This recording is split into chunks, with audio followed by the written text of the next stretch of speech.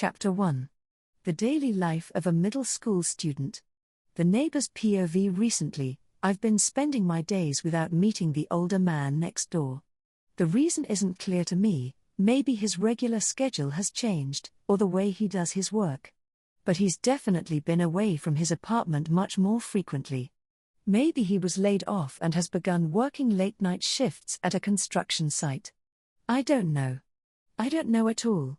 But whatever is going on in his world, my life continues without change. I have to go to school at the same time every weekday, in order to eat the school-provided lunch. Now, this equation's least common multiple is 6, so we can multiply both sides by 6 to eliminate the denominators. Then we can simplify the left side of the equation by bringing over x. But maybe if I was to stay at my front door from morning until evening, I'd be blessed with a chance to see him at least once. Once I start thinking about that, it becomes impossible to concentrate on schoolwork. Whether I like it or not, my attention drifts to the classroom window and beyond, to my building, and finally to the apartment next door to mine. It doesn't matter very much what I learn anyway. To me, lunch is the only important part of school. Maybe once I'm done eating, I'll fake being sick before lunch ends and head back to my front door, I think, letting the teacher's words pass in one ear and out the other. Standing at the lectern is a male teacher who must be about 40. He isn't ugly looking, but he isn't overly attractive, either. I suppose the only thing that pops out about him is the fact that he wears a suit and tie every day. He holds a textbook in one hand while he writes rows of equations on the blackboard with the other.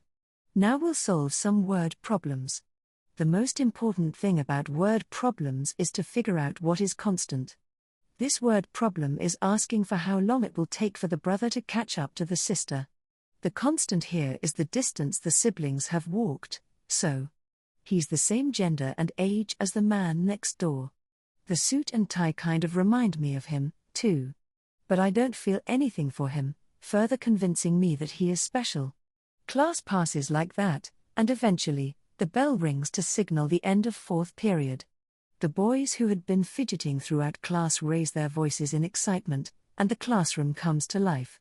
The students whose turn it is to fetch the food for lunch put on their white aprons and head off to the service room. The others all race to move their desks around, creating islands for our little preset groups. Lunchtime looks the same today as it does every other day. I follow the other students' lead, pushing my desk up to my neighbor's.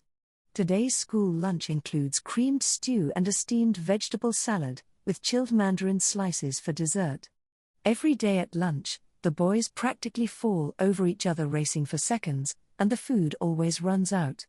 For some reason, though, when a meal includes slices of bread or rolls, there are always leftovers.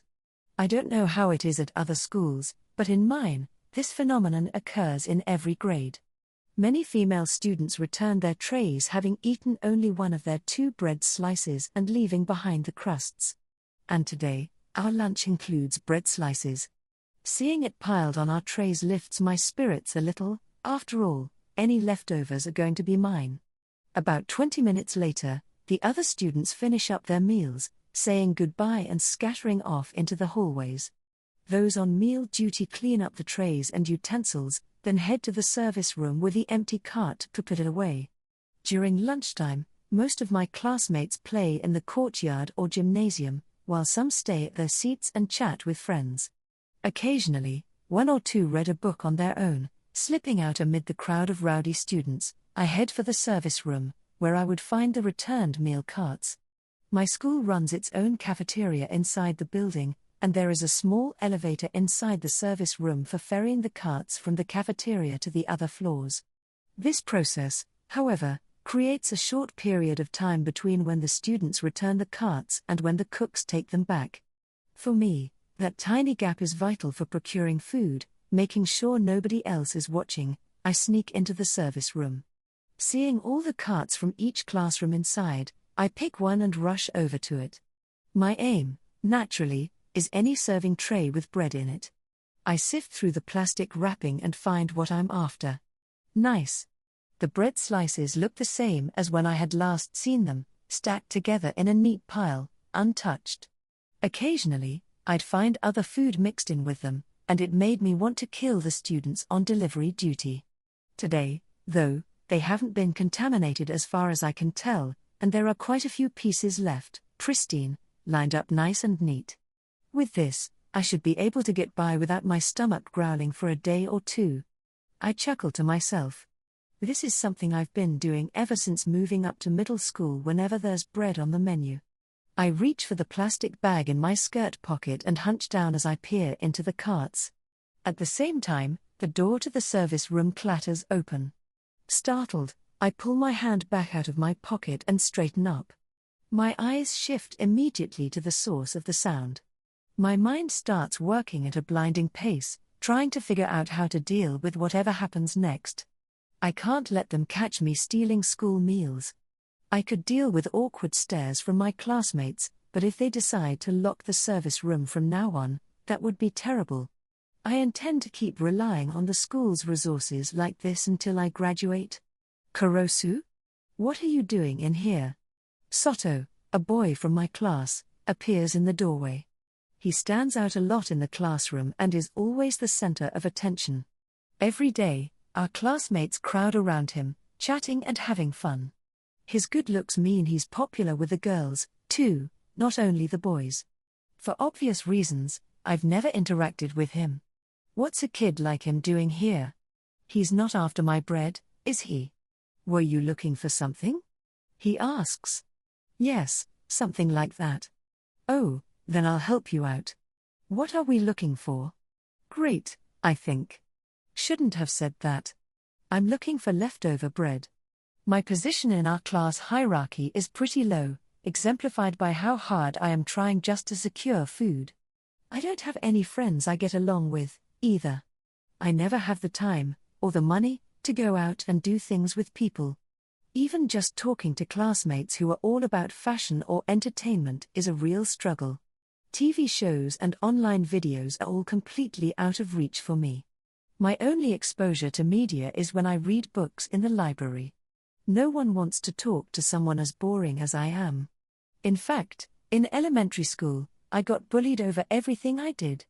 And besides, after school, I always spend my time waiting in front of my apartment for the man next door. I left my hair clip on my tray, and I see. For a lie I pulled out of thin air, that wasn't bad. I had just said the first thing that came out of my mouth. The boy comes up and starts fishing through the cart right in front of me. He lifts the dirty silverware and tightly packed trays to check in between them. It seems like he really believes me. I have to get rid of him and grab the bread. If we waste too much time, they'll take the carts away. We won't have bread again at lunch for another few days.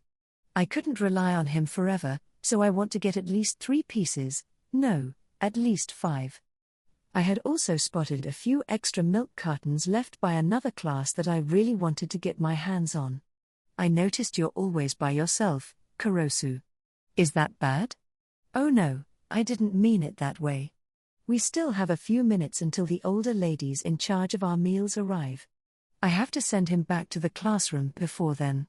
I just meant I want to be friends, if that's all right with you, he says. You have lots of other friends, don't you? You don't have to bother with me. What do you usually do at home? Do you have any hobbies? Soto is talking an awful lot. He's popular with the girls from every class, not just ours. If anyone sees someone like him talking with a bottom feeder like me, just the two of us, everyone will hate me. I'd already overheard a few female students talking about girls from other classes behind their backs because of him. That's yet another reason it's dangerous to be chatting with him now. I would really have preferred not to. But alas, in the meantime, the door to the service room opens again. A middle-aged woman in a white apron and a mask comes inside. I've seen her before, she's the card collector. Normally, once I'd obtained what I was after, I would watch from a safe distance as she entered the room. I'd certainly never had a conversation with her. Undoubtedly, in her eyes, I'm just one of the many students here. She's probably never thought any more about me.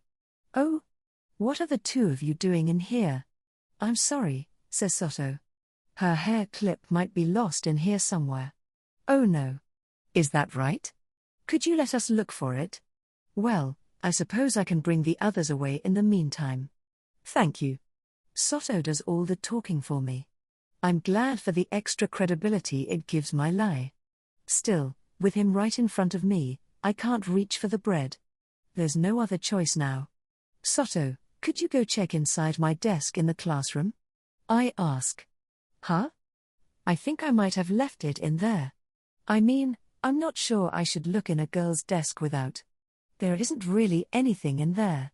Just my school-provided textbooks, and a notebook and some pens and pencils he'd given to me. I don't have many personal possessions at home, either.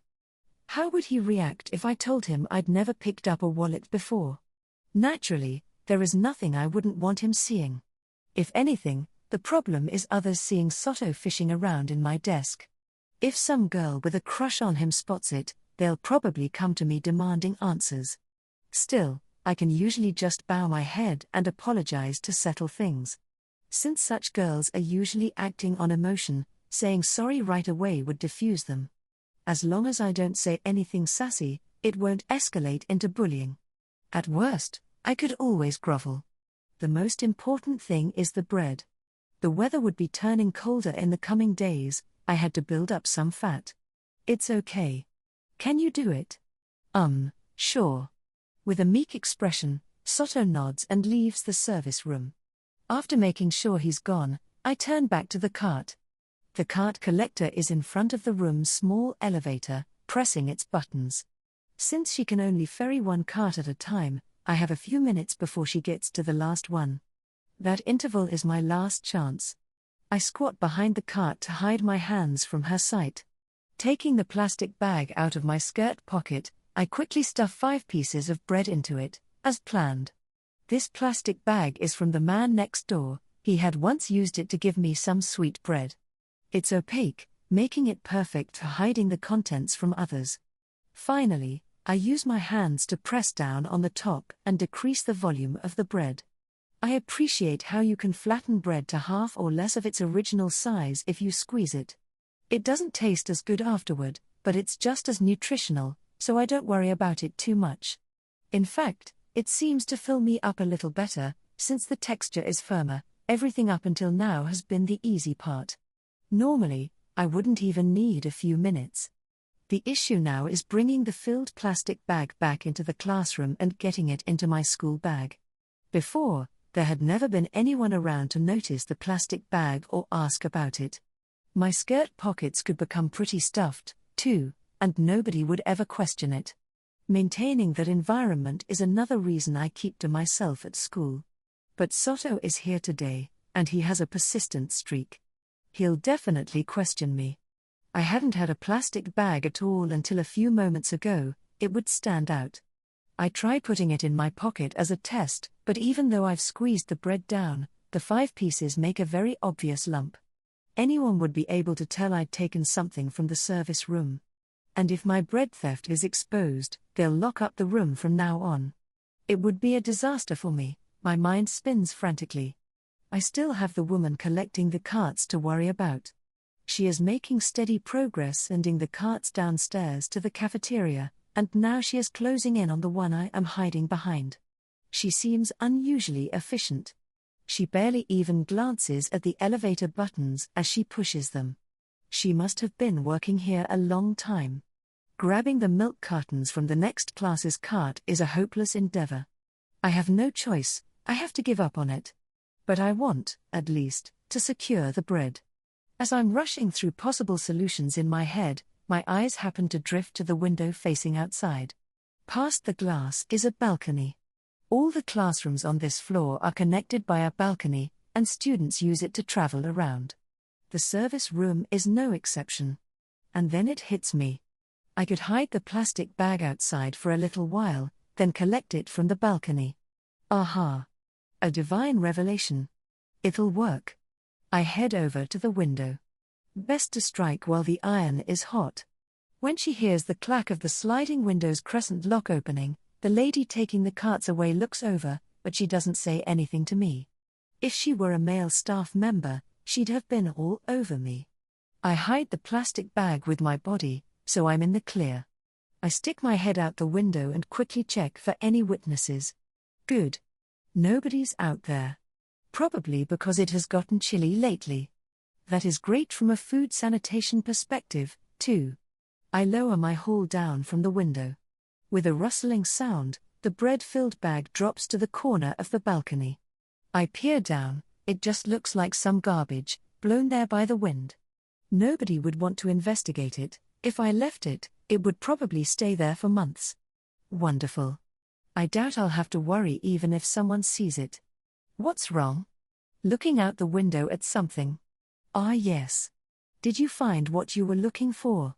I'd like to send the cart down now. Yes, I found it. Thank you. Oh? Well, I'm glad. After mustering the best fake smile I can, I leave the service room behind. The neighbor's POV, that day, having safely retrieved the bread slices, I start on the road home, feeling satisfied. I'd managed to get out of afternoon classes by pretending to be sick, so I head straight for my apartment without making any detours. On foot, it's pretty far away. When I first started middle school, it was a bit of a struggle. But after making this commute for several months, I've gotten used to the walk. Silently, I travel down roads few cars drive on, the sort only locals would know the names of. I can feel the eyes of people glancing at me as I pass them. I'm a uniformed student, out and about, with the sun still high in the sky. And since this neighborhood is residential, most of them are pensioners or older housewives, it feels fresh, being out like this when I'd normally be at school. It feels liberating. My spirits soar even higher when I think about how I'll sit and wait for the man next door to return, and my steps naturally quicken. As I approach the halfway point of my commute, something happens. From out of nowhere, someone appears on the road several meters ahead of me. They hadn't come from behind a building, or fallen out of the sky, or anything like that. The person is literally just here all of a sudden. There wasn't even a hint of movement, they showed up just like teleportation. Also, for some reason, they are lying face up on the road.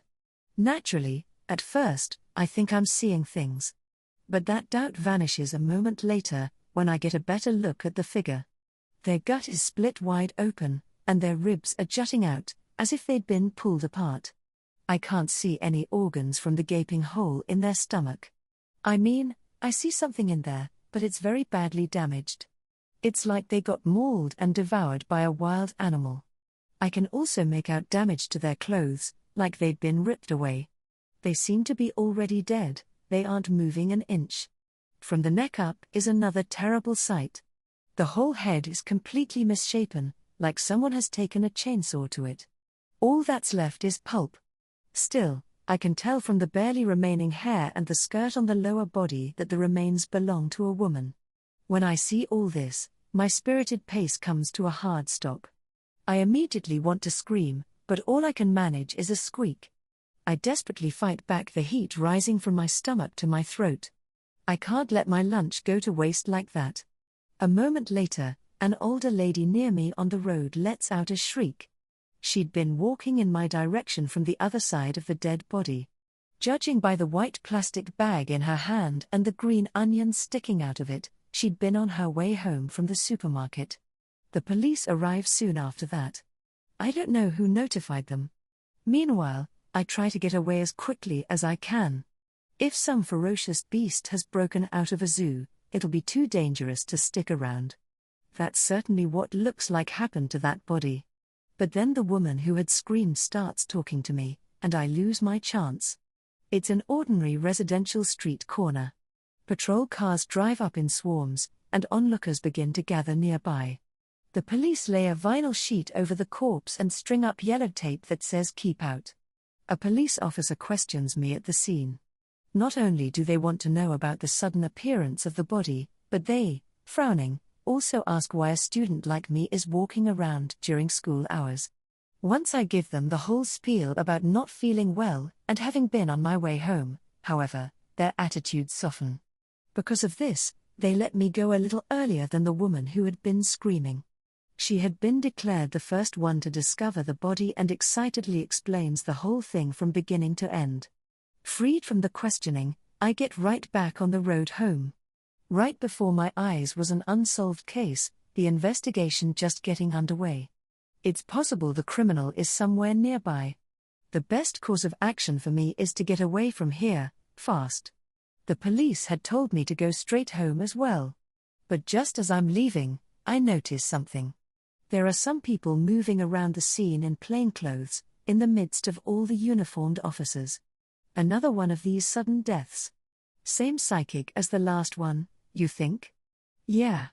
Not much doubt about that. Are they detectives? I can't really tell.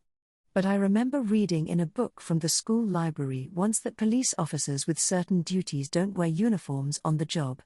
Two of them are now talking in low tones to each other over the corpse. Both are men who look to be in their 20s. Compared to the rest of the people busily moving around them, they seem extremely young. But every single police officer, without exception, treats the two of them with respect, raising their arms to their heads in stiff salutes and the like. They must be really important people. We'll probably need to get Miss Hoshizaki out for this one. She's so young, but she kind of scares me. Hasn't she started teaming up with that Sasaki guy lately? Yeah, he's basically just her water source. I feel bad for him. Wait, water source. He can apparently make pretty big icicles. Well, that does make me feel bad for him. I have no idea what they are talking about. But my ears do perk up at one part of their conversation. Now that I think about it, isn't Sasaki the name of the man next door? I'm probably overthinking it. Apparently, Sasaki is the most common 3-character surname in Japan. Or at least, I remember my social studies teacher saying something like that in class once. And the person they are talking about must have been a fellow police officer. There is no way it could be him. I don't want to end up getting scolded by them for eavesdropping, so I do as I've been told and set off again toward home. This is none of my business. At the time, I couldn't have known that in the very near future, I, too, would become entangled in this string of events. Chapter 2. Recruitment, Part 1. The war between the Kingdom of Hers and the Ogan Empire had let up for the time being.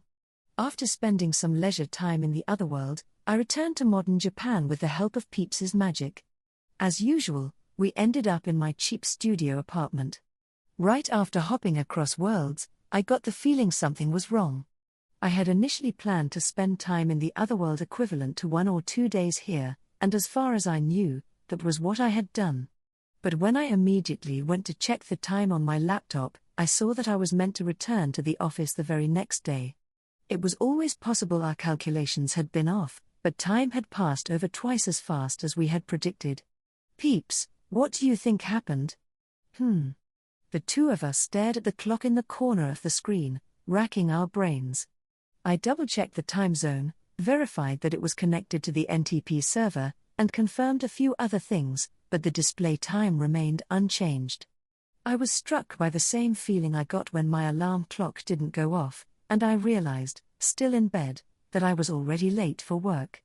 And on days like that, there was always an important meeting first thing in the morning. That said, it looked like I'd just barely made it this time. I still had 1 day left. I hadn't gotten any calls from the section chief or other bureau employees, either. It would seem the temporal distortion between worlds is variable. Should we be glad we noticed this now, rather than later? Yes. If possible, I want to see if there's a pattern. I agree. I wonder what could be affecting it. Starting from now, I'd have to spend some time diligently collecting data when crossing over. A 1 or 2 day difference was tolerable. But if it was a matter of months or even worse, years, that would be a problem. If it got to the point that time started varying on the geologic scale, the environment could change so drastically I might die the moment I crossed back. It would be no joke if I returned to find the Earth itself on its last legs. We should make that our top priority. I think we should get a device to keep track of things. The flow of time between the two worlds probably wasn't fixed, like how days got longer or shorter in the summer or winter. And considering how incredibly complex it was to tell time by the movement of the stars, Even just approximating the pattern would likely be a huge job. We couldn't afford to do all the work by hand every single time. Do you intend to procure one of these laptops? I'll go buy a small one with good battery life. If you can find one that can withstand impacts, it would put my mind at ease. Yeah, you're definitely right about that. It is a wonderful tool. I'm very excited. The way he spoke while bouncing his body up and down was really cute. It was so sparrow-like it made my heart clench. Though he could be really adorable, he was also shockingly clever. He already understood the usefulness of computers and the internet after only a few weeks of using them. If he kept adapting to modern life like this, it might not be long before he started programming. In that light, he was a little terrifying. I have work starting tomorrow, so I could go right now if you don't mind. Yes. Please be careful. Thanks, Peeps. I'd like the best one you can afford. I gotcha. And I hear the ones with a lot of memory are most friendly to use. No worries. I'll be sure to get one with plenty of memory. And apparently it's best when the CPU is faster, and it'll be fine, Peeps. I'll buy a fast, user-friendly one. Thank you.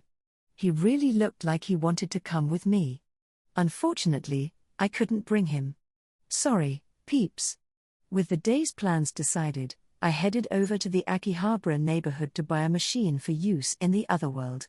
I didn't want the extra trouble of hopping worlds every time the charge ran out, so I figured I would buy a big mobile battery along with a solar energy panel. For the time being, I intended to set it up in that high-class inn and use it as our workstation. A day after returning to modern Japan, this new government employee returned to the office after a nice, long break. As for the machine I'd purchased the day before in the city's electronics hub, Peeps and I planned to bring it to the otherworld this very evening. Setting up all the software had taken the better part of the previous evening, so we hadn't yet had the chance to move it. Come to think of it, the last time I'd installed MATLAB on a computer had been in college. I'd added a bunch of other things as well, so I was sure Peeps would be happy. They didn't have the internet over there, so installations had to happen in my apartment. Even the great Lord Starsage had said that creating a cross-world access point for the internet was beyond his abilities. At any rate, I headed into the office, only for Section Chief Akutsu to immediately summon Miss Hoshizaki and me to the conference room. The room itself was pretty cramped, with only a table surrounded by 6 chairs. The chief sat on one side, and Miss Hoshizaki and I were on the other, like some kind of 3-person interview. He had a laptop on the table in front of him, and its screen was being outputted to a wall-mounted display. On it were several photographs that seemed to have been taken secretly. The subject was a young man in his teens. To the side of the photographs was text with various information about him. He was, apparently, a high school student who lived in Saitama Prefecture, and quite a few supernatural phenomena had occurred near him, thought to be caused by psychic powers. After investigating, they'd confirmed he was, in fact, a psychic. At the same time, he seemed to have little to no affiliation with other psychics. The Bureau had labeled him a stray and set about taking him into custody. So he can create fire? Sounds pretty dangerous, I commented briefly. According to our intel, his output is about the same as a miniature flamethrower, the chief replied plainly. I'd say it's a good match for our water manipulator, Miss Hoshizaki. If she was to make a shield using the water you supplied, that should easily block him. Miss Hoshizaki responded as if this was a familiar exchange for her. Yes, it would seem I'm the woman for the job. Then get on out there and recruit him. She always seemed to be raring for a fight. As her partner, all but locked in as her water source at this point, I had a few reservations. Wouldn't it be, better to wait until the safety had been properly assessed? If this kid had the firepower of a flamethrower, he must be incredibly dangerous. You sure make it sound easy, don't you, Chief? Did you have a question, Sasaki? Section Chief Akutsu had mentioned to me before that we would be recruiting new psychics. Apparently, our first mission involved this pyro kid up on the display. In terms of power matchups, I had no objection to him choosing Miss Hoshizaki. But still, I felt uneasy. I was just wondering if we should maybe investigate a little more thoroughly first. According to our investigation, he's not a very high-ranking psychic. That may be true, but Miss Hoshizaki here is a young woman, remember? What if she was to get burns on her face? Oh, and I've been wondering about this for a while now, but are there any psychic powers that can heal wounds? According to the display, the boy's psychic rank was E, the same as mine. Apparently, just being able to produce flames didn't make you a powerful psychic. If that was the case, then why was that little girl in the kimono we ran into on site last week ranked A? She had some impressive physical abilities, but I didn't think that warranted such a high level of concern. Personally, I thought the hurricane user was way more of a threat. Yes, there are powers that can heal physical wounds. That said, they're extremely sought after. In terms of rank, most of those with practical abilities are at least a B, and I appreciate your concern for Miss Hoshizaki, but if she stays behind, then you will have to go alone. You're right, Chief, the strength of us Bureau employees is our teamwork. I felt Miss Hoshizaki's gaze from beside me. You always seem so serious, Sasaki, but you can be pretty careless, too, huh? She'd been raring to go from the very beginning. But she only had her gaze on her intimidated junior for a moment before turning it back to the display and rereading the intel. She was probably confident she could take this guy down, even in a fair fight. She had such a strong will for a high school girl. And her suit and makeup gave her at least 30% more dignity. Worst case, I can settle it with a handgun. This won't be that big a job. What? Wait, do you mean, I'm leaving the on-site decision-making to Hoshizaki. I want you to support her, Sasaki. Understood. Then let's get going, Sasaki. With the chief having given his go-ahead, Miss Hoshizaki bolted out of her seat like it was some kind of race. Following her lead, I, too, left the conference room behind. Once we'd left the bureau, we boarded a domestic black sedan, and then it was off to the site. According to the driver, we'd arrive in about an hour and a half. Aside from the man at the steering wheel, it was just Miss Hoshizaki and me in the car. We were both sitting in the back seat. Given that I was about 20 years her senior, I had a hard time thinking of shared topics of conversation. What naturally came to mind were psychics and their powers. And now that I had the chance, I decided to ask a bunch of questions that had been bothering me. Miss Hoshizaki, could I ask you something about the previous case? What? Do you remember the girl in the kimono? Yeah, what about her? Well, I heard she's pretty famous in the psychic community. Oh, right. We never actually told you about her, did we? She seemed to realize what I was trying to ask and launched into a quick, fluid explanation.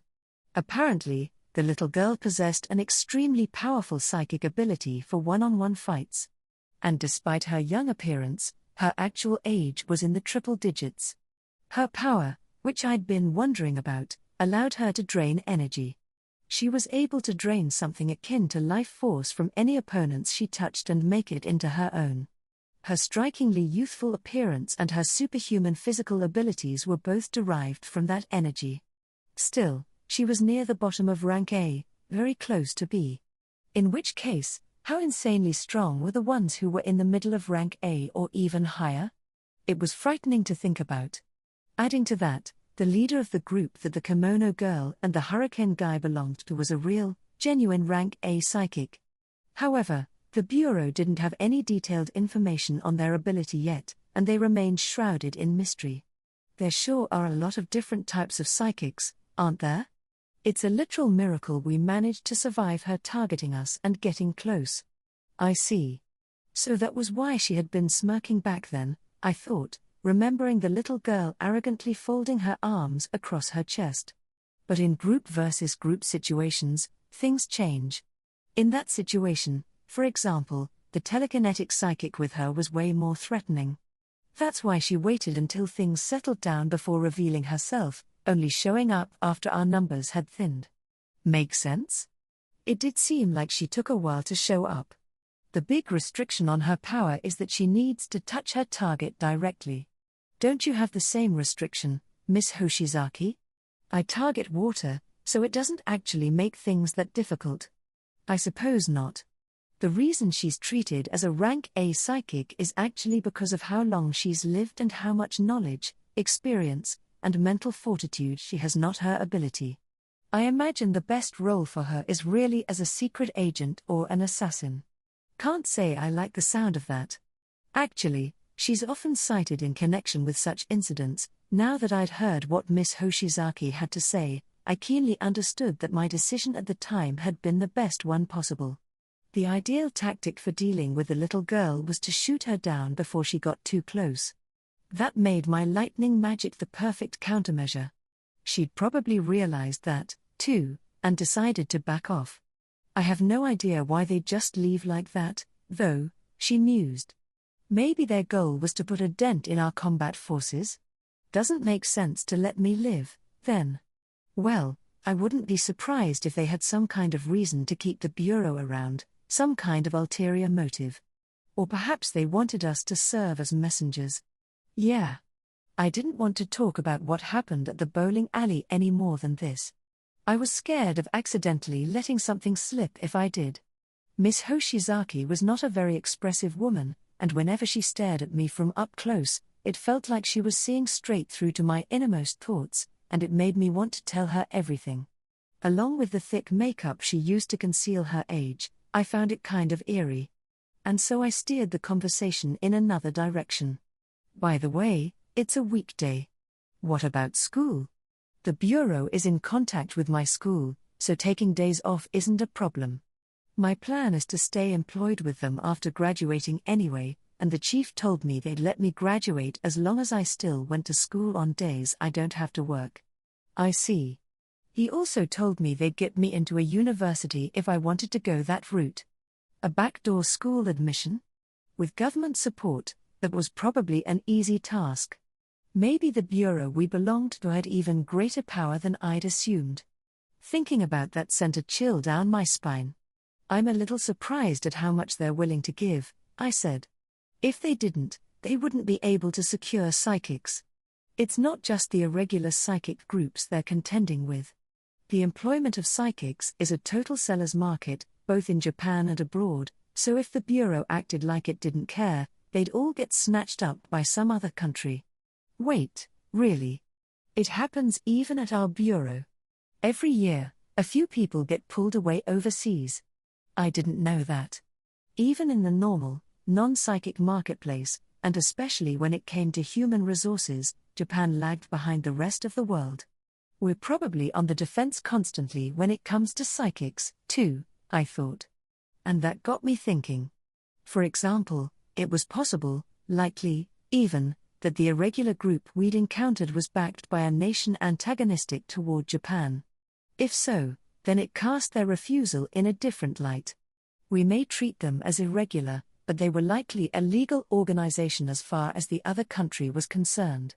And wouldn't everyone rather work at a job with better conditions and benefits? Getting greedy, are we?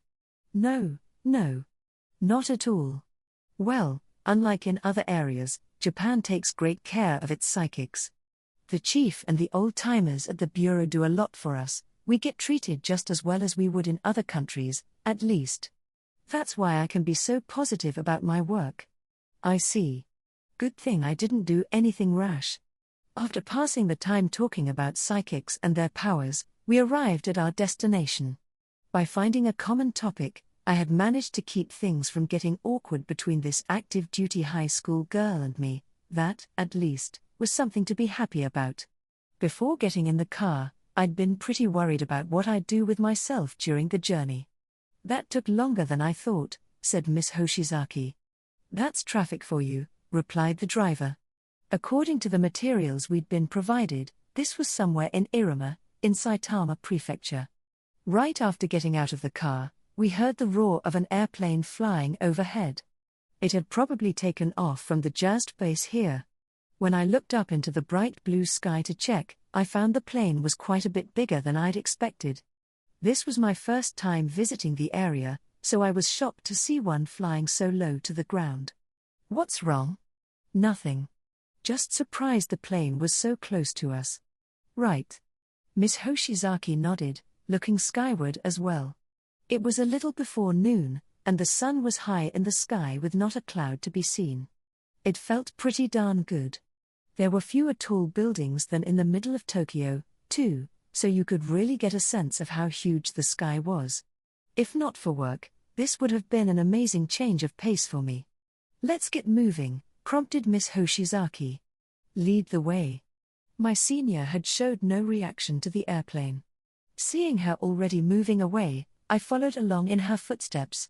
We were headed for the high school right in front of us, across the street. The bureau had sent word of our arrival, and when we got onto the campus, a man calling himself the vice principal quickly came out to meet us. Our pretext was that we had been dispatched from the central government to observe the educational situation in the suburbs. Because of that, the man's attitude was incredibly respectful. "I sincerely thank you for coming all the way here," he said. "We, here at this school, put a lot of effort into ensuring student autonomy and have a unique tradition of academic freedom. Giving our students a relaxed environment allows them to." High school vice principals were more or less equivalent to section chiefs in sizable companies. In smaller ones, I supposed they'd be even higher up, like department heads. Having one of them bow so reverently to us. The cabinet office title was really something special. I know it's rude to think this, but man, it feels so good. I'd always wanted to be fawned over like this, just once in my life. All hail state power. Myself aside, I was almost 40, Miss Hoshizaki was very young. Going on site together must have made us look like a man who had diligently climbed the ranks through hard work and the young ace who had come in above him. This probably made our story even more persuasive. Her decision to remove her uniform and replace it with a suit had been the right one. And in fact, Miss Hoshizaki had started out as a detective, in name, at least, so this fit her to a T. And so we put effort into our extracurricular activities as well. In that building over there are the clubrooms, not only for athletics but for the liberal arts. Our goal is to achieve good results at competitions and tournaments, so we encourage all our students to take part in. With the vice principal there to guide us, we looked around the school. Classes were in session, so the halls were quiet and deserted. From time to time, we'd hear students' voices from the sports fields, taking me back over 20 years. I could still remember those days vividly. What must Miss Hoshizaki have felt like, coming to a place like this? She was a current high schooler. And last year, our school band won the prefectural tournament. And then there's our drama club and computer club. They are creating work incorporating top-of-the-line computers and were able to take the grand prize in one of our local competitions. But boy, did this vice principal ever talk. He could probably keep rattling off facts until the sun went down. I had a good mental map of the school's layout by now, so at this point, I wanted to get on with our investigation and secure the psychic. I gave Miss Hoshizaki a glance, to which she returned a small nod. With my senior's permission, I interrupted the vice principal's speech. "Thank you for the thorough explanation. We were actually planning to look around the school by ourselves for a while, with your permission, of course. If we were to stay with you, the students and even the faculty may get nervous." "Huh? Oh, yes, of course. Please, have a look around at your leisure." Perhaps because of our government authority, he acceded without complaint. Time to take him up on his offer and do what we need to do. "If you need anything," he continued, "anything at all, please tell me. I'll be in the faculty room, so if you pay me a visit, I will respond immediately. If I'm not there, just call on one of the staff members.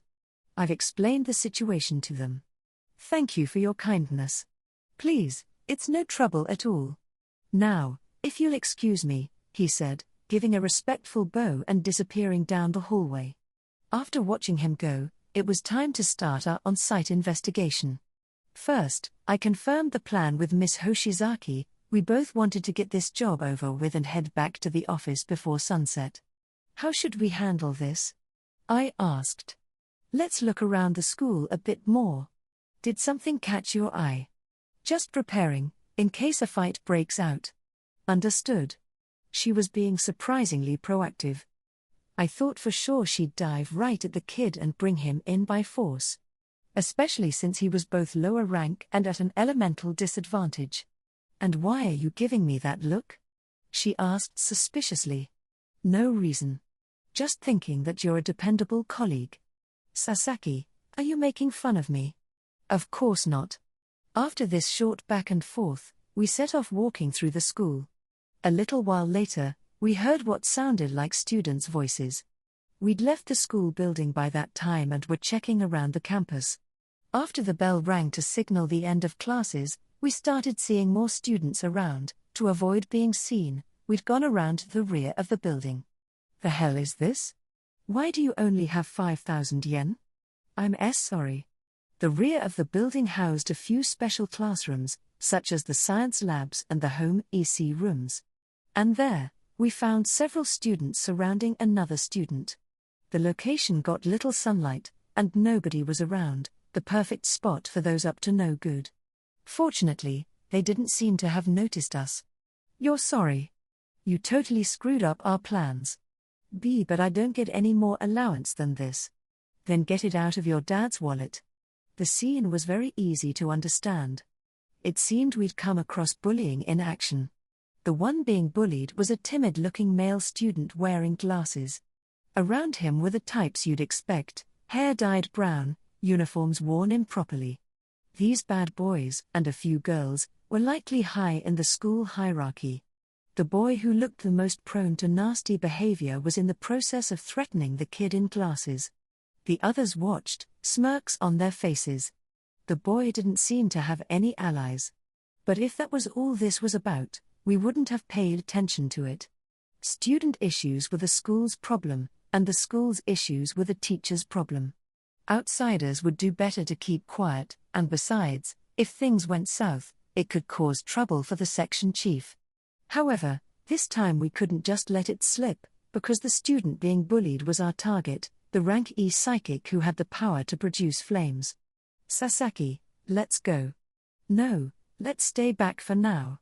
As we were peeking out from around the corner of the school building, my hot-blooded senior tried to jump right at them. I grabbed her shoulder and advised against it. When I did, she turned around to face me with a slightly frightened expression.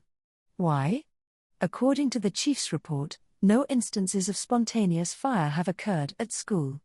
The only confirmed uses of psychic power by the target have been near his house, and always in secret. And, judging from the current monetary transaction, this bullying has almost certainly been a long-term issue for him. It didn't just start in the last few days. The 5,000 yen bill passed from the glasses kid's hand to the leader of the delinquent group. The leader snatched it away as though stealing it, then stuffed it into his pants pocket. Despite his complaints, he'd still gotten his hands on the cash. If there haven't been any instances of his power going off at school during that time, I continued, that means the boy has been enduring the bullying for a long while. And if that's the case, I can't recommend intervening now. I get it. I suggest that we contact the target when he's alone. Gotcha.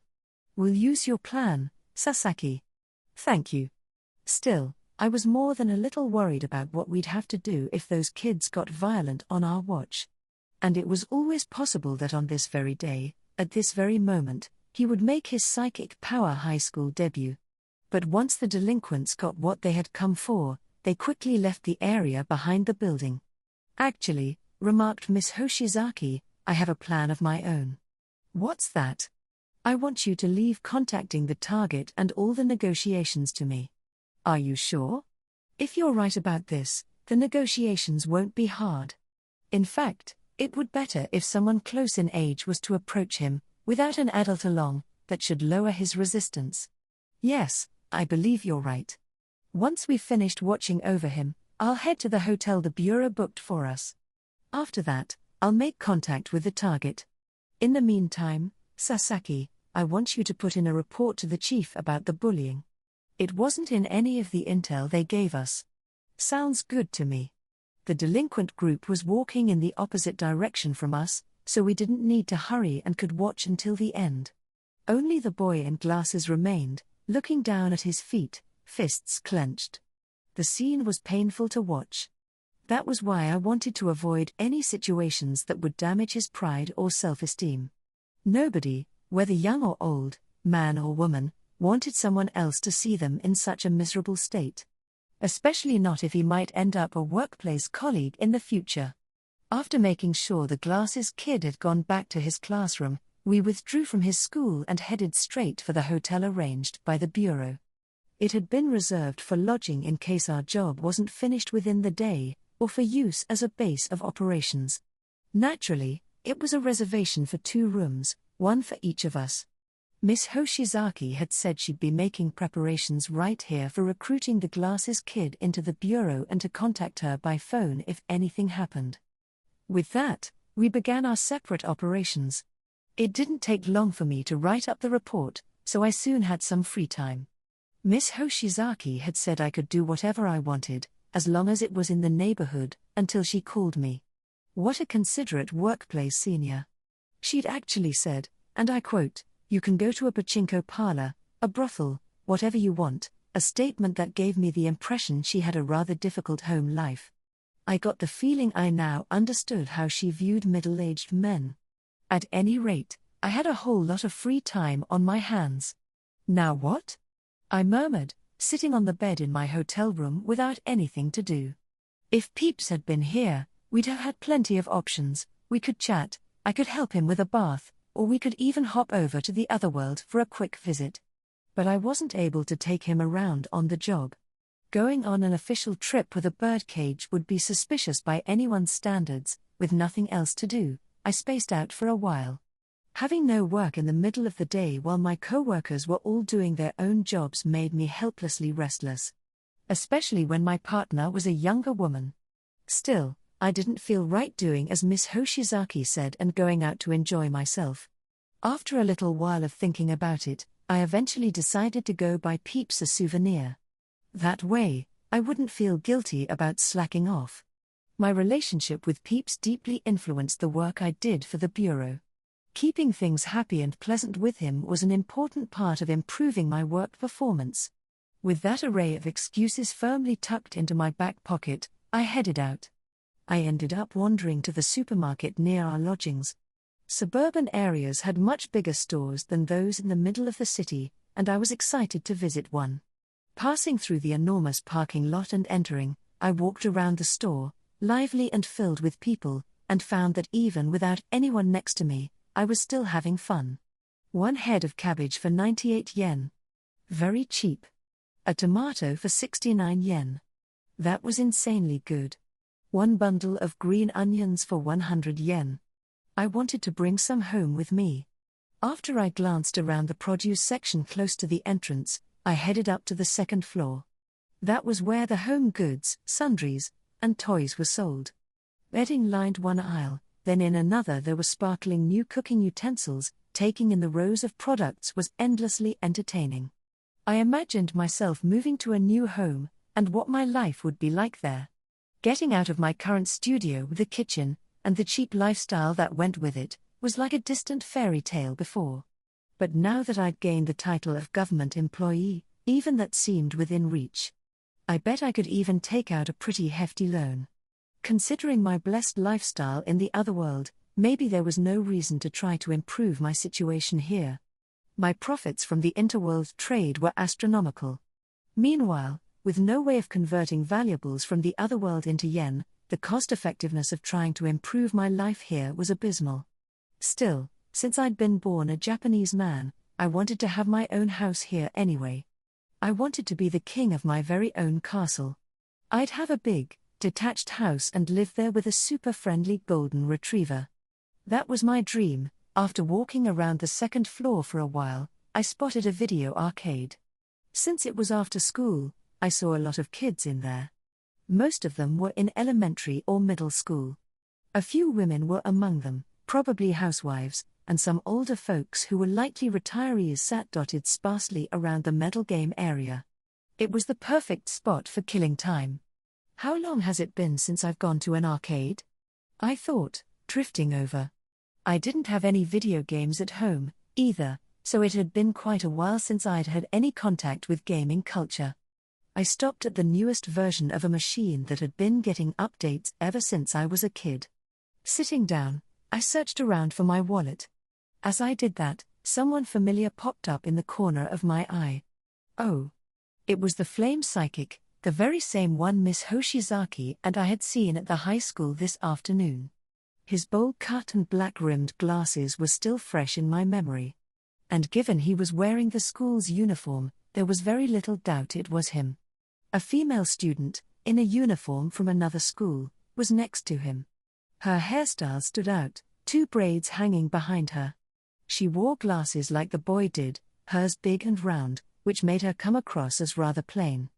Her bag was hanging from her hand. They must have been on their way home from school together. Was she the glasses kid's girlfriend? Were they on a date in the supermarket arcade? They seemed so young to me as they walked side by side. The very sight caused this middle-aged man some psychic damage. Naturally, I averted my gaze, or almost did, but changed my mind. I couldn't afford to take my eyes off him. Suppressing the urge to flee the arcade, I focused on the target's movements. Miss Hoshizaki had told me to leave this to her, but where was she, and what was she doing? Was she observing from afar, just like I was? Yeah, that's a good possibility. Right then and there, I decided I would track the target as well. Depending on how the situation plays out, I may even be able to lend her a hand. After playing a few games in the arcade, the 2 of them headed up to the food court on the floor above. Now they were gathered around a table eating some delicious-looking crepes. Watching them from afar, I treated myself to a parfait. With plenty of strawberries and chocolate in it, it should have been tasty and sweet, but for some reason, I could barely taste it. I wish Peeps were here at least, I thought, lonely. I'd nearly bought 2 out of pure habit. It's, probably, because of that? Right? Yeah. I guess not. Maybe. I was observing them, but at a distance, so I couldn't hear most of what they were saying. A lot of other patrons were nearby, too, so things were pretty noisy. The white noise masked their conversation, making it impossible to discern. It had been the same in the arcade. The boy's face, however, had a smile that just wouldn't go away. And it didn't seem like he was faking it, either. It was a very honest, straightforward expression. So from the corner of my vision, it appeared he was enjoying the exchange. But his female companion's reactions bothered me. In contrast to the boy's unending grin, she had a somewhat stern expression. It didn't seem like she disliked what was happening, but I could make out a bit of tension in her expression. Was she nervous about going on a date with him? After thinking all this, I began to feel a little miserable. Whether this was part of my job or not, it was pathetic. An old man snooping on 2 kids on a date. Not a great setup. They weren't going to wait for me, either. Upon finishing their crepes, they left their seats and walked off, even though the old man stalking them was only halfway through his parfait. So long and farewell to all those strawberries I'd been saving for last. With an almost panicked haste, I put the half-eaten parfait in the tray return area. Then I trotted after the girl and boy. They were headed for the front entrance of the store on the ground floor. It seemed their after-school date would be moving from the supermarket to somewhere else. I'd wanted to buy Peeps a gift from the food area if I could, but this was no time to complain. With reluctance, I followed them out the door. Still, I must look like total stranger danger from afar right now. Only the police badge in my inside pocket gave me any comfort. I recalled the map we'd seen in the car ride to the site from the bureau, then matched it up with where they were headed. I was pretty sure there were a few parks around here. They were probably headed for a park bench, a staple of budget student dates. If they were going to a hotel, on the other hand, I'd probably break down in tears. Praying it was anything but that, I continued to tail the target. After a little while, some kids wearing the same school uniform as the boy approached from the opposite direction. It was the group of delinquents who had been bullying the target at school today. The whole pack of them, too, walking down the street all buddy-buddy. Upon spotting the familiar boy along their path, they started getting rowdier.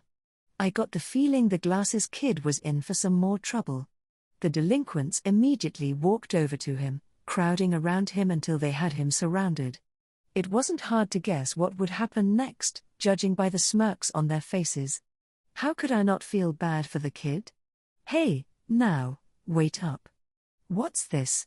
You got a girl or something? The one who looked like their leader, the same one who had taken that 5,000 yen bill after all the threats at school, looked absolutely elated as he spoke to the boy with glasses. His eyes went back and forth between the object of his bullying and the girl with the braids standing next to him. Actually, she's kinda cute, huh? A little plain, but still, he knew what he was talking about. Yes, the girl in glasses was plain, but she was nonetheless cute. Her makeup had that natural look to it, you could barely detect it, but what she did have on really made her features pop. Still, thanks to the bland hairstyle and frumpy glasses, she wouldn't stand out too much at a glance. Completely the opposite of Miss Hoshizaki, who really piled on the foundation. She always had those long fake eyelashes on, too, and her eyeliner was pretty conspicuous. You wanna hang with us, girl? We're in that kid's class, you know. We were gonna go sing some karaoke, I guarantee it'll be a time to remember. Actually, what school's that uniform from? Don't think I've seen it around here. It's real cute, though. The delinquent leader's attention had shifted from the boy with glasses to the high school girl with braids. The rest of the group did the same. See, we've got some girls with us, too, so you'll be fine. How about it? The leader's arm reached out for the high school girl with braids. Right before his fingertips touched the girl's shoulder, the boy with glasses raised his voice and shouted. Don't do that. I heard it clearly where I was, hidden behind the corner of a building. What? What are you yelling about? You freaked me out. She told me she doesn't like that, so I just. Visibly trembling, the boy with glasses tried to be assertive. It was kind of a cool scene for him, actually. As I was peeking out at their exchange from the shadows, I had to admit, objectively, I felt pretty lame. I was literally just a creeper, wasn't I? I could make all kinds of excuses for it, like this being my job, but it was still painful nonetheless. It made me want to contact the police, report the bullying, and turn right around and leave. There's a place we always go to. Want to come? The delinquent leader ignored the glasses boy and took the girl's hand. A moment later, the girl's other arm had moved. There was a hollow clap, which reverberated all the way to where I stood. Uck. I'd appreciate you not touching me without permission. The high school girl's palm had connected with the delinquent leader's face. Everyone else stared at her in shock. Apparently, they hadn't thought she would resort to violence. Still, that surprise was only temporary, the leader wasted no time taking action. What the hell was that for, woman? He certainly appeared to have a penchant for domestic violence. He raised his right arm, ready to punch the girl. When it came to high school students, there was a big physical difference between boys and girls. Plus, his fist was aimed right at her face. She wouldn't be walking away from this unharmed if she took the brunt of all that momentum. The strike could break a tooth or even her nose. This wasn't good. Even for the middle-aged spy hiding in the shadows, the moment was tense. But the kid never went through with the punch. Stop it, yelled the glasses kid. Just then, my psychic power alert went off. A ball of flames had appeared in front of the boy. He was most likely trying to protect the girl. Another scene where he gets to look cool, I thought. Even after they stole his money and shattered his pride, he hadn't resisted, but now, in order to protect someone, he would use his power. Hot stuff. Still, that would put those from a certain organization that devised countermeasures for supernatural phenomena in a tough spot. I barely stopped myself from shouting. With a grunt, the delinquent leader retracted his fist, panicking, then leaned back and out of the way. Actually, maybe that was a misleading way to describe it. The fireball had been fired upward from down low, scorching past the leader's torso. The kid in the glasses probably didn't intend for the fire to hit him. Even if he hadn't reacted, the brilliantly blazing orb of flames wouldn't have burned anyone. Being a member of the Bureau, though, I sadly had to do something more than just stand around and watch. My most important job was to keep these psychic powers a secret from the public. If I neglected that job now, the chief would be furious. But I wasn't sure what, exactly, to do. Possibilities flashed through my mind at a dizzying speed. My worries, however, were only the beginning of the catastrophe that was to follow. The fireball the boy had shot passed by the delinquent leader's side and rocketed into the air. It was gaining altitude. In a blink, it was dozens of meters up, then hundreds, until it became nothing more than a twinkling pinprick in the sky. If only it had eventually disappeared from sight, lost to who knew where, how wonderful that would have been. But in a very unfortunate stroke of bad luck, it hit a passing airplane in the sky. A loud boom reverberated down to us, rattling our surroundings, the sound of the fireball blowing one of the plane's wings clean off. You're kidding. Whose cry that was, I would never know. The cargo plane, just having taken off from the SDF's base in Irima, had been shot down by the Glasses Kids' fireball. Everyone's eyes boggled at the sight of the huge machine rapidly plummeting toward the ground, pumping smoke into the air as it fell.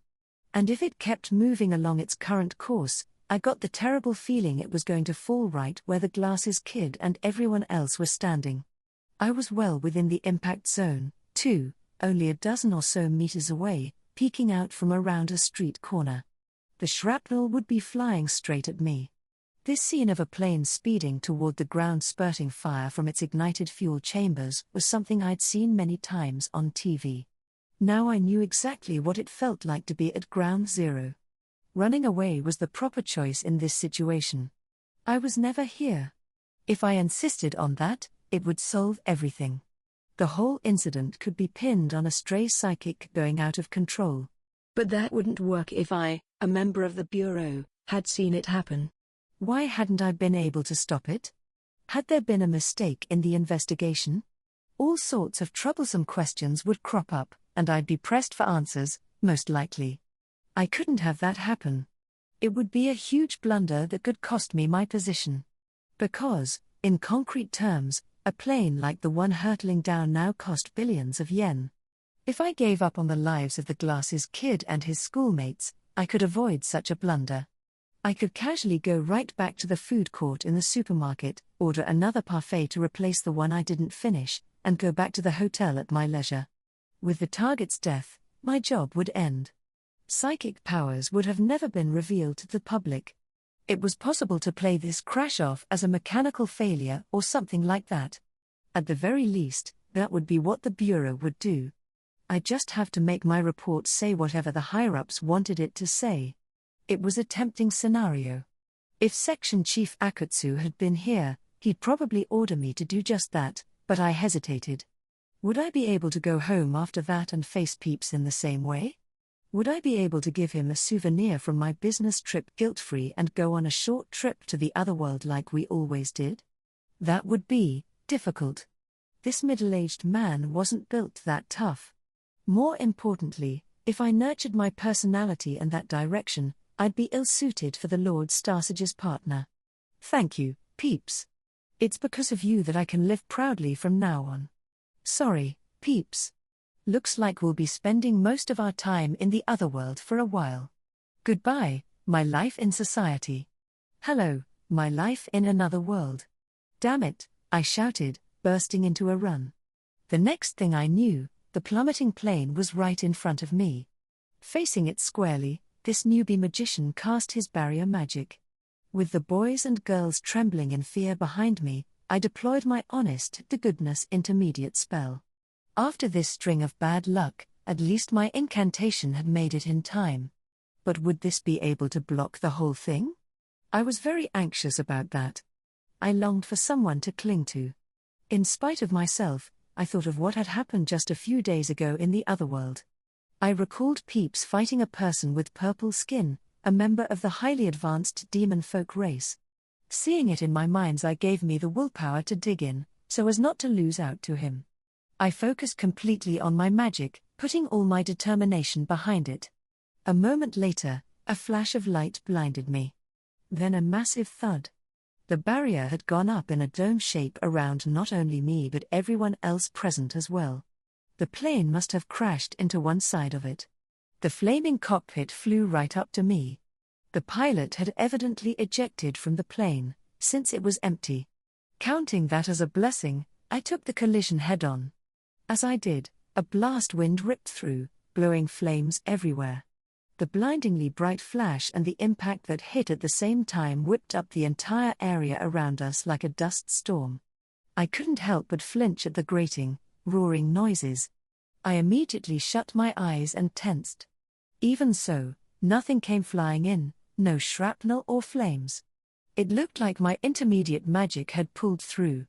For a few seconds, my eyes stayed closed out of sheer terror. Then, opening them again, I glanced around frantically. What I saw was the plane, engulfed in flames and crashed into the ground, and us, standing in the middle of it, perfectly safe. My Peeps certified barrier spell had absorbed both the hit from the crashing plane and the explosion that followed, and it managed to save everyone inside it. However, everything outside the barrier was on fire. The plane hadn't been in the air very long after taking off, so it was still loaded to the brim with fuel.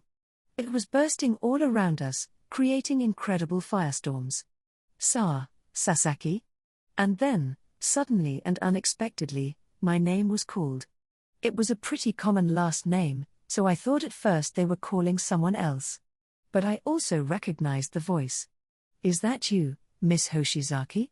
What the hell are you doing here, Sasaki?" The voice was coming from the high school girl with the braids.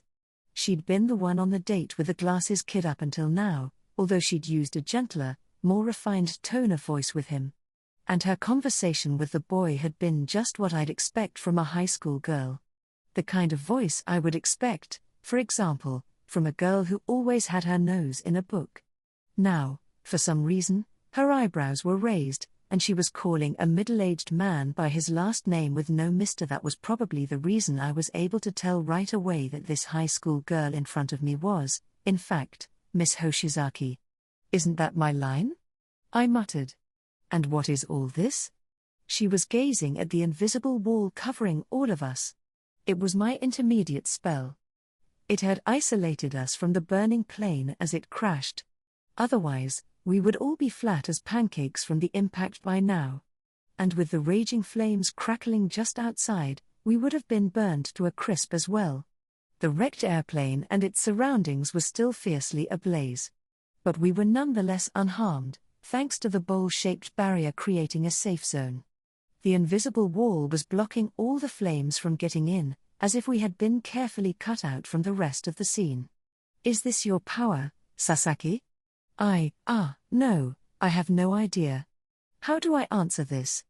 I can't think of a good response. I'll just pretend to be surprised for now. Naturally, Miss Hoshizaki's gaze was suspicious. I had no way of knowing my workplace senior would get dressed up in her uniform and pretend to be a high school girl to get close to our target. Or maybe that wasn't the most apt description. She was currently a high school girl. Still, she looked completely different right now, and I wasn't sure what to say. She just seemed so convincingly normal. The power of makeup was truly terrifying. You ordered me to stand by, but I was observing him, too. Eventually, I saw him use his power and shoot down the plane. I couldn't exactly leave you all here, so I rushed in, and... well, this happened. You were tailing us. I suppose that's how it's turned out.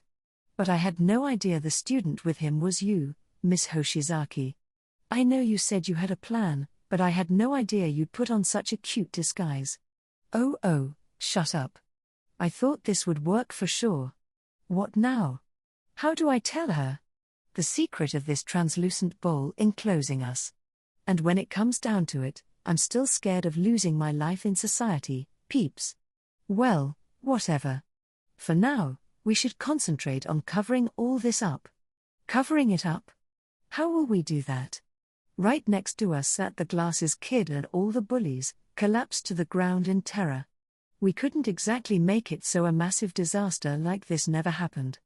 And the boy was the one at the center of it all. "Give me some water.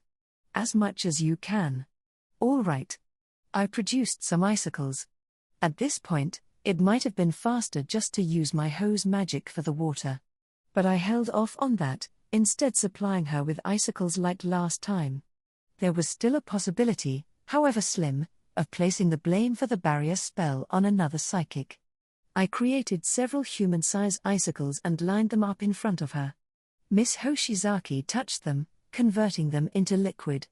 You're not thinking of trying to extinguish the flames, are you? It's jet fuel, didn't I just say we were covering this up?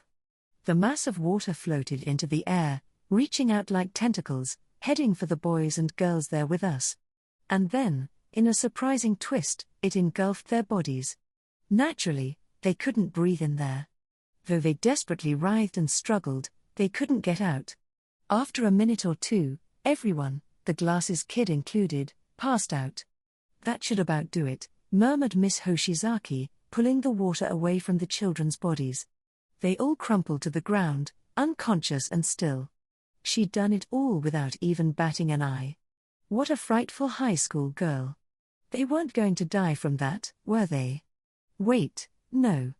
If their respiratory tracts were freed after passing out, maybe they'd be all right. Still, that was a rather reckless way of handling the situation. One false step, and who knows what would have happened. You seem pretty used to this, I commented. Got a problem with it? No, not at all. By the way, it doesn't seem like anyone's approaching, does it? What do you mean? This barrier thing, if it's the power of another psychic, I would have expected them to approach us by now. With a power that can create a shield this strong, they'd probably be at least rank C. When you say it like that, it sounds like maybe you know of someone, Miss Hoshizaki, I started, trying to misdirect her at all costs. I needed to save what I could of my social life. But not far into my excuse, she interrupted me. Sasaki, you're not a magical girl, are you? Excuse me? I wasn't even sure how to begin with that one. Why in the heck would she think I was a magical girl? Did she forget about the second word in that term being girl? I was a washed-up middle-aged man, no matter what angle you looked at me from. I never thought the day would come when my very identity would be questioned like this.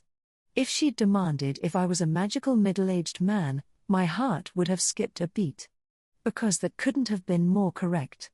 In fact, my magical sparrow was waiting for me at home. Miss Hoshizaki, you're not suffering from oxygen deprivation, are you? But every single one of the magical girls known throughout the world has been a girl, well, yeah. If that wasn't the case, we'd have a problem. Maybe it referred to a specific power within the psychic framework that existed in this world. For example, maybe there was a power known as magical girl. In which case, I guess I could understand her remark. Sort of. And now I am, once again, the only one out of the loop. I needed to verify this in order to lie about the barrier magic, too. Miss Hoshizaki, would you mind explaining magical girls to me? You really don't know what they are? She asked, eyeing me closely. She wasn't wearing much in the way of foundation or powder right now, in a complete reversal from her usual thick makeup. As a result, she actually looked like a teenage girl for once. Subjected to this level of attention from a completely alien age group, I naturally tensed up. When a young girl looks at me like that, this old man's heart can't help racing. Is it like those cartoons meant for children? All right. After we stared at each other for a while, she nodded. Had I convinced her? I couldn't tell. Whatever the case, we didn't have time for a lengthy lecture. The flames were still bright and burning all around us. And we were starting to hear emergency vehicle sirens in the distance. I needed to do something about the flames right away, then clean up the barrier spell. The pedestrians who had scattered away from the explosion when it had occurred were steadily coming back to Rubberneck. Judging from what I could see through the flames, they were a few dozen meters away, many with their phone cameras out. Beyond the simple fact of distance, we were surrounded by plane wreckage, flames, and smoke, so I doubted we would show up in any pictures or videos. At least, that's what I wanted to think. That was why we had to get out of here as soon as we could and hide ourselves. There are 7 magical girls in the world, children who have acquired strange magical powers. They can cause inexplicable phenomena, too, but are bound by a different logic than psychics. One of them is Japanese, and she's been going around killing psychics. Huh?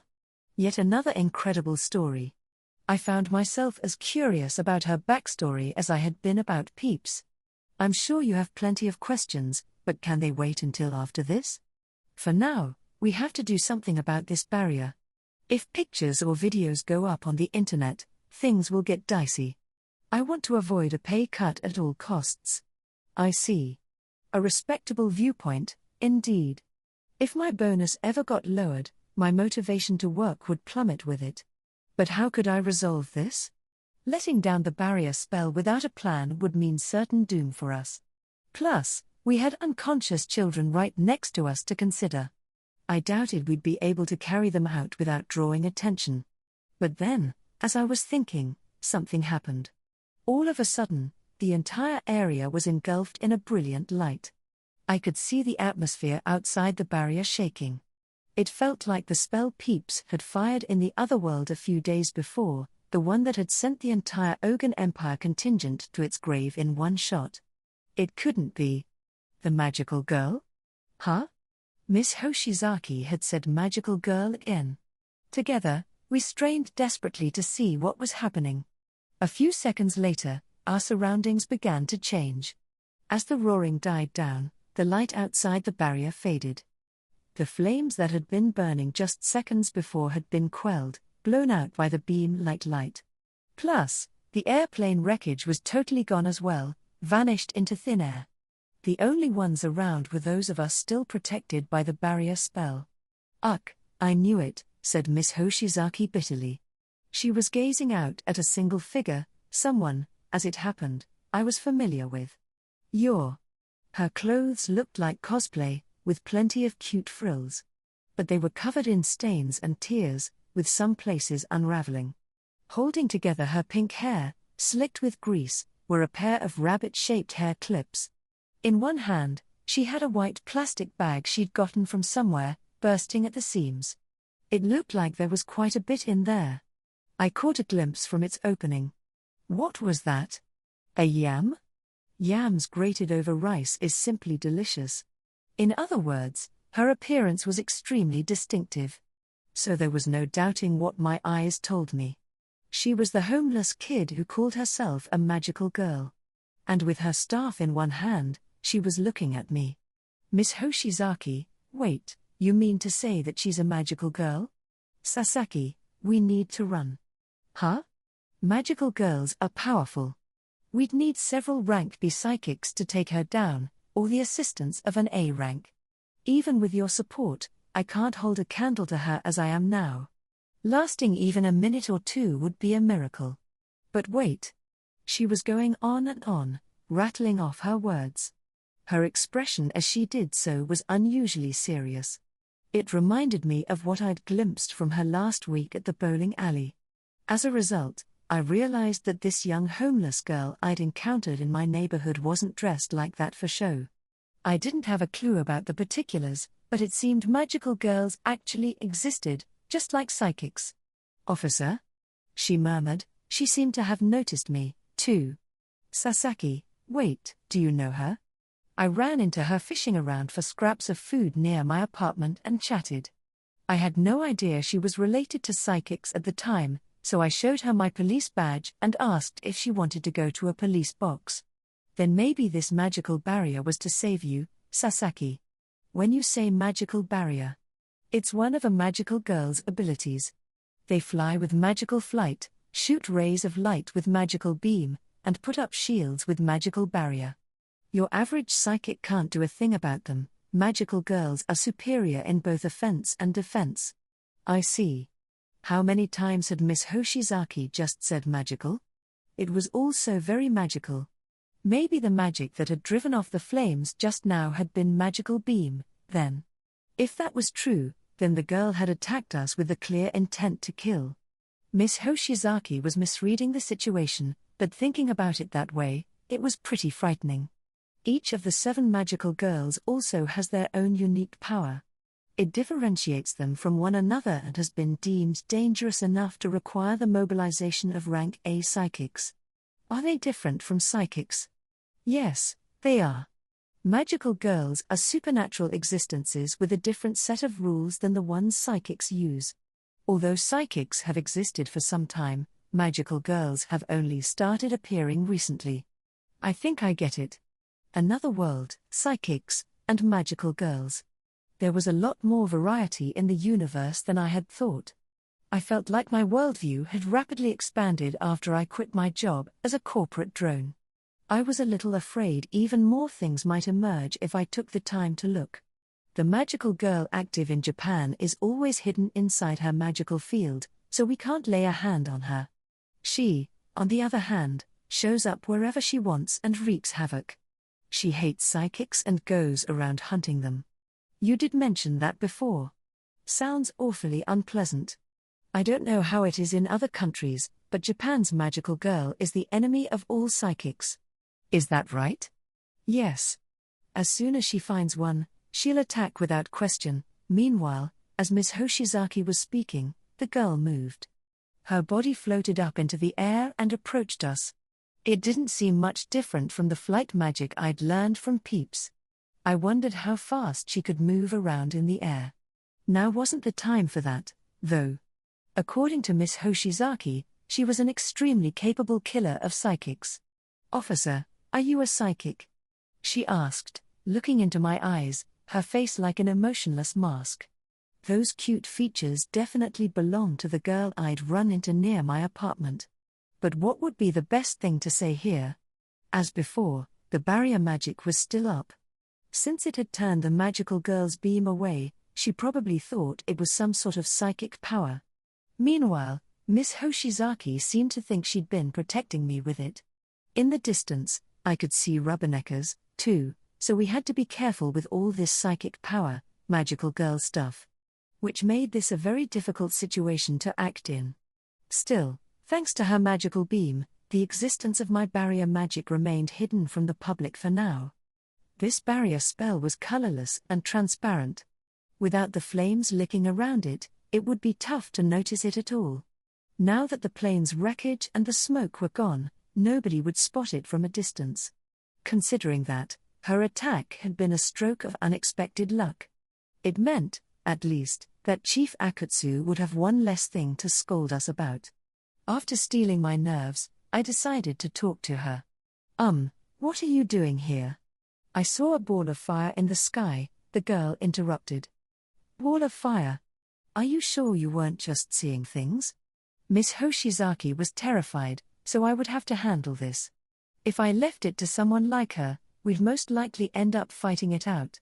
You blocked my beam. There must be at least 2 psychics here. Psychics? What do you have to do with them? I will kill all psychics.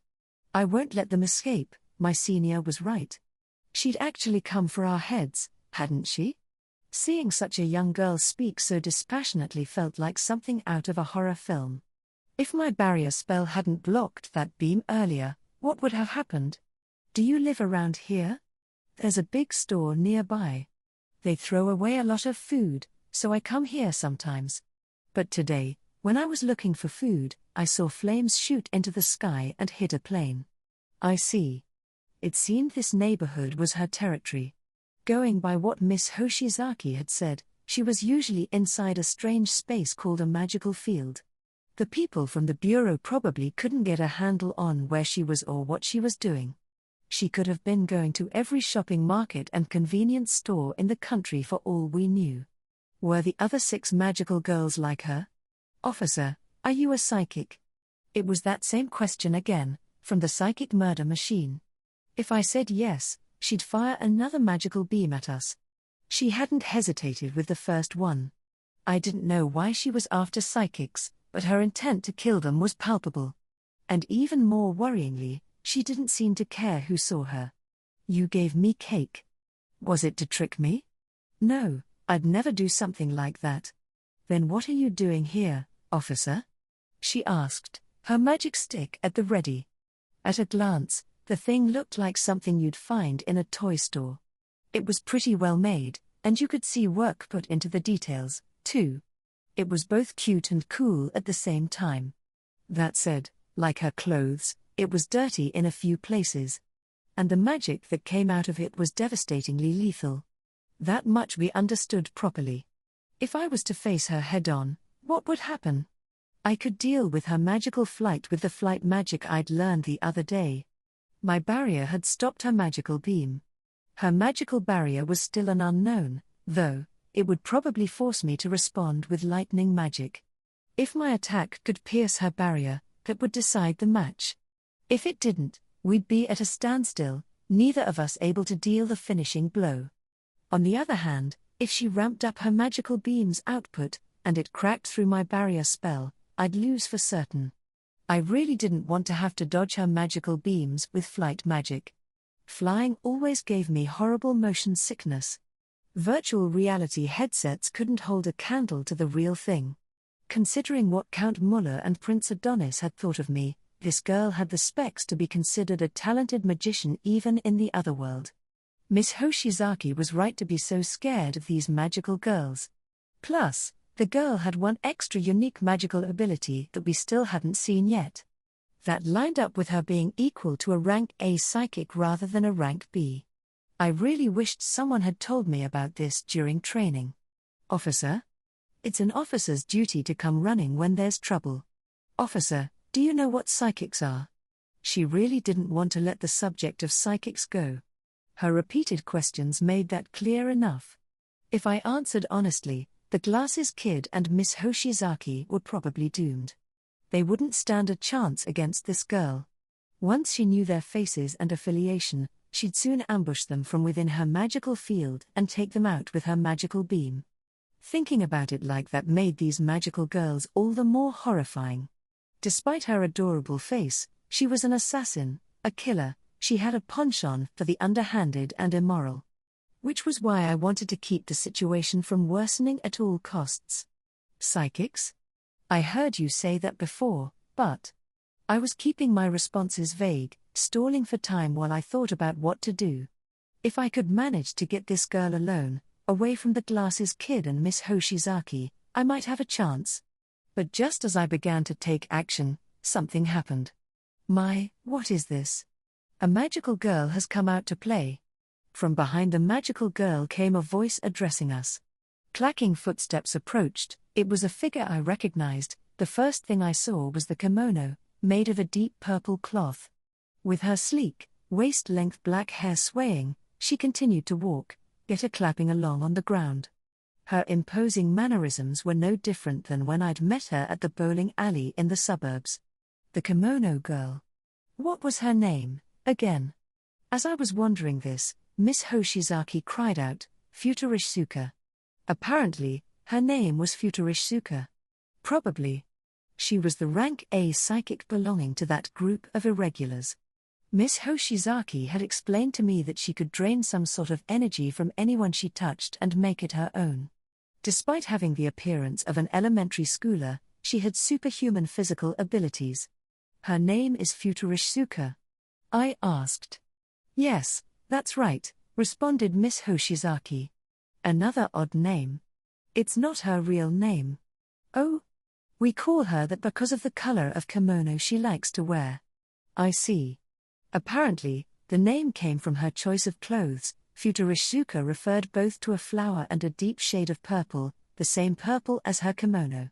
I wondered, if she had preferred to wear a purplish-pink kimono the color of the hagi flower, would she have been called Hagi or something? Being called by an alias on the field felt so psychic. I found it a little thrilling. If I tried hard enough at my job, would I get a nickname, too? Makes me want to get some nice clothing in a cool-sounding color for if and when that happens. Having trouble? She asked. I could help, you know. But she wasn't looking at Miss Hoshizaki, she was looking at me. She posed her question to me directly, with an evil smirk on her face. I suspected her remark had something to do with the lightning spell I'd revealed the last time we met. Normally, psychics could only use one power. And Miss Hoshizaki's eyes were on me as a member of the Bureau. It was probably this situation she was alluding to. This girl named Futurishzuka had realized I was hiding something that I didn't want Miss Hoshizaki or anyone from the bureau to know about.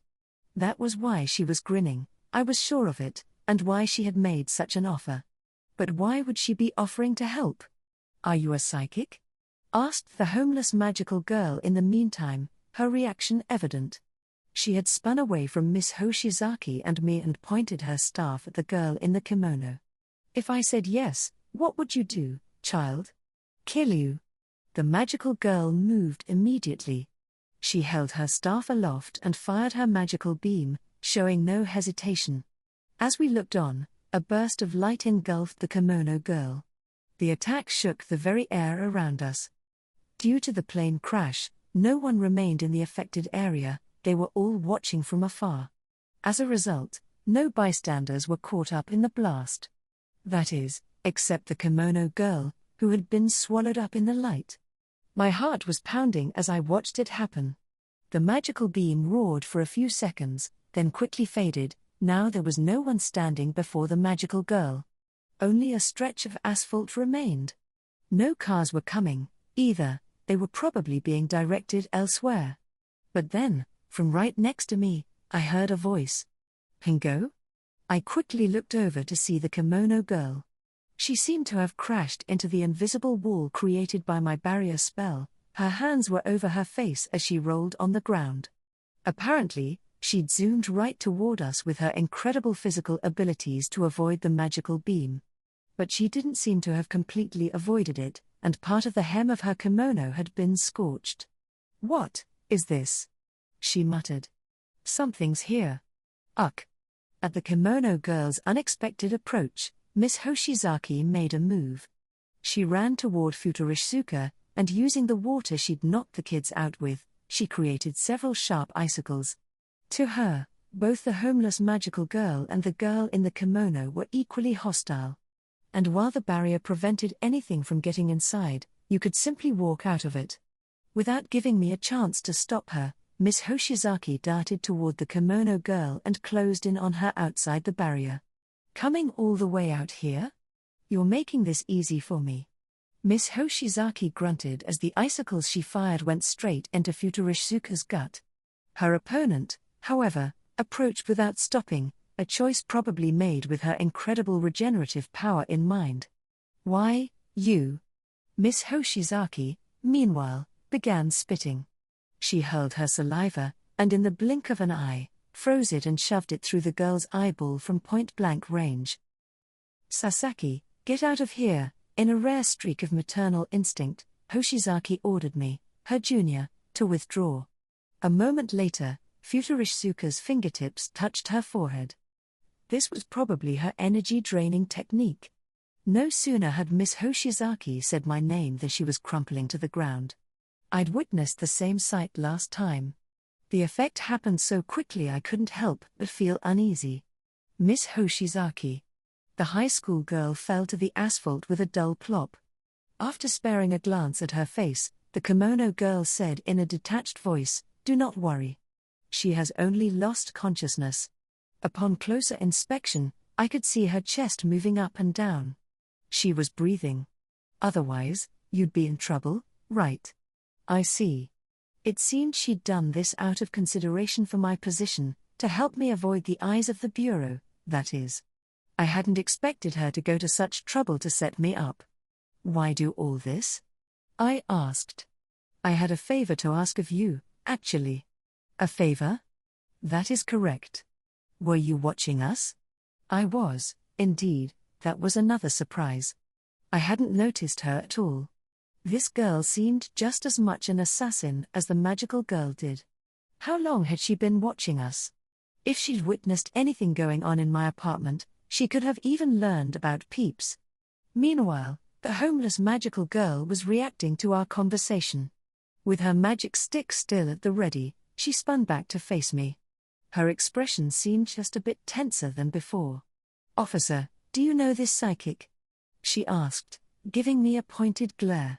She must have deemed me an enemy. At this point, I had no time to talk to Futurishzuka.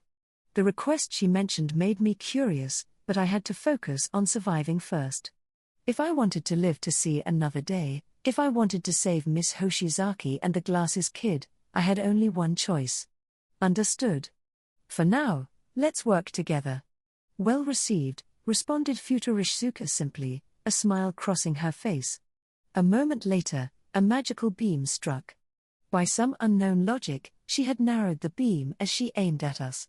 Apparently, its thickness could be freely manipulated. Perhaps it was a feature used to avoid collateral damage. If I could only learn more about her background, I might have a better idea. I might even find out the reason she was fishing around for yams in supermarket dumpsters. I'll support you and act as a decoy. Find a blind spot and try to close in. Indeed. Leave it to me. I wasn't too keen on my role, but considering our powers, this was the best formation. I wasn't sure if my lightning magic would be effective, so it seemed a safer bet to rely instead on someone who could win simply by touching her opponent. And besides, my attack was pretty gruesome. If possible, I really didn't want to end up seeing a little girl with part of her body gouged out. We'd only exchanged words a few times, but she was an acquaintance now, which made it even worse. However, I would like you to refrain from killing her. Oh, are you familiar with this magical girl, child? Futurishsuka was using the term magical girl casually, too. Apparently, it was pretty common knowledge among psychics. They must be natural enemies, like a cat or a weasel is to a mouse. Something like that. Well, I suppose I don't mind. With a brief nod, she kicked off the ground and dashed away. After she was gone, I set my own plan into motion. I rose into the air with a flight spell. However, with so many people watching, I kept my altitude to just a few centimeters. Then, almost as though I was running along the ground, I moved my whole body toward my opponent. If someone had been watching from closer up, it would have looked very silly. TCK. The magical girl's eyes widened as she noticed my unexpected approach. From the tip of the staff in her hand, she unleashed a magical beam. In response, this magical middle-aged man cast his barrier spell. Even with one successful defense under my belt, I couldn't help swerving out of the way. It was still freaking scary. When I did, the beam struck the edge of my barrier and fizzled out. Seemed like that wouldn't be a problem. On the other hand, if not for the flight and barrier magic, her attack would have killed me instantly. How terrifying. My decision to prioritize these two spells had really saved me. Thanks, Peeps. I'll bring you a whole lot of delicious meat as a souvenir when I come home. So you were a psychic after all, huh, officer? No, I'm not. Then what was that? It was magic. Magic? Like you, I'm a magical gi, a magical middle-aged man. I genuinely did not want to fight. The term magical middle-aged man didn't exactly roll off the tongue, but that was offset by the sincerity behind it. That's how I choose to think about it, at least. Still, it kind of stung how she clammed up like that. Really hit me right in the heart. I was glad I was wearing a suit. I felt fortunate that I had my tie on properly, thankful that I'd worn my leather shoes. If I'd been in some jeans, a collarless shirt, and sneakers, this scene would have been too painful to watch. But because I was wearing a suit, I could just barely work up the guts to call myself a magical middle-aged man. Or maybe I was wrong, and this had all backfired. But the girl's reaction was far bigger than I had predicted.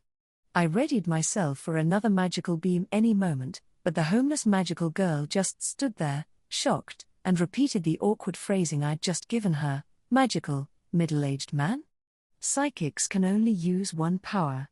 If you can fly, that's all you can do. If you can make an invisible wall, that's it. But magical middle-aged men are different. We're the same as magical girls. We can cause all sorts of strange things to happen, just like you. This was such a terrible conversation. I actively felt like I was plotting to kidnap a child. But I wasn't lying at all. It was magical power that Peeps had given me. It was magic that he'd taught me. There was some question as to the various sources of our powers, but Peeps had explained that the mysterious spells I could cast were magic. So I wasn't lying. I found her next response a little odd. Then did the fairies ask for your help, too? Got you. A moment later, Futurishizuka was behind the magical girl. She reached out to touch the girl's skin. The energy drain was coming, and she was so close now that the girl couldn't possibly dodge it. Go away. Ugh.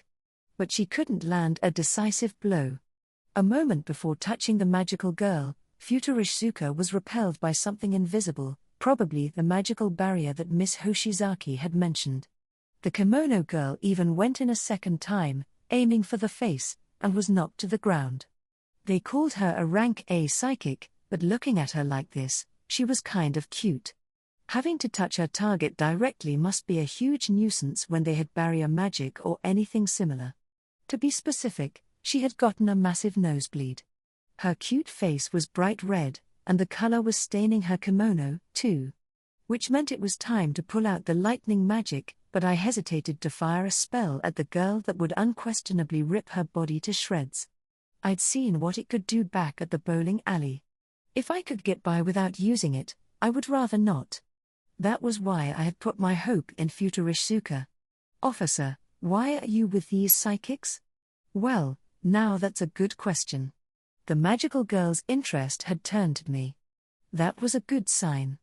The best solution would be to resolve this through negotiation.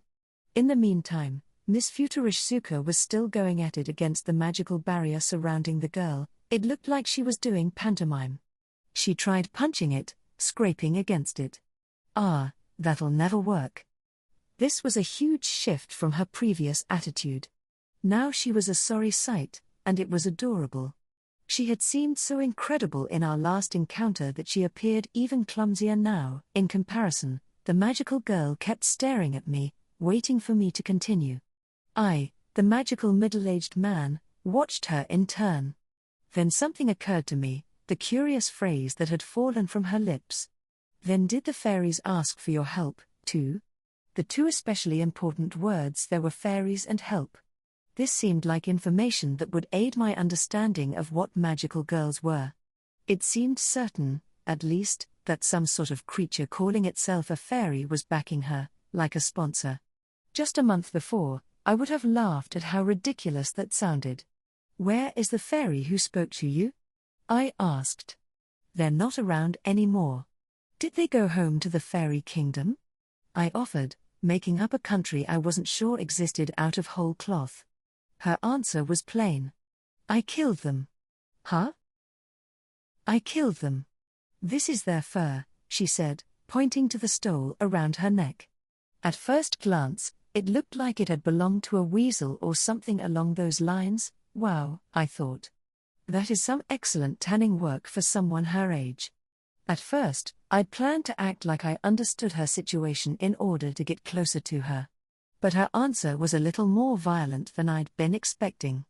The scent of blood was thick on this girl, at least as much as on Miss Hoshizaki. And as she held up the fur for me to see, I could tell that it, too, was covered in oil, dirt, and grime, just like her clothes. The hair itself was standing on end. It didn't come off so much as a fashionable feminine accessory as it did a handmade pelt worn by a hunter for protection. In any case, it was definitely handmade. You killed them? Why would you? I didn't want to become a magical girl. So I killed them. I see. A very logical statement. I could appreciate that, at least. I had intended to lie and introduce Peeps as my fairy, that way, we'd have something in common. I was going to suggest we could work together as fellow magicians with fairy friends. Unfortunately, she'd probably fire a magical beam at us then and there. Mainly at Peeps. In spite of myself, a scene flashed through my mind of him flapping, trying to get away, feathers flying everywhere. I felt like negotiations between us had ground to a halt. I missed how easy it was with everyone in the otherworld. Memories of pleasant, warm conversations with Vice Manager Mark, Count Muller, and Prince Adonis came to mind, only for them to be swallowed up by the presence of this magical girl in front of me. I missed the amazing food Mr. French prepared for us. Everyone here was terrifying, including Futurishizuka, who was still pounding away at the magical barrier. My senior, Miss Hoshizaki, was the intimidatingly flawless athletic type. With the homeless girl in the group, it was a lot to deal with. Did something happen after you became a magical girl? She fell silent at the question. I was sure, then, that misfortune had struck her. For example, maybe she was judged to be an irregular psychic and attacked by the Bureau. That was easy to imagine. And if she really was the age she seemed, fighting off a bunch of adults attacking her with the power of an organization behind them would have been next to impossible. My section chief, for example, was a brutal man who would plant hidden cameras in a new recruit's home. I'd been too scared to ask if Miss Hoshizaki's house was okay. Without Peeps, I would have been in for it. Ultimately, her fairy had become a stole, and the magical girl herself had transformed into an obsessed psychic killing machine. Do you talk to any other magical girls? Partly to stall for more time, I chose to continue the conversation as my fake alter ego, the magical middle-aged man. To that question, she gave a distinct response. They contacted me once. Did you answer them? I told them I was busy right now. Apparently, there was a community of magical girls. And I wasn't about to ask what she was busy with. If she was equivalent to a rank A psychic on her own, then even if there were only 7 others in the world, they'd constitute a pretty valuable network. No doubt they were each allied with various organizations as well. It would be ill-advised to make light of them. Unfortunately, though, Japan's magical girl was totally alone. Didn't you ever ask them for help? I can't trust anyone else. Oh. She talked like a 40-year-old woman with a bad dating history. Pathetically, I felt myself empathizing somewhat. At this point, it seemed wise to assume that psychics and magical girls were different things, like Miss Hoshizaki had told me. They probably both existed as completely separate entities unto themselves. I could sense different worldviews and perspectives behind each group, which only made the term fairy all the more curious. Was it like what Peeps was for me? A hypothesis popped into my head, maybe she'd gained magic powers through a world other than our own, too. And it was an easy hypothesis to verify. By the way, I noticed you can use several kinds of magic without an incantation. Incantation? Am I mistaken? What do you mean by that, officer? Well, you see, I have to chant magic words in order to use magic. Really? She gave me a blank look in response, then tilted her head to the side. It didn't look as though she was lying. If she'd been a magician visiting from the same world as Peeps, she'd have needed to chant incantations to use magic. Even if she didn't now, she would have definitely needed to learn them at some point in the past. Since she'd denied it, chances were that the otherworld and the fairy world were 2 different places. As a result, this conversation had let both girls in on a little piece of my secret. But it was a reasonable trade for the information I'd gotten. Another world, psychic powers, and magical girls, the 3 of these existed independently of one another, each with their own ideas and concepts. I'd gotten some proof to back up Miss Hoshizaki's explanations, including when it came to Peeps and the existence of the otherworld. Okay. You're a magical middle-aged man, officer. I understand. After my string of explanations, the magical homeless girl nodded. The fact that I'd used several different powers with little relation to one another had probably helped persuade her, but her expression as she looked at me was still severe. Thank you. I'm glad you understand. But why are you with these psychics? She turned to face Futurishsuka, who had now given up on trying to break down the other girl's magical barrier. She was just standing there and staring, apparently having run out of things to try, arms folded imposingly, as if to say, "Humph, it's not like I lost or anything." I could clearly see the effort she was putting in to save her dignity. It was pretty adorable. I just ran into her here by coincidence. Then I can kill her, right? Futurishsuka gave a visible start. Having seen firsthand how tough the magical barrier was, she must have understood that this girl was trouble. The fact that she needed to touch an opponent to use her power also put Futurishsuka at a disadvantage. Why do you hate psychics, if you don't mind my asking? I questioned tentatively to stall for time, and I'd been wondering about it. Psychics killed my family. And all my friends. This was another really heavy story from the magical girl. I'd wanted to avoid the question because I was worried about this kind of answer but felt I had to check, and now here we were. I wondered what kind of reaction Peeps would have had he been here. Wow, I can't even imagine it. At that moment, the girl's stare suddenly shifted away. I followed her gaze and saw someone unfamiliar staring at us from a dozen or so meters away. It was a little boy, probably in elementary school. Blood covered his face, dripping down his cheeks and falling to the ground. In his hands, he held the handlebars of a bicycle. However, from about 10 centimeters past the grips, the entire rest of the bike was missing.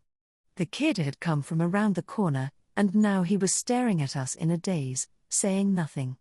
I was so distressed, looking at him, that I wanted to dial 911 that instant. A moment later, the magical girl murmured, "I'm going home for today." Huh? I turned around and saw her floating up into the air. With a staticky noise, a black rift in space opened up right next to her. I'd witnessed this a few times already. This was probably her magical field. "Where are you going?" I asked gently. The girl didn't answer my question. Her young body disappeared into the tear, which wasn't that big to begin with. Not that I had wanted a reply, exactly. But it was difficult to watch, being unable to do anything as she vanished. Through our conversation, I'd understood that this magical girl had a lot of troubles of her own. And that made me wonder. Why had she left of her own accord? Had it been the injured boy or her inability to break through the magical middle-aged man's barrier, or both? I couldn't tell. Either way, she had already disappeared into subspace, or whatever her magical field was. If there was one thing I did understand, it was that Futurishsuka, who had been desperately beating away at the girl's magical barrier, had exerted no influence whatsoever on her withdrawal. The magical girl was at least powerful enough to overcome psychics of rank B and below. Just as Miss Hoshizaki had said, to take down a magical girl, you would need several rank B psychics or the help of an A rank. And depending on their compatibility, see Futurishsuka, even numbers wouldn't necessarily mean victory. "We need to take the girl and get out of here," said Futurishsuka, her eyes on Miss Hoshizaki. "You're right. Nothing good would come of staying here. I needed to focus on recovering our psychic and making my report to the higher-ups. I was sure our section chief was the type to want reports prioritized even more in cases like these.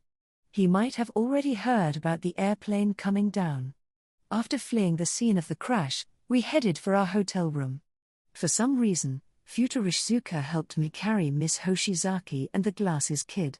Of the unconscious pair, she took the girl, and I took the boy, carrying them on our shoulders as we retreated. Miss Hoshizaki was the main reason I hadn't found a different hotel.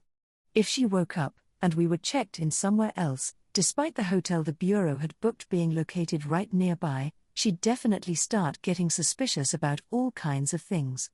"Is your employer covering this? My, it must be nice to work in an organization that uses taxpayer money," said Futurishsuka, surveying the hotel room. Despite her implication, this was a business hotel without anything especially unique about it. It hadn't exactly been an economic boom lately, so one night here probably wouldn't even cost 10,000 yen. And if I was allowed to give my modest opinion, I just hated how the bathtubs and toilets were in the same little area. "What, is your organization low on income?" Oh, no, that was just sales talk. "I'm staying somewhere much nicer." "I see." And now I felt like a loser. I wished she'd kept up the lie. Despite my disappointment, I had work to do. I laid the glasses kid and Miss Hoshizaki on the bed next to each other.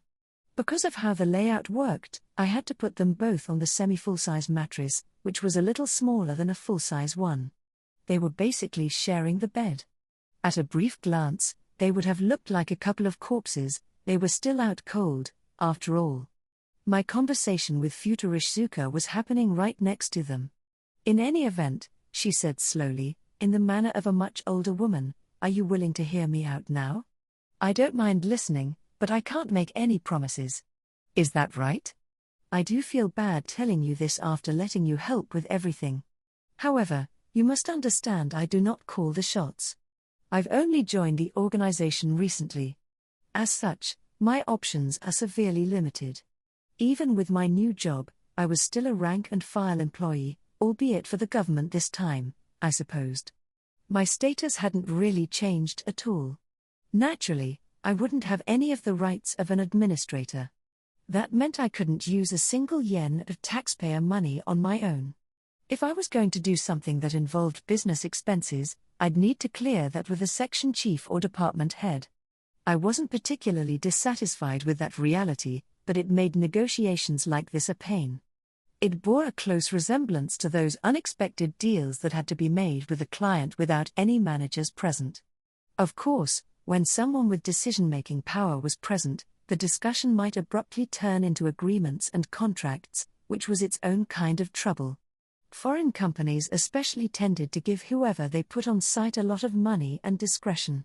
But since I was low on the corporate ladder and didn't have any such authority, I had to use every means at my disposal to stall for time. I wondered if Miss Hoshizaki would have more discretionary power than I did in a situation like this. I'm pretty sure the section chief told me in the meeting this morning to leave on-site decisions to her anyway. Oh, but you're being so stiff and formal about it, responded Futurishisuka, assuming an air of dignity. I couldn't even begin to guess what she wanted. Why had she broken into our fight to begin with? She supported our position, even to the point of fighting a magical girl, the mortal enemy of psychics. With that out of the way, I continued, I'd like to ask what it is you're after. Oh, nothing much. I was just wondering if I could switch sides and join you, that's all. Oh wow.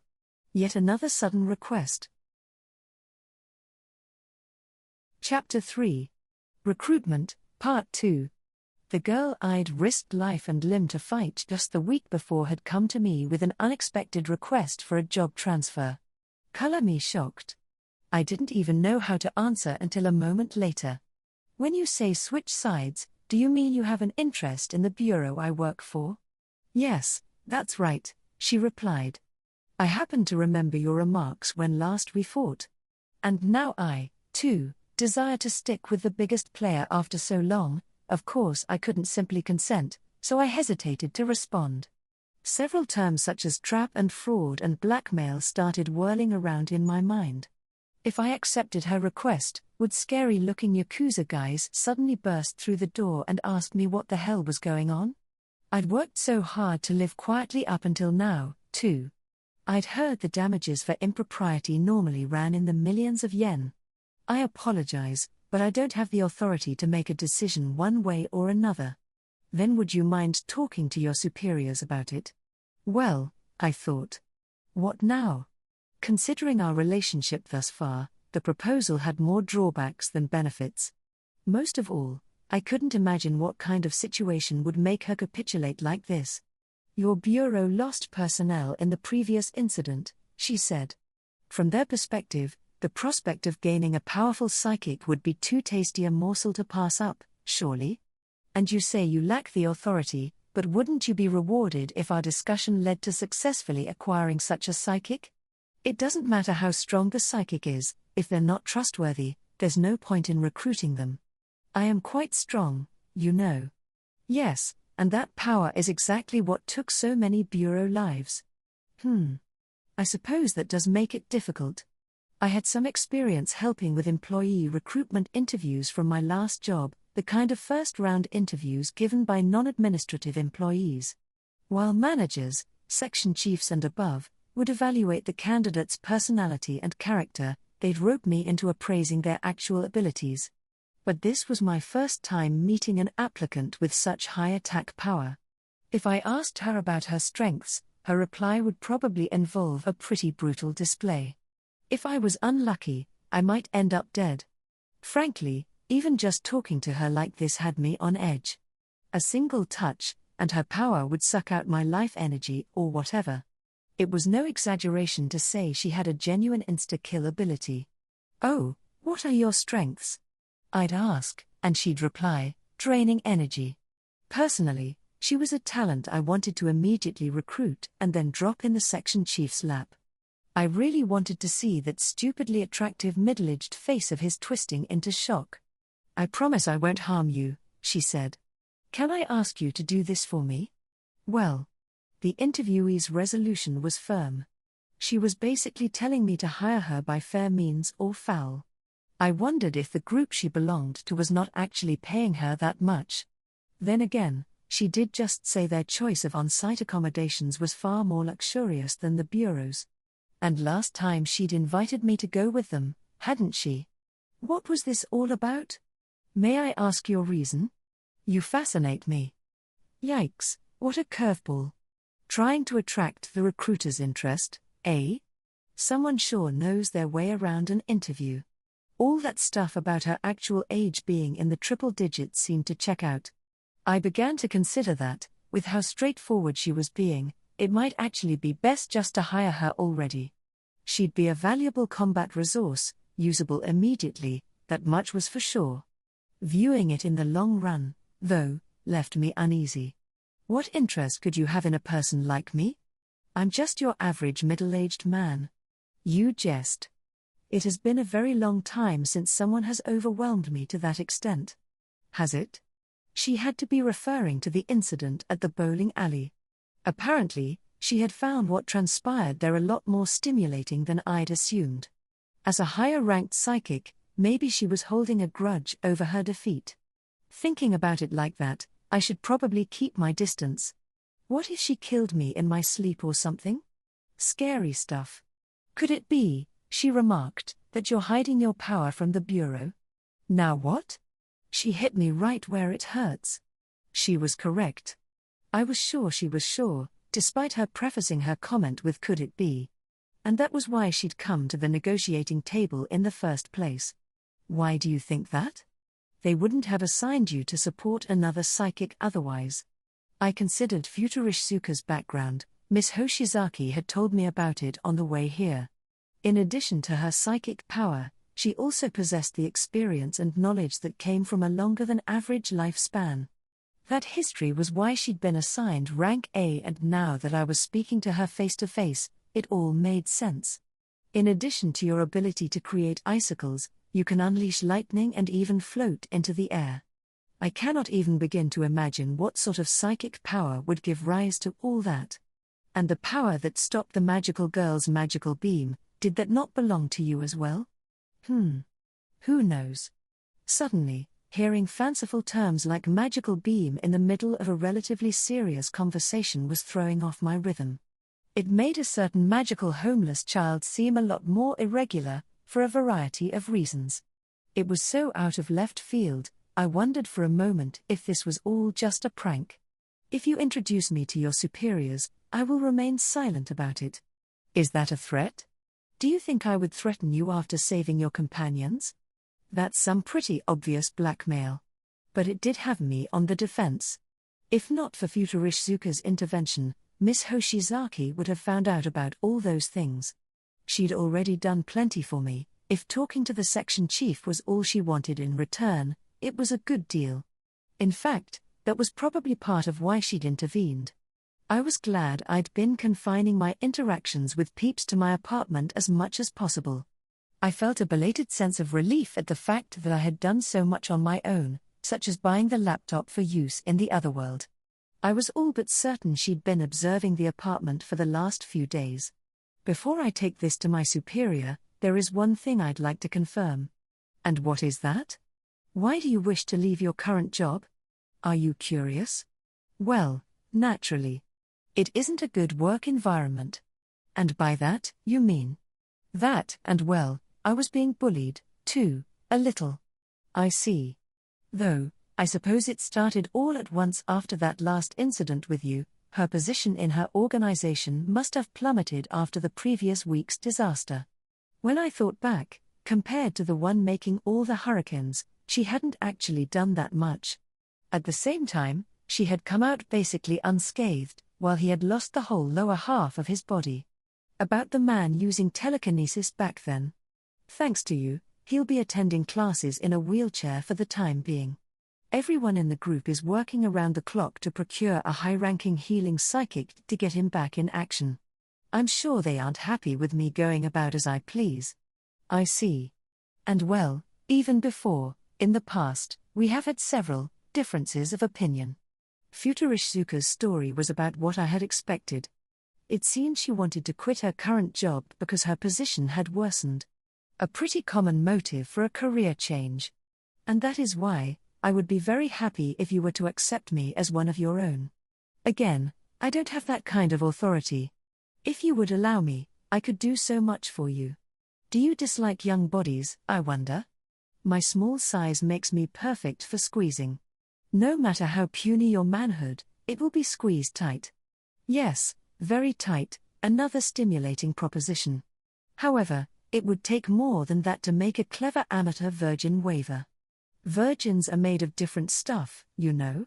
And in Futurishsuka's case, I bet I'd catch some awful disease anyway. Again, I don't have that kind of authority. Well, I did say I would find it acceptable if only you would introduce me to your superiors, remember? She was being aggressive about this. Since she had a firm grip on my weakness, I supposed it was reasonable. What response would be best in this situation? Thinking from the perspective of a working member of society. Once I started mulling it over, I came to a conclusion pretty quickly. All right, I understand. I'll talk to my superior about it. Truly? It was time to apply the protocol of report, communicate, and consult. This was a rank-and-file employee's greatest weapon for dropping all responsibility in the lap of another. In some cases, that other person would immediately throw it back. I wondered how Chief Akatsu would react. This was the perfect opportunity to gauge his disposition as a boss. I flipped open the phone he had given me and called his number. The address book had few contacts, other than his. The only numbers were for the bureau's front office and Miss Hoshizaki. I stopped and looked at her name in the list for a moment, struck by how surreal it felt to have exchanged contact info with a high school girl. By just pressing a button, I could talk to her without even paying. This seemed just as crazy to me as the existence of the otherworld and psychic powers. My call was answered immediately, interrupting my idiot train of thought. What is it, Sasaki? Chief, would you happen to have a few moments? Yeah, no problem. His normal, plain way of speaking was comforting. I wasn't very skilled at conversation, so his businesslike personality made talking to him feel relatively easy. Still, I would have liked to see a more human side to him once in a while. I've received an employment request from an irregular psychic, unrelated to the young man in question. Oh. That's excellent. What sort of psychic are they? Her name is Futurishsuka. Do you know of her? Yes, what? Are you not familiar with her? I could practically hear him shudder over the phone. He swallowed whatever it was he was about to say. The chief always acted like a real put-together guy, so his surprise was a new, fresh reaction for me. I called to mind his suit and shoes, his watch, and even his type-in, all brand name from head to toe. Imagining a person like that at a loss for words was a rare kind of entertainment, even if it was only over the phone. Sorry, Chief, but your honest reaction has brought me true delight. What do you think? Right, well. It was pretty cute, listening to him struggle for a response. Maybe he was feeling the same surprise I had just a while ago. I totally understand his shock, I thought, beginning to feel some kinship with him. By Futurishsuka, you mean the psychic with the energy-draining ability? I remember you saying that she appeared on site where I dispatched you last time. She looks like an elementary school student. At a glance, you would think she was a little girl. I could tell he was desperately trying to buy himself time. Yes. I thought. I managed to bounce my on-site dilemma right back into the administration's face. Yes, that would be her.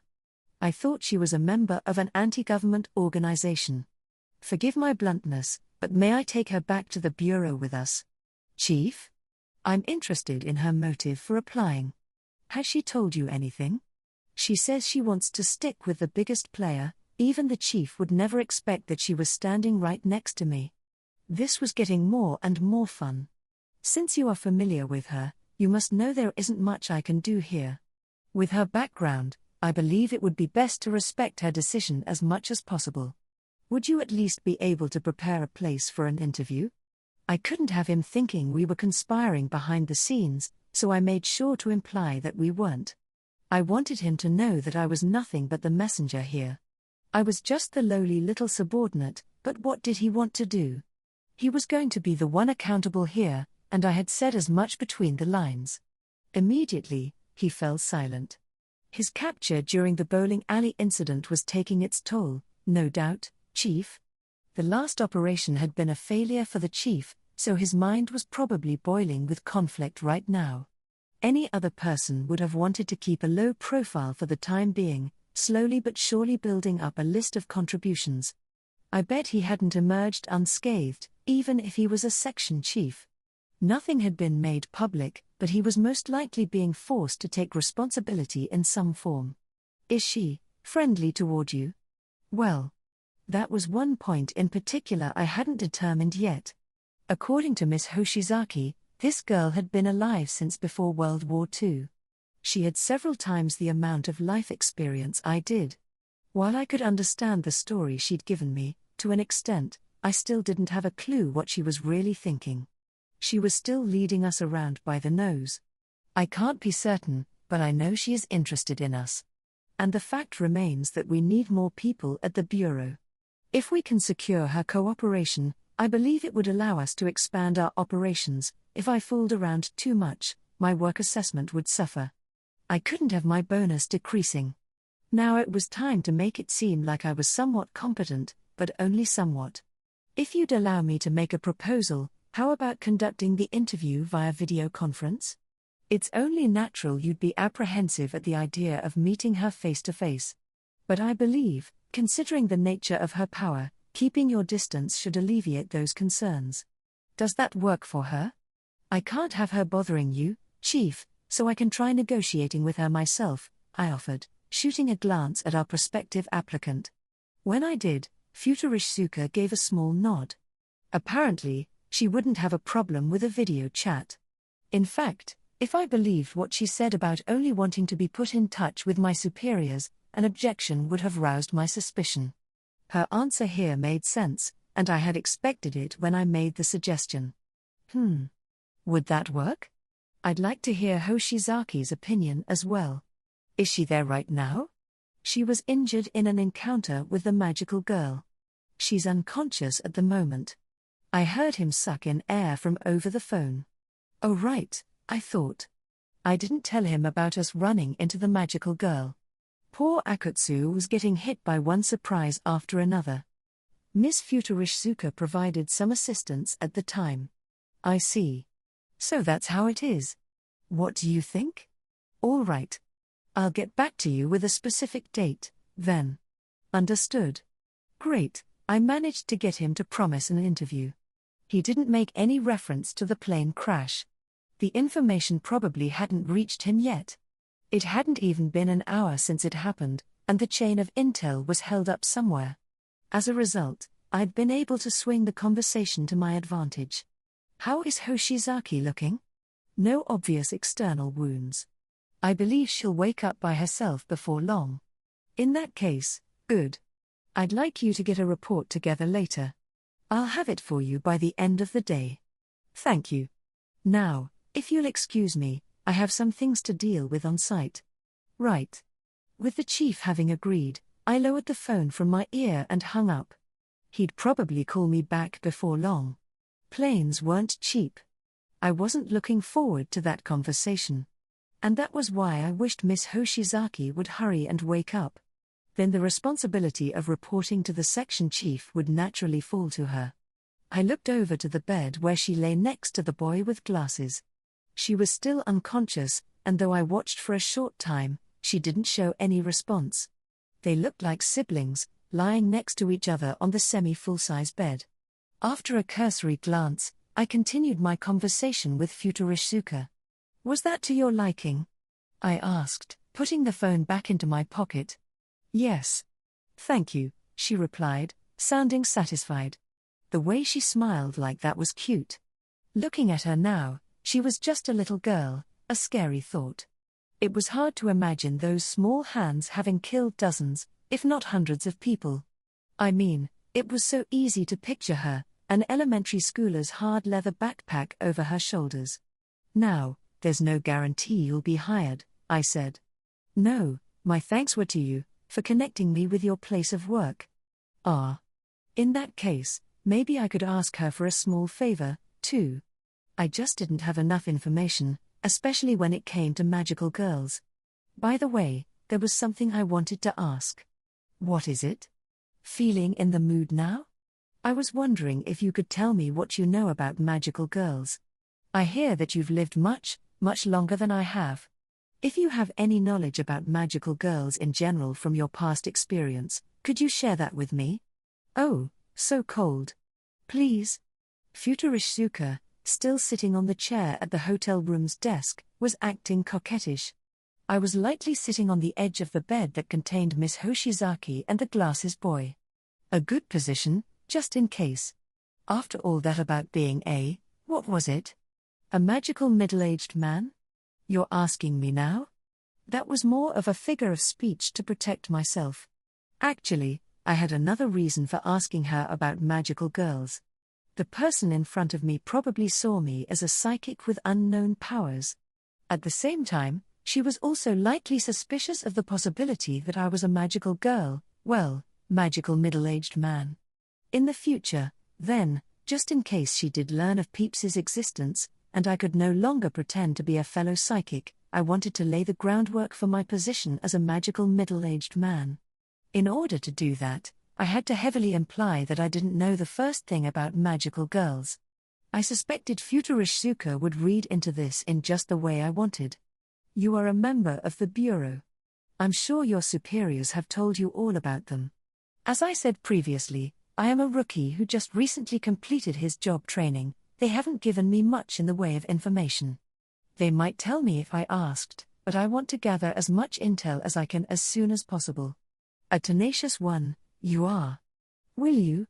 Well, I suppose I can tell you what I know. Really? I appreciate it, she assented more easily than I had imagined.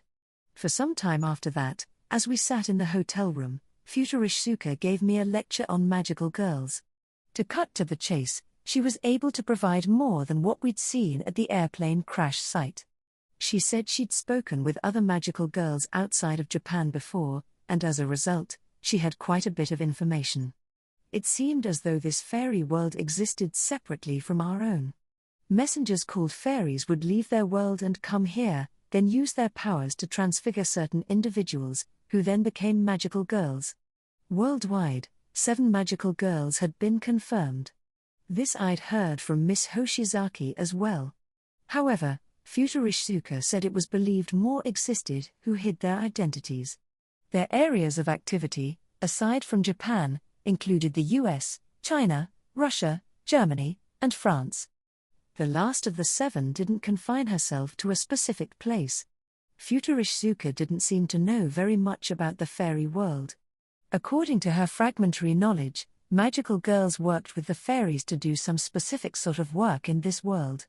She didn't know any more than that. In addition, most magical girls were at least in contact with public agencies in each country, if they did not belong to them outright. After our confrontation with the homeless magical girl, I understood why those in power would prefer such an arrangement.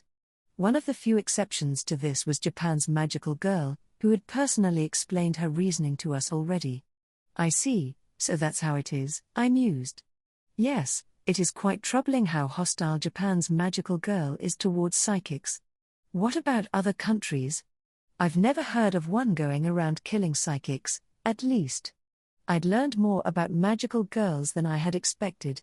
With the information from Futurishsuka, I'd be able to make advance preparations to communicate with the girl as a magical middle-aged man the next time we encountered her. My chance meeting with this young-looking psychic hadn't been without its merits. Better to stay away from children with a few screws loose, like her, she finished. I don't think she's a bad kid by any means, it's just. She'd fire lethal magic at us as soon as she saw us, you know. When you put it like that, it's a bit hard to deny. Just then, the phone in my pocket started vibrating. I checked the screen, it showed the section chief's name. After excusing myself from Futurishsuka, I picked up. "Hello, this is Sasaki speaking. It's Akutsu. I just wanted to know what you two have been doing." Unlike last time, I could sense a bit of anger in his tone. It was only natural, of course. He'd probably just received word of the airplane coming down. Though I didn't know whether we'd been confirmed on the scene, given the overlap between our trip's destination and the crash site, anyone would have their suspicions. The Glasses kid's fireball had been fairly conspicuous, too. How would I report this to him, then? If I explained honestly, he'd give us a good scolding for certain. We'd been unable to stop a stray psychic from going out of control, and we'd let a machine that was worth billions of yen come down right in front of us. A demotion or reduction in pay would be unavoidable. I wouldn't be surprised if we got fired, either. As obsessed with her pay as Miss Hoshizaki was, she would probably lose her mind, and the kid with glasses would face trouble with the bureau in the future. Considering all that, there was only one choice. As I explained before, we had a battle with the magical girl on site. Then the cargo plane from the Iruma base crashed because it was hit by the girl's magical beam and destroyed. She hesitated due to the presence of civilians at the scene, and we managed to flee. I hadn't told any lies. The direct cause of the crash had been the Glasses kid, but the magical girl had shot the cargo plane. I probably couldn't cover up the fireball. Naturally, it would be quickly revealed that it had originated from the kid. But I figured if I could establish that the root cause was actually our encounter with the magical girl, the harm might be reduced somewhat. It was well known that the girl was going around hunting psychics for an unrelated reason. With that, we could distance ourselves somewhat from responsibility. Essentially, it had been a natural disaster. Apparently, a fireball was seen at the time of the crash. Is the use of psychic powers not permitted while fighting a magical girl? Thanks to Futurishsuka's explanation, I had a good grasp on how magical girls affected the world of psychics. It pained me to use her as a scapegoat, but she'd already picked a fight with the bureau. Just one plane could be swept under the rug. That's how I'd spin it. It was our miss as bureau personnel, but I hoped to draw him into a compromise. We were up against a magical girl and forced to act. If I came out and said the Glasses kid did it, the bureau would fall under some pretty heavy external criticism. After a heavy sigh, he agreed. "All right. That does work out better for us as well," he said plainly. "Thank you for your understanding." The chief appeared to agree with my opinion. "By the way, Chief, I had a question for you." "And what might that be?" "How does compensation work when it comes to psychic-related accidents?" "I doubt an insurance contract would include this kind of thing." This time, the loss was sustained by a government facility, but if it had been a private airline, would that put us in danger of bankruptcy? Leased vehicles had been on the rise recently, including aircraft. Even a single one going down could be a big deal. And that didn't just apply to the air transport industry. We're provided a special budget, under our bureau's control, for compensating incidents or accidents caused by psychics, though it's not public information. We'll probably end up using those funds for this mess as well. I see. Apparently, even Japan had under-the-table accounts. Hearing it made my heart race, even though I was the one who asked. I wondered how the funds were allocated. As someone responsible working on site, the idea of vast amounts of money suddenly showing up from who knows where was enough to send a chill down my spine. "Is that all?" "Yes. Thank you for getting in touch." "All right, then, if you'll excuse me." Without getting too deep into the weeds, I ended my call with the boss. He'd seemed sour the whole time. He was more the type to weigh all his options with indifference, rather than angrily raise his voice, so it left me uneasy. Couldn't do much about that, though. If things didn't work out, I'd just flee to the otherworld like I had initially planned. "Is it not going well with your boss?" asked Futurishsuka. "No, it's fine.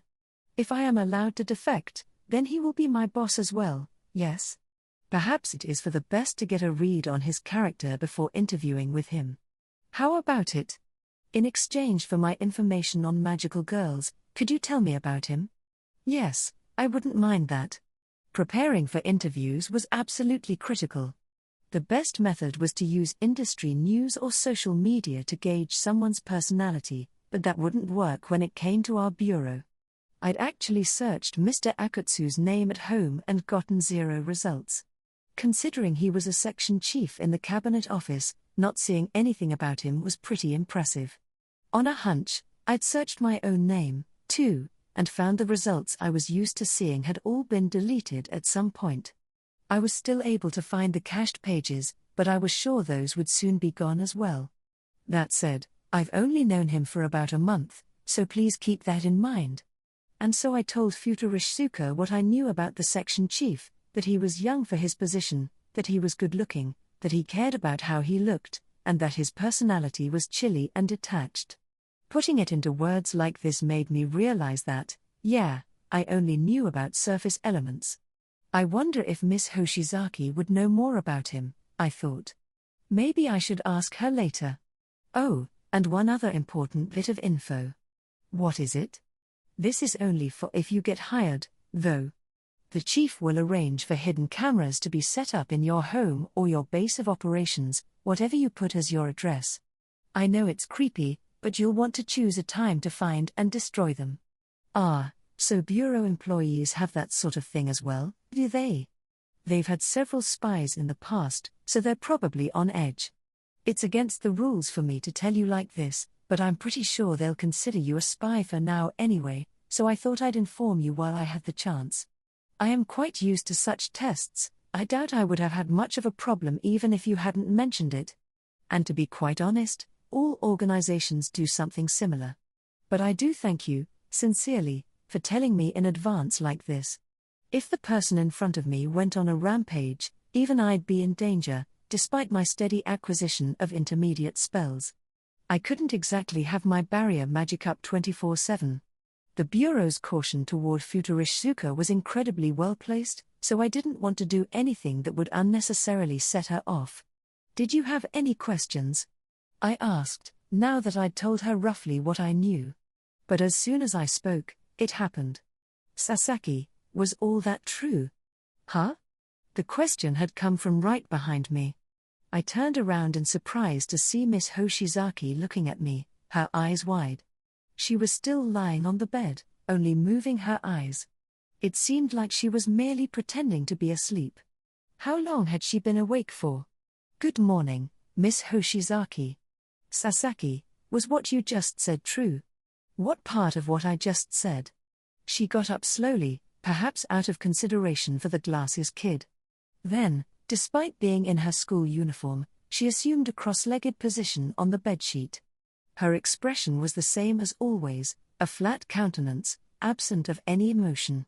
That said, she wasn't wearing her usual thick makeup this time, making her expressions easier to read.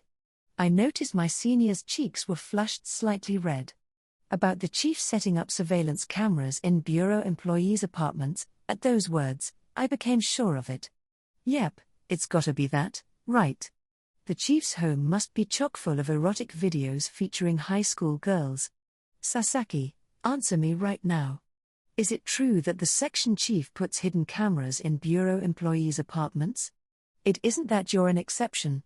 Everyone gets that treatment. He did say they didn't discriminate. Ugh. Miss Hoshizaki's expression changed. Her eyes widened, and she fell silent. From that reaction, it was certain that she hadn't realized until just now. She had said before that she lived a normal life at her parents' house, going to work and school from there.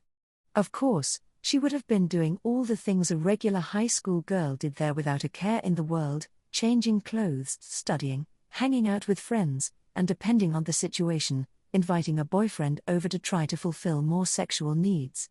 And the chief had his hands on all of it. If she'd been treated anything like I had, she was being secretly filmed by multiple cameras from a variety of angles. They had audio recording devices on them, too. Plus, unlike the 9-to-5er who had just joined the bureau recently, she'd been working with them for quite some time. Untold hours of footage, this was a mini-series.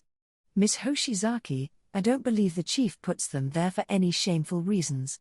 We've retrieved the target. Let's head back to the bureau. If possible, I'd like to buy a few souvenirs for the bureau and friends of mine. Souvenirs? She repeated, turning to glare at me. Understood.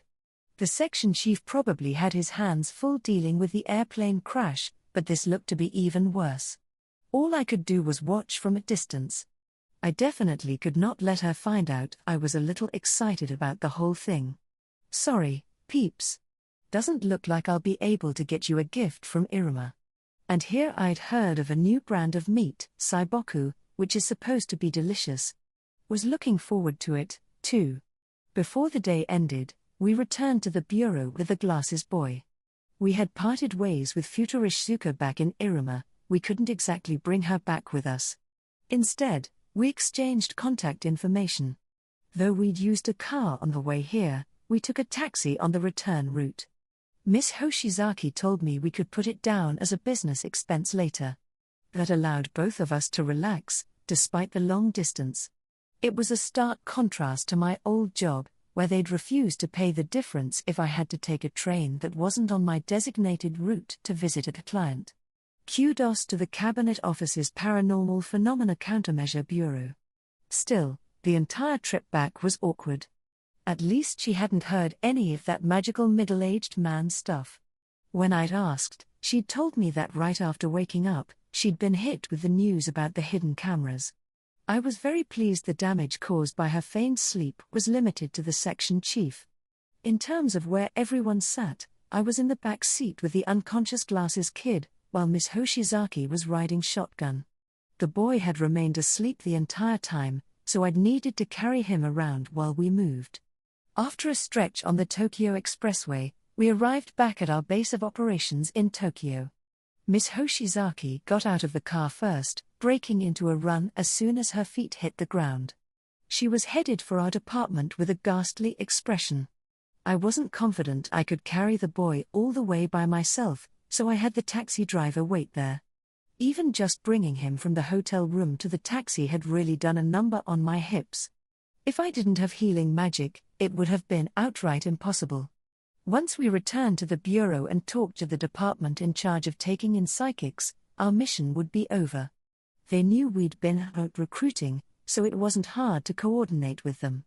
And so after a hasty back and forth, I finished everything up and returned to my own desk to take a nice, comfortable break, which only lasted a moment before a murderous-looking Miss Hoshizaki called for me. She led me to the adjacent conference room. There, the section chief was waiting for us. The sun had already set, and it was long past time to head home.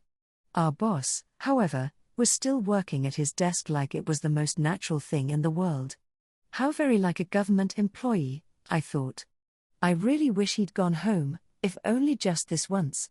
"What's this sudden thing you wanted to talk about, Hoshizaki?" he asked. "I had something I needed to confirm with you, Chief."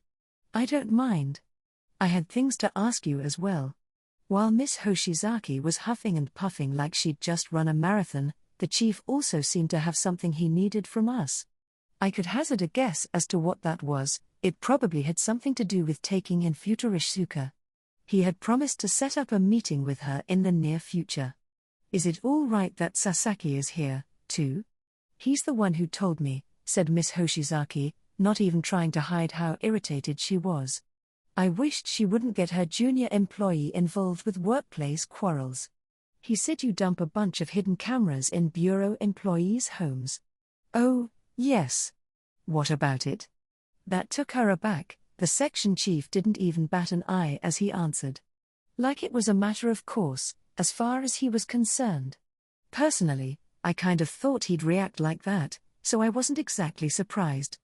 The same didn't go for the high school girl sitting next to me, though. Do you honestly believe that sort of thing is allowed?"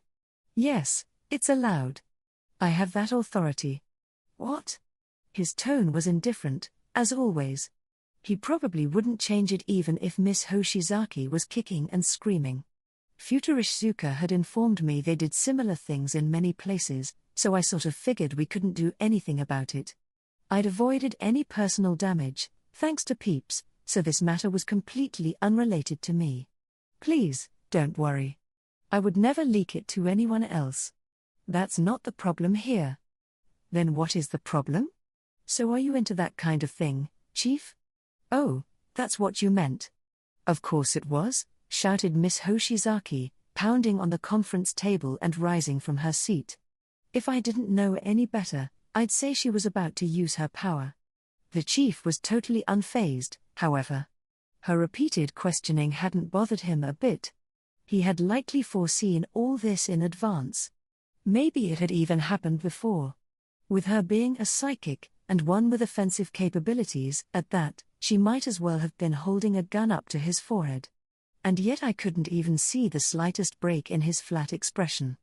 That only made remembering his reaction when I'd brought up Futurishsuka even more thrilling, though it was only over the phone. How would he act during their interview? If at all possible, I wanted to stand in as an observer.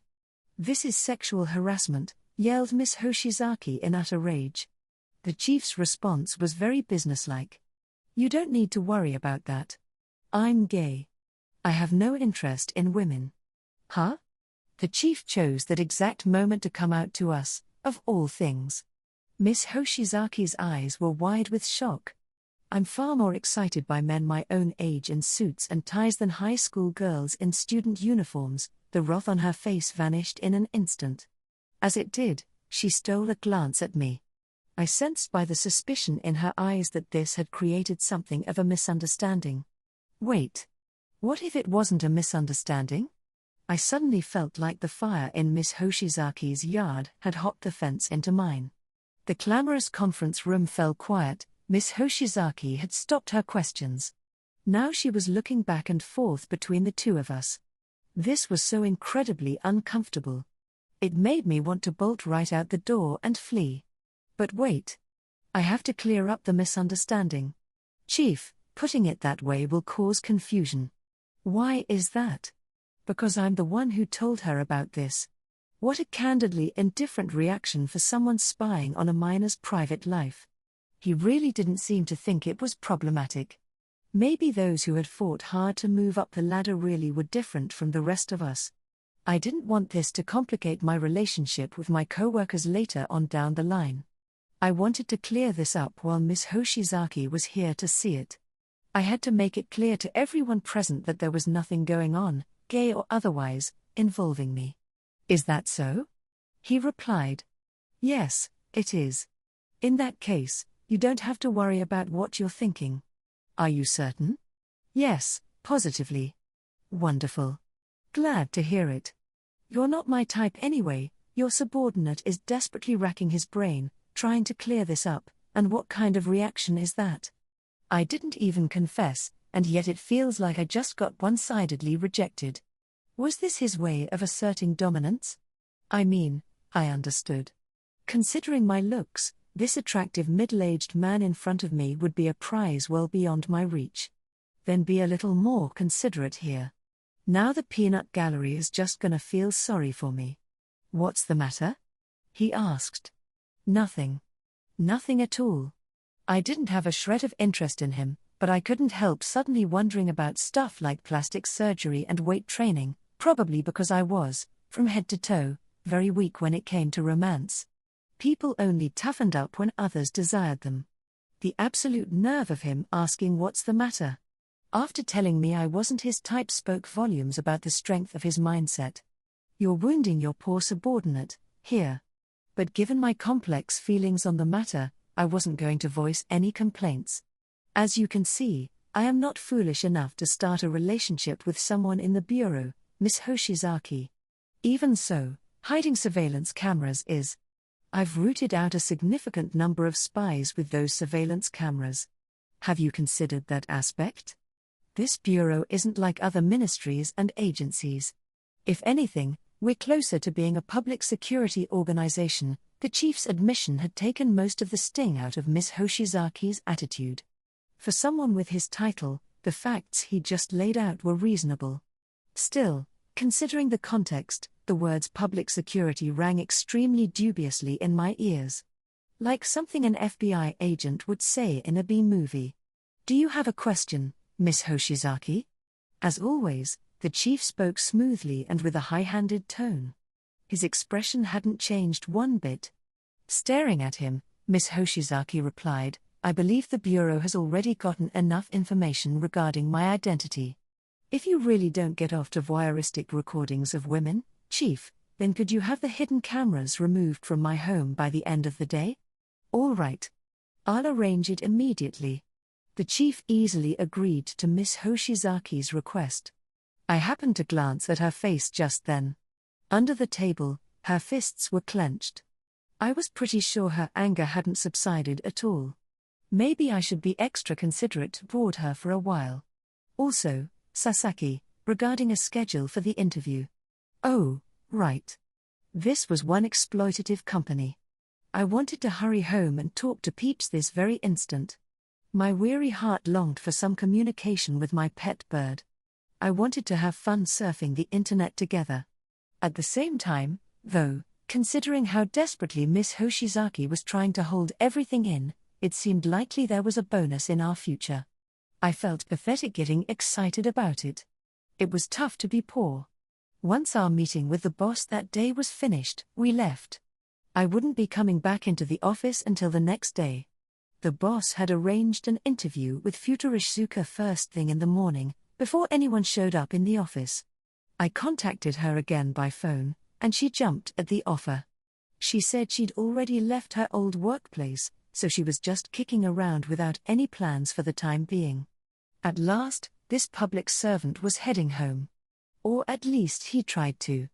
You're late, came the drawl. Overtime? The kimono girl was standing in the road in front of my apartment. The sun had set, and she was hidden in the shadow of a building on the dark road. Her old-fashioned outfit made her look like a ghost, and her extremely cute appearance only reinforced the illusion. She had some kind of travel bag in her hand. Something the matter? You look quite weary. Just didn't think we'd run into each other in a place like this. The whole way back home, I'd been thinking about soothing my mind, rattled from work, by chatting with Peeps. And now, right in front of my apartment, this was happening. In my hand was a bag with meat I'd bought at a local butcher, to replace the souvenir I wasn't able to buy during the business trip. Since they'd given me a travel allowance, I got a little excited and bought 100 grams for 1,500 yen. I did say I've been monitoring you. Yes, well, I remember that, but it was just that I didn't think she'd come to me now. I just contacted her a couple hours before regarding the time for her interview with the section chief, and I planned to see her the next day, too. She should have known I wasn't going to fly the coop. But in that case, why would she barge in here and risk upsetting us? Did you need something from me? I asked. That. It isn't much, really. What is it, then? I'd really like to hear it. While monitoring you, I saw something odd through the window. Wait. What? I always drew the curtains before going anywhere. After all, on weekdays, Peeps perused the internet in the apartment. He'd sit down right in front of the laptop and use his magical golem creature to surf the web just like a human would. Naturally, we couldn't afford for anyone to see that. Whenever I checked to make sure the gas was off every day, I checked the curtains, too. I'd told Peeps about this, and he understood. He was far wiser than I, so it was unlikely he'd forgotten. Did someone suspicious break in? I asked flatly, resisting the immediate urge to look over to my apartment. The girl took an object out of her kimono. It looked like a combination between a listening device and a small audio amp.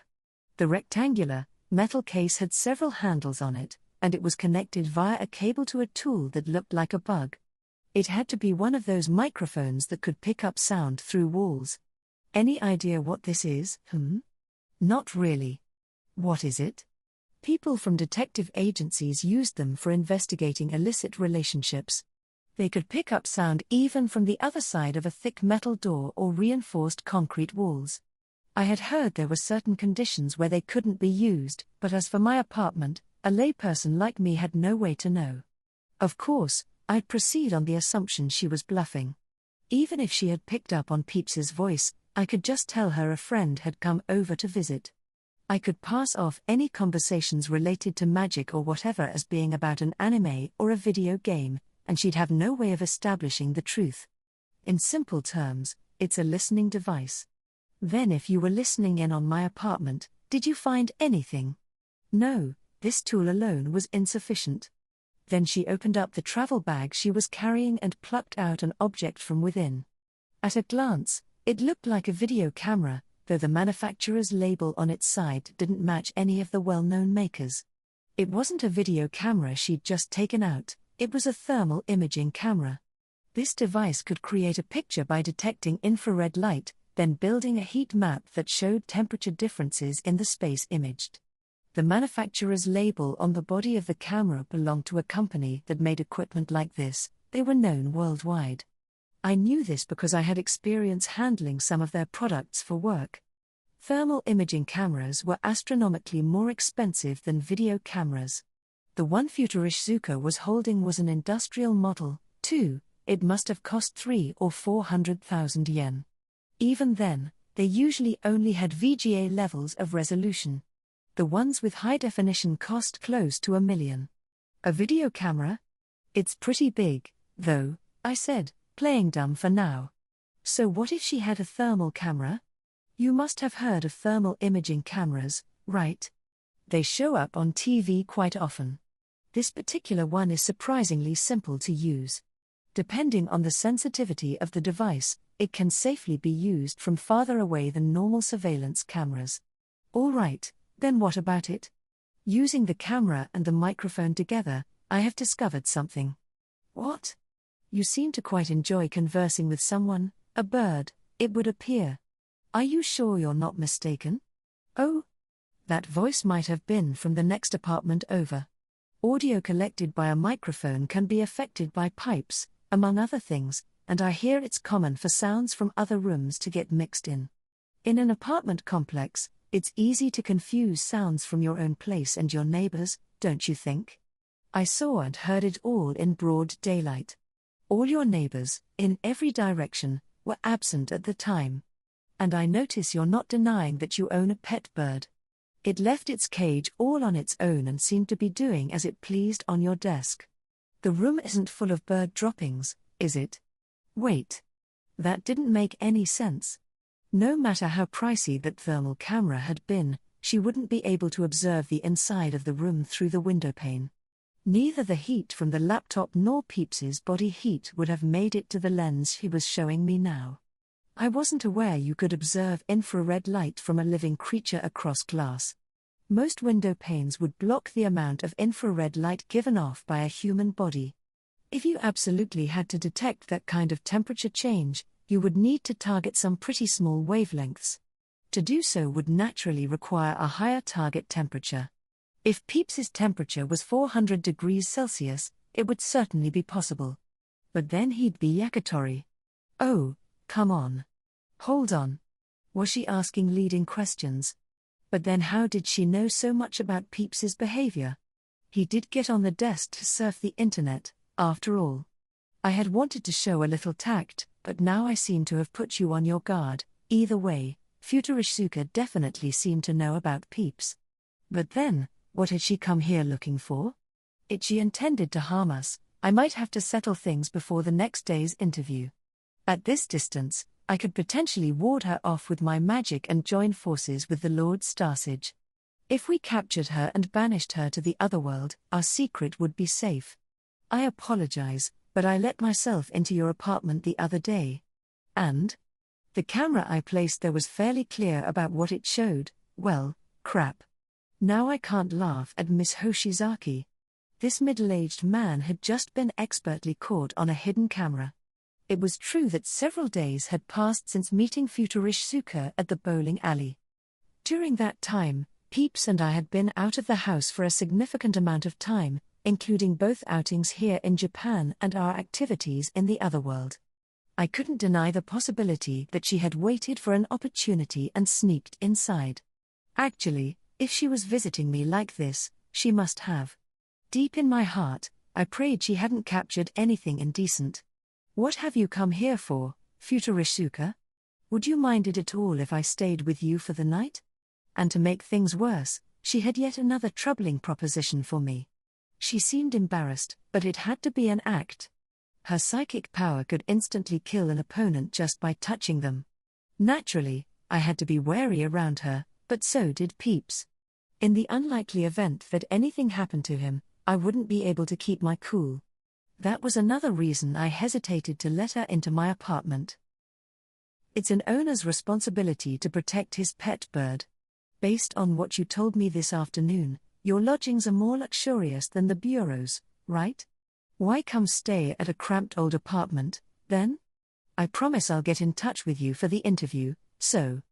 That bird who speaks to itself in front of your laptop is quite the curiosity. When I tried to convince her to turn back, I was met with a terrible smirk. She seemed set on entering my home, whether I liked it or not. Was she after Peeps? Or was it something else? This was not acceptable. What are you getting at, exactly? Should you flat out refuse, I might have a word with your boss. In that case, you may have to wait a while for an interview. I jest. But don't you feel your guard is somewhat lax?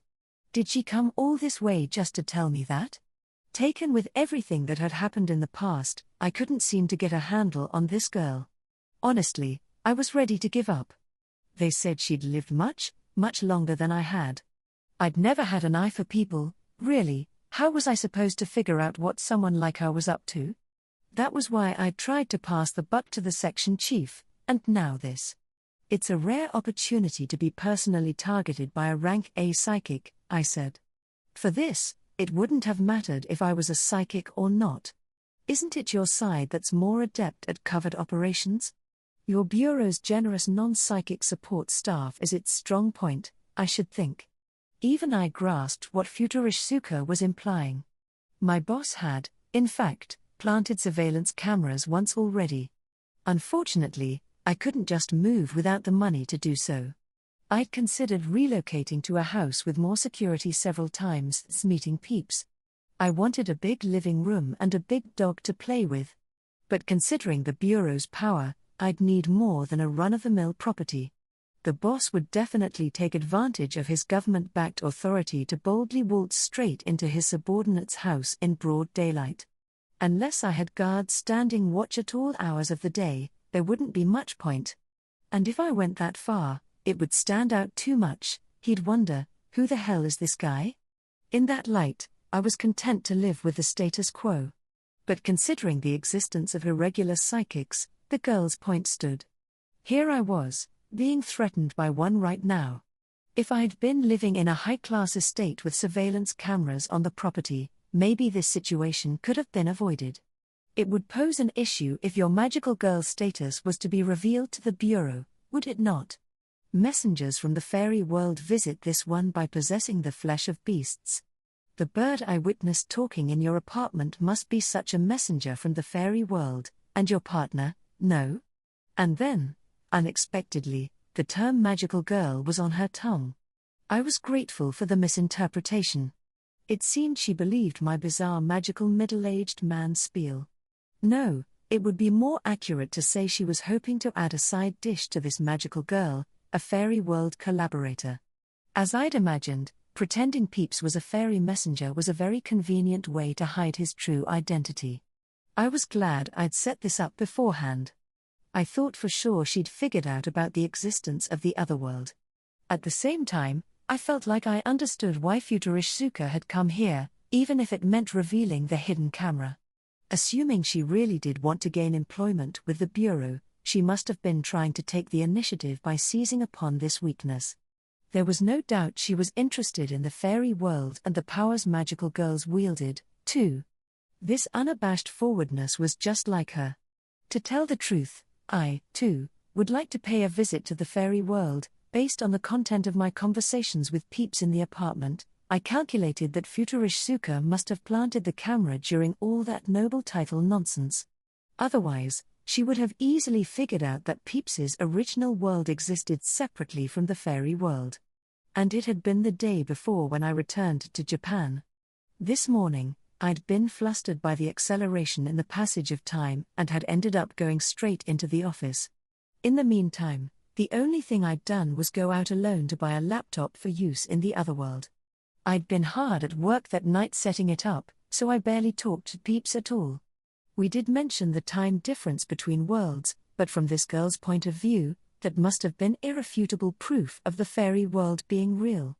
Even Futurishsuka didn't seem to have extrapolated the existence of a third world apart from that one and the one we inhabited. Though things might have been different if she'd taken a little more time to observe. So what will it be? I would appreciate a reaction, at least. In that case, our stance on the matter was decided. For the time being, when in front of her, I'd insist on being a magical middle-aged man. Japan's psychics don't look favorably upon magical girls, she went on. You may feel safe as a bureau employee, but I should think you'd be well served to tighten your own defenses a little more, at the very least. You didn't come all the way here just to tell me that, though. No, I was being truthful when I said I'd like lodging for the night. Tell me why, I asked, readying myself. The answer came more easily than I had expected. I am being targeted by my former organization. I would like to count you as an ally. Ah. Her prior organization's mindset must have been along the lines of if the cuckoo does not sing, kill it. A surprisingly bloodthirsty culture, given its generous company benefits. The Bureau definitely had a leg up on them in that regard. Maybe that was part of why she was looking to change jobs. If I'm with someone from the Bureau, they will find it more difficult to act. I understand. But if I accept, I'll be exposing myself to unnecessary risk. Why did you think I'd agree? Did you not consider the opposite possibility? Oh, that's quite simple. I was counting on your dependability and resourcefulness as a man. Are you threatening me? Please. You haven't understood a single joke all night. Futurishsuka may have looked like a little girl, but her chuckling was strangely philosophical, creating an unbalanced impression, only made keener by her history of manipulating me. I may not look it, but I am a woman of great means. I have accumulated much, having lived so long. Perhaps with some of it, we can strike a bargain? Regardless of how well paid the Bureau's employees are, you must seldom have the opportunity to earn lump sums. And it is clean money, perfectly usable right away. Of course, Futurishsuka's offer was very enticing. With the deals I'd been making in the otherworld, my own financial situation was far from healthy. Even the reserve funds I'd received upon entering the Bureau had begun to run out with all the stocking up I'd been doing lately. My first paycheck wouldn't arrive for a while yet, so things were pretty tight at the moment. Maybe it would be a good idea to discuss the amount with Peeps. He was now a modern-day bird, chock full of knowledge he'd gained from the internet. In all likelihood, he'd been learning quite a bit about the worth of goods and services in this world. He would doubtless prove helpful when negotiating the price. I would be willing to accept, depending on the amount. Truly? But I can't make this decision alone. I'd like some time to discuss it. A reasonable request. Plus, whether I let her in or not, I didn't like that she knew about Peeps, but he didn't know about her. I would have to introduce her to him. If she ever turned against us in the future for some reason, it would be vital for him to have met her beforehand. I'll introduce you to my partner. Will you come with me? Of course. That is what I'm here for. And I would like you to dispose of the camera you planted in my room immediately, please. Oh, aren't you a shy one? And so we headed to my apartment together. It was important to get my story straight with Peeps before letting Futurishsuka in. Now that I'd explained him as a messenger from the fairy world, if something was to happen, and that strange and fantastic otherworld's existence was exposed, I'd have no idea how to proceed. To solve the problem, we left her just outside the front door and jumped from our apartment to the otherworld. Before doing so, I remembered to mention the words magical field and act like I really was a magical middle-aged man for the benefit of the surveillance camera, its location still unknown. Peeps, clever as always, picked up on the odd way I was speaking and used his magic without needing an explanation. The special effects were a little different from our supposed brethren, but that was inevitable, given the situation. Like always, we jumped to the cheap lodging we'd reserved for this very purpose. Then, Making use of how time passed differently here, I reported Futurishsuka's presence to Peeps. Despite the changes to the flow of time in the past few days, a few minutes in the otherworld would still be just an instant back home. We could relax, take a seat, and have a talk, without any fear of being caught on hidden cameras. There was so much to share: Futurishsuka and her powers, the existence of magical girls, fairies, and the fairy world. I had a lot of new info for Peeps, so explaining it took a decent chunk of time. Ah, I see. So that's the gist of what's going on. If this goes well, we might be able to make our monthly Chateaubriand a weekly Chateaubriand. Really, now? Replied Peeps, his tone changing. A serious look had crossed the sparrow's face. Just how much does he love meat? Yeah. But I'll need to secure the best conditions to guarantee it. Then I'll put my all into it as well. Great. His considerable enthusiasm inspired a sense of dependability. His neck seemed a little more upright than usual, and his back was a little straighter. After much discussion, and a very optimistic approval from my partner, we returned to our cheap apartment. We checked the clock. As we'd predicted, it hadn't even been a few minutes yet. She couldn't have made any serious moves in such a short time. Even if she had used her hidden camera to see us vanish and reappear, we could mention the magical field and easily convince her. I think we'll be fine, Peeps, but don't let her touch you, no matter what. I am familiar with those who use such magic. It will be no issue. Wait, really? Indeed. In your war, oh, but I promised not to say any more about it. Sorry about that, but we're dealing with someone who has no problem spying. Given your position as a government worker, I can understand her thought process. Yeah? There is always the possibility of you selling her out to this bureau or what have you. She must want greatly to protect herself. I see. Peeps didn't seem fazed in the least by Futurishsuka's tactics, either. What an understanding sparrow. Having completed our calculations and estimations, we went to the front door together. Peeps took up his usual position on my shoulder. Ever since we'd met, the feeling of his claws through the fabric of my shirt relieved me. It really helped me get myself together. I wonder why. We've only been together a few weeks, even including our time in the otherworld. Was this what it meant to raise a pet? After moving from the living space to the front of the apartment, I pushed open the metal door. It wasn't very thick. Futurishsuka was standing in the passage outside the apartment, staring up at us with a travel bag in one hand, exactly as I'd left her. That was very fast, she commented. There wasn't all that much to talk about. Is that being with you the messenger from the fairy world, then? She asked, her eyes flitting to Peeps on my shoulder. No matter how you looked at him, he was just a Java sparrow. Nobody would ever think he could speak like a human. Indeed, that is correct. My name is Per Carlo. I'm Futurishsuka. The two exchanged greetings. Watching this was making me sweat. But I figured if she intended to do anything to us, she'd have already done it the day before. The true worth of Futurishsuka's power lay in the efficiency of her surprise attacks. She'd never walk straight up to someone first.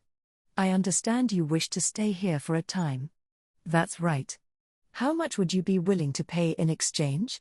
Peeps took the lead, asking her the questions, probably because his meat was riding on this. As far as I could tell, he already had a grasp of the value of goods in this world in Japanese yen, at the very least. This was a good chance for him to strut his stuff. Maybe I can leave this to him, just like he leaves everything in the other world to me. I'll be straight. How much would you like? I can't ask for what you don't have. It depends on how much you can pay. It seems you're taking my request into consideration. I'm very pleased. We couldn't just stand out here in front of the apartment forever, though. It would be disastrous if anyone saw us while Peeps was talking. If he'd decided to negotiate, we'd have to move. Even if she did sleep over, my apartment was only a 6-tatami room. I'd be up all night. It was just too small. We'd have to live out of a hotel room somewhere for the time being. After all, she wasn't looking for a place to stay, but for an employee of the bureau to stay with. Well, We don't have to stand around here. Now that we've had our introductions, let's move somewhere else. I obviously can't let you into my apartment. As you can see, it's very cramped, with only one bed and no accommodations for a visitor. I wouldn't have minded lying on the floor. I would have. Very well, then. Shall we find lodgings in the neighborhood? But before that, please do remove the camera. You can't let me keep it there for just a little while longer? Why would I? If you refuse to remove it, or leave part of it behind, then assume we will become your enemy, just like the magical girl we encountered earlier. Such a difficult world we live in. Actually, I think I'm being perfectly reasonable. I would have to have an expert double-check sometime soon. After leaving the apartment, we ended up at a high-class hotel in the city. The guest rooms included not only a bedroom but a living room and reception area as well, plus access to a personal butler. It was the very lap of luxury. The difference between this and the business hotels the bureau booked was like night and day. I was too scared to ask how much it cost. I thought it would be impossible to get a same-day reservation, but Futurishsuka got it done snappily with a single phone call. She was handling all the expenses, including for Peeps and me. The implication seemed to be this: now that she'd insisted on staying somewhere with better security, she was showing us an example. And she was right, most burglars wouldn't bother with a room high up in a hotel, dozens of meters off the ground. Finally, we came to the living space. After settling down on the sofas, we faced each other over a low table. Peeps was perched on my shoulder. I casually glanced at him and saw that he was staring hard at Futurishsuka. The sparrow's face in profile was awe-inspiring. It made me want to snap a picture. "If you don't mind," she began, "I would like to discuss compensation. Before that, I have a question for you." "What is it?" "How would you feel about a form of payment other than money?" Peeps spoke as though he'd just thought of something. This wasn't part of the discussion we'd had earlier. I found myself turning to look at him in spite of myself. "Peeps, the fact that you have amassed a fortune must mean you have the connections with which to buy and sell things of great value. We have very few such worldly connections at present. As compensation, would you consider sharing some of those with us? We've been graced with a golden opportunity. It would be a waste for our relationship to end after this. Bringing up such a deal at the last moment to someone we weren't sure if we could trust took nerves of steel, as expected of the Lord Starsage. He was so cool. You could really tell how much of his past had been spent dealing with crafty court nobility on equal footing. I wouldn't mind that, I suppose, but what about him? Do you mind this arrangement? I'd be lying if I said I didn't have apprehensions. According to the chief, Futurishsuka was a psychic belonging to an anti-governmental organization. I couldn't imagine the connection such a person would have involved anything legal. For comparison, she was far more frightening than the Yakuza. The only reason we were able to have a relationship at all was because I had permission from the chief. Otherwise, I couldn't even be seen with her. If I screwed this up, I could be arrested the very next day. But if this was what Peeps wanted, then I would do my best to make it happen, just as he'd given me the freedom to choose in the otherworld. Your proposal has me very interested, Peeps. Truly? But I would like to avoid anyone at work getting angry with me. I plan to discuss that, too, during these talks. I see. Futurishsuka looked convinced by what Peeps had said. She seemed interested as well. She had a hand to her cheek as she appeared to think it over. That would mean you have something to sell, would it not? That is correct. Items from the fairy world, perhaps. Are you interested in valuables and treasures from another world? He had to speak vaguely, but this was the issue that had been plaguing us until this very day: how to convert valuables from the otherworld into yen. If we could leverage Futurishsuka's connections to do that, I'd be excited, too. It was always best to ask a pro, it seemed. If possible, to reinforce my lie that I was a magical girl, I wanted to disguise the items as being from the fairy world. However, there would be no proof that the items we brought over existed in the fairy world at all. To me, the safest option would be to sneakily avoid telling her where they came from for the time being. Well then, I suppose I should venture the question. What do you plan on bringing?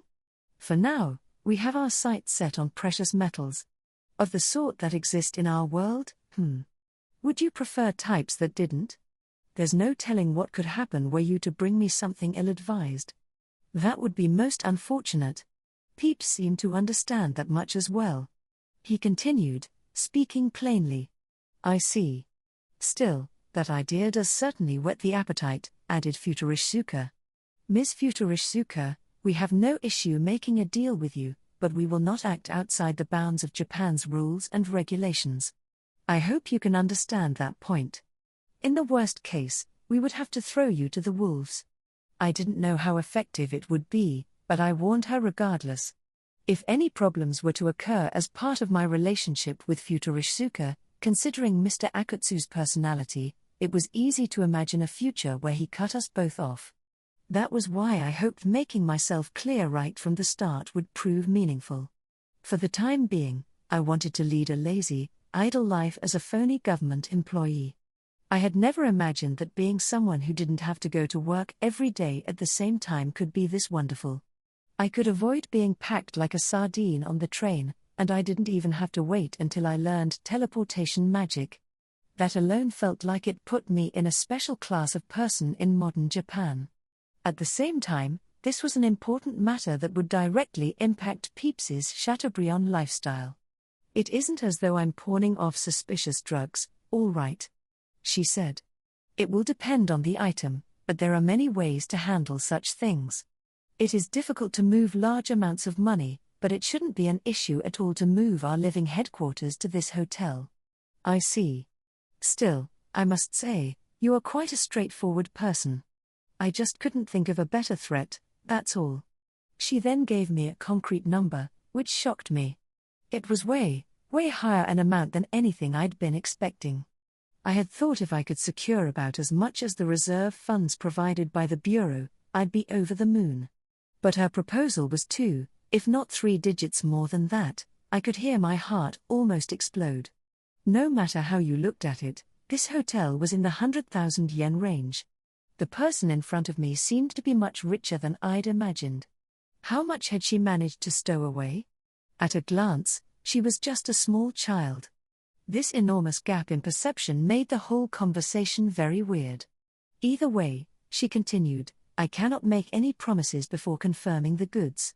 We will prepare them for you in the near future. I cannot wait. It is making me more excited than one my age has any right to be. And thus, Peeps and Futurishsuka came to an agreement. I'd be lying if I said I didn't have any concerns. There was always the possibility she'd betray us and tell the section chief everything. But now that she already knew about my position as a magical middle-aged man, there wasn't any point in hesitating to strike a deal with her. And, I thought as I watched Peeps chattering enthusiastically, once his beloved pet bird has made a decision, isn't it the pet owner's duty to show his magnanimity and accept it? The next day, Futurishsuka and I were in the hotel's living room, facing a laptop computer. We sat on the sofas, both looking at the device on the low table in front of us. Only Futurishsuka was reflected on the screen, though. I was sitting on the opposite sofa, watching her. Peeps was on my shoulder. We'd brought another monitor, separate from the laptop, and placed it on the table. The image, connected via an external output, was positioned so I could see it, too, from my spot on the other side of the laptop. All this had been provided by the hotel. On the screen was Section Chief Akutsu's face. Good-looking as always. One of those attractive middle-aged men. The suit and watch he had on looked expensive, too. Behind him was most likely a conference room in the bureau offices. He sat in a chair, facing his own device's camera. No other bureau employees were visible, but it was always possible others were positioned just out of sight. Thank you for making the time for me today. I know you must be busy. I'm going to be direct with you. Do you truly wish for a transfer into the bureau? Though Futurishsuka had started off with a formal greeting, the chief simply questioned her without emotion. He watched her closely and carefully. Yes, I do. You were an executive member of an organization hostile to us, correct? It's hard for me to believe you now wish to transfer. Do you have the grounds to convince me? If not, then I won't be able to accept your proposal. What you say is reasonable. This was turning into a stressful interview, probably because Futurishsuka was the interviewee. As a psychic, she excelled in harming others. If she got into the bureau, then betrayed us, the losses would be massive. No matter how short on hands we were, even I felt strongly that the risks here were too great to justify the returns. Still, you are a very talented psychic. Of that there is no doubt. Will you consider my request, then? At the present time, it won't be possible for us to accept you as an official bureau employee. However, I can think about giving you tasks as a part-timer. Depending on how well you work, I could conceivably think about bringing you on full-time in the future. I see. This was about how I'd expected it would go. If we didn't take her under our wing, she would end up with some other group. If that other group was friendly toward our bureau, there would be no problem. But if a hostile organization took her in, and if her volition to change jobs was sincere, that would become its own problem. And for that reason, we'd never actually had the option of turning her down. The bureau cannot yield any more than that. In that case, I would be grateful if you allowed me to help with your work. She'd probably requested the interview after considering all that as well. It hadn't taken long for her to answer the question. As she answered with a glittering smile, she appeared closer to her physical age, that of a little girl. If we hadn't met at the bowling alley, she probably would have fooled me with that smile and taken advantage of me. Come to think of it, the neighbor was about this girl's size when I first met her, too. All right. With her consent, the section chief nodded and agreed in his detached way. It looked like she'd be working as a part-timer or a temp worker. Given how rich she was, it wouldn't cause her any financial issues. Which meant it all came down to how good she could make the bureau look to the public. As for that, though, we wouldn't know until we saw her in action. So then, what will become of my status? I have no particular preferences for part-time or contract work as long as I can do that work under the bureau's name, but it may not appear so to others. Right. Regarding that, I'd like to leave it up to Sasaki to look after you, I sighed. What's he saying now? I wondered. He can't be serious, can he? Chief, hold on a moment. Before I knew it, I had cut into the conversation. The camera wasn't facing me, so I wasn't visible in the video. But he'd still be able to hear me through the microphone. I had no intention of letting what he just said go by unnoticed. Have you been listening? Well, you heard me, please do your best. Have you forgotten I'm a new employee who just joined the bureau? Of course not. And you are an extremely talented member of our team, your superiors think highly of you. I still have concerns about this decision. My policy is to emphasize those who stand out, regardless of how long they've been employed. What I'd wanted to do was throw the entire Futurishsuka matter in the section chief's lap and revel in his reactions. I never thought it would come bouncing right back to me. He had just placed a rank A psychic in the care of a newbie who had only gone on site twice. Would the rest of the bureau even accept that? Keep in mind I have no authority. If something was to happen, my response may be delayed. That's very true. I haven't given you much authority, have I? Then, in that case, I'll give you the same level of authority as Hoshizaki. What? I'll send over a sheet listing all your official powers later today, use that as reference. Chief, isn't authority something that comes along with a managerial position or compensation of some kind?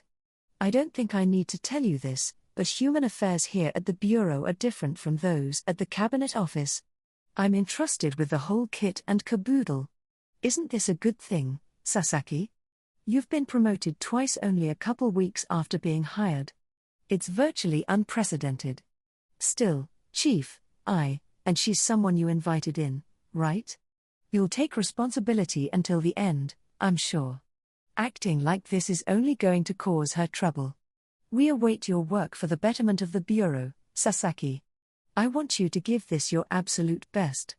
He knew exactly how to get to me. But even so, I was troubled. I didn't have the time to worry about it much, though. That's all for the interview. She's in your hands, Sasaki. No, hold on a second. I mean, I'll contact you again with our schedule. For today, I want you to deepen your familiarity with your new subordinate. This will be included in the list of official powers I'll send later, but your entertainment allowance will be expensed up to 1 million yen. This is as a capital investment for us, after all. So make sure to always keep your receipts. Chief, when you say capital investment, but before I could continue, the phone conference ended. The video cut off, and the screen faded to nothing. There were so many things I wanted to say to him about all this. And now it was awkward in the living room. With the conversation over, the space had fallen silent. The sound of the laptop's fan spinning was oddly loud. No matter how long I waited, the chief's handsome face would not grace the screen again. For a while, there was quiet. Eventually, Futurishsuka turned to me and said, "Is looking after me truly so unpleasant for you?" Her eyes, turned up to look at me, were frighteningly cute. She certainly seemed a far cry from a woman of character who had lived since before the war. She was definitely faking it. "As a fellow new hire, I hope we can get along," I said. "Indeed. I may cause problems here and there, but I look forward to working with you." Now I was one win and one loss against the chief. Next time, I'm going to fluster him for sure, I thought, determined. After escaping office life, working in the public sector was so freeing. The sun was still shining, and the boss had ordered me to take the rest of the day off, and to get a daytime drink. And he said the company would pay the entire bill. Essentially, there was no limit, no normal izakaya would ever get close to the amount he had given. Nothing beats paying for drinks with taxpayer money while the sun is still high in the sky, she drawled. Yeah. The beer was delicious. Even the foam. Whoever first thought up that slogan must have been an absolute genius. But does this not want to make you call for women as well? Oh, no, I could never. I could put you in touch. It would all fall under the business expenses. No, I couldn't do something like that in front of someone as pretty as you, Miss Futurishsuka. Oh, really? Your objection fills me with anticipation. I would be lying if I said I wasn't happy. I was really happy. Day drinking on someone else's dime was the best. We were in a private room, in an izakaya downtown near our hotel, having a drink together.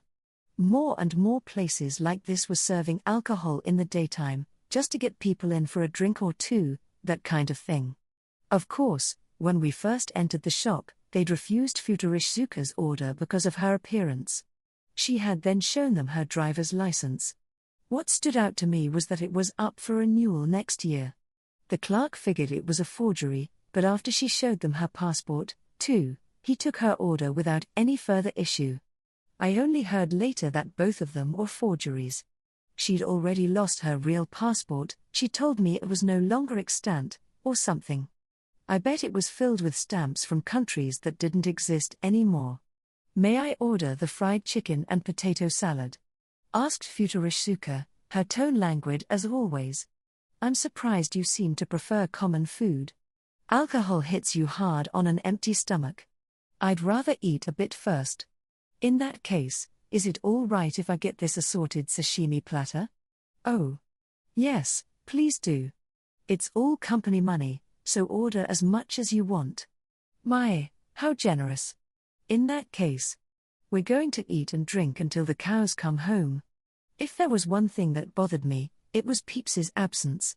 I couldn't exactly bring the birdcage into the izakaya and then let him out to peck away at some food. Lately, even places like these had started putting up surveillance cameras. So during outings, I'd taken to making excuses, like wanting to dip out early so I could do some drinking back at my hotel.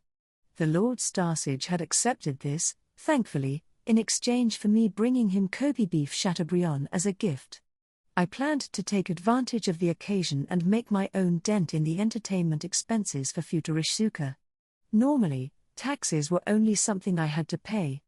The idea that I might be able to take some of that money back via izakaya and grocery bills was driving me to eat and drink until my stomach couldn't fit anymore. In fact, Why don't I go and buy Chateaubriand by the kilogram as a souvenir? By the way, said Futurishsuka, your boss seems to trust you quite a lot. Oh, no, that's really not the case at all. Isn't it? He believes in meritocracy, so this is probably because you're here. Ah, I see. So our destinies are linked. Even if you stumble, I plan to do my best. Oh, how cocky you are, especially when I'm right here. It'd make me nervous if I didn't say anything. No need to tease me. People who talk like that are the biggest schemers. As we chatted, I took care to keep the conversation light and entertaining. But if I was able to unearth even a scrap of her true intent, I would be more than satisfied. We continued to enjoy our drinks and talk about nothing important until, a while later, when we'd both finished off our third mug, the door to our private room suddenly swung open. I couldn't remember making any orders. Naturally, our attention snapped to the hallway. And there we saw Miss Hoshizaki. Sasaki. I've been looking all over for you. Fancy seeing you in a place like this, Miss Hoshizaki. We hadn't seen each other since parting ways at the bureau the day before. As always, she was armed with her suit and a lot of makeup. That thick lipstick was wonderful. I used your device's location info to track you down. Ah, I see. Come to think of it, I did carry a device like that around, didn't I? My thoughts turned to my pants pocket. Still, why had she come all the way here anyway? If she needed something, she could have just called. We weren't that far from the bureau, but she would still have needed a taxi to get here. If she'd come by train, all the transfers would have been a real hassle. Did you need something from us? I heard from the chief. He put you in charge of Futurishsuka, huh? She said, looking at the girl in the kimono sitting opposite me. Her expression appeared stiff and tense. She normally looked sullen, but this time she was significantly more on edge. Do you understand how terrifying she is? Yes. I believe you were the one who explained it to me. And yet here you are, drinking the day away with her like none of that matters. Wait, did she come here because she was worried? In that case, what about letting her join us? She couldn't drink since she was in high school, but I doubted it would be an issue for her to eat something. For a shop we went into out of pure momentum and zero research, it was surprisingly delicious and satisfying. The horse mackerel sashimi was especially incredible. Anywhere that had good horse mackerel was a trustworthy place, in my book. Would you like to join us, Miss Hoshizaki? What kind of idiotic nonsense is that? I don't know what to tell you. The chief ordered us to do this. Yeah, I kind of doubt even the chief would have thought you two would be drinking the day away like dumbasses. When I checked your location, it showed you parked at an izakaya. That's why I came all the way here to check up on you. Couldn't you have figured that out on your own? Wait. What? He was joking? The list of official powers he'd sent me earlier had included the social expenses amount he had indicated. That was why we'd started day drinking without asking questions. From our conversation so far, Futurishsuka didn't seem dissatisfied with the arrangement, either. Oh. I see. That's section chief. His jokes are too hard to understand. The giant octopus sashimi that came out in a little boat was out of this world. The wasabi soy sauce just kept on flowing. In my opinion, when it was served on those big leaves, you knew it was quality. Old men really do talk business while drinking, huh? That wasn't exactly what we were going for here. Once Miss Hoshizaki entered the room, the complaints started flying. I remember you, child. The bureau's water-manipulating psychic, said Futurishsuka, unable to sit by and watch the two of us. And what if I am? Then we shall have to get you set up with a drink. Go ahead and order something. With a grin, Futurishsuka held out the remote control used to send our orders. Then she breathed out, and the stench of alcohol made Miss Hoshizaki's face scrunch up into a scowl. Her expression said, "Don't talk to me anymore." She really was just a high school girl caught up with a couple drunks, but one of them looked like a little girl, which made everything weirder. Since Futurishsuka had started it, I decided to hop on the bandwagon. Have you eaten yet, Miss Hoshizaki? If you haven't, Why not eat with us? We spoke with the chief, and he approved of us eating here as a business expense. At the same time, I didn't forget to mention the entertainment budget to my coworker. A corporate drone's worst nightmare was finding out that a meal wouldn't be covered by the company, after all. I remembered every receipt that I wasn't able to turn in. Wait. Are you drunk right now? I can't deny the possibility. I didn't think I'd be drunk after 3 glasses, but with an upstanding high school girl in front of me, I didn't want to act careless, so I replied honestly. I was keenly aware of how dangerous the person in front of me was. My intent had always been to drink in moderation, without forgetting the presence of my important guest. I'd imagine it's the same for Futurishsuka, too. That was why she had ordered side dishes like fried chicken and potato salad. All right, fine. Then, for reasons I didn't understand, Miss Hoshizaki took a seat next to me. She'd taken an empty space on one side of the 4-person table.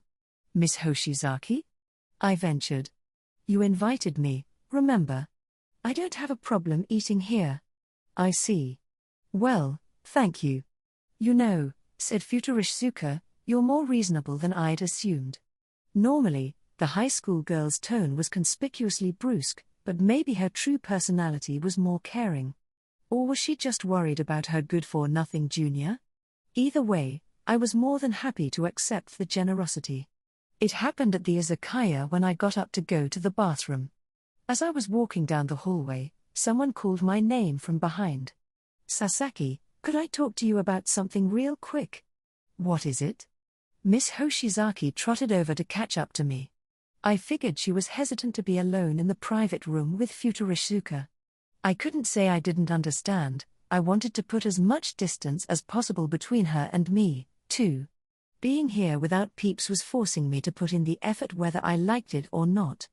Yesterday was so busy I didn't have a chance to thank you, so. Thank me? I lost consciousness partway through when Futurishsuka drained my energy. But you stayed on site until it was over and retrieved the target and me. I never thanked you for it. Come to think of it, I remembered her inviting me out for lunch as thanks after that bowling alley incident, too. I wouldn't have thought she cared about such things, but her personality was surprisingly conscientious. The gap between that and the suicidal mindset she got into on the battlefield was staggering. You don't need to. We were on the job as a team, so I only did what I was supposed to. Still, you saved me back there. I had no idea you'd end up asking Futurishsuka for help in that situation and then driving off the magical girl. The airplane crash was my fault, too, for not stopping the target. It's only because you interceded that I'm still even able to work. Did the chief get on your case about this? He just told me to appreciate you more. I see. What I did back then was more for my sake than hers. But if acting that way saved someone else on the side, there was no point in being unhappy about it. Especially if it was my work partner, the other half of my team. Still, everything that happened was the product of coincidence, so I don't think you need to be so formal. Really? Yes, really. Well, even if it was a coincidence, you still saved me. That's a fact. I was glad to hear her thank me, but I was scared I might expose something if we talked about it any more than this. Though I felt bad for wrenching the conversation in another direction, I did what I had to. By the way, I had something to ask you. What might that be? I've already heard that your power is to control liquid, but does that not include the body fluids inside a living human? Like, if you could touch someone's skin and manipulate their blood, that might be on par with Futurishsuka's ability. If the blood is outside the body first, I can control it. But not if it's still underneath the skin, then? If that was possible, it would be an effective deterrent against Futurishsuka. Since the girl could only use her power when she was touching her opponent's body, too, Miss Hoshizaki would at least be able to go down with her. I doubted Futurishsuka would go that far to take down Miss Hoshizaki, so her safety would have been guaranteed at the very least.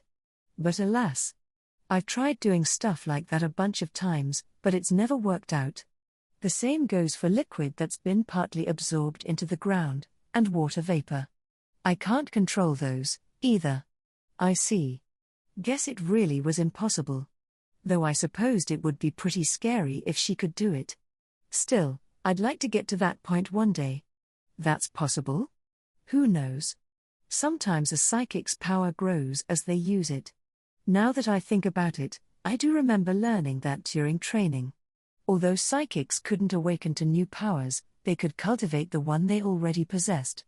However, doing so necessitated an uncommon level of effort or a deep understanding of the power itself. The explanation had made it sound really tiring. And this was battle-crazy Hoshizaki. Here, she probably trained every single day. I'm sorry, but could you let me go to the bathroom now? Huh? Oh, right, sure. Sorry for stopping you. Don't worry about it. After cutting the conversation short at an appropriate point, this lying bastard dashed into the bathroom. Later, after wrapping up our day drinking, we parted ways with Miss Hoshizaki and returned to the hotel Futurishuka had booked for us. Miss Hoshizaki, upon confirming the situation, had finished her izakaya lunch and returned to the bureau. That was a stroke of luck, since Peeps was with us in the hotel. As his owner, watching him stick to his sparrow act in her presence would have been painful to watch. The last remaining issue was the matter of our short stays in the otherworld. Futurishuka's interview with the chief had gone mostly as anticipated, so I wanted to return straight home after reuniting with Peeps. The girl would be able to start her work as part of the bureau now, which should lower the chances of former colleagues attacking her. I think I'll be going now, I said to her, holding Peeps's cage in one hand. However, in response, she asked us to wait. Leaving already, are we? It may only be part-time, but a new hire is a new hire. Go ahead and file for your transfer in triumph. Personally, I'm in the mood to spread some more lascivious rumors, perhaps about some romantic relationships between bureau employees. That would end up harming me as well, wouldn't it? I thought. Definitely out of the question. Still, considering my future plans to sell valuables from the otherworld, I'd have to actively help her in some way and gain her trust. You couldn't foster a friendly relationship when you always wanted the other person to do things for you. If we were going to stick together for a long period of time, I'd have to demonstrate that she would benefit, too. And in gambles like these, the opponent was at an extreme advantage. The older, the wiser, so the saying went. Better to be sincere than try to use poorly thought-out schemes, I thought as I watched the girl grinning greedily. Do you know about the magical field used by magical girls? I do. A strange magic that allows one to move anywhere they wish, yes? If anything happens, I'll come straight to this hotel. You would do that? Yes. I promise, I said, shooting a glance over at Peeps and seeing him give a little nod. He, too, could probably see the Chateaubriand sizzling before his eyes even now, with our goal of interworld trade dangling right before us. The chunk of meat I'd bought as a gift on the way home from the izakaya was doing the trick in all its 2-kilogram glory, and it was a particularly exclusive cut. It was amazing, having the right to decide when and how I'd eat and drink. And it was all being financed with taxes. I felt like I'd gotten every bit of my residence tax and income tax return from the previous year. So this is why dirty jobs never disappear from the world. For a member of the Bureau, you are surprisingly caring. Is that right? Well anyway, I'm going to get going for the day. Yes. I look forward to working with you from now on. After returning her smile with a slight bow, I left the hotel with Peeps. The neighbor's POV. During lunchtime, I decided to read a book in the library. Since today's main course was rice, I didn't need to devote any time to securing food. All I did was secure about 3 extra helpings of the green onion miso salad, since it was so unpopular. The dish was rich in flavor and filling. Plus, wonderfully, there was always so much of it left over. In sharp contrast to the lively classroom, the library is very quiet. With the librarian keeping watch, you never hear students raise their voices. I come here a lot, since I have a hard time with loud places. And for someone who can't even watch TV or read newspapers or magazines at home, the school library is also a vital place for me to get information on what is happening in the world. With how many different kinds of magazines this library has, it is even more valuable a resource than the lectures we get in the classroom. Just like every other day, I have a stack of newly published informational magazines on the table. When I flip through the articles, I never bother thinking too hard about the contents. It all just flows into my head. I accept it all as simple information and never really scrutinize any of it. You never know what kind of knowledge may come in handy in any particular situation. Most importantly, some of it might help me talk to the man next door. I spend a while like this in peace and quiet. Then I hear voices from another table close by. Did you hear about the murder that happened the other day near the school? Wait, you mean the one at the intersection on 2nd Street? Yeah, that one. Judging by the color of their slippers, the two girls are in their 2nd year, one grade higher than I am. The two of them are sitting side by side at their table, chatting away. They're not speaking loudly or anything. At their volume, the librarian wouldn't start nagging them to shut up, as long as it didn't last too long. But since no other students are making any noise, I can hear them all the way over at my table. Apparently, stuff like that is happening all over the country. Wait, really? My dad was talking about it this morning. He's a police officer. They are talking about the incident I had run into the other day. My attention naturally shifts away from the magazine in my hands to the girls' conversation. But you know how it's not really on the news much? They have a, muzzling order? That's why they're not talking about it. Muzzling order? You mean a gag order? Yeah, that's the one. I think. Wait, for real? That's like the stuff you see in TV dramas. After all, I'm curious about it, too. A person has died, and in a way that would have made headlines everywhere. It is strange that it isn't being talked about on the news. Even the magazines I'd been reading today hadn't mentioned it once. Plus, they haven't caught the culprit yet. At least, nobody is reporting that they have. The criminal could even be hiding out somewhere nearby. It's true. My dad was really annoyed about it. I bet it's making his job pretty hard. No, not that. Apparently, he hates it when big shots from the government come to talk to them. Wait, what? I don't get it. Does that mean they had a conference on how to respond to the incident? If that is the case, the information about the gag order seems a little more trustworthy. A local police officer complaining to his family about government interference, that kind of makes sense. As I stare at the magazine in my hands, my imagination starts running wild. They are right, this is like something from a TV drama. I'd never seen one, but I can hazard a guess. It seems like they're about things like this.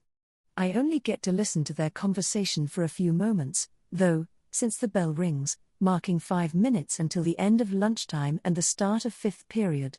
The two girls who had been talking get up and leave the library. I watch them out of the corner of my eye as I rise from my own chair. After returning the stack of magazines to their places, I hurry out of the library. Just student rumors. Probably nothing to worry about. Getting a chance to talk to the man next door is far more important to me anyway. Chapter 4. The Otherworld and Psychic Powers. After returning to our apartment, Peeps and I decided to head for the Otherworld right away. We hadn't been able to do so the previous night because we were at the hotel with Futurishsuka, and while the time difference may have changed since our last trip, we could be sure that about a month had passed. Partly because of that, I was nervous during our journey. As always, we arrived in the cheap-in room in town we had reserved for this purpose. After that, I relied on Peeps's teleportation spell to get to Count Muller's castle. If we wanted information in this world, there was nobody more reliable. We urgently needed to learn how things were going here after the incident with the Empire. The guard standing watch at the castle's entrance was a familiar face I'd already encountered several times on my way in and out. When he saw us approach, he gave a reverent bow and said, "Ah, Sir Sasaki, welcome back." Huh? We've met before, haven't we? Last time we spoke, I remembered him being a little friendlier. He'd say things like, "Hey, welcome back. or just stay put for a second, and announce us to Count Muller. Sir, I deeply apologize for any rudeness I may have displayed in the past. Wait, what are you talking? You are a noble, Sir Sasaki. Oh, right. Now that he mentioned it, something like that had happened, huh? If I was remembering correctly, I'd received the rank of knight. Everything that had happened back in modern Japan had been so shocking I'd forgotten all about matters in this world. That said, knights were the lowest rank of nobility according to the Count. If a guard was having to humble himself to this degree, well, social status in the kingdom of hers was certainly nothing to shake a stick at. No matter what I said to the guard after that, he retained an air of profound respect. Eventually, we ended up in the reception room in Count Muller's residence. Thank you for coming, Sir Sasaki. Lord Starsage, I am honored by your presence. I'm sorry for barging in all of a sudden. You must be busy. My apologies for not contacting you in advance, Julius. Please, no apologies necessary. I have plenty to discuss with you both as well. In that case, why don't we get right down to business? The only ones in the room were Peeps, the Count, and me, 2 men and 1 bird. Count Muller and I sat on the sofas as we spoke. The table between us was set up with tea and several sweets brought in by a maid just a moment ago. She'd also placed a wonderful perching tree next to the tea set, along with more finely cut pieces of candy that now sat in a shallow dish in front of it. There was also a small teacup about as deep as the bird's beak was long. These would make it easier for Peeps to peck away at everything. The whole set must have been custom ordered. Every part of it spoke to the depth of respect the person in front of us had for the Lord Starsage. I glanced at the bird on my shoulder, and he fluttered down to the tree on the table. The corners of Count Muller's mouth turned up in a slight smile. The sight of them both brought a smile to my heart, as well. I began to wonder if it might even be better to leave Peeps in his hands for a while during our stay here. Sir Sasaki, would you mind terribly if I shared my news first? Please do, my lord. I apologize for the rush, but there is something I very much need to inform you both of. Hearing Count Muller say this with such an air of formality was kind of scary. Despite myself, I tensed up in preparation. What would that be, my lord? The invasion by the Ogan Empire into the kingdom of hers has set unprecedented events into motion within our nation. These events concern certain privileged classes, the royalty and nobility, specifically, and I want to make sure you're aware of them, Sir Sasaki. I would be more than happy to listen. We had been hoping to ask about current events, ourselves. Peeps and I both turned to focus on what Count Muller had to say. And what we heard struck me as very uncharacteristic of the kingdom of hers. The source of this disturbance had been none other than the king, the very one I'd previously been bestowed an audience with. He had made a shocking proclamation addressed to all Hertzian nobility. In his words, our nation will implement various measures to regain our past prosperity, and so on. One particular part of this speech, according to Count Muller, caused a stir throughout the kingdom's nobility, from the highest to the lowest in rank. As for what part was so provocative? Well, to summarize, it's quite simple. The current king had several children, and he intended to have each play an equal part in the politics of the nation. After 5 years, he would unconditionally cede the throne of the kingdom to whoever achieved the most remarkable feats. It seemed His Majesty was truly concerned about the direction this country was taking. Left desperate in the face of invasion, then blessed with a windfall recovery, he had found himself ready to welcome revolutionary reform. I didn't know how it was for nobles, but once a nation was defeated and occupied by another, the death of its royal family was a foregone conclusion. Such things had happened repeatedly in my own world. I see, my lord. So that's what's been happening. His Majesty had a lot to think about, no doubt. Come to think of it, how was the war's outcome explained publicly? As you know, the enemy's combat strength up and vanished. I figured hers might have some difficulties explaining it. Both nations are reporting that they were caught up in a battle between 2 great war criminals. Traces of great magic, or magic even higher than that, have been confirmed at the site. The Ogan Empire probably doesn't think the kingdom of hers is responsible, either. Count Muller's eyes darted briefly to Peeps. The sparrow wasn't fooling him. I naturally recalled the purple-skinned woman he'd engaged in aerial combat for such a long time. She had a frightening nickname, the Blood Witch, if I remembered correctly. According to Count Muller's words at the time, she was one of the 7 Great War criminals. I wasn't sure what kind of people these Great War criminals were, but based on what I was hearing now, they sounded similar to Peeps, remarkably talented and, from the perspective of the rest of us ordinary people, more akin to a natural disaster than anything else. I feel bad for involving you in all this trouble, Sir Sasaki. You received your title by the will of the second prince's mother, and everyone believes this latest development is going to lead to a struggle between the first and second princes. It isn't something you need to apologize for, Count Muller. No, I am responsible for involving you both. Noble affairs here in hers would probably be absolute chaos for the time being. And with Count Muller being closely allied with the second prince, I doubted he'd be able to remain uninvolved. His promotion to Count, still recent news, wouldn't make anything easier for him, either.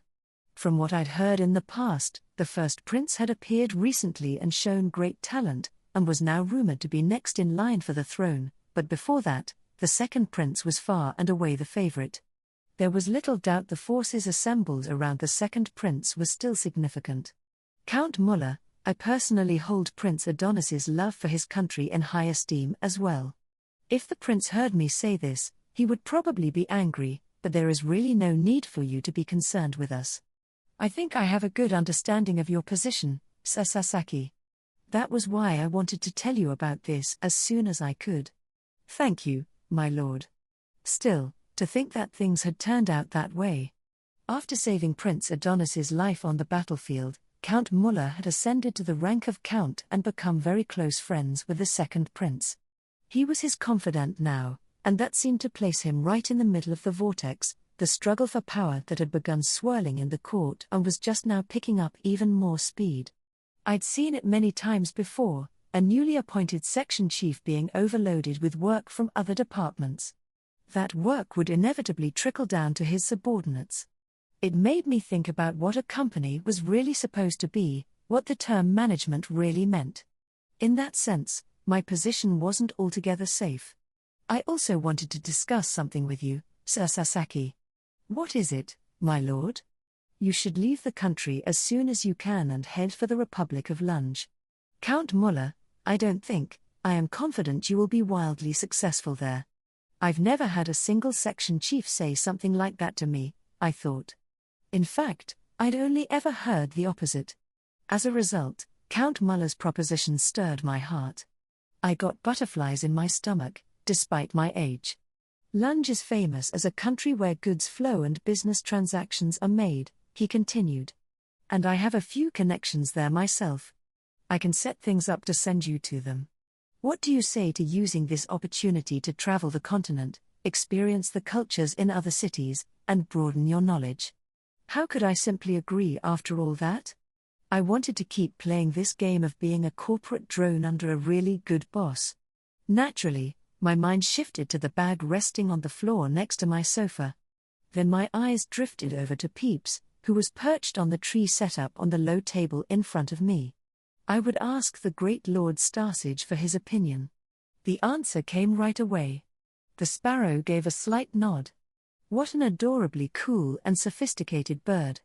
I understand your proposal, Count Muller, but we would still prefer to stay in this town for a while longer to do business. If it's all right, would you look through the products we've brought?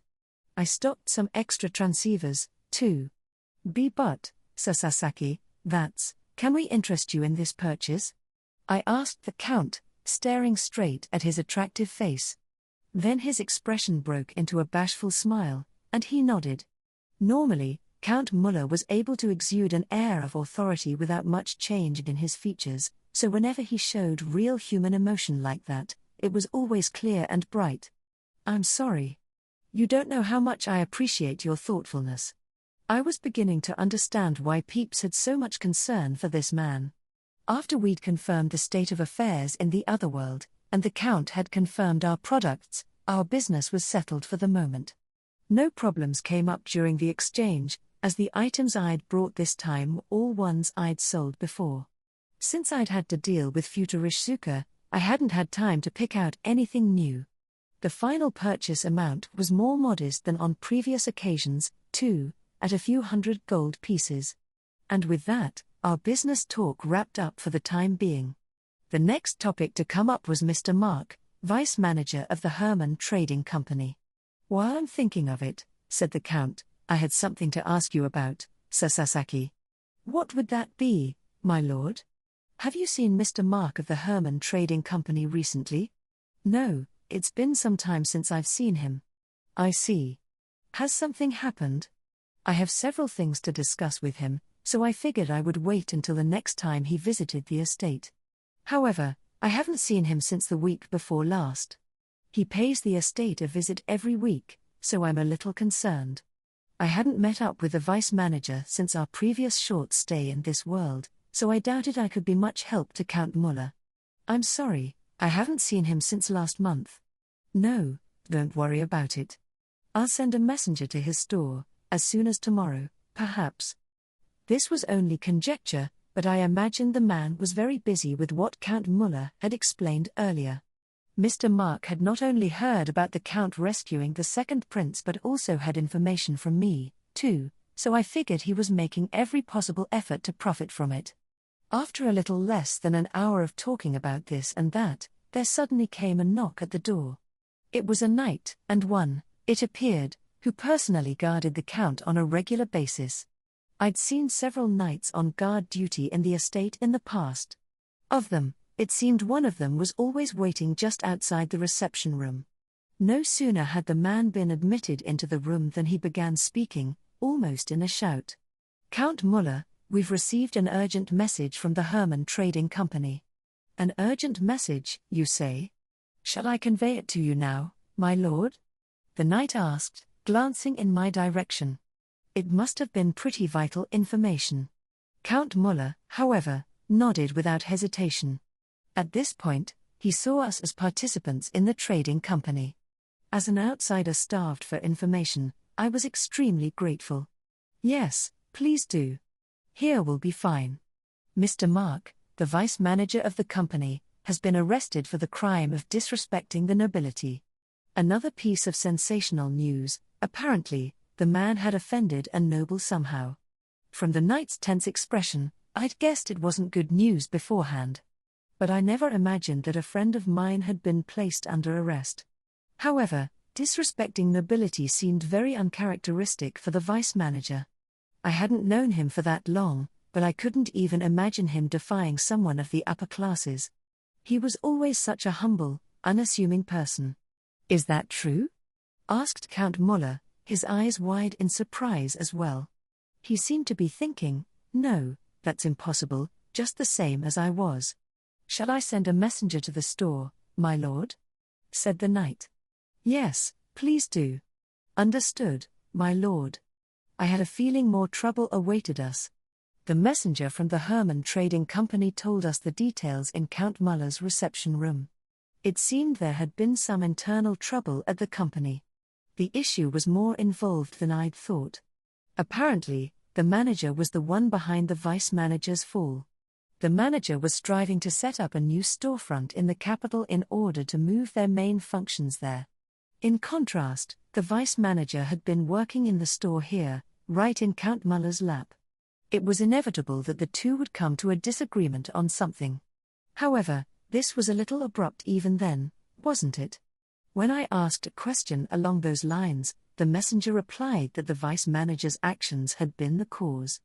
Having obtained early insider information that the war, driven by the Ogan Empire's invasion of hers, would be ending, he had profited handsomely, involving his clients and customers as well. According to the messenger, the amount he had made easily exceeded the Herman Trading Company's usual yearly sales. There was little doubt that the manager, wary of his subordinates' success, had struck first out of fear he'd be overthrown. When I asked how they could be so sure of it, the man serving as messenger said he'd been at the scene of the crime. He explained the incident in detail, but essentially, the offended noble had faked an accident. He had claimed to have been hit by a carriage, and the vice manager had been arrested. This truly was another world. The position of the victim and suspect were totally reversed from what I was used to in Japan. We pressed for further information and were told the noble who had accused the vice manager of the crime had a long-standing grudge against Count Muller. Considering the manager's wish to move company headquarters to the capital, this must have seemed the easiest option to ruin the vice manager. The manager's ideas and those of a noble burning with opposition toward Count Muller must have intersected and led to the plot. And so the vice manager had been dumped into prison on bogus charges. Once we'd seen the messenger out of the reception room, the Count bowed to me. "Sir Sasaki, I feel I must apologize yet again. This trouble, too, is my responsibility." "No, don't apologize. None of this is your fault, Count Muller. The king's proclamation about the conditions to inherit the throne almost certainly had something to do with all this, too. The noble accident faker in question was apparently part of the first prince's faction.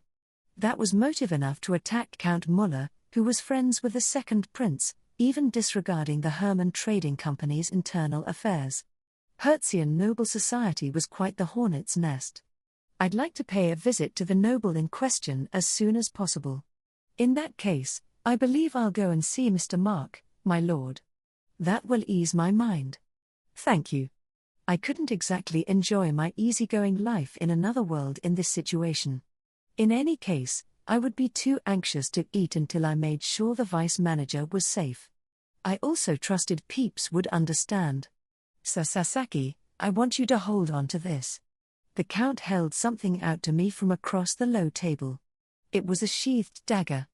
Beautifully ornamented, it must have had more worth as a work of art than as a weapon. "My lord? If you show someone this dagger and give them my name, your commands will be regarded as my own. I want you to use this power to vouch for Mr. Mark. Since he isn't a noble, he will be treated very badly in prison.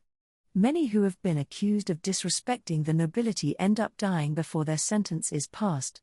"I understand, my lord." Wow. This is a huge responsibility, I thought. If I had been alone, I doubted the Count would have trusted me with such an important task. Peeps definitely played a role in his decision.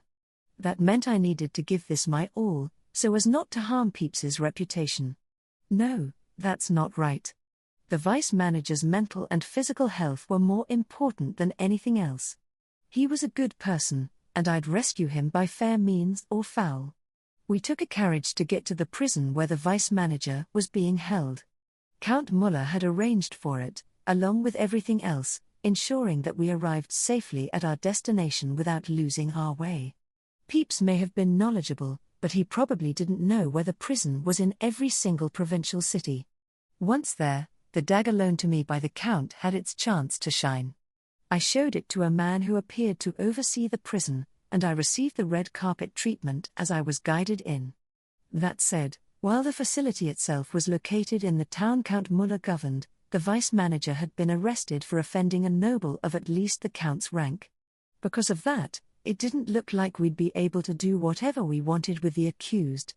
In the prison, we saw a night-keeping watch, apparently under Count Dietrich's name. This was the result of Herz's aristocratic system. It would appear that the authority and jurisdiction to make legal judgments, as it was called in my world, weren't necessarily tied to the lord of the land. If I used the magic Peeps had taught me, I could have driven off the guard and broken the vice manager out. That, however, would cause a huge problem for Count Muller, so it had to be a last resort. The prison overseer under Count Muller and the knight on guard left here by Count Dietrich accompanied me through the prison. After a short walk, we came to the end of one of the facility's underground passages. Through the bars, we could see the vice manager. His hands were bound in chains and his feet in shackles. Mr. Sasaki, what are you doing here? I apologize for how long it took me to get to you. The underground prison was dark with few light sources, so I used an illumination spell to brighten Mr. Mark's cell. When I did, I saw large bruises on his cheeks. Probably the result of scuffles with knights or military policemen at the time of his arrest. I hastily used my healing magic. When I cast it, the knight with us readied himself for a fight, but when he saw that my goal was to heal the man's wounds, he put down the hand reaching for his sword. The vice manager's bruises healed without a trace within a few seconds. Thank you so much for doing this for me, I'm hardly worthy of it. I heard what happened from the company. Count Muller is making preparations on his own end regarding this incident. It won't be long before he proves your innocence, Mr. Mark. Wait, but that would be so much trouble for you and the Count, and... Mr. Mark's gaze drifted to the knight standing next to me. When I saw that, I suddenly remembered that I'd heard Count Dietrich's name before. He'd allied himself with Count Muller's butler Sebastian in the past. He was the top of the faction trying to bring down House Muller. He had previously shown up only in name, however. Apparently, he and Count Muller had a long history of discord. You don't have to worry, just wait for him. He's sure to get you out of here. Mr. Sasaki. Count Muller said he'd do it, so everything should be fine. If, even then, things didn't work out, and I didn't want to think about this, I'd blow up the prison and flee somewhere with Mr. Mark. We could head for the Republic of Lunge, though that wasn't part of the Count's plan. And I was sure Peeps would help if it was to save Mr. Mark. Also, I said to the knight, I had something to talk about with you. What is it? I have a message I'd like you to convey to Count Dietrich. Speak. It appears as though he has allied himself with the manager of the Herman Trading Company, but when it comes to business talent, none can rival Mr. Mark. I would humbly advise him to think wisely, with a view to the long run, about which side he should really take. Doesn't the dagger at your hip mark you as a member of House Muller? I would also suggest, sir, that he look into how much of a profit Mr. Mark made after the recent dispute with the Ogan Empire. I think that will make it clear whom he should be sheltering. That's pure nonsense. Perhaps. But shouldn't Count Dietrich be the one to decide that? Ugh. Right now, I wanted to focus on keeping Mr. Mark safe. And no matter how the cookie crumbled, I was confident Mr. Mark would ally himself with Count Muller anyway. For that reason, I decided the correct move would be to buy some time, even if it meant pretending I was cheating on a certain noble. Otherwise, I doubted the prison would alter their treatment of the vice manager. Fine. I'll tell him for you. Thank you, sir. But I wonder what would happen if others were to find out that a foreign merchant turned noble, who happens to be in the second prince's favor, has been fawning on those of us supporting the first prince. Between your facial features and skin tone, you're the talk of the court. You are this Sasaki person, yes? The knight watched me and spoke with a smirk. It seemed like he was trying to assert his dominance. Considering Mr. Mark's position, I couldn't let him pin me down like that. Even if I had to act a bit arrogant, I decided my best move was to be assertive myself. To me, this man here is more important than the second prince. What? Are you mad? Sir Sasaki. So I'd very much like you to convey my message to Count Dietrich. You would offend nobility. Your lord, who you should revere. If you're dissatisfied, you can go ahead and inform Prince Adonis himself. What? In fact, I can go and tell him right now, personally. It would have been simple if I had discussed all this in advance, but even if Prince Adonis was to hear of it, I could easily explain the situation to him. I was confident I could count on Count Muller's understanding as well, though this was all a product of the Lord Starsage's influence, of course. Don't think I'm going to bail you out if you regret this. I wouldn't expect you to. But I do promise not to bring any sort of harm to Count Dietrich. Ugh. Even the knight looked shocked at that. Whatever happens, it looks like I managed to buy us some time. After our discussion in the prison regarding the Herman Trading Company's vice manager, we next set off straight for the Republic of Lunge. To get us there, Peeps kindly provided his teleportation magic. It would have taken way too long to get there on foot, so while I felt bad for asking for the bird's help, I had little choice. His spell brought us there instantly, and we were met with the lively city streets we'd once visited to procure supplies for Count Muller.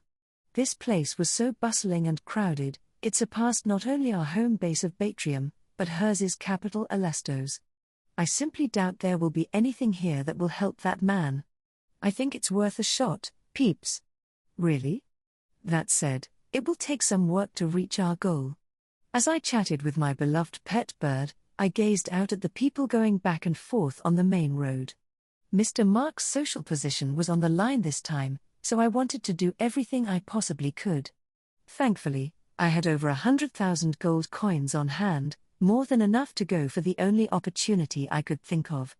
I knew the finances belonged to both me and Peeps, but I really wanted this chance. I know I'm dragging you around, but will you let me give this a try? Well, the man has been a great help to us many times in the past. Peeps had no objections. He was probably remembering the stupendous meat dishes we'd tasted in Mr. French's restaurant. He was indeed a very human sparrow, which only served to make him all the more adorable. Thanks so much, Peeps. That makes me really happy. But if you're doing this, you need to make sure you win. Of course. Mr. Mark's future is riding on it, after all. His loss would be very painful for us. If Count Muller heard that, I thought, he'd probably be jealous. He might even get competitive, seeking the same praise from Peeps. I walked through town for a while with the ever-popular bird on my shoulder. Eventually, we reached the Kepler Trading Company, where we'd come looking for a business deal in the past. Once there, we asked for Mr. Joseph, who was in charge of foodstuffs, the one we had dealt with last year, too. It was surprisingly easy to secure a meeting with him. Before we could even get a word in, we were shown to the reception room. A familiar face was already sitting there on the sofa waiting for us. It's been so long, Mr. Sasaki. Yes, it has, Mr. Joseph. He encouraged us to sit, so I settled onto the sofa across from him. Peeps stayed put on my shoulder, pretending to be a familiar and watching Mr. Joseph through his cute, round eyes. I really appreciate you making time for us. You must be busy. Not at all, I've actually been curious about you as well. You have? Mr. Joseph smiled as he spoke. His casual attitude was no different from last time.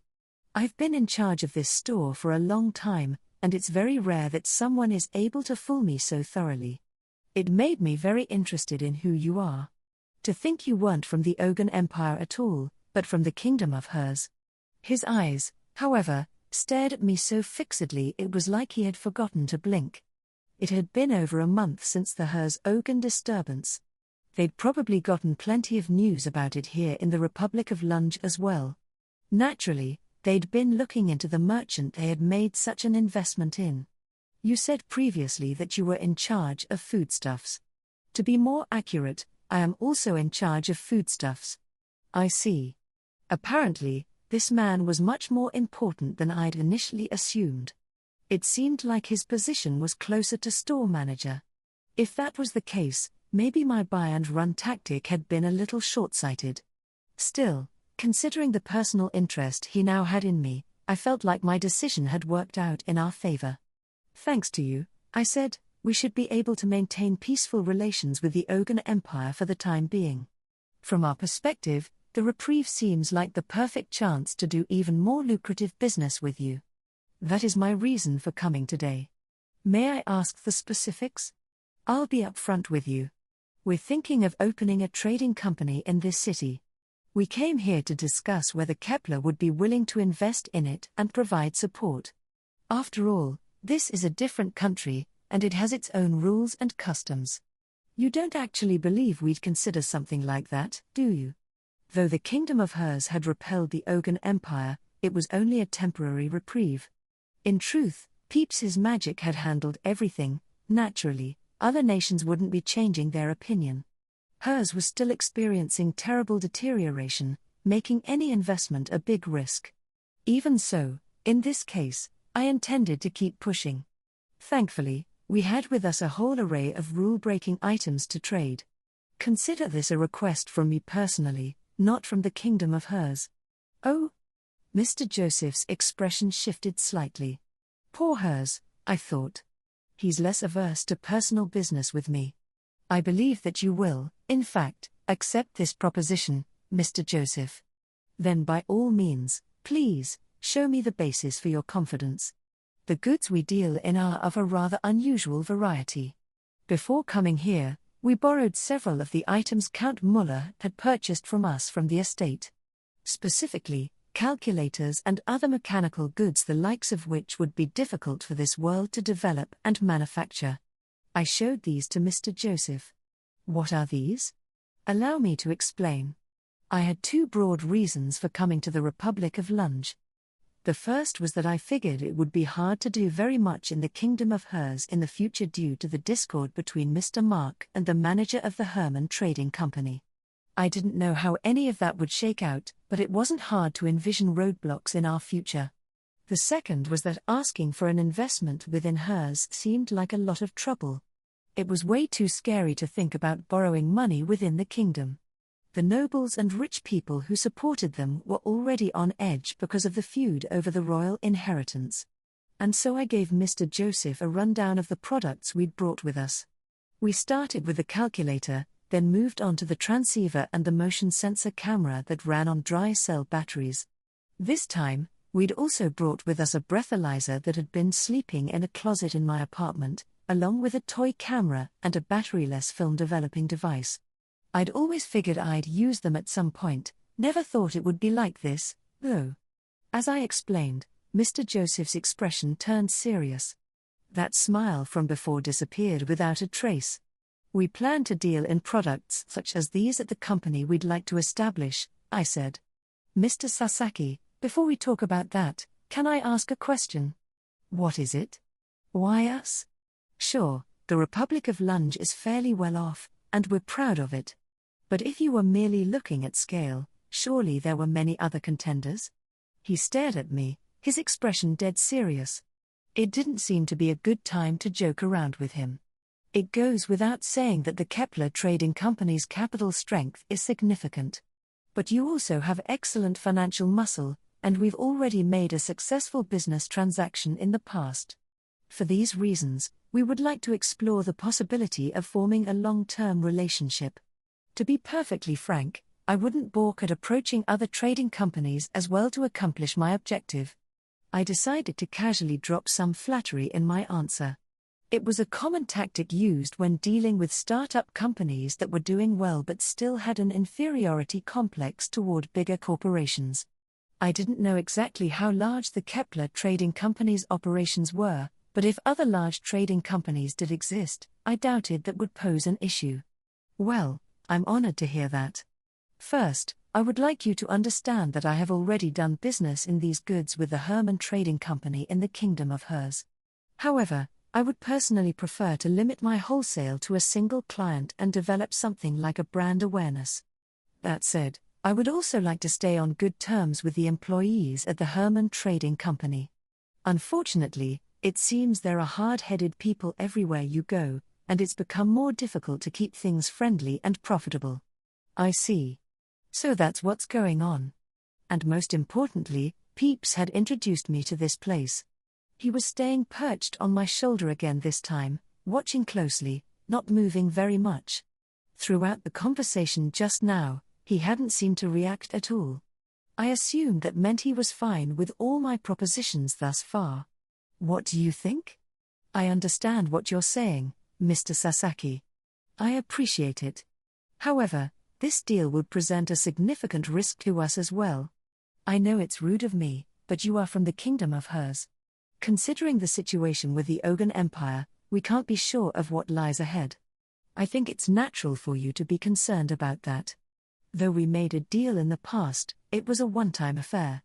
On that point, Mr. Sasaki, would you be able to prove to me that you are a man worthy of our trust? I'm hesitant precisely because the goods you deal in are so attractive. From his point of view, that was a perfectly reasonable reaction.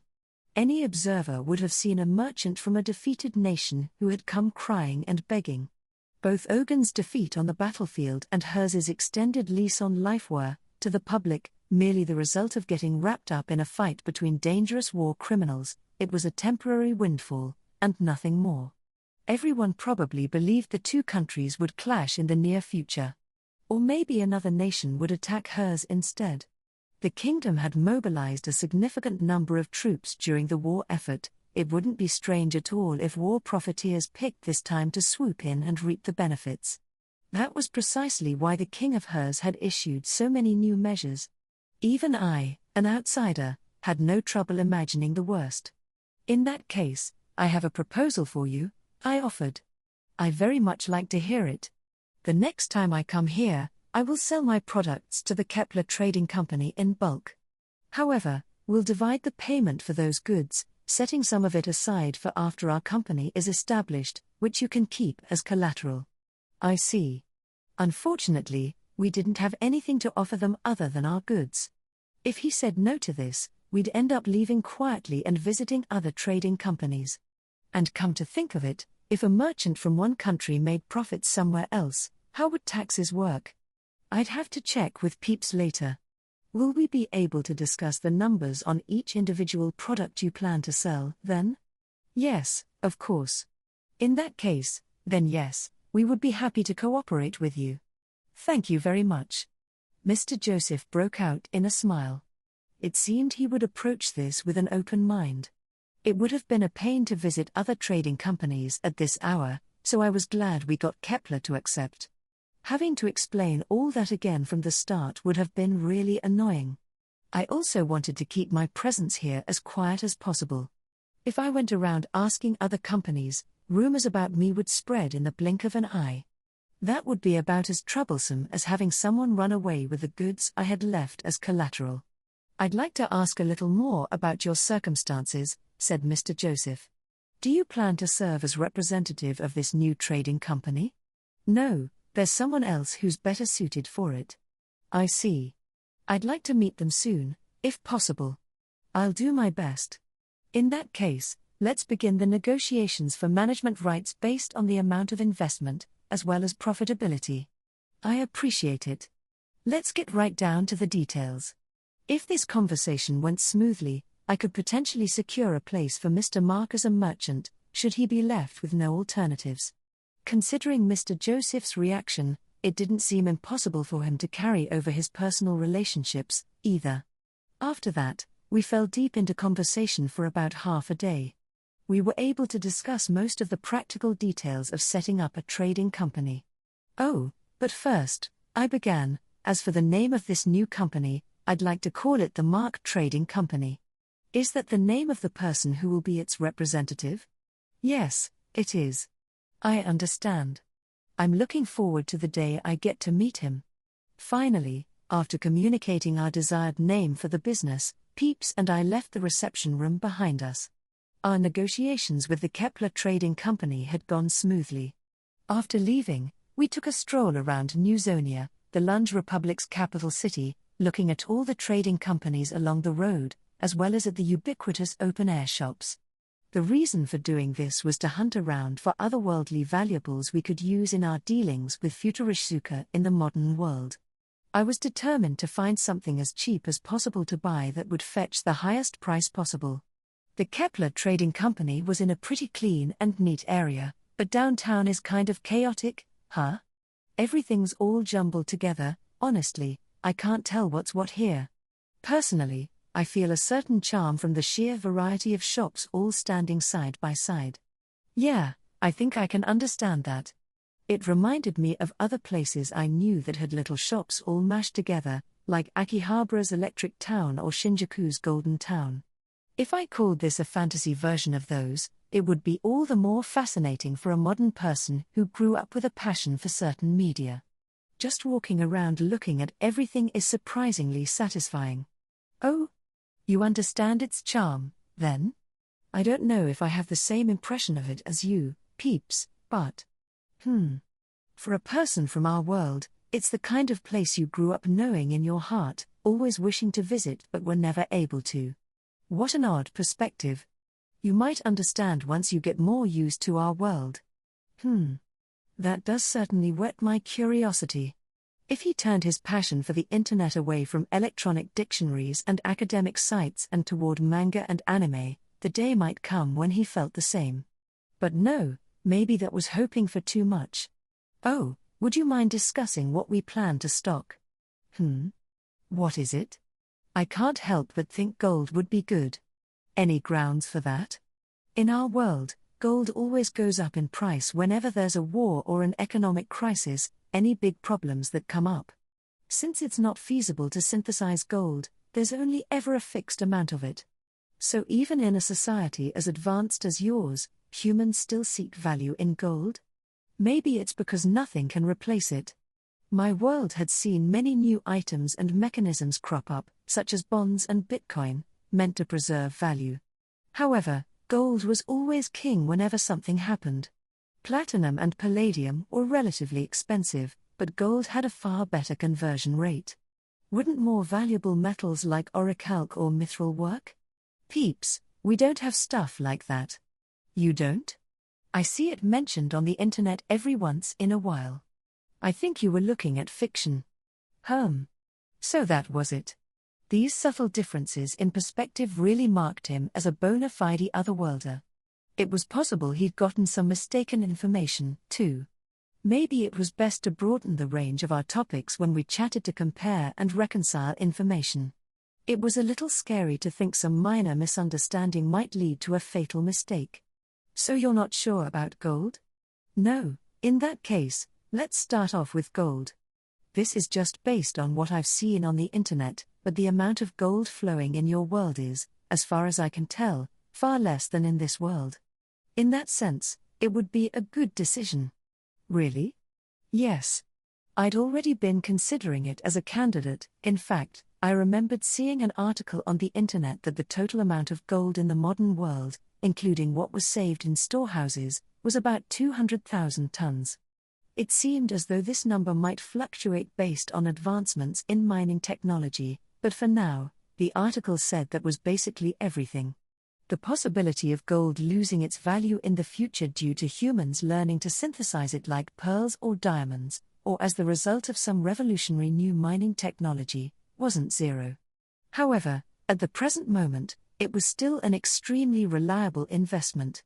If we bring it into your world as coinage, we might end up being tracked in the future, so we should melt it down into ingots. Oh, and we'll need to raise the purity as well. The internet said most gold circulating in your world has very high purity. Then why don't we head back to Count Muller's town for now? If this worked, there was no real need to stock up. We could use the gold coins we had on hand. I felt some hesitation toward melting down currency, but seeing as how Peeps didn't seem to care one bit, I supposed a little couldn't hurt. The only other thing I supposed we would need was a box to hold the ingots. Once we'd finished sightseeing in the Republic of Lunge, we returned to our home base, the town governed by Count Muller. From there, Peeps and I parted ways, each of us with our own job to do. After telling me he'd make the gold coins into ingots, he'd taken the box with the money in it and used teleportation magic, disappearing from sight. I, on the other hand, was off to procure a large wooden box to hold our stock going forward. It didn't matter what world it was, we couldn't exactly carry gold with us where everyone else could see it. At the same time, after bringing the gold to Futurishsuka and exchanging it for money, we'd need the container for carrying stocked goods back in the otherworld. Hence the need to prepare a wooden box for transport. The size of a small truck bed would be about perfect. That wasn't the kind of thing I'd be able to get all by myself in modern Japan. It would draw way too much attention. As a result, I would have to purchase one in this world. Peeps had already confirmed it wouldn't be a problem to take it along when we teleported. I found what I was after and finished my task before Peeps, so I returned to the high-class inn to await the bird's return. The inn had been generous enough to store what I'd bought in the warehouse behind the building. Soon enough, the maid assigned to our room paid a visit. "You have a guest, sir. What shall I do with her?" "Who is it?" "It is the young lady of the Muller family." I could only think of one person who fit that description, the girl with the memorable piled hairstyle. Her name was Elsa, if I recalled correctly. But why had she gone to the trouble to visit our room at the inn? "Shall I show her in, sir?" "Is Count Muller with her?" "No, the lady is by herself." I might have understood somewhat if her daddy was here with her. But it was strange for her to visit alone. "She desires a meeting with you, sir." "Should I show her in?" "Yes, please." "Thank you." There was no way I could refuse. She was Count Muller's treasured daughter. She was extremely important if I was going to build a harmonious relationship with him. I'd rue the day I slipped up, refused, and invited her wrath. Understood, sir. With a reverent bow, the maid left the room. After a few moments, the innkeeper led Count Muller's daughter into the living area of our room. She really was here alone, her father was nowhere to be seen. The only people with her were the knights assigned as her bodyguards, and she'd told them to wait outside in the hallway. Naturally, the knights had balked at that. I'd have done the same if I'd been entrusted with the safety of the Count's beloved daughter. But after the pile-hair princess personally and politely told them to leave, we were left alone in the room. Is it true the Herman Trading Company's vice-manager was thrown in prison? Yes, it is, madam. She looked taken aback. Apparently, she'd run all the way here because she'd been worried about Mr. Mark. When I gave her the plain truth, she clearly became frustrated. Here was a girl who wore her heart on her sleeve. Then are you? Yes, madam. Both your father and I are planning a rescue. Really? Naturally, madam. This town can't be without him, though I didn't know for sure. I imagined her visit had something to do with how Mr. Mark had sheltered her upon the news of Count Muller's death. She couldn't let things stand as they were and had come to spur us into action. As if reflecting her resolve, her hair was piled higher than ever. You could even see some accents here and there that implied pretty high attack power. I have already had words with a retainer employed by the mastermind, Count Dietrich, madam, I explained. At the very least, he'll be treated properly as long as he is in prison. Your father is on his way to negotiate with the man himself as we speak. Will Mark be able to come back safely? Please, rest easy, madam. I promise we will take back both Mr. Mark and the Herman Trading Company, so don't worry about a thing. I beg you to have faith in us. Everything will go back to the way it was. But Count Dietrich outranks my father. That doesn't mean our hands are tied. But the pile-hair princess stared at the low table, her eyes uneasy. Wait, I thought. Could it be? Could she have some kind of romantic interest in Mr. Mark? There was a big age gap, but he was handsome, with a kind of sophisticated charm, plus, she was about the age when girls started developing an interest in older members of the opposite sex. An image of her declaring her love for him and the vice-manager panicking crossed my mind. What's the matter? You're staring at me. Nothing, madam, only that you have proved to me once again how kind a person you are. Ah, are you making fun of me? No, not at all. It was touching. Really. Humph, huffed the pile-hair princess, looking away. At just that moment, a magic circle appeared in the room. I'd seen that glow many times in the past. This was bad, but I had no way to stop it. Peeps had returned. My guest's attention was pulled toward the newly appeared magic circle. In the blink of an eye, an adorable Java sparrow had materialized in the middle of it. I'm sorry for taking so long. He had appeared right on the low table between the sofas, over which the pile-hair princess and I had been talking. In fact, since I'd seated her in the place of honor farthest into the room, Peeps ended up staring right into her face. And then there was the stack of gold ingots right next to him. Huh? The uneasiness in her eyes was replaced with shock. And in response, our great Lord Starsage began to tweet and chirp as loudly as he could. Tweet. Tweet. Tweet. Tweet. This was some awful timing on the bird's part. What was running through that wise old brain of his as he tweeted away? I feel like I've been seeing these pretend chirping scenes a lot more often, Peeps. He, just talked, right? Tweet. Tweet. Tweet. You can't fool me. You definitely spoke. Tweet. Tweet. Tweet. Tweet. It was the Lord Starsage versus the pile-hair princess. If Count Muller had been here to see this, he would have gone blue in the face. Peeps was so cute when he got desperate. I guessed about half of those chirps were blaming me for letting her into the room. He kept glancing my way, after all. Yes, I really should have reserved a separate room for meetings, and I had, in fact. But I never expected Peeps to come back while the inn's employees were still setting it up. At this point, there was no way I could pretend Peeps hadn't spoken. But depending on how we explained it, we could probably keep damage to a minimum.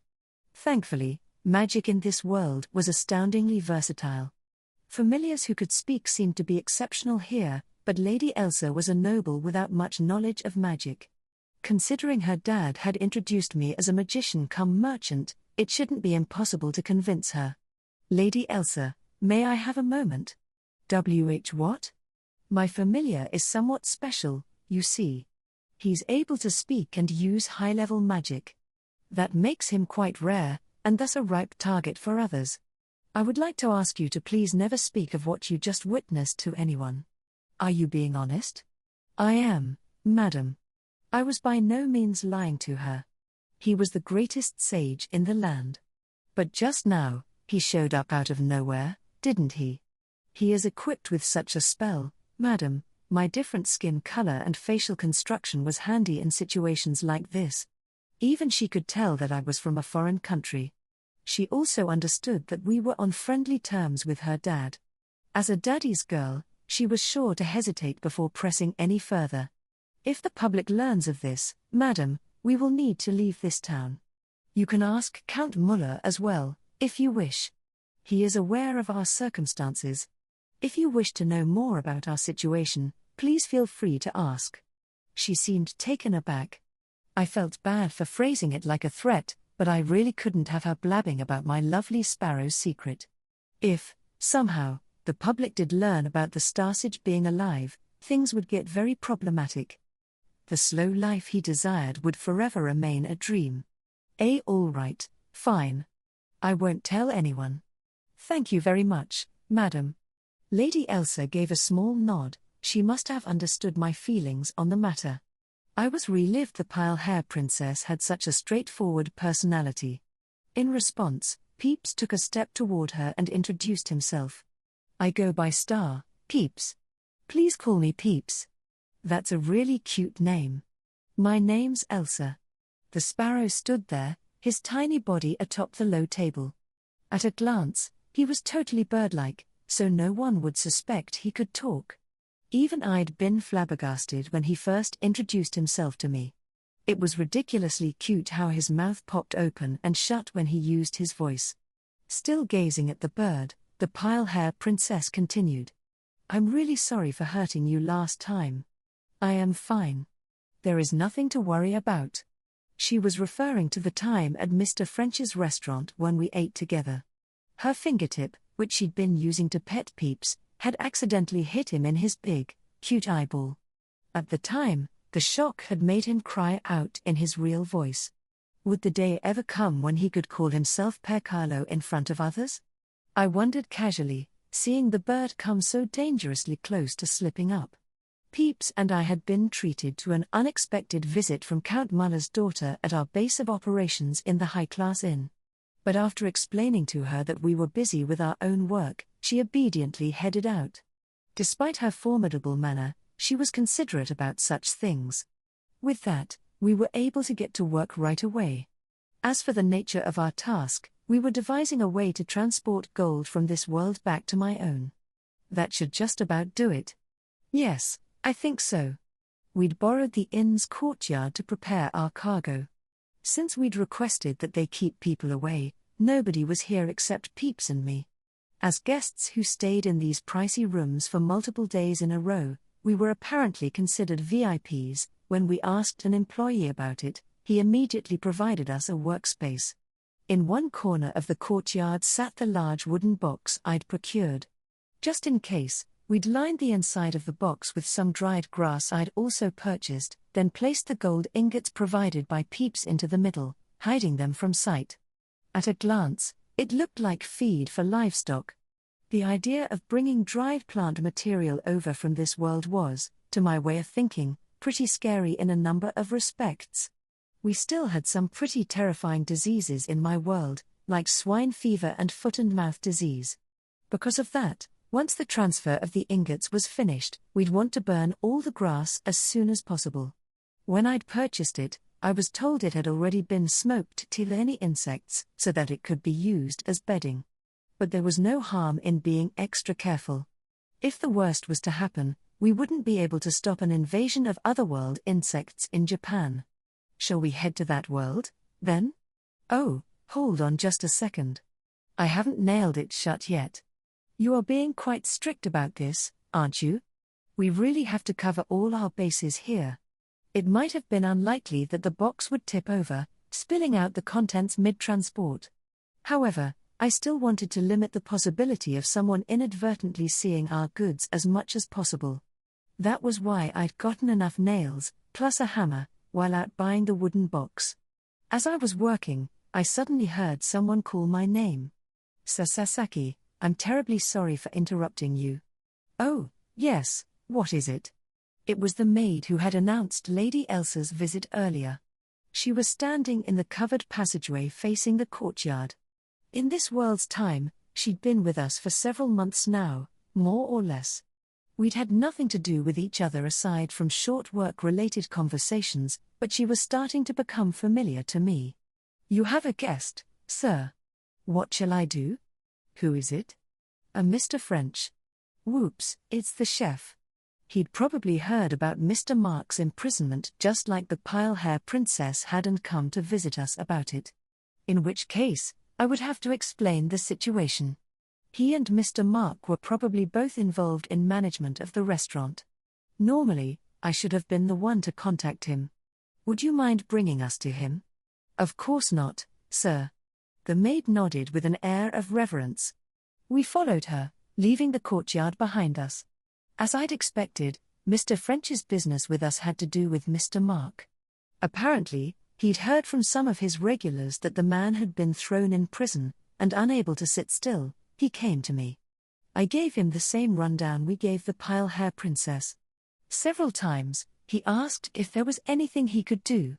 Unfortunately, there was nothing in particular he could help with. In fact, he might cause more problems if he tried to accomplish anything recklessly.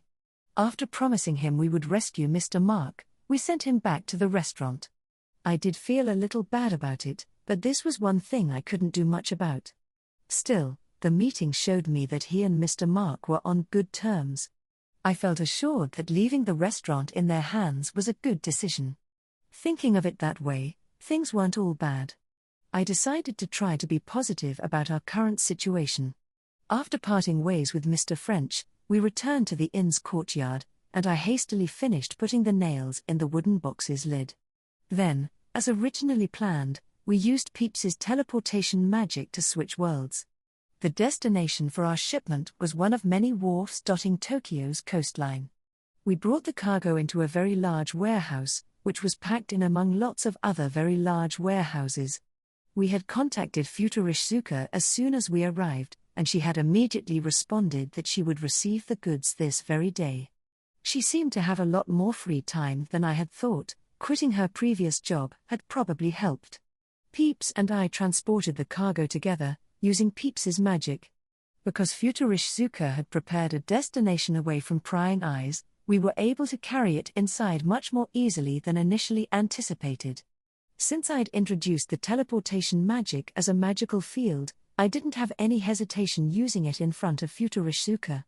In fact, if she'd gotten a rental truck or something, the chances of the section chief noticing it would drastically increase. The souvenirs from the fairy world are in there. Souvenirs? No, these are just extra things I had lying around. And yet you've brought so much of it, she said, looking at the wooden box we'd brought into a corner of the warehouse. Nobody else was around, and the warehouse was quiet. Our voices traveled well. It certainly seemed like the perfect location for illicit dealings. I started to feel like I was a character in a Yakuza movie, trading recreational drugs or prohibited weapons. The sunlight shining through the high windows was the only source of light in the dark interior. Most of it is packaging. Packaging? I didn't want others seeing it on the way here. I see. It was possible that, depending on the circumstances, I might have been questioned by the police. Their white motorcycle headlights gleamed all throughout the Tokyo metro area. I figured I'd be fine even if they confronted me since I had my own police badge, but just in case, I'd been extra careful about setting all this up. I was most frightened of my own boss. Ironic, but I couldn't bring myself to laugh. Go ahead and remove the lid. All right. As we looked on, Futurishsuka went over to the box. She grabbed the lid, which I'd nailed down, with both hands, then tore it right off. Despite her young body, she possessed physical abilities beyond the understanding of humans. Even an adult like me would have had a difficult time handling the lid, but she easily plucked it away. The crack it made reverberated around the inside of the warehouse. And then, a moment later, we saw the figure of a person reflected in our eyes. Someone was curled up inside the wooden box, surrounded by all the dried grass. Oh. Even I hadn't expected you to bring something perishable like this, said Futurishsuka, gazing at the person. My eyes met those of the girl lying down in the bed of grass, hugging her legs to her body. I keenly felt Peeps give a start on my shoulder. Lady Elsa, what on earth are you doing in there?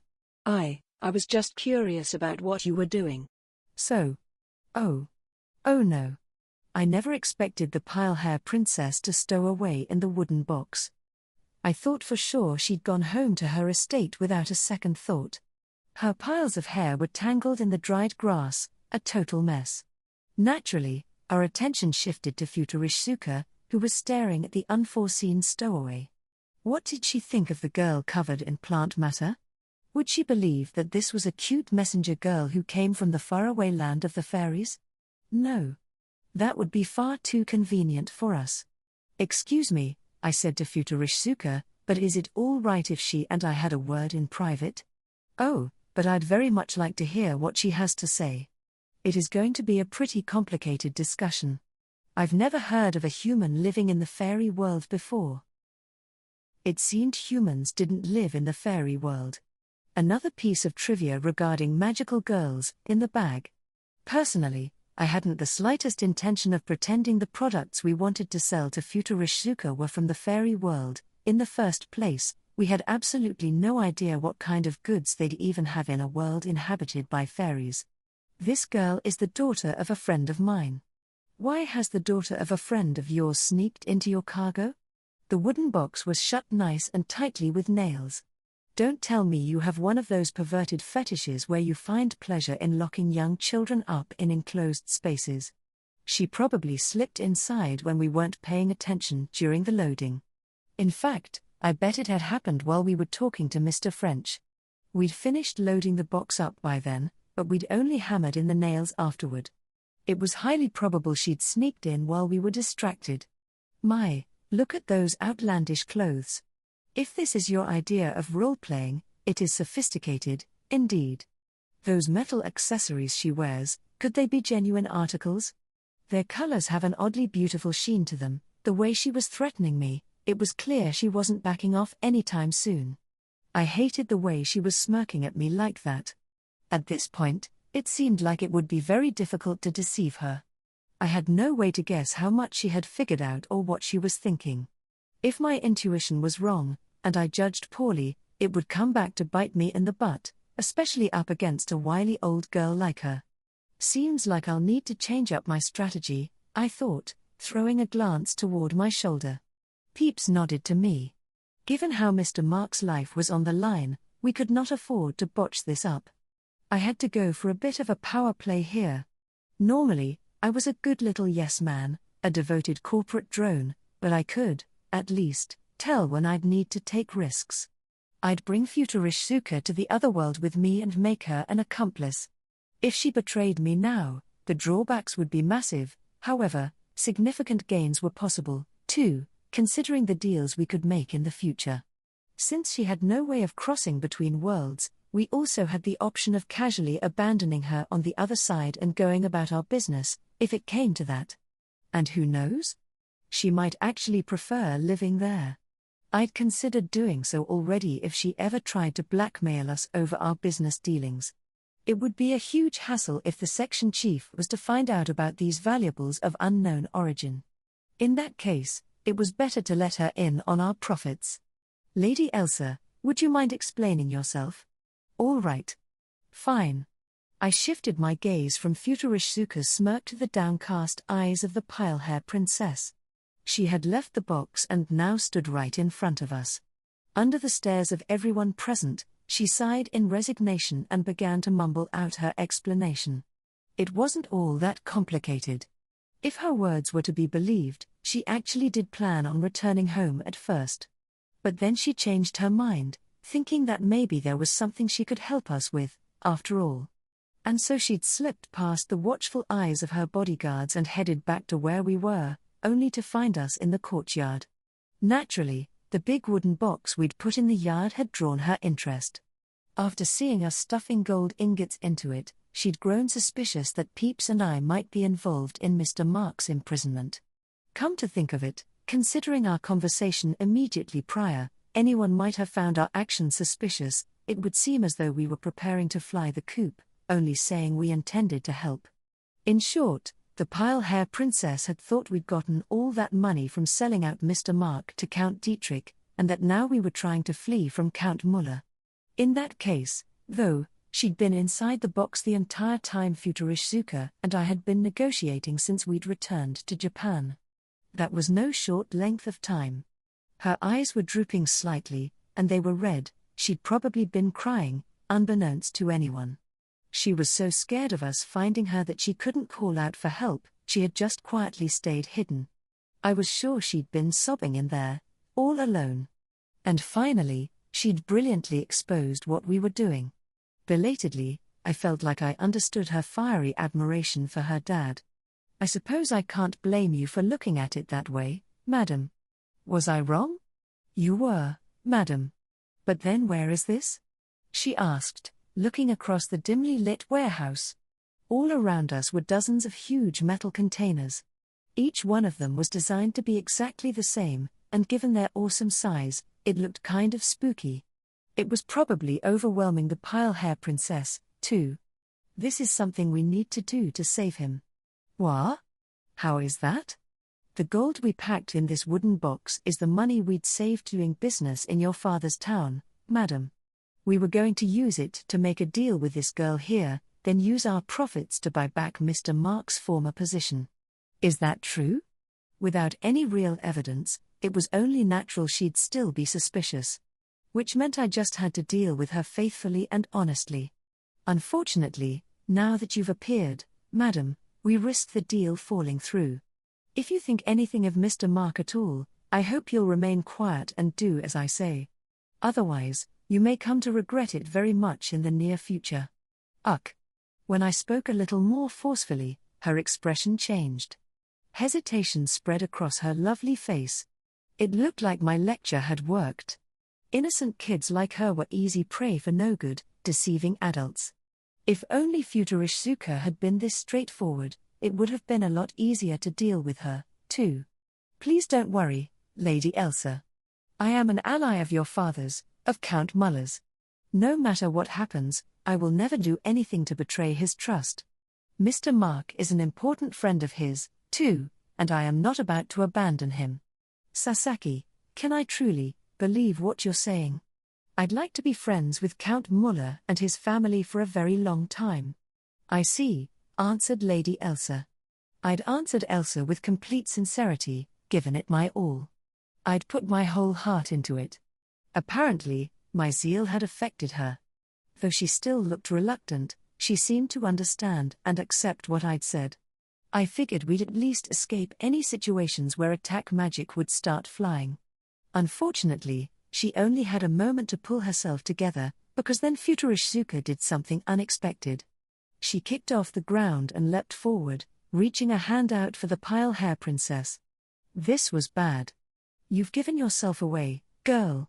Instantly, Peeps fired a spell. Completely smooth, with no incantation. Ugh. Invisible objects slipped through the air and severed all four of Futurishizuka's limbs from her body.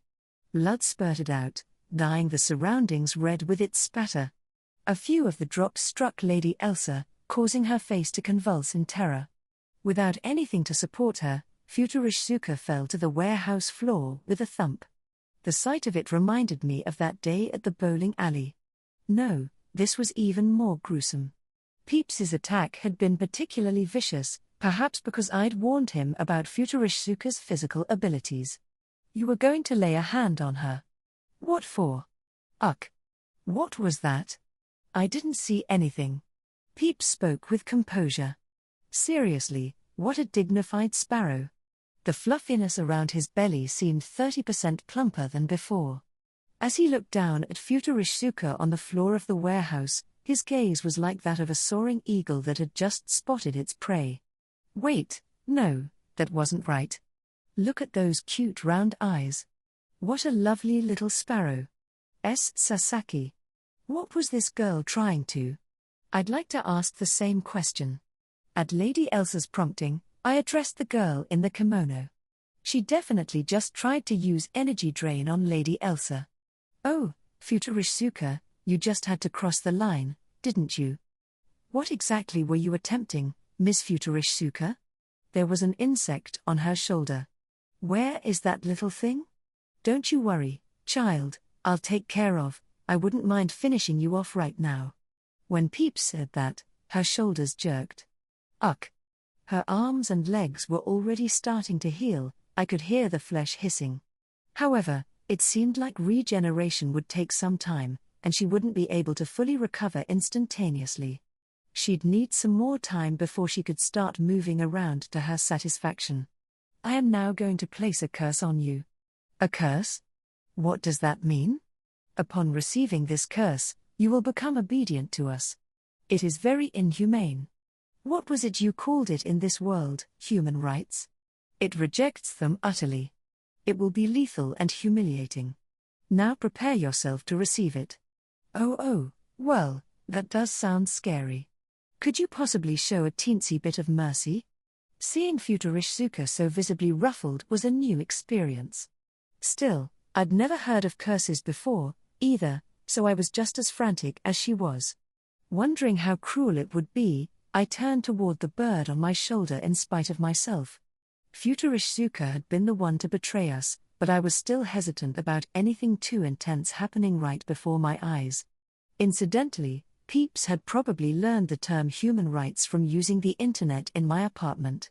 He was putting new terms to immediate practical use. How adaptive. It made me want to teach him all sorts of words. Peeps, hang on, his cute little beak was muttering some kind of incantation. In response to the chant, a magic circle formed on the warehouse floor beneath Futurishsuka. It seemed strangely bright in the darkness, casting the girl in a fantastical, glittering, blood-red light. Wait, she cried in protest as Peeps stared at her. That was just a little joke, but he paid her no mind. A few moments later, the light shone even brighter, illuminating the whole inside of the warehouse. It was so bright I reflexively looked away.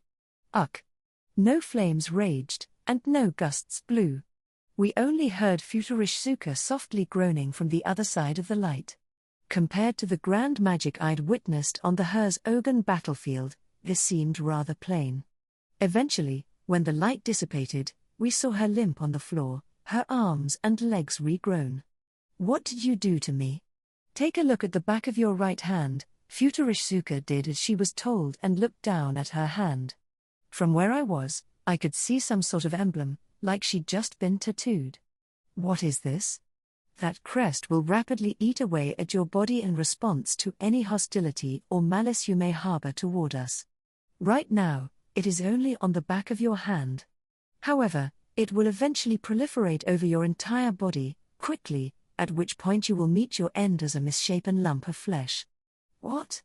No matter how excellent a regenerative ability you have obtained, it will not save you from the bodily collapse brought on by this curse. If you dread an eternal life with nothing but your thoughts to keep you company, then do your best not to harbor any negative emotions toward us. Another really brutal spell, I thought. But that also made it seem like the perfect restraint against Futurishsuka, since we could never tell what she was thinking. Peeps's overflowing practicality and decisiveness made him seem so dependable. Ugh! No sooner had he finished speaking than Futurishsuka moved, dashing toward us. In an instant, she had her small fist up, clenched, right before my nose. However, Peeps used a barrier spell to block it, so it never reached its target. Interrupted by something invisible, her hand stopped a few dozen centimeters in front of us. Not having to chant seemed really useful. I wanted to be able to pull that off one day, too.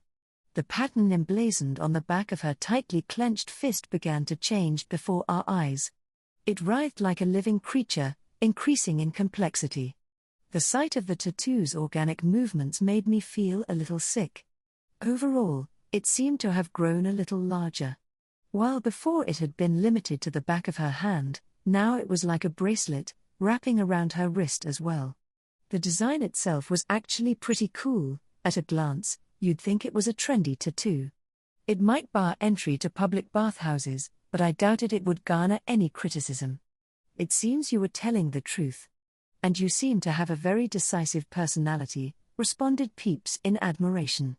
Apparently, what she'd done had rated highly with the sparrow. If you had been lying, I would have strangled you. If you had killed me, the crest that appeared on the back of your hand would have spread to your entire body, transforming you into a lump of flesh. If you desire a long life, then you should cooperate with us for the time being. I see. By the way, I cut in, why did you try to go for the girl? I told you already. There was a bug on her shoal. You do know that the crest will grow if you don't answer truthfully, right? Uck. At Peeps's words, Futurishsuka reluctantly began to explain. If she was to be believed, she'd been searching for my weakness. At first, she'd looked for family members or lovers, anyone close to me. Unfortunately, this lonesome middle-aged man flying solo through life had left zero openings for her to exploit. No matter how hard she searched, she couldn't find any candidates. Apparently, the camera she'd put in my apartment was part of this endeavor. Her goal had been to force this magical middle-aged man under her control. And just now, when she had seen Lady Elsa, who we clearly seemed close with, she resolved to use her. To borrow Peeps's words, she certainly wasted no time making decisions. In reality, if Peeps hadn't been with me, she would have succeeded. She had only lost because she wasn't able to predict how ridiculously strong the Starsage was. Who would imagine this adorable little Java sparrow had lived so long, leading tens, if not hundreds of thousands of citizens as a political leader and had sent even more to their graves as a great magician? Even I sometimes had a hard time remembering. Sasaki, I think I want an explanation. Ah yes, madam. The pile hair princess, still with us, was frightened. She'd been looking at us aghast after seeing Peeps use his magic followed by Futurishsuka's counterattack. She must also have realized that she was the trigger for all this. But ultimately, we'd gotten a step ahead of Futurishsuka, so I wanted to thank her. Even so, asking her to go back to the otherworld post-haste seemed the best option. Peeps, can I ask you to do something? Yes. I was thinking the same thing. It made me happy to feel like we really understood each other. We exchanged brief nods, then turned back to face the pile hair princess. Lady Elsa, we will be sending you back home now. Wait one moment, Sasaki. What is it? I still have all kinds of things I need to ask you. In that case, we will visit you again upon our return. I want to know now, she muttered, staring at us. Her expression was serious. I didn't think there were any buildings this big in town, or anywhere nearby. Given that this warehouse was meant for storing cargo coming in from ships, it was extremely expansive. In terms of floor space, it probably rivaled Count Muller's estate. The ceiling was incredibly high as well, enough to leave a deep impression on someone unaccustomed to it. Where are we, exactly?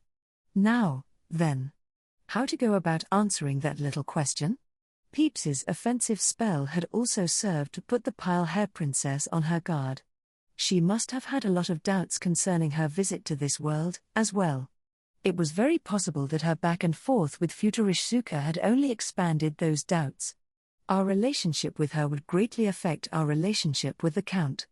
If you wish to kill the general, first shoot his horse, so the saying went. Though, in this case, the horse we were supposed to be shooting had just bucked against us. It happened all the time, your relationship with someone going south because you ended up on bad terms with their family. Which was why I decided to be earnest in the matter. What can we do to convince you? Now that Futurishsuka was no longer a threat, we turned to face Lady Elsa. When we did, She questioned us openly. Where are we? Who are all of you? I want an explanation. Well, the one thing I couldn't afford to reveal was the existence of the Starsage. It was also his wish to remain unknown, so I would do my best to guard his identity, even when it came to Count Muller's daughter. One always had to be careful when handling others' personal information. Then what about the existence of modern Japan in relation to the otherworld? Even if I were to explain that to her, nobody from the otherworld without a means of crossing over would be able to confirm it. Even if we were to put Japanese goods right in front of them as hard evidence, they'd never be able to interfere. It wasn't really that different from my claim that I'd come to the kingdom of hers from another continent.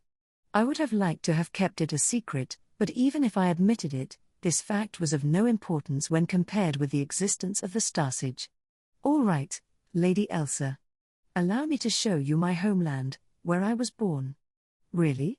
Really? A few minutes walking around the inner city would be more than enough to convince her of how different this place was from the world she lived in. Getting questioned by police would be an annoyance, but with the badge in my pocket and a police station business card, I could easily deal with that. If there was any problem, it would be Section Chief Akatsu discovering her existence. Given the strength of his governmental authority, if I tried to claim she was a relative, it would be easy for him to investigate and disprove in the blink of an eye. That meant if I needed an excuse, I'd have to search for it somewhere beyond his influence. As for Lady Elsa, I'd just be an acquaintance of Futurishsuka's. Considering what had happened, she was unlikely to protest. Still, I was pretty sure her impression of me was in the gutter at the moment. In consideration of those feelings, I intended to bring her into the loop about the otherworld. Personally, I hope to establish friendly relations with her going forward. First, a few things about this world. As Futurishsuka looked on, I explained the situation to Lady Elsa. I told her that this was a different world from hers, that no matter how far she walked from her world, no matter how many oceans she crossed, she'd never be able to get here. I explained that I was a visitor from this place to their world, and that once I'd arrived, I'd met Count Muller and started a business. Explaining all this without revealing the Starsage's presence was taxing, to say the least. I felt bad for him, but with Futurishsuka watching, I had to lie and say that the spell to cross between the two worlds came from my powers as a magical middle-aged man. Is that all true? It's so unbelievable. I knew you'd say that, madam. Then, why don't we do a little sightseeing after this? Sightseeing? I believe you'll understand once you see it for yourself, from the architectural styles to how the people lived their lives. Our culture and civilization were completely different from theirs. Getting her to grasp what I was saying seemed an easy task. In fact, the bigger problem would be what to do when we were finished. Ah, said Futurishsuka. You know, I do have something to ask you. And what would that be? Now that I'd wrapped up my explanation to the pile hair princess, Futurishsuka piped up. Was she going to complain again? I hoped she wouldn't rile up my peeps too much. How is it that you are able to communicate with this girl? What? Even after receiving a painful present from Peeps, the way she talked, it was like nothing had happened. It made me keenly aware that her long life wasn't just for show. Still, I had no idea what she was asking. I'm not sure what you mean. Well, it certainly doesn't seem to me as though you and the girl are having a conversation. Her expression was honest, with her head tipped to the side. I doubted she was lying. That was the attitude of someone who was legitimately confused. Which meant that I, in turn, found her words incomprehensible. Fortunately, the answer came quickly, from the bird perched on my shoulder. She does not comprehend the language of our world. Peeps. You receive the benefits of my magic, because we are connected by a path. It is for that reason that you have no trouble conversing across worlds. She, however, is another story. She can't understand the language the girl is using. But she understands what I'm saying to Lady Elsa, doesn't she? Otherwise, even Futurishsuka would never have made a break for the girl. She'd attacked because she kept hearing my words of concern. Your words are uttered in your native tongue, but through my magic, those from the otherworld understand you as well. However, This child speaks in the language of my world. Naturally, those here cannot understand her. Oh. So that's how it works. In other words, Futurishsuka heard the voice of this magical middle-aged man in Japanese and the voice of the pale hair princess in the otherworld's language. I didn't blame her for being dubious. Lady Elsa and I had basically been speaking different languages to each other. Well, wasn't that a wonderful miscalculation? That meant if Lady Elsa was to accidentally say something about the otherworld to Futurishsuka, we'd still be safe. I could keep everything about my position and relationships in the otherworld a secret. That said, she probably knew quite a bit just from what I'd mentioned previously. Mused Futurishsuka. I suppose I understand. As long as you understand what Peeps and I are saying, to continue from before, we'd like to show her around the city for a while. I was hoping you would accept these goods and deal with them as necessary. In that case, perhaps I will come along. Why? What do you mean, why? That sparrow on your shoulder has my life in its hands. Ah, what a terrifying bird. I suppose I must serve my master loyally and honestly. You may use me as you will, whether that be as a pack mule or anything else. What will we do about the goods we brought? I can make a few calls. That shouldn't pose a problem, should it?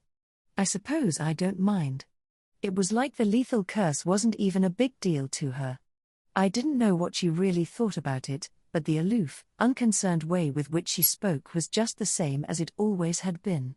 Her psychic power was impressive, but the strength of her mental fortitude frankly alarmed me. Plus, she looked like a little girl. The gap was mind-boggling. If that is settled, then what are you waiting for? Introduce the girl to me. Understood. And so Peeps and I headed into the city with the two of them in tow. After departing from the warehouse on the shore, we headed to Shiredome. Out of all the places we could get to via taxi, I had chosen the sites that would contrast most with those I'd seen in the otherworld. I expected the Shiredome CO site area would really resonate with Lady Elsa. Ever since its reconstruction in the mid-Heisei era, the CO site had featured tall buildings packed into every street corner.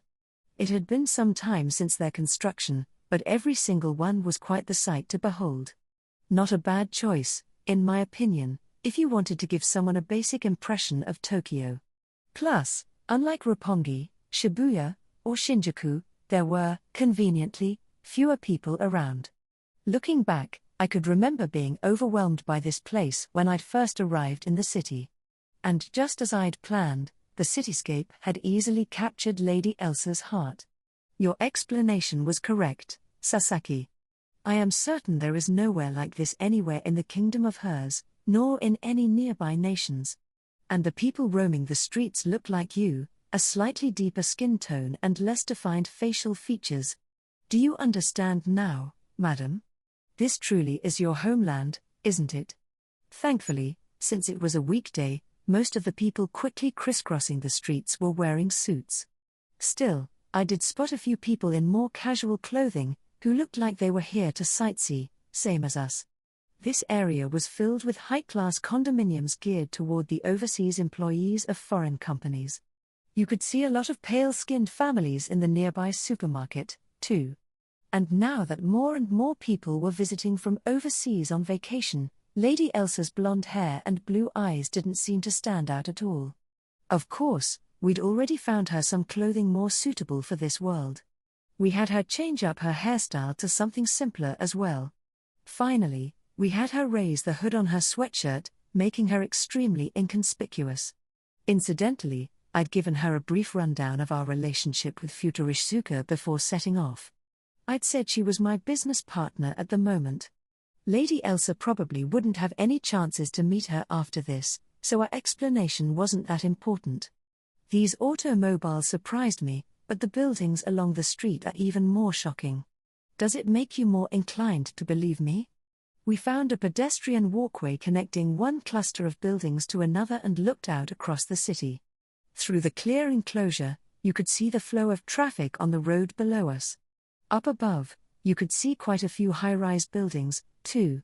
How long had it been since I'd visited this area anyway? Yes, I believe you, okay? I mean, after all this, I'd have to.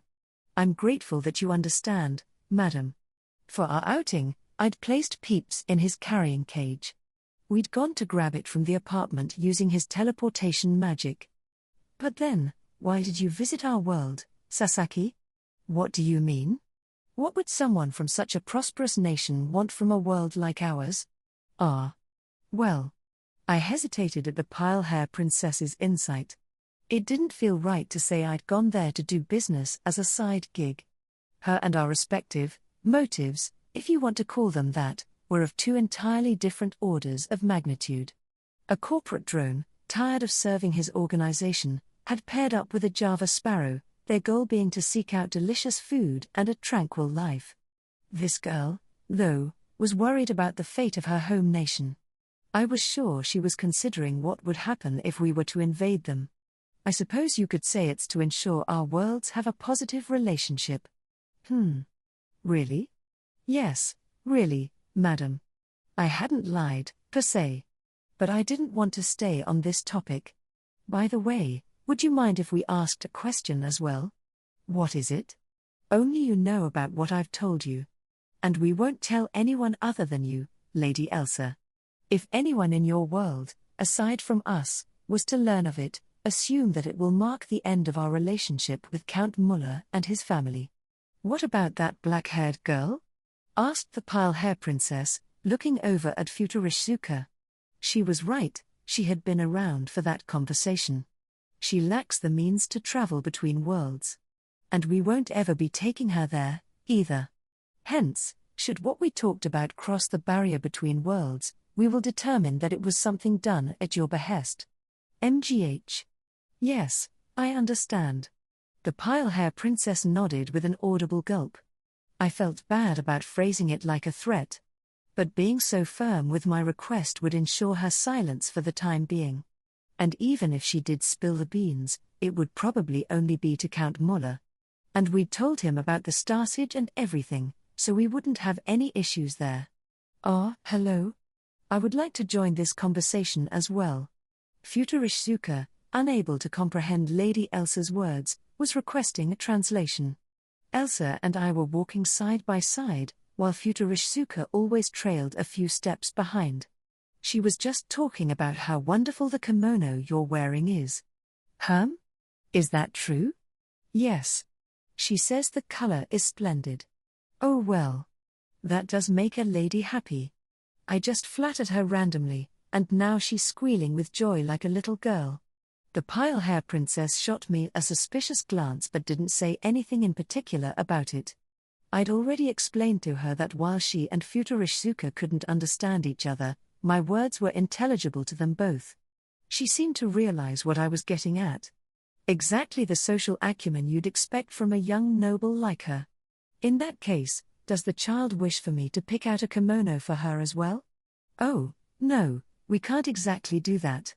Futurishsuka was getting ahead of herself, rattling off suggestions that would do more harm than good. It was right about then that it happened. We had just turned a bend when we ran across a group of people making a lot of noise in front of the Eurocomome Waterfront Line's Shiredome station, across the corner from a convenience store. A few of them were holding up big industrial cameras and directional microphones. It looked like they were in the middle of a photo shoot. Past the cameras was a woman dressed in gorgeous clothing. The Tokyo Waterfront New Transit Waterfront Line, more commonly known as the Eurocomome. Did you all know each station on this particular line uses a different voice actress for its announcements? Today I'm here with our group members in front of Shiredome Station. We stopped walking and tried to listen in. It seemed like they were recording some kind of program. Apparently, a member of a newly formed idol group was in charge of the announcements at the Eurocomome station in Shiredome, and this group was on the scene reporting about it. Sasaki, it looks awfully lively over there. It does, doesn't it? The best option would be to take a detour. Unfortunately, something happened just as I had decided that. One of the people in the group making all the noise seemed to notice us and started gesturing. The woman on camera responded to this and started walking our way. My, what adorable guests. Where are you all off to today? We had no chance to escape. A moment later, the cameras were on us. Talk about awful timing. Shibuya or Ikebukuro would have been one thing, but I hadn't expected to run into a film crew like this in the Shiodome area. Sasaki, what is this person saying? Is this one of those live streaming events? Ignoring the pile hair princess's question, I asked the most important thing first. My response would vary greatly based on the answer. If they were just recording, then I could have the Bureau use its authority to confiscate the data without question. That was what I had assumed when I asked the question. However, my shallow hopes were quickly crushed. That's right. We're live on the air. Came the overly energetic response. I felt my stomach drop. Immediately, I took a step forward, putting myself in a position to hide Lady Elsa's face. At the same time, I exchanged a look with Futurishsuka, willing her to do something to handle the situation. As for the one in the cage, well, he was probably fine. Peeps had been studying on the internet, he could mind his manners without issue.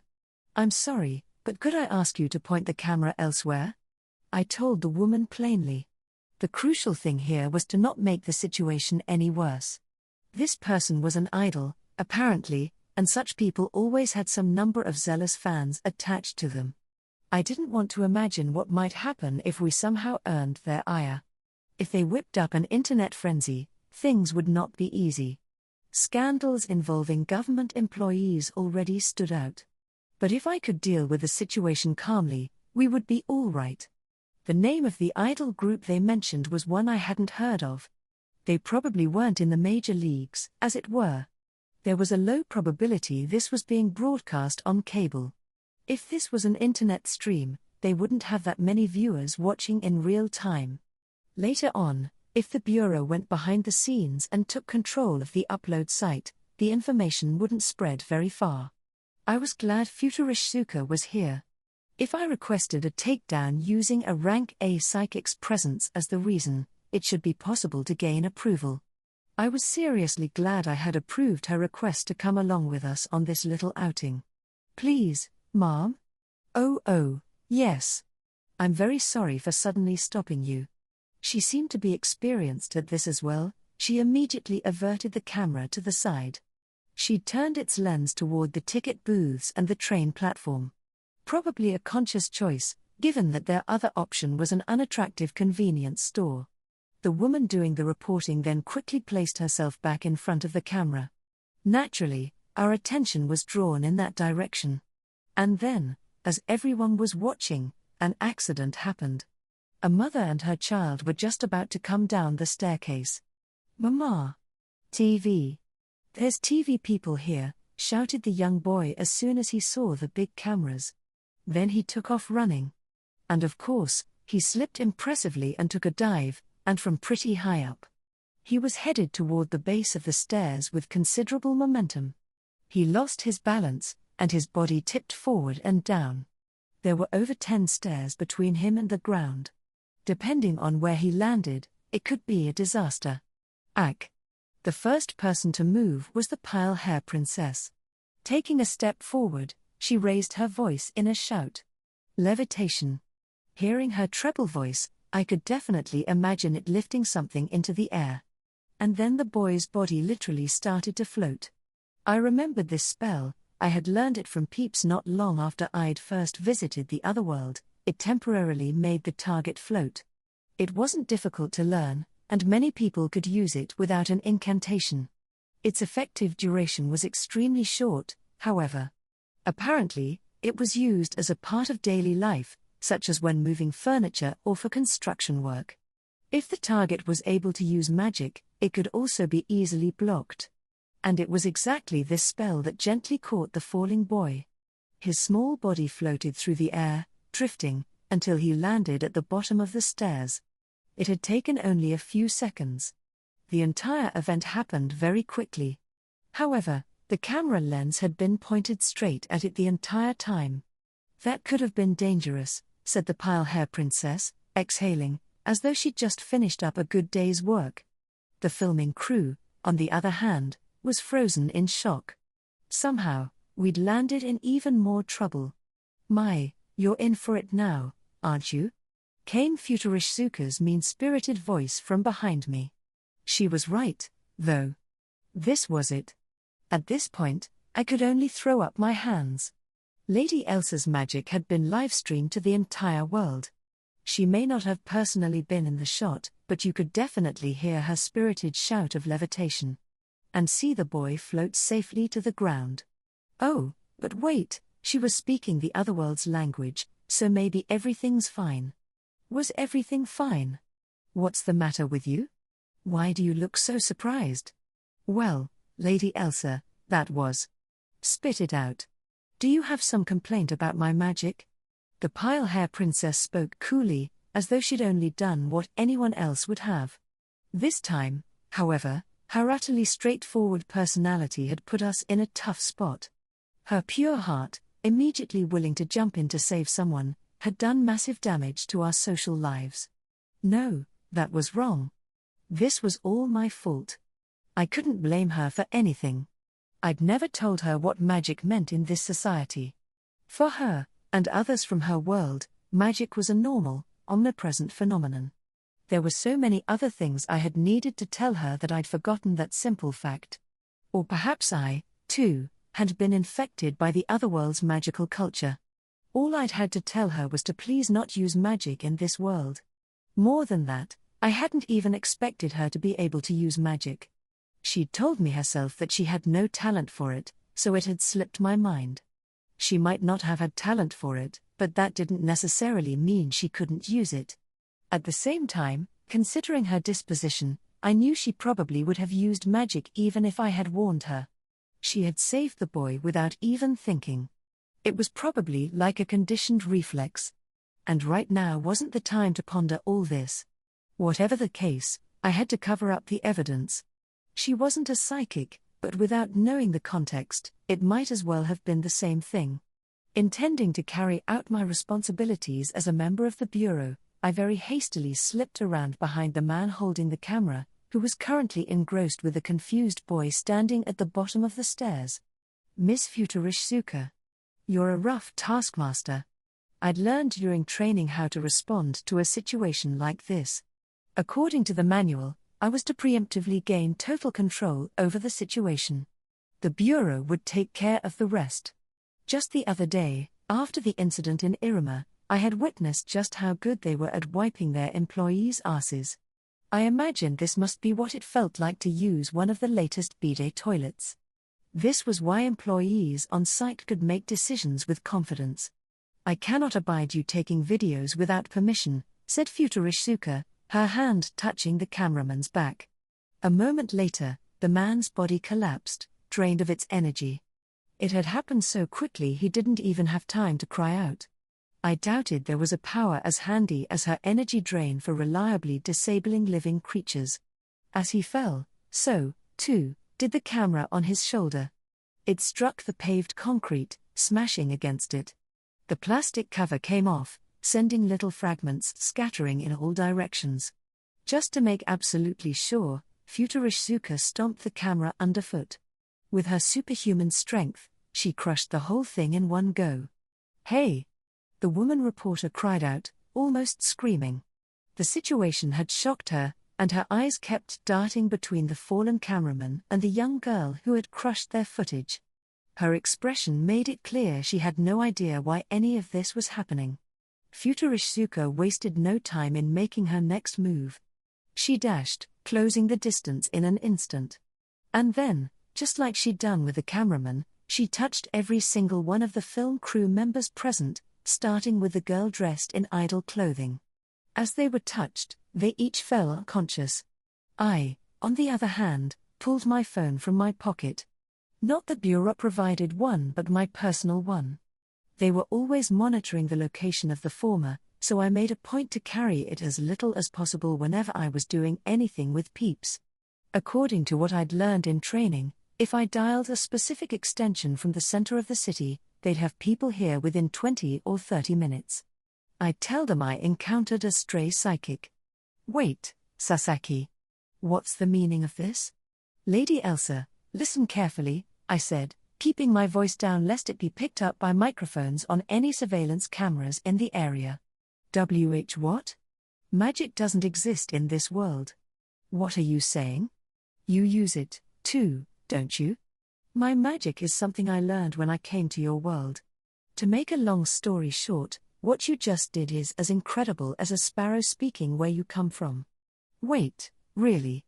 She's doing this to deal with the situation. Since we were near a train station, there were probably plenty of surveillance cameras in the vicinity. Someone from the bureau was sure to check them. Actually, there was a very good chance they'd all be confiscated. It wouldn't be easy to make it so Lady Elsa was never here. I needed to avoid anything that might cause unwarranted suspicion from the section chief, while also sending Lady Elsa back to her world without making her unhappy. The mission in front of me was, it seemed, my most difficult one yet. It was like the kind of quest in a video game where you could only choose one objective to complete. High-ranking telekinetic psychics are extremely dangerous, you know, said Futurishsuka. I'm fully aware of that. The full party wipe we'd experienced in the bowling alley due to the hurricane psychic was still fresh in my memory. In other words, a psychic with similar potential had been caught on camera. The scary thing about psychic powers in this world was that even though you couldn't increase your options, you could increase your level of proficiency over time, strengthen your power, and broaden the situations in which you could put it to good use. The Bureau is sure to keep that girl under close watch. Please help me so that doesn't happen. Getting needy now that you've put that curse on me, huh? You're in the same boat as us. In exchange, I'll guarantee your safety. Really? Well, in that case, I suppose I shall cooperate. At this point, we had no choice. For the time being, we'd need Futurishsuka's help to succeed. My life was already so turbulent I could scarcely imagine what things would be like in half a year. Our tour of the city had transformed into a psychic mess. Strictly speaking, the culprit was a magician from the otherworld, but we decided to pass it off publicly as the work of a psychic. If we hadn't done so, the Bureau might end up digging into Peeps's and my secret. As for the idol and film crew Futurishsuka had knocked out, Bureau employees came running to the scene to retrieve them. Watching them show up in black vans and collect the unconscious was more than enough to make my hair stand on end. They quickly found the streaming site with the recording and stopped the broadcast. 2,000 or 3,000 people had been watching the stream in real time. That was a lot of people, but not actually that much for this kind of program. After returning to the Bureau, I heard from the department in charge that they'd probably have a relatively easy time with it. Afterward, I headed to the Bureau's conference room, where we had a meeting with Section Chief Akatsu. I didn't think I'd be seeing you again so soon like this, he said. You may not believe it, drawled Futurishsuka, but I am simply overflowing with the desire to do good work. I thought I'd start right away. The chief's attention was on Futurishsuka, likely because he feared her psychic power. He pretended to be calm and collected on the outside, but I could easily guess what was on his mind from how frequently he glanced at her. She and I stood side by side, with a table separating us from the chief, and even from my vantage point, it was plain as day. The pile-hair princess stood to my other side. Lady Elsa had been clear to see in the recording. Futurishsuka and I were the only ones on site. While Lady Elsa's levitation chant had been in a foreign language to them, it was only natural the Bureau would want to ask her about why the boy had suddenly floated into the air. For that, I got Futurishsuka to help me introduce her as a psychic from a foreign country. I'd initially considered the plan of sending her back to the otherworld and pretending like I didn't know anything, but with the crucial moment recorded, carelessly trying to hide her could ruin my position within the Bureau. Depending on how things shook out, the section chief might have started paying special attention to, or even tailing, me. After thinking it through and talking it over with everyone, we ended up introducing her to the boss. I'd had Peeps go back alone to Futurishsuka's hotel. I couldn't exactly come into the office with a sparrow carrier, and with his teleportation spell, he could get in and out of the room without needing a key. We at the Bureau would much rather have less work to do, actually, said the section chief, his eyes moving from Futurishsuka to Lady Elsa. The girl, whose hair was a strikingly beautiful blonde, also had very fair skin and blue eyes. Though we'd had her change into modern clothes from what she'd been wearing before, she certainly didn't look Japanese. The section chief's eyes said it all. Who on earth was she, and where did we find her? This psychic is an acquaintance of Futurishsuka's. Is this a result of your hard work, Sasaki? The work he was referring to was recruitment, which was my assigned job for the time being, scouting new psychics. No, she was there by coincidence, and we had struck up a conversation. I was under the impression that other countries handle their psychics much the same way we do. He seemed to be criticizing Elsa's use of her power in public. We'd involved the SDF in that little incident in Iruma only the day before. The Bureau was probably under heavy fire right now. Someone from another organization had likely been made to take the fall already. Surely there was another way to handle this. She is a very kind-hearted girl, Chief. And the stairs in that station are particularly high. If she hadn't used her power, the boy would have been injured, of that I have no doubt. He could have even been paralyzed, depending on how he landed. I doubted I could get the chief's understanding with that alone. He clearly considered maintaining the secrecy around psychic powers more important than the future of some boy he didn't know. But I also needed to back up the girl sitting beside me. If she is a friend of Futurishsuka's, does that mean she's an irregular psychic? No. I don't know the details, either, but she said the girl is from another country. Apparently, they got in contact again when Miss Futurishsuka defected to us. That's about all I know. I'll leave any further investigation in your hands, Chief. I see, he said, eyes flitting between the two girls. Explaining it like this would probably keep him from pressing us with stinging questions. On top of that, making the girl out to be the friend of a rank A psychic would be enough even to temper his persistence. I could tell he was hesitating over his next words. I'd shared what I'd be saying with the girls beforehand. We couldn't afford for Lady Elsa to end up in the Bureau's custody. That would make our relationship with Count Muller a lot worse. That, more than anything else, I wanted to avoid. If it's not too much trouble, I'd like to speak with you for a moment, said the section chief, looking at the pale hair princess, but she didn't answer him. Obviously not, she didn't speak any of this world's languages. The only reason I could talk with her normally, even in the otherworld, was because I was connected to Peeps via a magical path. Because Lady Elsa had no such connection, she wasn't able to understand what anyone in this world was saying. Having a conversation was totally out of the question. Have I said something to displease you? The chief tried again. Sasaki, what is this person saying? Lady Elsa's brief question probably echoed in the chief's ears as a string of mysterious sounds.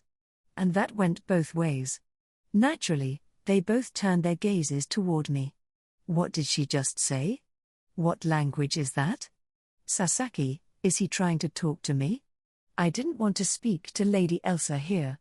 My words would be understood by all, whether they spoke Japanese or the otherworld's language. If the chief found out about that, I was sure he would have some questions for me. But I'd explained all that to Lady Elsa already. Oh, that's right. I shouldn't be talking, she said. Ah, there we go. I was glad she remembered. The chief was also quick to follow up. Sasaki? I hear she speaks a minority language as her mother tongue. Ah, I see. We discussed that answer ahead of time, too. It was the only excuse I could think of. She's friends with Futurishsuka, right? Could we have her interpret? I'm sorry, I interrupted, but could you ask that of her directly, Chief? I'm just accompanying Ms. Futurishsuka. I'm in no position to make requests. She's only here to begin with because of her goodwill. Chief Akutsu and Futurishsuka looked at each other. In terms of social status, the chief had the clear upper hand, but Futurishsuka had a biological advantage. That, along with her long-standing participation in a certain illegal organization, made her a threat the chief couldn't ignore. No matter how high a position or rank he held, he'd always be vulnerable to assassination at her hands. What's this? You have a job for a part-time psychic like me? I think I've grasped the situation regarding this new psychic. Is that so? Future Ishizuka's expression was making it clear she wanted to be hired as a regular employee. And since this was the chief we were talking about, he was probably reading all kinds of things into her attitude, especially considering her very recent defection. According to my colleagues at the bureau, he was a graduate from a certain very high-ranking educational institution. His credentials were top class. I knew for certain his mind worked a whole hell of a lot faster than mine. Regarding your friend, I understand. I won't pry into it any further. I apologize for all the trouble recently, replied Future Ishizuka. Partly thanks to Future Ishizuka's former employers, we were able to avoid any further questioning regarding Lady Elsa. I wasn't certain how far the chief's authority reached, still, matters extending to other nations must have been beyond him. After all, he had no way of knowing which countries, or what sort of organizations, were sponsoring her. Also, I'm pretty sure Future Ishizuka just took a dig at me. Moving right along, continued Mr. Akutsu in a more composed tone, I have a commission for the bureau part-timer, as it happens. Please, ask whatever you like, she replied, as if she was above it all. I will surely carry it out with flying colors. I understand that in your previous organization, there is a rank B psychic with a telekinetic power able to be applied over a wide area. Along with you, he interfered with our operation only a week ago. And what about him? I want you to eliminate him. The chief had given Future Ishizuka a job request. Her mission was to assassinate her former colleague. A blood-curdling proposition, indeed. May I assume this is a test, and upon passing you will officially hire me? You are free to assume that. Really, now? Personally, I'm in favor of hiring you. This sort of thing was probably unavoidable. Considering who she was, they'd need a very good reason to admit Future Ishizuka into the bureau. I'd guessed this would happen, but hearing it with my own ears still set me on edge. You'll do it, then? I shall. It's natural the bureau would ask such a thing. For our part, I'll assign Sasaki to you as support. Huh? I said out of reflex. This was Future Ishizuka's problem, they weren't trying to drag me in now, were they? His capabilities as a psychic may leave something to be desired, but he has all the proper authority as a member of the bureau. If you should need anything from us during the course of your mission, please go through him. My, how reassuring. Hold on a minute, Chief. You scouted her. She's your responsibility, isn't she? But just as Hoshizaki has taken responsibility for you. Or hasn't she? Miss Hoshizaki treated me more like her portable water supply. I was like a human-shaped flask to her. Well, maybe she had displayed some concern for my well-being. She hadn't abandoned me, at any rate. When I thought about it that way, it was hard for me to refuse. I'm not setting a deadline, but please get it done as soon as possible. Yes, I understand fully.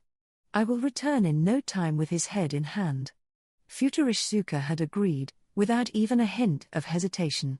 Having survived our meeting with the section chief, we exited the bureau and headed for Future Ishizuka's hotel room. Once there, I had intended to rejoin Peeps and send Lady Elsa back to her world. We'd been able to pull the wool over everyone's eyes for now, but we didn't know what would happen next time. I felt bad, but we needed to send her home with a priority stamp on her head. Unfortunately for us, the pile-hair princess had other plans. Sasaki, I'd like to learn more of this world. Why on earth is that, madam? We were in the familiar living space of the hotel room. Lady Elsa's declaration had come as she rose from the sofa cushion right beside me. Opposite us across the low table sat Future Ishizuka. And on the table itself there was a little tree, I had no idea where it came from, upon which Peeps was perched. My father has shown me the goods you've brought in the past. Ah. I could imagine what she'd say next. Those items were created in this world, weren't they? It was just as I'd guessed. Even if that was true, Lady Elsa, what is it you intend to do? I'd want to learn all about this world. And then I'd bring the knowledge back to our world and share it with everyone else. If I did that, I'd be of some use to my father. I wouldn't have to marry into another house just to contribute to my family. As the local lord's daughter, She was extremely conscious of the world around her. It wasn't odd at all for this idea to occur to her. Unfortunately, this was a request I couldn't approve. If the section chief learned of Peeps or the existence of the otherworld, everything would become a lot more complicated. I'd probably be buried in unfair work requests and demands. No matter how high-ranking my boss was, there were plenty of people even higher. I had zero faith I'd be able to skillfully work around all of them. The only future I could see in that direction was retirement in the otherworld. The kind of magic over there, where you could perfectly cure someone's wounds with a wave of your staff, was too much for those living in the modern world. I'm terribly sorry, but I cannot allow that. But why not? I promise I'll keep this world and everything about you a secret. I have been very careful not to tell anyone around me that I am able to travel between your world and this one, madam. If you were to cause a stir in my vicinity, it would render all that hard work meaningless. Oh, come now. It can't be that difficult to shelter one young girl. I beg to differ, it will be very difficult. Well, I'm not convinced.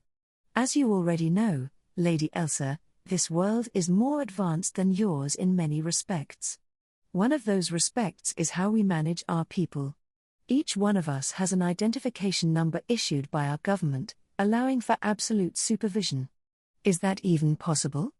Babies are born all the time. Wouldn't keeping track of every last one of them be too difficult? I can't even imagine how much money it must cost. When someone has a baby, they report it. The same thing happens when someone dies. It's each person's responsibility, and failing to comply is a crime. Leaving and entering this country is strictly controlled, and illegal immigration is treated very severely. Then they really do keep track of everyone?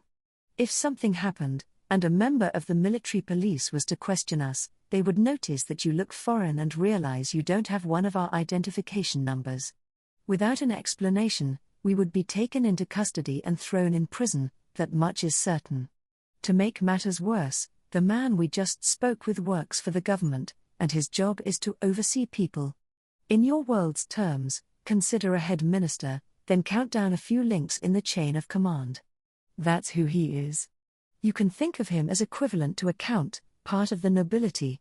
He was that important? Yes, and he already has his eyes on you. What? It is paramount that we send you back home right away, in order to ensure your safety, Lady Elsa. If you stayed in this world, and something was to happen to you, I wouldn't be able to face Count Muller. Bringing up Count Muller put even her at a loss for words. She was still a daddy's girl. Considering her father's character, I could totally see why she'd love him so much. Plus, he was tall and handsome, slim but muscular, not to mention a noble deeply trusted by his people. It was fundamentally unreasonable to expect anyone not to be fond of him. That said, she only remained silent for a moment. Then she really let me have it. Even so, here's what I think. If this world was to attack us right now, we would be unilaterally wiped out. Knowing that, for the sake of my world, I must boldly set foot in this one. There is no such possibility, madam. How can you be so sure? You've visited already. You're right. She spoke with an uncharacteristically serious expression. But she was right, and I couldn't exactly argue. From her stubborn objections, I could sense how sharply she felt the danger. Lady Elsa, I don't believe your world is as weak as you think. How can you say that? This world doesn't have magic. We don't have giant monsters like dragons, either. We may be winning in terms of civilization, but if we were to clash, bringing all our respective forces to bear at once, our world might be the one to lose unilaterally. I agree on that point. Oh, and it looked like Peeps would grace us with his viewpoint as well. I was curious what the Lord Starsage had to say. The types of weapons that exist in this world mostly utilize heat or impact, he began. If you were able to defend yourselves with barriers in advance, they would have a hard time overrunning you. In addition, they require much time and money to use their weapons, which would work in our favor. This knowledge seemed to be the result of his internet study sessions. How far had he taken his investigation, exactly? Were you to employ monsters against whom physical impacts and heat were ineffective, such as wraiths, you would overwhelm them easily. And if our people came together and coordinated with powerful elementals, it would even be possible to bring this entire world under our control and use it as we see fit. Is that right? Indeed, it is. Our world is rich in versatility. Perhaps the citizens of Earth should be concerned. From Peeps's explanation, I saw that my own world's situation was considerably more precarious than I had thought. Now it was my mind spinning. All of the Pile-Hair Princess's concerns had become mine. I doubted Peeps would do anything like that. At this point, I fully trusted him. Still, I couldn't entirely deny the possibility that, ultimately, such a future might come to pass. A variety of delusions paraded through my mind before fading into the distance. Oh ho? Is that fear I see on your face, Sasaki? Well, this is my homeland, after all. I may have been destined to die alone, but I still had a friend or two who would come if I invited them out for a drink. I had quite a few acquaintances from work, too, who had treated me well. The prospect of seeing all of them wiped out, no chance to resist, weighed heavy on my heart. Your expression is giving me the creeps, said Elsa. You jest, madam. Especially considering all you've done is lecture me since I got here. I sincerely apologize for that, but, you're the only person aside from my father who has ever lectured me so much. Lady Elsa spoke cheerfully. That dubious sparkle in her eyes, I'd pretend I didn't notice that. The way she smirked made me very uneasy. I'd always wondered if the little lady had a sadistic streak to her. Worry not. I would never do such a thing. Come on, Peeps. I trust you. So you do. Just then, I heard a vibrating noise from somewhere. It sounded like a phone. I looked around for the source, and eventually my gaze settled on Futurishsuka. It seemed the phone she had tucked in her kimono was receiving a call. She took out the device, checked the screen, and answered it in front of us. Everyone watched and waited, mouths shut.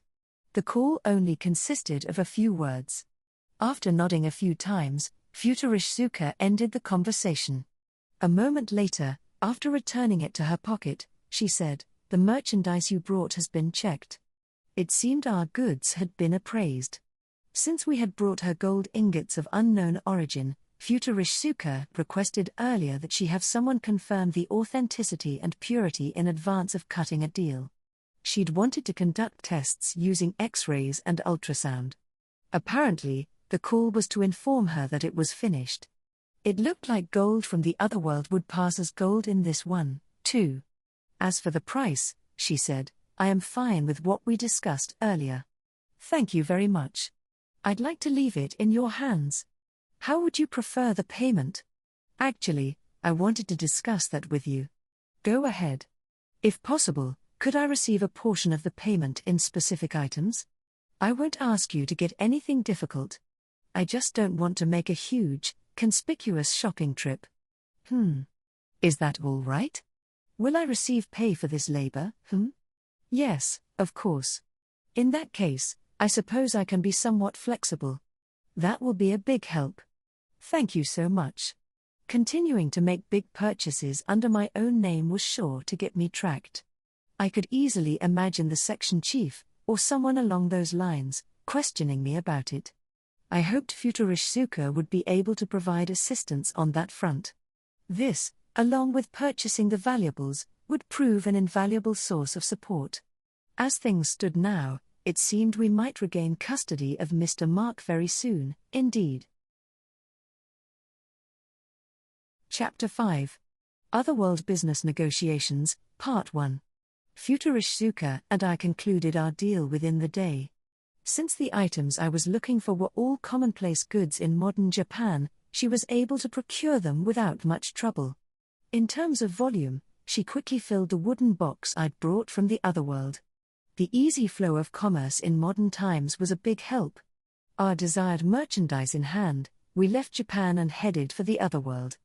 Because of how much she already knew, we set off right in front of Futurishsuka from the warehouse she'd provided, taking the Pile-Hair Princess and the wooden box along with us. After that, we went our separate ways. Having deposited Lady Elsa back home, we headed for the Republic of Lunch to fulfill our promise and bring our goods to the Kepler Trading Company. We gave Mr. Joseph's name at the front of the building, and in no time we were shown to a storage room. Are you truly going to sell all of this? Is the quantity insufficient, sir? Not at all. It's just that we discussed collateral. I should be able to bring a little bit more next time. Is that right? Our goods were lined up in a corner of the storeroom. Though they had been stuffed haphazardly in the wooden box, now everything was laid out neatly on a pricey-looking sheet so the whole thing could be seen at a glance. This had all been taken care of by the trading company, and it reminded me a little of police seizing evidence. These were articles I had sold to the Herman Trading Company in the past. In addition to the calculators and binoculars, mechanical devices that didn't need a power source, we had also brought sugar and chocolate, relatively expensive luxuries in this world. Most of the volume came from the latter. It had taken up 90% of the wooden box. According to Count Muller, there was considerable demand among the upper classes for our sugar. Mass manufacturing of pure white sugar was something my world had only achieved after the Industrial Revolution, so any merchants who dealt with it in bulk were highly prized. In fact, half of the selling price was just the sugar. But it was the small number of mechanical items that really stole the show. Even the calculators, of which we'd brought the most, only numbered 2 dozen. I'd bought each of them for 1,980 yen. Mr. Joseph couldn't keep his eyes off them. I would like to accept this deal. Thank you very much, Mr. Joseph. It seemed we'd gotten him to accept without issue. With this, there was no doubt we would be able to establish the Mark Trading Company in this country. Most of the credit went to Futurishsuka. Without her help, it would have been a lot more difficult to go all out and bring over so many goods. The foodstuffs especially, everything we'd brought in the past combined didn't amount to even half of what we had with us this time. Comparatively, this deal was huge. You couldn't exactly purchase all this from a neighborhood supermarket. I believe we have fully understood your intent, Sir Sasaki. I'm pleased to hear you say that. Stocking up hadn't required any exchange of currency this time. I'd left the remainder of the profits from the ingots, a considerable amount, under Futurishsuka's supervision. In the worst-case scenario, I knew she might run away with it. Even so, this was the best option for my personal safety. With this arrangement, it was unlikely even the section chief would uncover our dealings. Now, I said, I'd like to send a message as soon as possible to the one in charge within the kingdom of hers. Your efforts are appreciated, returned Mr. Joseph.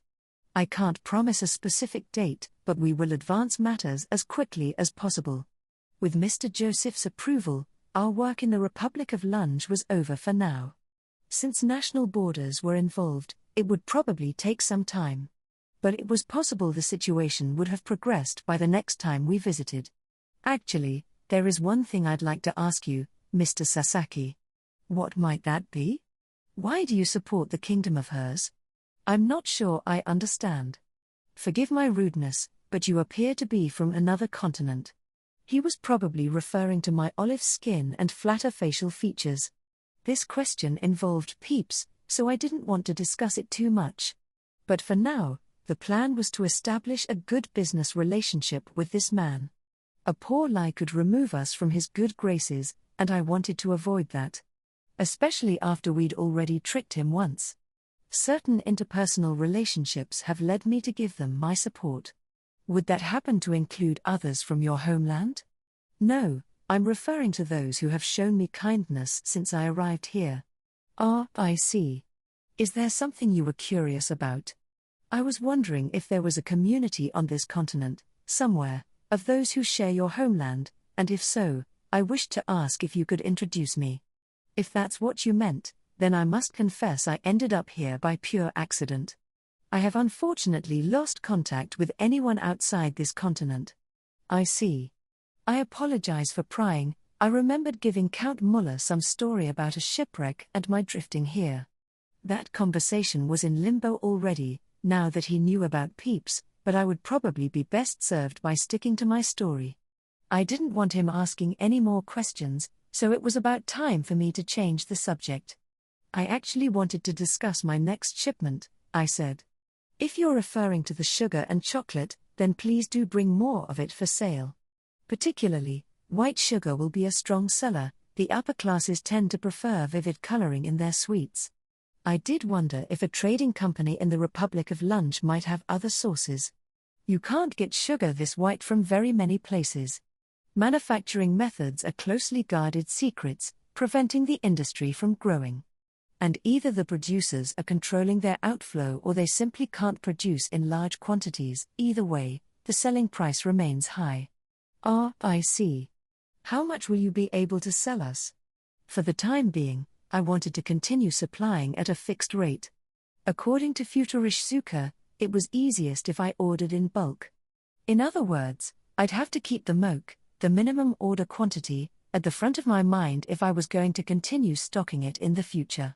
I'd probably have to involve Mr. Joseph in those negotiations, eventually. Is that true, Mr. Sasaki? It is. Please, leave it to me. In addition, despite the recent fluctuations, one day in the modern world was still over 10 in this world. If I missed even a single visit, a lot of time would pass here.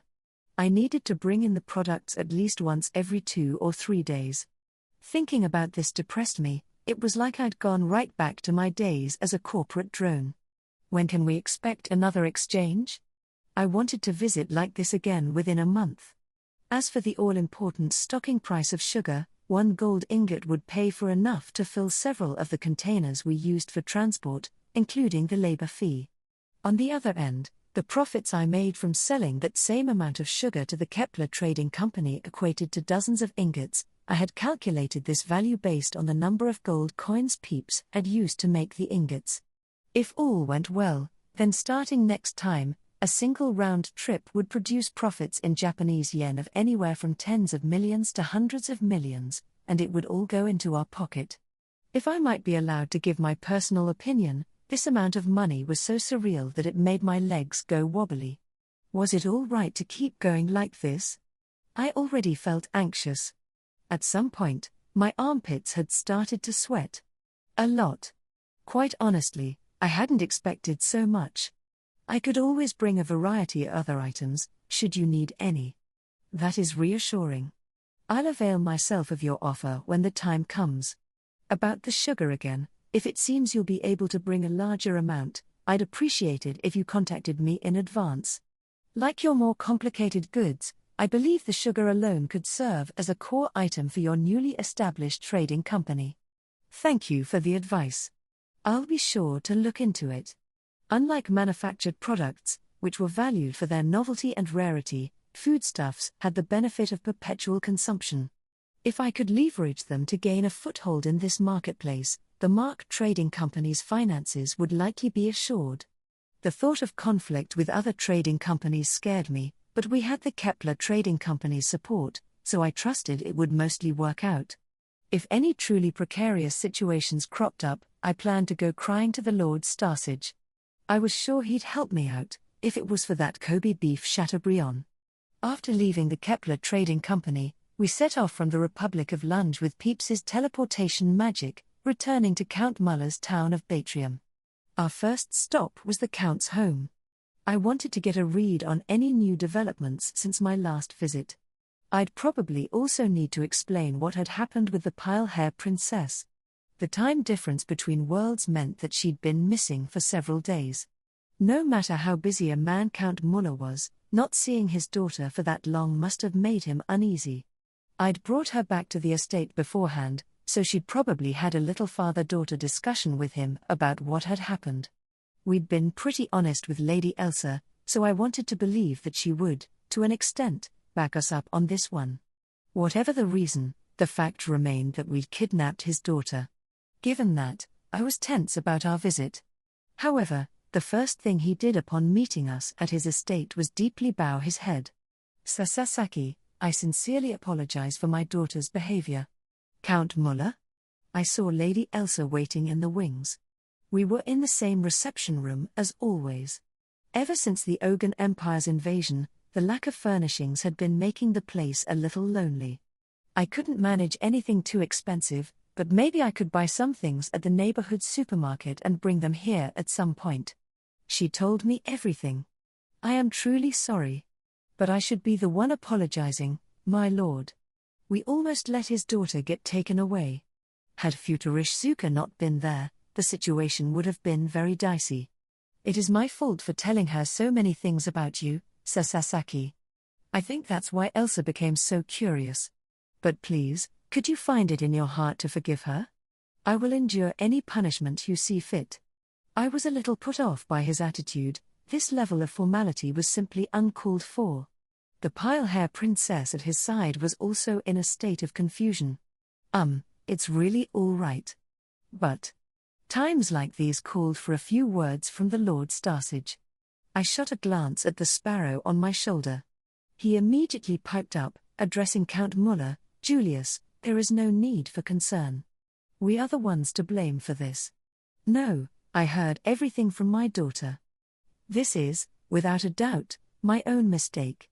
They were the actions of a child. Smiling and forgiving such things shows the magnanimity of an adult. She may be a child in terms of her age, but she is still my daughter whom I have raised, and I believe I have taught her more than enough. However, it seems my teachings did not take. That is my failure, and no one else's. Continuing to insist that he was the one in the wrong made Count Muller look even better. You could really feel how much he loved his daughter. Watching him, I had to admit the idea of getting married and starting a family might actually be nice. That said, the reality was that I was a withered old man, and the prospect was simply too far above my pay grade. For now, I wanted to focus on getting along with Peeps. Now that I think of it, I wonder if he ever got married when he was human. Whatever the case may be, what's done is done. Don't worry about it too much. But your apologies are troubling him as well. My distinguished Java sparrow shot me a quick glance. Birds generally didn't have any white in their eyes, so it was more like his neck had twitched in my direction. I'd remarked a few days ago how it felt like he was looking at me no matter what angle he was at, and ever since then, he'd been rotating his neck. What a kind bird. It made me want to pet him right on his adorable little head. Sasaki, the Lord Starsage is, I share his opinion, so please stop worrying about it, my lord. While we were fussing over this, there was a terse knock at the reception room door. For now, we put our exchange aside as everyone's attention naturally shifted to whatever was outside the room. I wouldn't soon forget Count Muller's intensely apologetic expression. But now his voice grew firm as he called out, "We're in the middle of something. Is this urgent?" In return came a rather exciting answer, "AA representative of the Herman Trading Company has arrived." What? The Count's expression froze. I didn't blame him. This was the person who'd had Mr. Mark thrown in jail. The manager must have some idea about Count Muller and Vice Manager Mark's close friendship. Why would he spare the time to visit like this? Even if the manager had his own relationship with Count Muller, he must have known the man was working to get Mr. Mark released. How bold of him to come waltzing right into the enemy's stronghold. All right.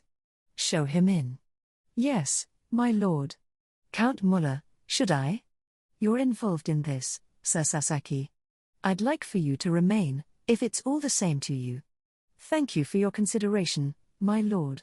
He probably wanted Peeps to be here as well. Now that I thought about it, this would be our first time meeting the president of the Herman Trading Company. We'd never had the chance before, since he'd been operating in the capital for so long. My heart started beating faster. What kind of person was he? After a short wait in Count Muller's reception room, the man in question was led in by several guards, military police, dressed in showy outfits. Too much security for a meeting between a mere merchant and a local lord. I found myself on pins and needles thinking about the conversation to come. What brings you here today, Herman? I heard a rumor, my lord Count Muller, that you have been so kind as to show consideration with regard to an internal issue at our Herman Trading Company, and so I have humbly come to pay you a visit. It has come to my attention that you have been showing a great deal of goodwill to one of our own. What about it? We'd changed up our positions in the reception room. Now Count Muller and the Hermann Trading Company president were seated across from each other. I'd moved to a smaller sofa next to the Count's. Peeps was perched on my shoulder. The Hermann Trading Company's president looked to be in his mid-40s, of medium height and build. He had wisps of brown hair just barely covering his head, his hairline having receded toward the crown, and eyes of the same color. He was dressed in fairly expensive attire. If you told me he was a noble, I probably would have believed you.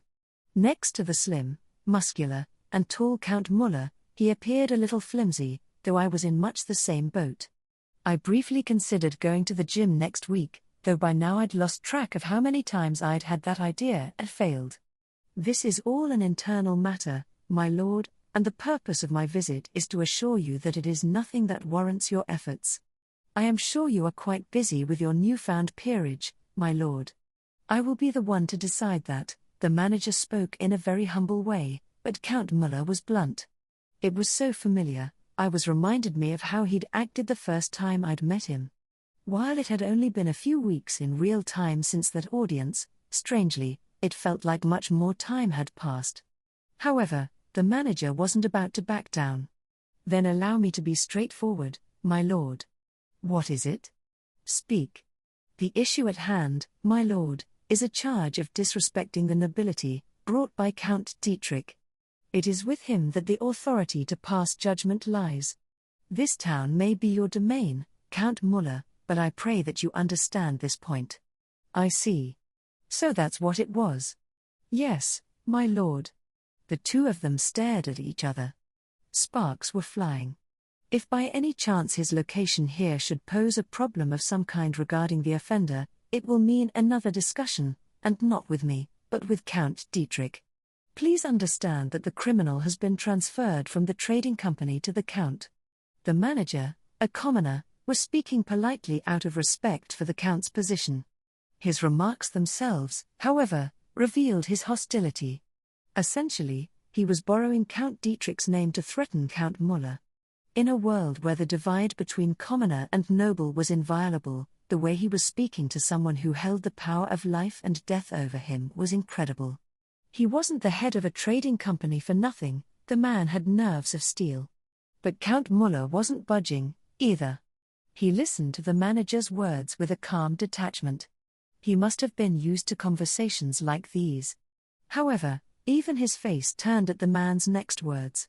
That said, my lord, this matter will not drag on for long. We plan on executing the offender within the month. Until then, I apologize for the trouble but ask that you lend us the space to hold him. The Count's attractive eyebrow twitched. Even I was surprised at that. I almost cried out in spite of myself. I would never have guessed they'd already scheduled an execution for the vice manager. I thought for sure they'd have, some kind of trial first, even if it was just for show.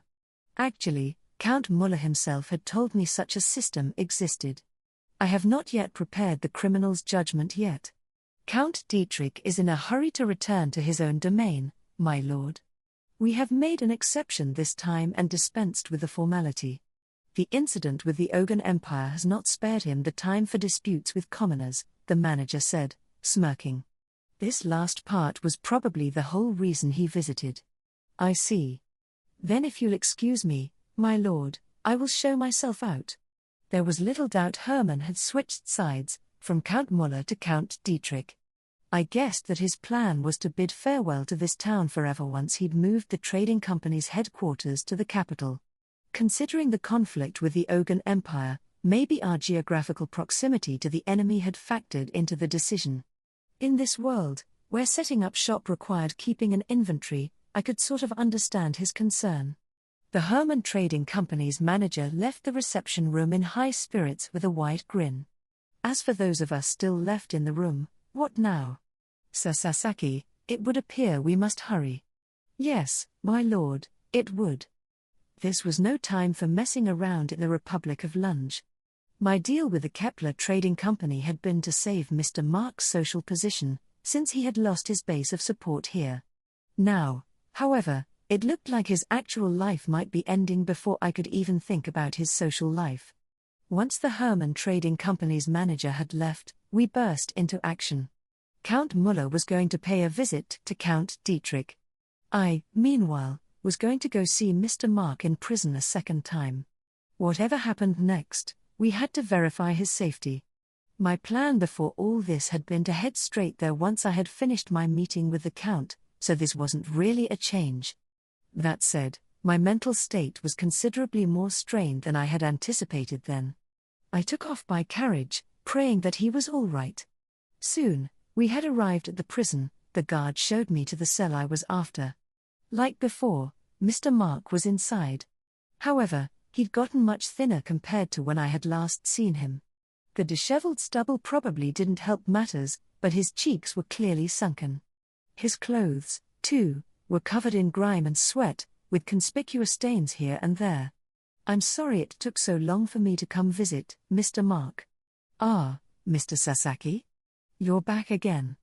Upon seeing me, the vice manager smiled a little. I couldn't call him enthusiastic by any standard, but he was still showing consideration for us. How are you doing? You don't look so good. Thankfully, I wasn't tortured. Have you and Count Muller been pulling strings? They've allowed me to live with all my limbs attached, as you can see. Have they been giving you enough food? I suppose. Yes? You do look rather thin, though. They've mixed laxatives into the food a few times already, said the vice manager, face clouding. He seemed like he was at the end of his rope. That's awful. In that case, I will arrange for your food to be delivered from Mr. French's place from now on. He was very frustrated he couldn't do anything for you. I'm sure he'll help. No, I couldn't possibly put any more burden on. Please, Mr. Mark, don't give up. We're all trying our hardest to save you. Just hold on a little longer. You will get out of here, regain your freedom, and go back to your days living as a merchant. Thank you for going through all this effort for someone like me. Don't worry about a thing. You've done more than this for me already. Mr. Sasaki. If you'd like, I have something to eat. I passed a wrapped gift I'd bought on the way here through the bars. The guard and a knight assigned to Count Dietrich had already checked it, so they didn't say anything. They merely stood beside me, listening in on our conversation. Inside the package was food, drink, and a change of clothes. Thank you so much, Mr. Sasaki. Nothing could have made me happier. I'll be visiting again in the near future. I wanted to talk with him a little longer, but we didn't have time right now. Leaving Mr. Mark, we hurried out of the prison as fast as we could. Once we were out of the jail, we went straight to Mr. French's restaurant. There, we explained Mr. Mark's situation and asked if he could have some food delivered. He agreed to it without so much as a second thought. Clearly indignant that they would mix laxatives in with the man's food, he promised in a loud voice that he'd deliver his very best dishes. That took care of the immediate problem of food, at least. I had been a little frightened by the sight of Mr. French, burning with rage and twisting up his face like a gangster. Still, I hesitated to say the vice manager's situation was looking better. The real issue at hand was what Count Dietrich was trying to accomplish. One word from him, and Mr. Mark's head would go flying. Plus, the Hermann Trading Company's manager had been willing to challenge Count Muller. The man had been brimming with confidence. He and the other count must have had a rock-solid relationship. What kind of deal had the two of them struck anyway? Can't sit around complaining. I'll do something about this. As soon as we had left Mr. French's place, Peeps spoke. Judging by his tone and based on prior experience, I could assume he meant he'd do something about Count Dietrich.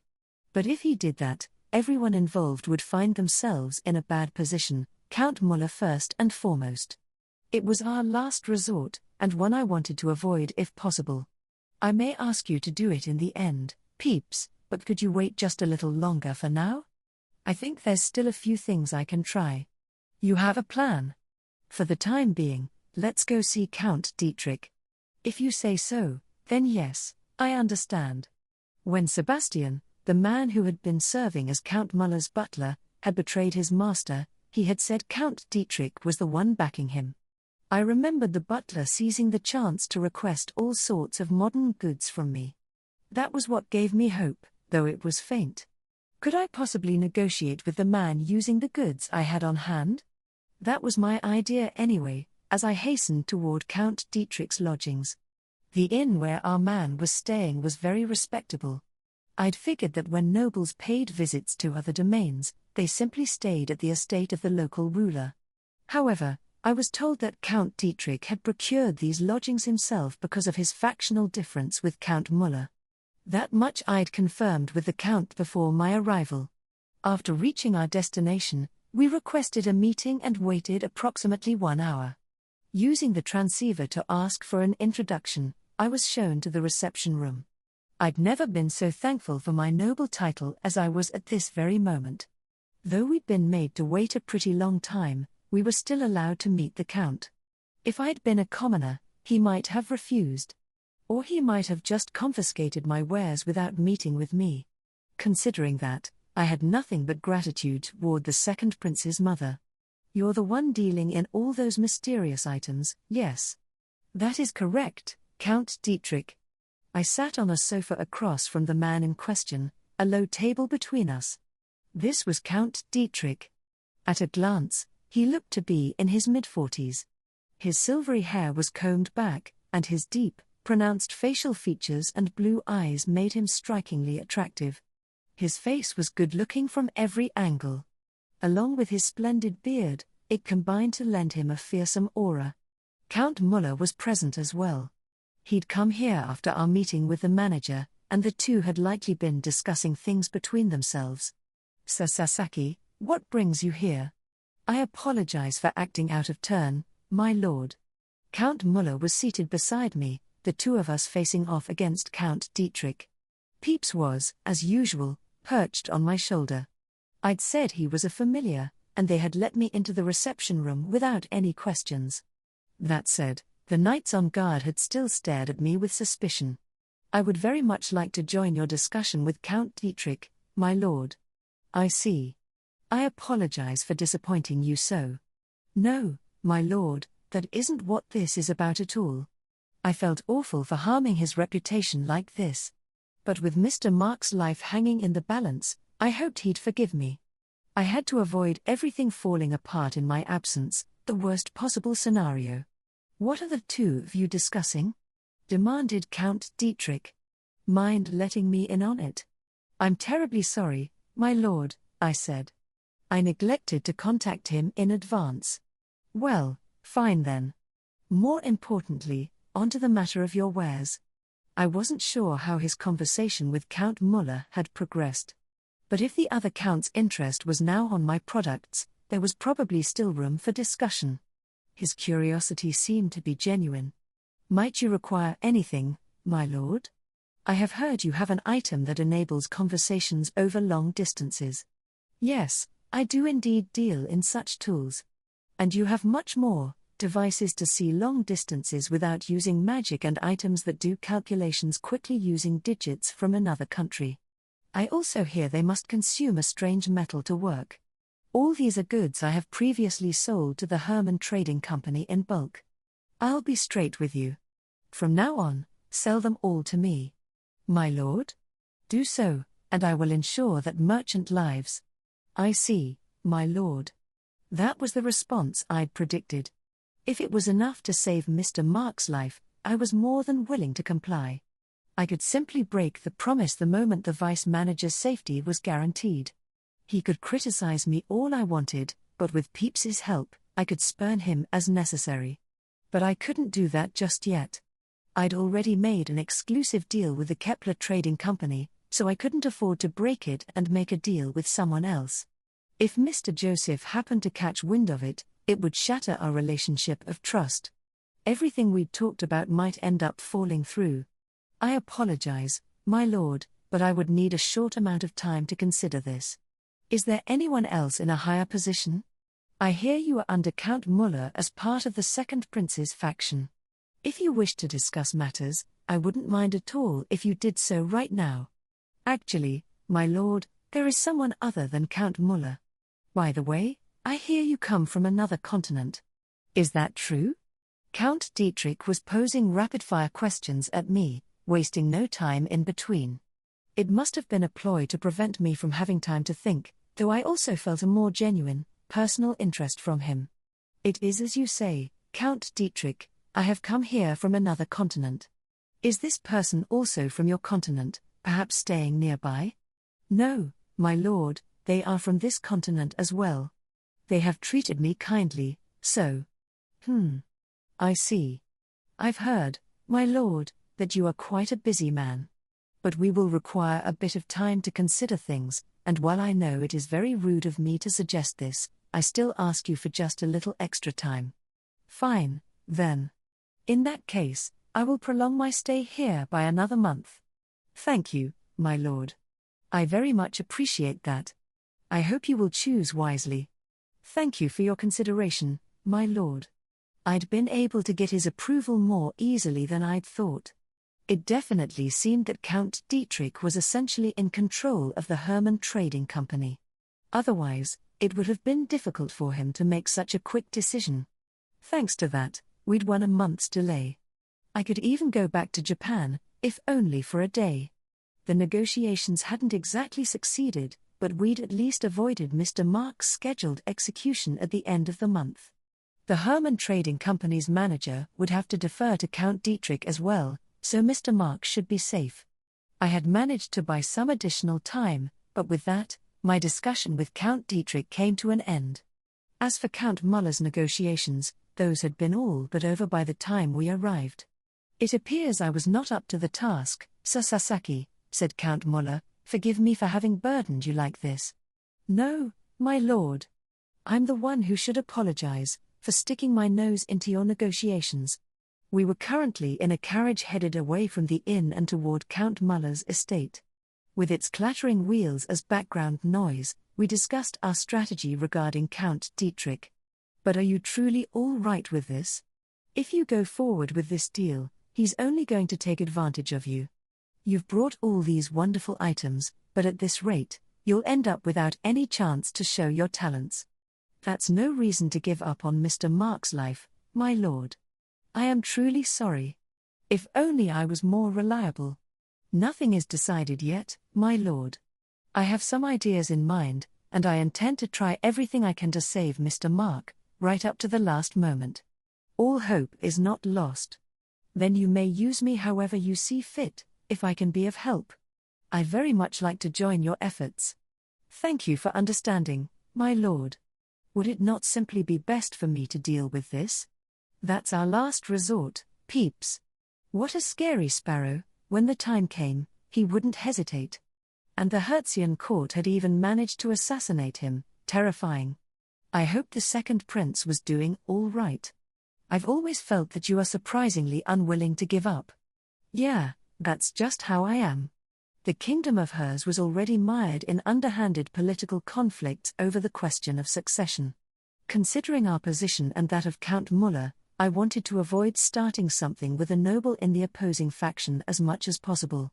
Doing so would likely create even worse problems. And well, you know. This was exactly the kind of time the boss was supposed to strut his stuff, right? Count Muller, I do actually have a proposal. Yes, please share it with me. What do you think of asking for Prince Adonis's help, my lord? What might that entail, exactly? Having someone you could go crying to was truly wonderful. This was the perfect chance to have him repay his debt to us. He was the leader of one of the conflicting factions, but he was still royalty, and he had a right to the succession. If he was to call upon Count Dietrich for a face-to-face discussion, that would shake even him up a little. I've been entrusted with Prince Adonis's personal finances. Let's say we were investing them in the goods we deal in, and that Mr. Mark was the one doing the practical work. By interfering with that, Count Dietrich would surely warrant a stern talking to from the prince. Yes, that does make sense. Even the count wouldn't be able to ignore him. The question is whether Prince Adonis will agree to it. You can leave that part to me. I'll head straight there to discuss it with him. Are you sure, my lord? Yes. I'd like to leave for the capital right away. It looks like we'll be able to put that extra time you pried out of the count to good use immediately. With an extra month to spare, I can have the prince write a letter and then make the return trip. In that case, I will handle your outward journey. Are you sure? You've done a lot for me, after all. I know it's presumptuous, but yes, I would appreciate it. Then you may leave it to me. With that settled, it was time to head for Alestos, the capital of the kingdom of hers. We'd been given a month's delay, but that didn't mean Count Dietrich wouldn't change his mind. I couldn't help but envision the Hermann Trading Company manager going to him and filling his head with nonsense until he retracted his promise. After arriving at Count Muller's estate, we moved straight to the capital. With Peeps's teleportation magic, it took but a moment. A handy spell, as always. I still had my sights set on learning it someday. I'd been so busy lately that I hadn't had much time to practice magic. I resolved to make some time for it once this whole kerfuffle died down. After depositing the Count at the palace and promising to see him again in a month, we headed off on our own. We headed back to Batrium, where we decided to spend the night before returning to Japan. As if the otherworld's problems weren't enough, now things were getting troublesome back home, too. I always left the phone the chief had provided behind in my world, so I figured I'd have to pop back home in order to check in on the situation. From our transit base in Count Muller's town, we moved back to the apartment in Japan. We had only been gone about a day, and nothing in particular had changed. I looked out the window to see the dark of night. I checked the clock, a few hours had passed. Again, the progression of time between worlds had changed. Previously, an entire day in the otherworld would have only been about 1 hour in this one. What shall we do now? I'm going to get in touch with Ms. Futurishsuka and talk about how we want to proceed. I see. I also want to discreetly check on the Lady Elsa situation at the bureau. As I was speaking to Peeps, I heard a buzzing noise. It was coming from the bureau-supplied phone I'd left on my desk. Apparently, I was getting a call. Who could it be, this late at night? If it was from the bureau, maybe I'd pretend to be asleep and ignore it. As I was thinking about it, Peeps took off from my shoulder and drifted down onto the desk, peering at the vibrating phone's screen. The way he was so casually bird-like sent a pang to this pet owner's heart. It appears to be from that woman. Thanks, Peeps. He was probably referring to Futurishsuka. Which meant I couldn't ignore it. It could have been a call for help, depending on the situation. Come to think of it, since she was contacting me so late, it seemed safe to assume something unanticipated had occurred. I quickly picked up the phone and answered. Hello, this is Sasaki. Apologies. I would like some help. Are you at the hotel from before? Yes. And please bring the bird. The call ended abruptly after only a few moments, with barely any words exchanged. I tried calling her a few more times, but she seemed to have disconnected her phone. I got the number you are trying to reach is unavailable spiel. Peeps, can you bring us to the hotel from yesterday? A pressing matter? Looks like it. Then let us hurry. It was a good thing we had gotten some sleep in the otherworld before returning. Otherwise, I would have been hard at work for over 24 hours. Nevertheless, I couldn't deny that my lifestyle was growing irregular. After moving between worlds repeatedly in a short period of time, I'd completely lost my sense of day and night. If I kept up at this rate, I was scared my body wouldn't hold out. The neighbor's POV, that night, I wake up to what sounds like a person's voice. I live in a cramped studio apartment. My bed is in the corner, against the wall that separates this apartment from the one belonging to the man next door. I'm lying down on the bed, wrapped in a blanket.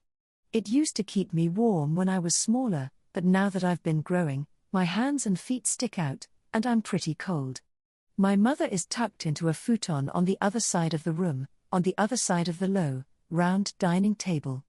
I can tell she's fast asleep from how measured her breathing is. If she's asleep, then the voice must be coming from outside the room. At the sudden realization, I press my ear to the wall in front of me. When I do, I can hear someone's voice, just as I had thought. It's very quiet tonight, and the thin walls allow me to listen in on the conversation. What shall we do now? I'm going to get in touch with Ms. Futurishsuka and talk about how we want to proceed. I see. Two people are speaking in serious voices. One of them is the man, the room's tenant. Who is the other one? I'm sure I've never heard this voice before. A co-worker. I suppose someone could have missed the last train and is staying over. As far back as I can remember, though, the man next door has never brought any friends home. The person with him sounds very young. And androgynous, in fact, I can't tell if they're a man or a woman. But the man next door bringing a woman into his apartment is just unthinkable. Peeps, can you bring us to the hotel from yesterday? A pressing matter? Looks like it. Then let us hurry. He just called them Peeps. They must be very close. I couldn't just let that slide. Careful not to wake up my mother, I tiptoe to the front door. I crack it open a little, then peek outside and steal a view of the next apartment over. Who on earth is the man speaking to in such a friendly manner? I try sneaking a peek in the hopes of finding out.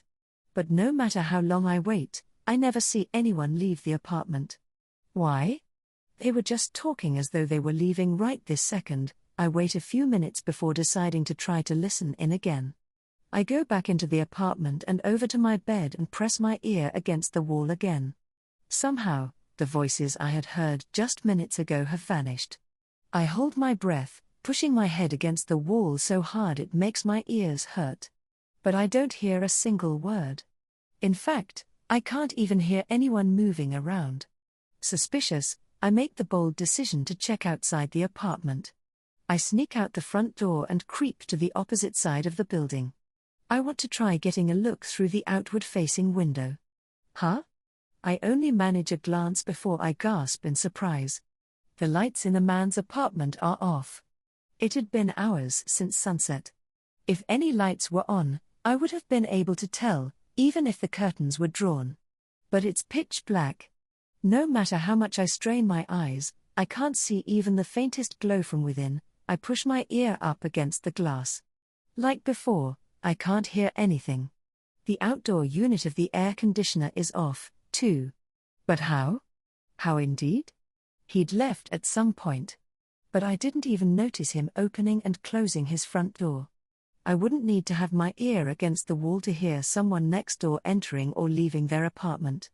And just now, I'd been looking right at his door. Yet before I knew it, the man had disappeared from his apartment. Had he left through the very window I was currently touching?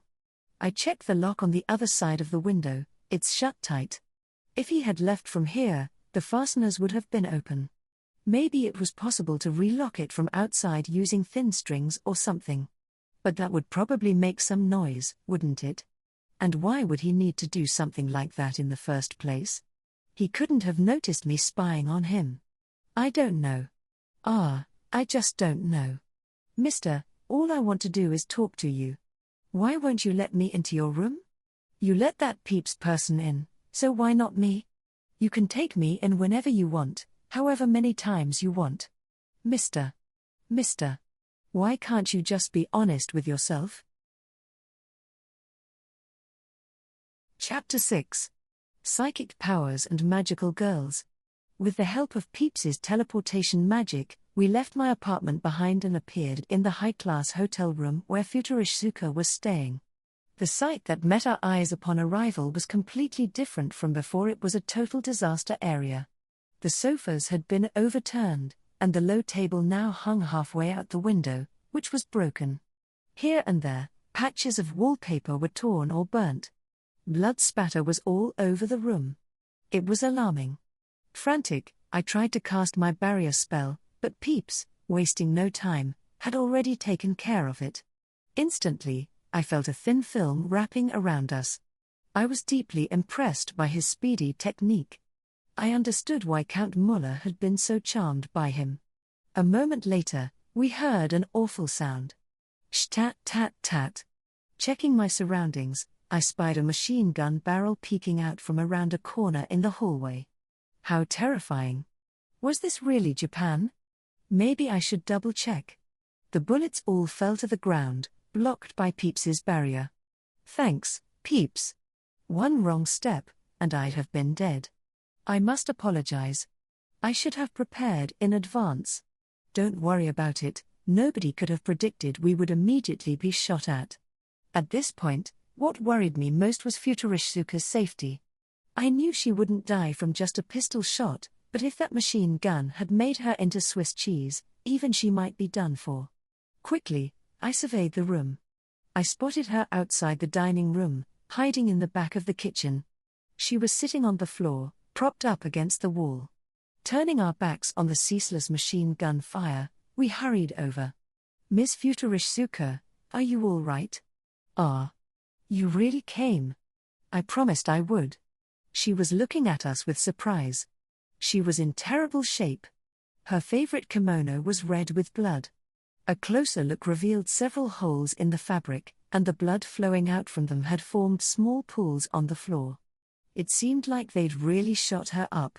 The very fact that she was still alive probably said a lot about how much power she had. "Hold still a moment. I'll heal you right away." "Heal me?"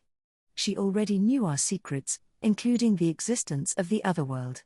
And since we'd restricted her words and actions with a curse, there was no need to pretend. I just used the healing spell Peeps had taught me. I chanted the spell, and with a single grunt, I blasted it at her. A magic circle emerged from the floor. Illuminated by its light, her skin began to regain its color. This is a power the Bureau is likely to desire. If you tell anyone, I'll be very angry. Ooh, how scary. I wouldn't have done so, in any case. Well, you do have a record. Even in a situation like this, she was able to joke around with me. It was kind of impressive, actually. She must be used to this kind of thing, I thought. Both the one perched on my shoulder and she hadn't shown even a hint of agitation. One day, I wanted to be able to face down problems with their level of calm. You managed to stop me, so no hard feelings, right? If I hadn't, you would definitely have told. That sounds like speculation.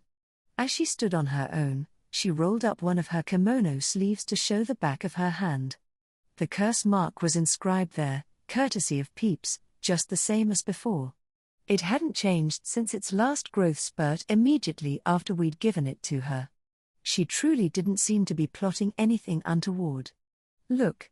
It hasn't changed since then, proof of my sincere, unwavering faithfulness. Well, that's good to know. I am sorry for calling you this late at night. I happened to be up, so it wasn't especially inconvenient. Thankfully, that meant we were able to come right here. Still, I would rather this didn't become an everyday occurrence. Yes. I, too, wish to avoid that. As we spoke, the machine gun continued firing without pause. A bunch of other stuff was flying by, too, like balls of fire, probably all the products of psychic powers. Even with barrier magic, I felt a chill run down my spine. I couldn't help wondering, what if the barrier just smashes to pieces? Silencing their own first, huh? Something like that, yes. It seemed that even her ability, which was incredibly powerful in one-on-one fights, couldn't be put to good use when outnumbered and in a floor layout this complex. To my annoyance, her troubled face as she spoke, combined with her youthful appearance, provoked my protective instincts. Remember, she's an old lady inside. Still, this served as confirmation of her defection. That meant we'd come out of this situation with one piece of good news, at least. Is this enough to overwhelm even a rank A psychic? They brought several rank Bs along who hold a natural advantage over me. I see. They seem to be attacking in earnest. I had learned during Bureau training that a handful of rank B psychics made for a very powerful fighting force. The current situation only reaffirmed to me how much the little girl, a rank A psychic, despite her appearance, was feared. What will you do now, then? As it happens, our target is among them. The one with telekinesis from the bowling alley? Indeed, that one. Wait, you want to go after him right now? Desperate times call for desperate measures. I could sort of understand why she'd make such a decision. As old as she was, her abilities were nonetheless more than enough to designate her as a rank A psychic. She had probably considered the possibility she'd scare off her target, causing him to flee. It was very difficult to find someone who wanted to stay hidden in this wide world of ours. It will probably be harder to chase him down if we miss this chance, huh? Psychics with his rank are in great demand all over the world. In that case, we can't simply escape. Promising words from my distinguished Java Sparrow. He had been surprisingly belligerent lately. My personal opinion was that we should finish up this business with Futurishizuka as quickly as possible, given how chaotic things were in the otherworld. If we took too long here, the days would fly by on the other side. We couldn't afford to be taken in by the Bureau under any circumstances. As we discussed the situation, furniture suddenly came flying into the room along with the bullets. A big screen TV and a sofa shot from beyond the kitchen counter, making a quick mid-air turn and heading directly for where we hid behind an island-like counter. There was no doubt about it, this was the hurricane user's power. We covered our heads on reflex, but the object slammed into the barrier and fell to pieces in front of us. Futurishizuka was right, our target was here. The continued barrage of furniture and appliances made me certain he was among the enemy forces. Someone, a psychic, I assumed, jumped in alongside some of the home goods, but a light touch from Futurishizuka sent them collapsing to the ground. Somehow, I doubted the Bureau had given a kill order for that one. Let's wrap this up, shall we? Will you fare well against so many? This world's magicians, nay, psychics, you called them? I have an interest in them. Depending on what happens, we may need to rethink our approach in the future. You know, I never did hear what your goals were. We cannot say. Playing it close to the chest, eh? This was the sparrow that wanted to eat high-quality beef Chateaubriand for all 3 meals while surfing the internet from morning to night, acting all pompous and smug to Futurishizuka. He talked a big game, but without his goals, he was just a deadbeat. Peeps, what are you going to do? Just leave everything to me. Wait, are you sure? He seemed even more confident than usual. Maybe he was excited about his first away game, combat here in modern Japan. Normally, his attitude was more philosophical, but knowing he had this other side to him filled me with love and affection. I found myself wishing I could take a picture of him in action. Thinking back, I couldn't remember ever taking a photograph of him.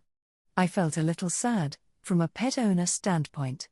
It's highly likely he's teamed up with a psychic who can block perception. We probably won't be able to spot him just by looking around. And if we allow ourselves to become preoccupied with the items whizzing around our heads, they may attack us from an unexpected position. So there are psychics with that sort of power as well, are there? As an ally, they are quite dependable, but as an enemy, they are a force to be reckoned with. Then I shall endeavor to disable that one first. The perception-blocking psychic must have been that girl we'd encountered last time at the abandoned bowling alley. She'd appeared to be about middle school age and had been sticking right beside the hurricane user. Her elaborate gothic Lolita clothing had stuck in my memory. From Futurishizuka's tone, it seemed they frequently worked as a pair. Like Miss Hoshizaki and me, perhaps. What will you do, then? Asked Futurishizuka. If possible, I cut in, I don't want to let them see anything magical. That does make things a bit more difficult. There was no telling where the section chief had eyes. I'd expect him to have planted an informant somewhere among them, at least. We couldn't afford to let him find out just how incredibly cool Peeps was. Just then, we heard a voice. Wait, you're still at it? Isn't this taking a little too long? It was an awfully tranquil voice, incongruous with the brutal scene in the hotel room, bullets and psychic powers flying. It sounded like someone chiding a friend for not being able to beat a video game with a difficulty set to very easy. At the same time, the enemy attacks abruptly ceased. Over here? Are you there, Shizu? A figure appeared in the living room, staring past the dining room and into the kitchen. A glance revealed a man of about 20. He was probably Japanese. His long hair reached to about his shoulders, and he wore black-rimmed glasses. He was spindly and about as tall as I was. He wore old, faded jeans with an oversized checkered shirt, under which you could spot an anime t-shirt. One of those Akiba types, in other words. He certainly fit the stereotype of an anime and manga-obsessed nerd. What? Futurishisuka's expression tensed as soon as she saw him. Following the path of her gaze made it obvious what had surprised her. She was staring at the nerd, eyes as wide as saucers. She always acted so nonchalant and detached, this was certainly a novel reaction. You know him? He's the leader of our group. I see. So he was a pretty big fish, rank A, from what I'd heard. And unlike Futurishisuka, he didn't require a lot of qualifiers and outside considerations, his rank was purely a product of the fear he inspired. This changes things. We need to withdraw. Is that man truly so troublesome? We would never win in a fair fight. What sort of power does he use? According to him, his power makes fantasies manifest. His abilities are so varied that even I, who was part of his team, don't know much about the limits of his powers. I remembered getting a similar rundown at bureau training. Despite psychics above rank B being infamous, many of their abilities were unknown. They told me that if I ever met one, I should take the utmost caution. Now that the time had come, I wondered how, exactly, I was meant to do that. Peeps seemed to be thinking about something. In the meantime, our opponent started speaking. Rad. You're actually here. But wait, who's the old guy next to you? He placed his hand casually on the kitchen counter and peered down at us like he was gazing at some rare zoo animals through the bars of a cage. He was so close that it seemed like he could see us even as we huddled on the floor behind the center island. Wait, Shizu, don't tell me you let Daddy live. Regrettably, you all were rather rough with me. So yes, I let Daddy live. No way.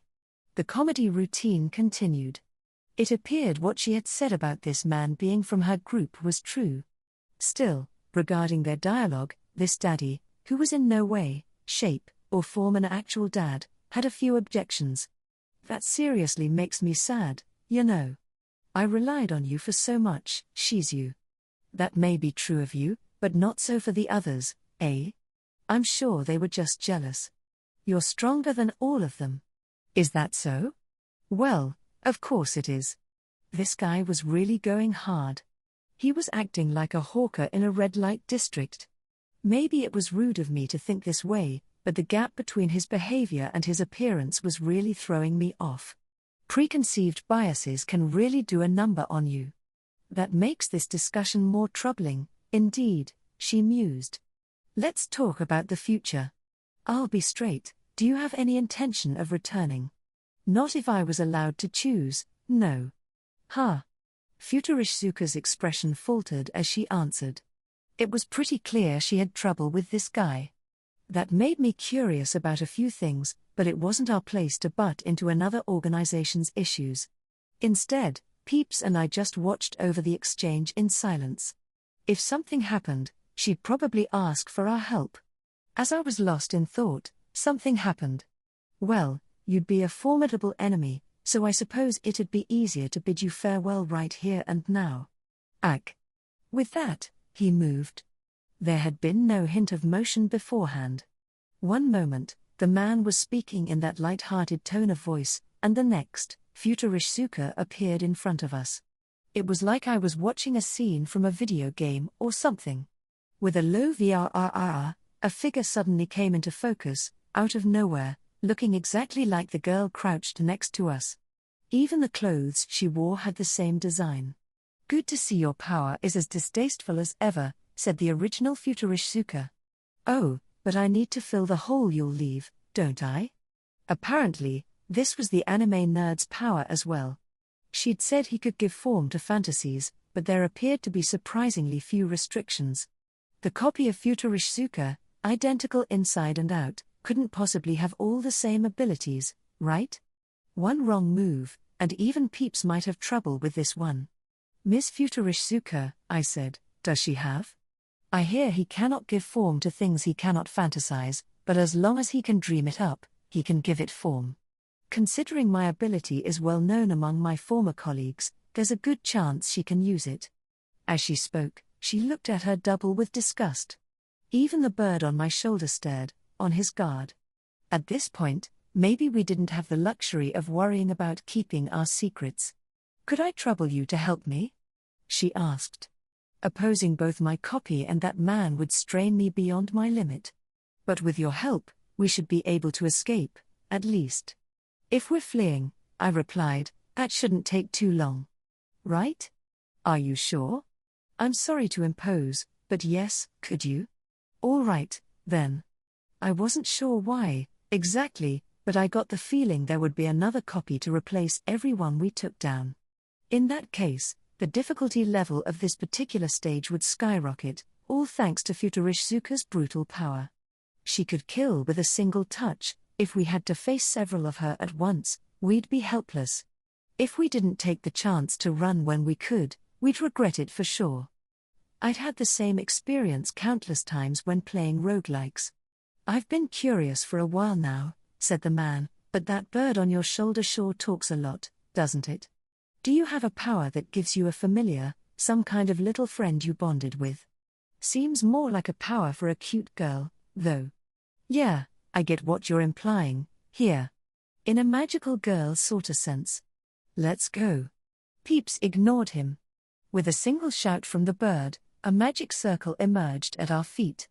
It was the Lord Starsage's teleportation magic. I didn't know where he intended to bring us, but it didn't matter, so long as it was away from these people.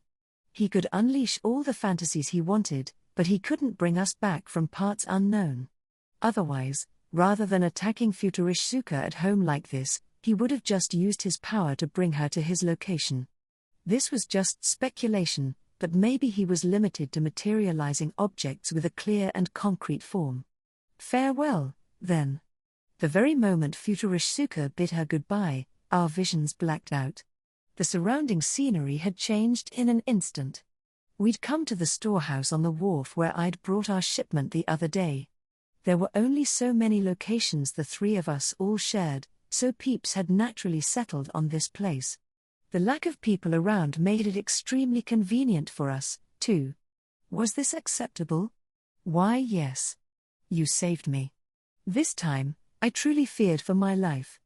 I want to know what conditions that man must meet before he can materialize something. I'm hazy on the details myself. However, I have never heard of him manifesting a natural phenomenon. I see. Futurishizuka and Peeps must have been thinking the same thing as I was. I didn't really feel like checking my answers at this point, but I figured I wasn't too far off the mark. For now, we'd just have to stay vigilant as we continued out our daily lives. Well, Futurishizuka said, breathing out, this does make the Bureau's request exceptionally difficult. You still plan on trying? Oh, well, naturally, said Futurishizuka like nothing had happened. Fearless, as always. From her point of view, it must have been a narrow escape from the jaws of death, but she wasn't acting like it. Perhaps her senses had dulled with age. That was the only explanation I could come up with. As long as you stay cautious, I guess, I said. How cold of you. Is this not the scene where you extend your hand in aid? Oh, I could never. Futurishizuka's tone grew sly and a little playful, though I could sense an indescribable pressure behind her nonchalant behavior. Actually, I have a proposal for you too, she said. What is it? Do you remember our previous conversation here? I suppose I do. Why? Were you to assist me in entering the Bureau, I could work with you on future exchanges. I would stick my neck out for you, as well, to an extent. If needed, I could set up a base of operations for you outside the country, where I have many acquaintances. I wouldn't mind helping you with all that. Have you forgotten the curse engraved on the back of your hand? Peeps, could you let me handle this one?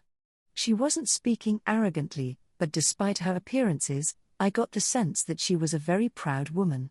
I could tell by the edge that had come into her voice under our current circumstances. She was panicked. And that's what would give any promise we made here particular importance. You're so particular about such strange things. That's just how I am. Maybe it would have been possible to make her obey us, using Peeps's curse as a shield. But the person in front of us would never forget it. She had been at fault on that occasion, but when it came to our future deals, We were on equal footing. When I thought about it like that, it seemed crucial that we keep negotiations fair in order to maintain a smooth relationship with her. Based on our time together, I could tell Peeps and I had totally different ways of doing things. And I suspected it was his rather aggressive personality that had earned the resentment of those around him and led to his assassination. I felt bad for making him go along with my wishes like this, but I hoped he would leave things to me this time. What is it? Prodded Futurishsuka. Interested in my proposal? I think it's worth exploring. However, our lives are just as important to us as yours is to you. Of course. If you have some sort of plan, we might be willing to help. Though, that will depend on what it entails.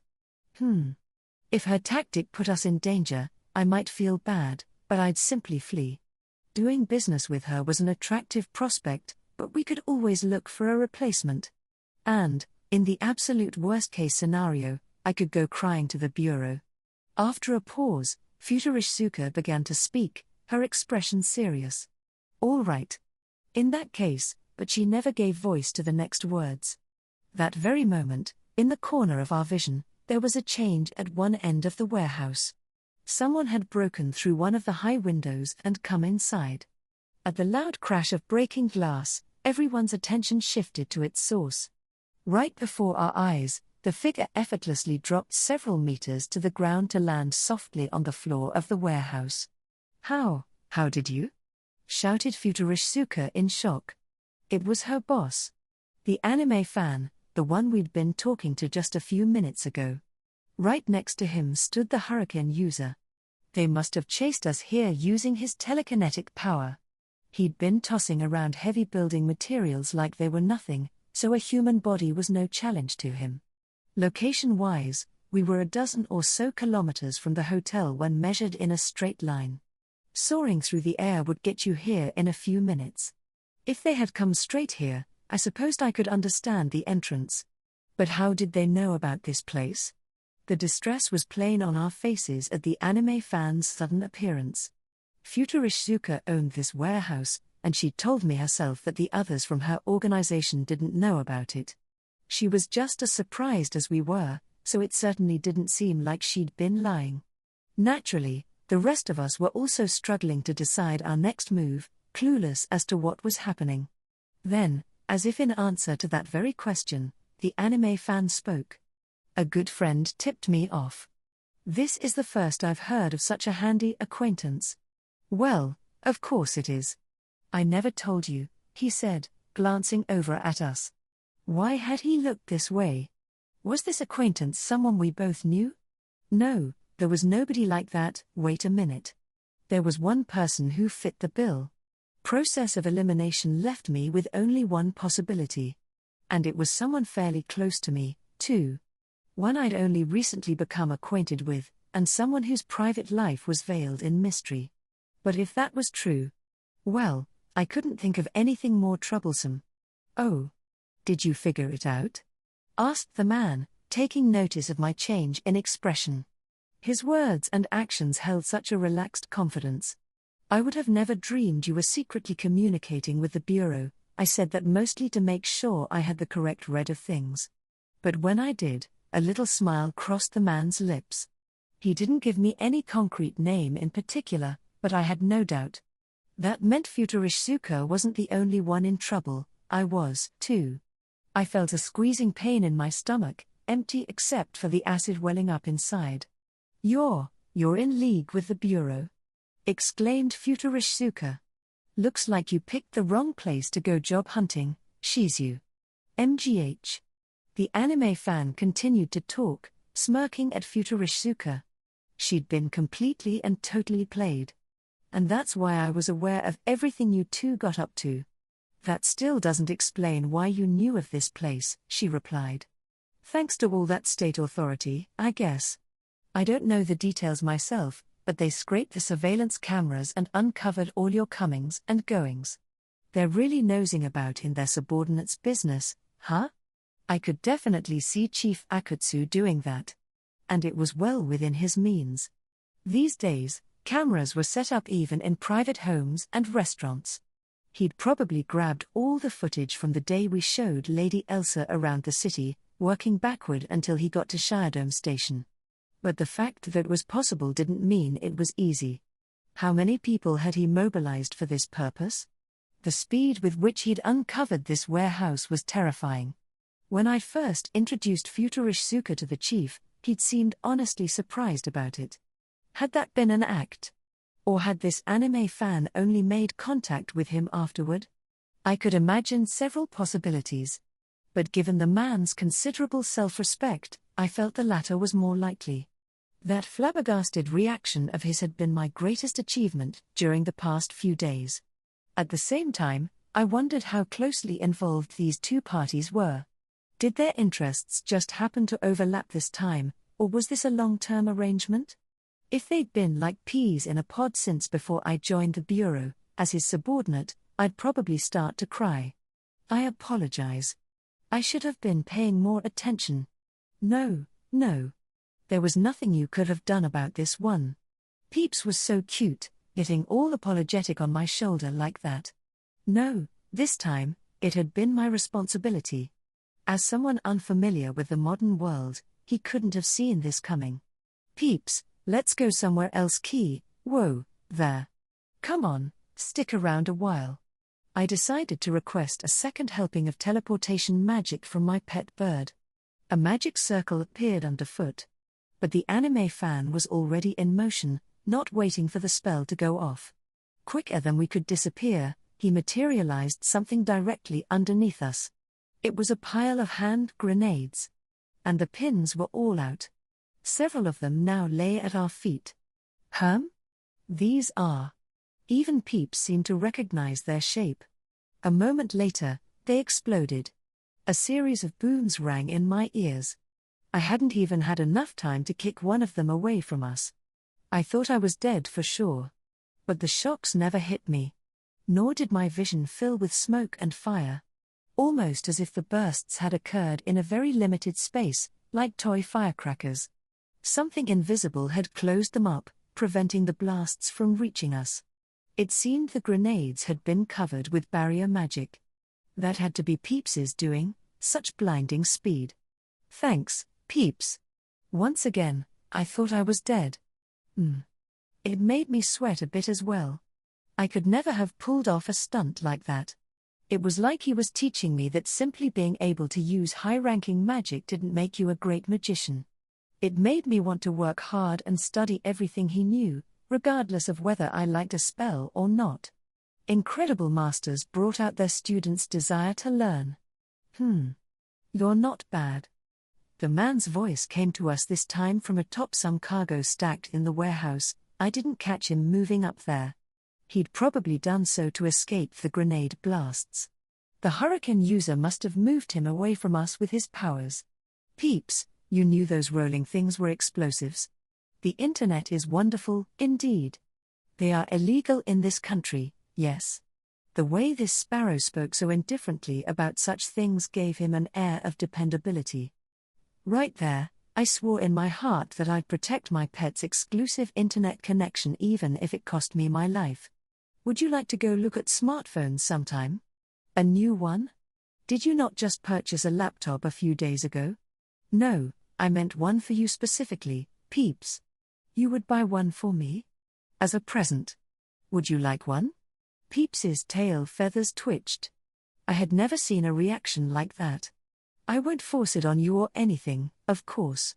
Then I would very much like you to bring me along when you go.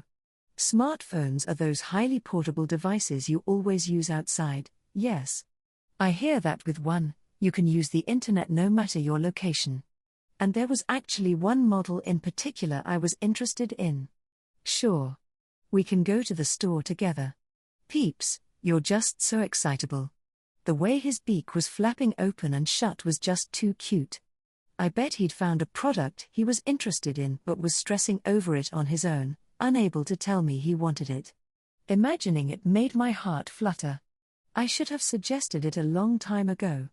I thought back to when I'd gotten my first cell phone. It had been a moving experience. But we'll have to do something about this first. Right you are. The lovely sparrow nodded firmly, his gaze fixed on the man standing on the cargo. At some point or another, the hurricane user had moved to stand beside him. Any objections to me dealing with that one? Peeps asked Futurishsuka. I felt reassured by his tone. I had a feeling this sparrow was about to enter combat mode. Yes, if you can, but. Why, Shizu, isn't that a little mean? Mean? So says the one who came and attacked me. You two, stay here and watch. The anime fan standing atop the cargo pile had the absolute calmest expression while he spoke. But Peeps was unfazed, instead declaring triumphantly he would handle it alone. It was looking like we wouldn't have much to do. The lordly sparrow fluttered up and off my shoulder. According to him, he couldn't use certain advanced magic when he was away from me. If he'd flown away, that meant he had plenty of confidence. The two of us, nothing but baggage at this point, looked on in silence. I see. A psychic who can use his familiar for both offense and defense. Peeps watched his opponent as he hovered in midair, flapping his wings. He should have been able to fly even without beating them, using magic. I was sincerely grateful for him continuing his sparrow act, even in this mess. And so in this warehouse procured by Futurishsuka, their battle began. The anime fan was the first to make a move. He thrust out his palm in front of him and shouted, "Crimson hell flames burning eternal, incinerate all those who defy me." What a strikingly fantastic line. I suddenly had the feeling I'd heard those words somewhere before. Ah yes, the main character of a video game that had recently gotten popular said it when he used a certain spell. He shouted it out every time you chose to use it, so it had left an impression even on me. The next thing I knew, a magic circle appeared at his feet.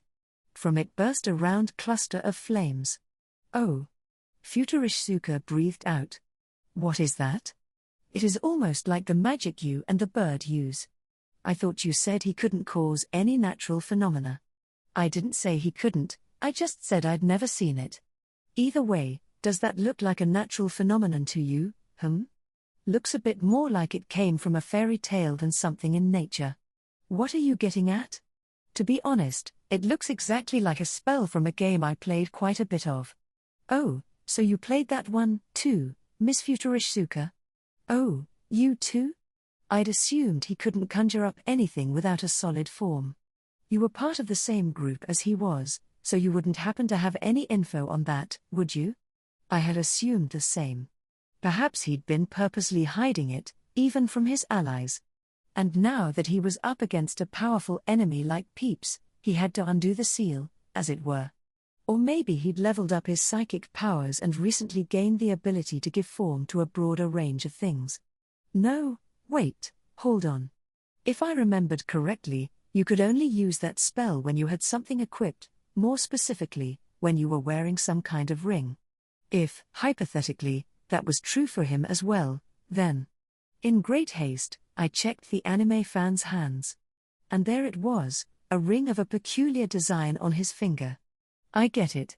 He must have given form to the ring he needed to use the magic, not the spell itself. But if he was able to do that, it meant he could pull off way more than we thought. He could even conjure items from fictional worlds. Miss Futurishsuka, could it be that your former colleagues didn't trust you very much? I'd appreciate it if you didn't put it that way. The ball of flames traveled straight for Peeps. Its exaggerated appearance bestowed an even greater sense of power to it. The bird, however, accustomed to such phenomena, safely swept it aside.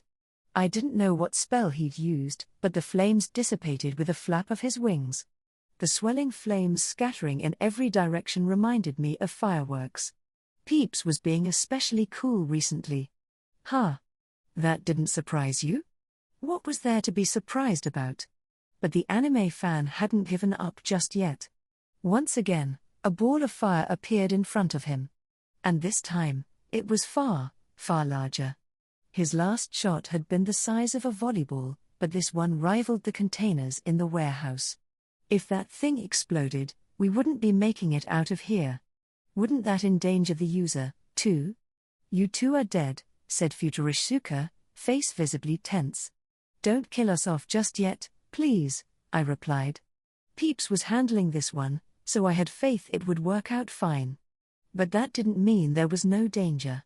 In that case, it was my turn to use the barrier spell, the one that had blocked the direct hit from the crashing airplane. That should help a bit, at least. In a rush, I chanted the spell, and with a heave, an invisible barrier went up. I included Futurishsuka inside it as well. This is over. At the same time, the anime fan had shot the fireball toward Peeps. There wasn't much distance between the two of them. It approached in the blink of an eye, and hit Peeps head-on. However, that fireball, too, vanished into thin air with a single flap of his wings. What had happened? The flames had been so violently ablaze, but it was like someone had sprayed a fire extinguisher over it. All at once, it was just gone. Not even an ember remained. Whoa, hold on. What's up with your familiar? This doesn't make sense. Even the anime fan seemed shocked by this. He looked baffled. Judging by what he'd been saying, familiars were a known psychic power in the modern world. They probably weren't the same as the ones in the otherworld, but I could probably use this fact to conceal Peeps's true identity. I'd have to investigate it more thoroughly when I had time. Incidentally, the hurricane user who had been standing next to the anime fan just a moment ago was now totally gone. It seemed he, too, had been created by the anime fan's power, a product of fantasy. He must have used it as a means of movement. Creative application of a spatial power? No, wait, that can't be. It's my turn to attack now. Ag. The little sparrow darted up high into the air. The anime fan prepared for an attack. Right then, there was a change at his hands. Another ring joined the first on his finger. A moment later, a fireball flew out from below the lovely sparrow. It had the same design as the anime fan's previous attack, but it was about a meter wide. I'm a little worried about the heat, Peeps. We're inside a warehouse, after all. But right before it struck the bird, there was a dry, shrill noise, and it dissipated. It was as though it had bounced off an invisible barrier. Oh! It seems you can nullify my magic. See? I told you. How was it? Surprising, right? The cause was without doubt the additional ring. He'd given form to a fantasy excelling in defense, just like our barrier magic.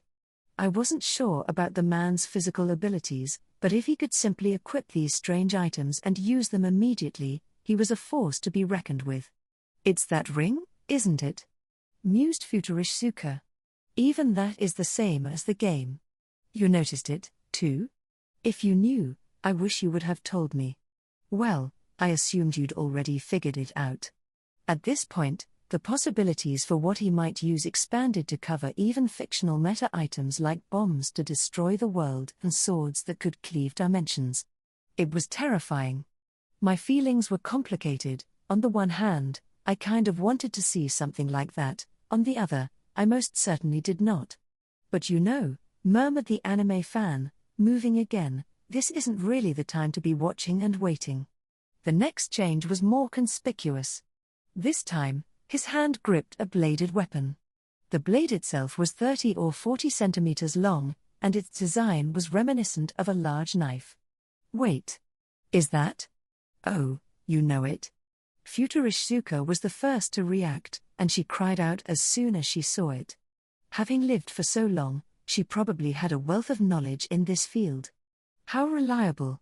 Since I was still hazy on the details of psychic powers, having someone beside me to explain really set my mind at ease. It's another item from a game I was obsessed with. Cancel that. Just another video game. I didn't know you liked playing games so much, Miss Futurishsuka. It's one of my few hobbies. What sort of item would that be, then? It erases anyone it cuts from existence. What do you mean by erases? It's handy for taking down enemies with more armor. But you don't get experience points for it. I didn't mean how it works in the game. She did this sometimes, acting like she didn't know what I was talking about. Was she teasing me, or was she just getting on in years? I figured it was fine, but if it was the latter, I'd have to give some thought to the way we did things in the future. If you're hit by the blade, You vanish from existence. I still don't know what you mean by existence. That's what it said in the game's help window. And when you use it to attack, and it hits, then no matter how little damage it does, it defeats the enemy. It didn't work against boss monsters, though, and you didn't get experience points for it. I see. That actually put us in a pretty tight spot, though, didn't it? Even her energy drain paled in comparison to this. Seemed like even healing magic wouldn't be able to turn the tables. Great. Peeps, don't let that blade hit you. What is it? Do you know something? She says if it hits, you vanish from existence. Vanish from existence? Naturally, I had turned to my bird and called out to him. If possible, I wanted to flee with him. But the anime fan was staring him down, ever vigilant. I was sure he'd react immediately no matter what we tried. Considering how varied his methods of attack were, we couldn't make any indiscreet movements. There was always the possibility he'd give form to some other fantasy with an insta-kill mechanic. Peeps, please, come back to my shoulder. You're spoiling it for them, Shizu. Now it's boring. The game just came out, and you've already stolen the idea. It's your own fault. Guess I can't argue with that. I was never great at retro games anyway. Now he was complaining to Futurishsuka. I'd heard that some kids these days had a lot of trouble with pixel art games. Since lifelike 3D was the norm now, they had grown unused to the rougher pixel designs. Personally, looking at pixel art calmed me down. I find myself more and more interested in these so-called psychic powers. I kinda hate that condescending attitude, responded the anime fan. The hurricane user rematerialized to his side. The next thing I knew, the blade had left his hand and was flying through the air. His goal was probably to use telekinetic power at the same time to drive it straight at Peeps. Each power was strong on its own, and he could combine them? Talk about unfair. At a blinding speed, the blade's tip shot toward Peeps. But it didn't pierce him. Blocked by a barrier spell that had appeared around the bird, the blade froze in midair. A moment later, someone appeared behind Peeps. I recognized the outfit as belonging to the woman who could teleport. I'd met her at the bowling alley along with the hurricane user, about 20 years old and sporting a very sexy look. Considering the timing, she was probably one of the anime fans' fantasies. In her hand, she gripped the same sword that had been stopped by the barrier. And this one, she drove straight through Peeps's wing. HRGH. There. That does it, said the anime fan gleefully. The one he'd hurled at the bird head-on had apparently been a decoy. The man's true aim was to use the teleportation psychic to quickly get into Peeps's blind spot. Considering Peeps didn't know about her to begin with, he was taken completely by surprise. The scene was so shocking I couldn't help but cry out. Peeps! No need to panic. Just stay there and don't do anything. But how could he be so calm? I'm beside myself with worry over here, Peeps. I'll give you all the Chateaubriand you want once we get home. I'll get you an unlimited data plan for your smartphone, too, so please, don't vanish on me. I don't think I could go on. The cage he lived in, for example, would probably stick around forever, empty. It hadn't even been 6 months since we'd met. But that pathetic pang in my chest was only momentary. Wait. What the heck? The anime fan let out a surprised exclamation.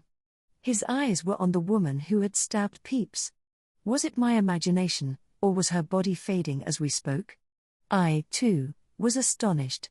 It was exactly what I would imagine if I heard the phrase vanish from existence. But somehow, it was happening not to my sparrow, but to her.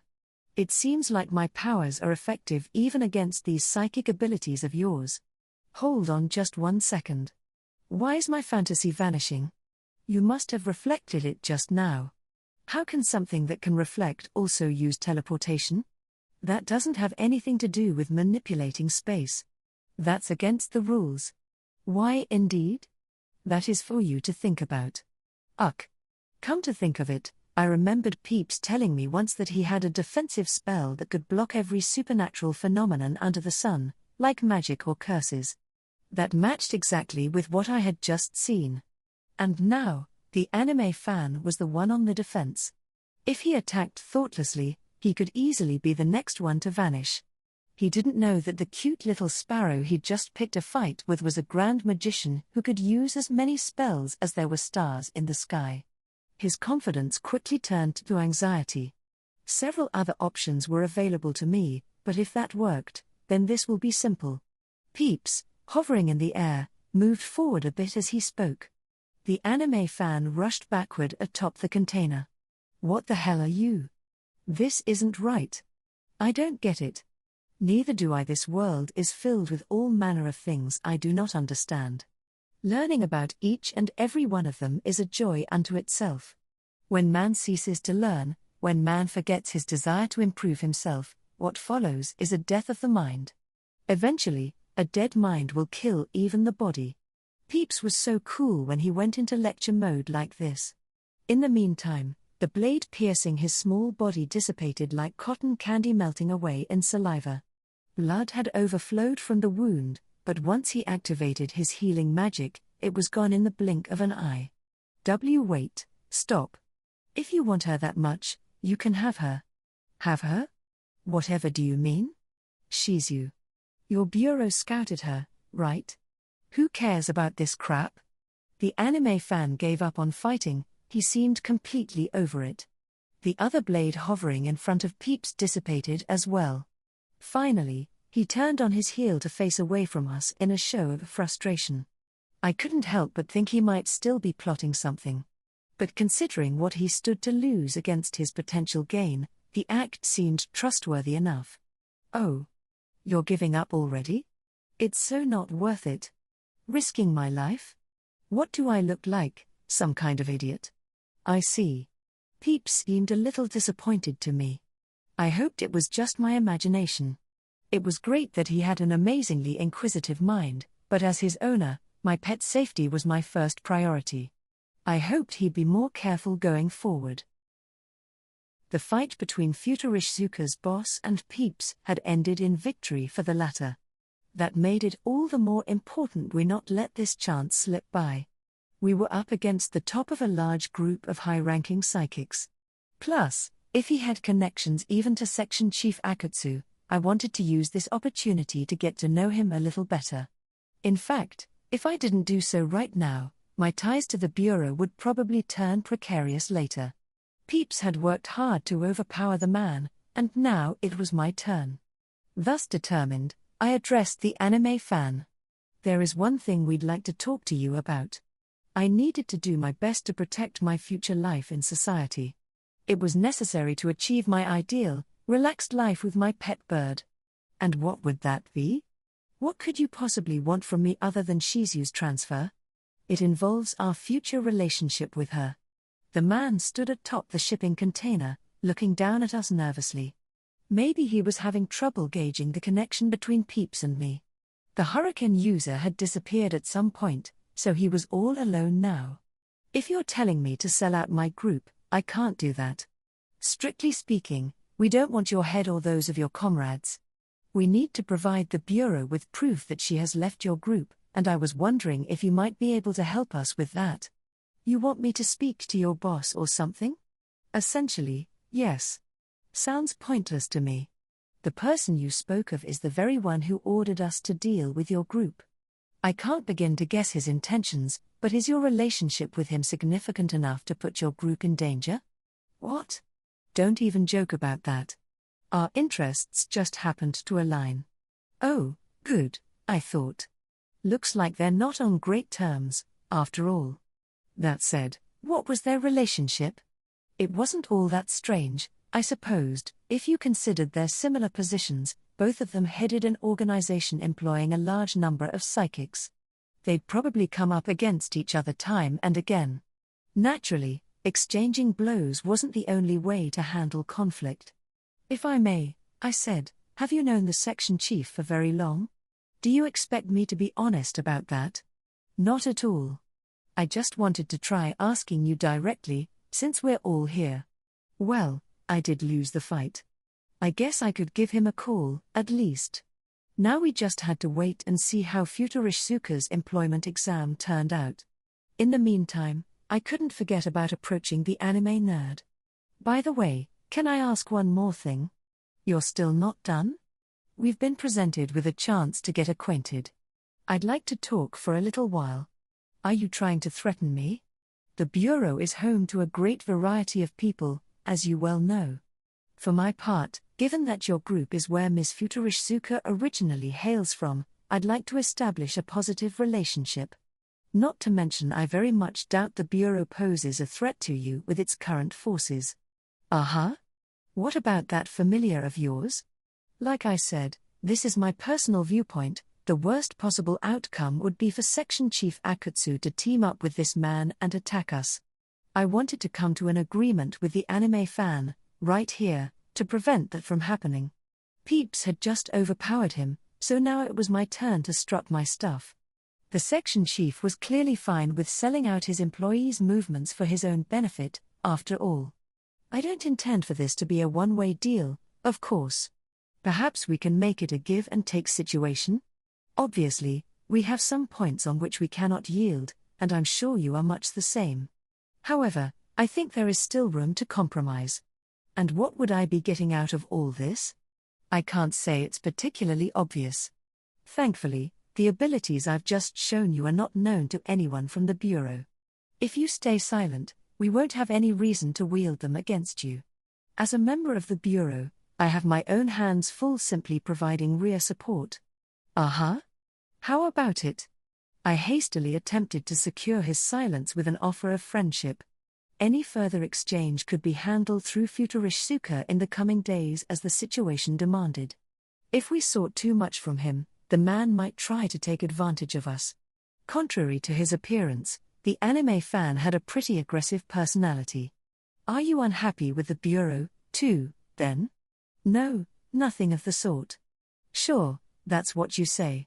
Will you not regret losing your relationship with Ms. Futurishsuka? Her abilities as a psychic aside, her assets must be considerable even for your organization. There's no need to split up over this. In reality, I didn't know how much she possessed.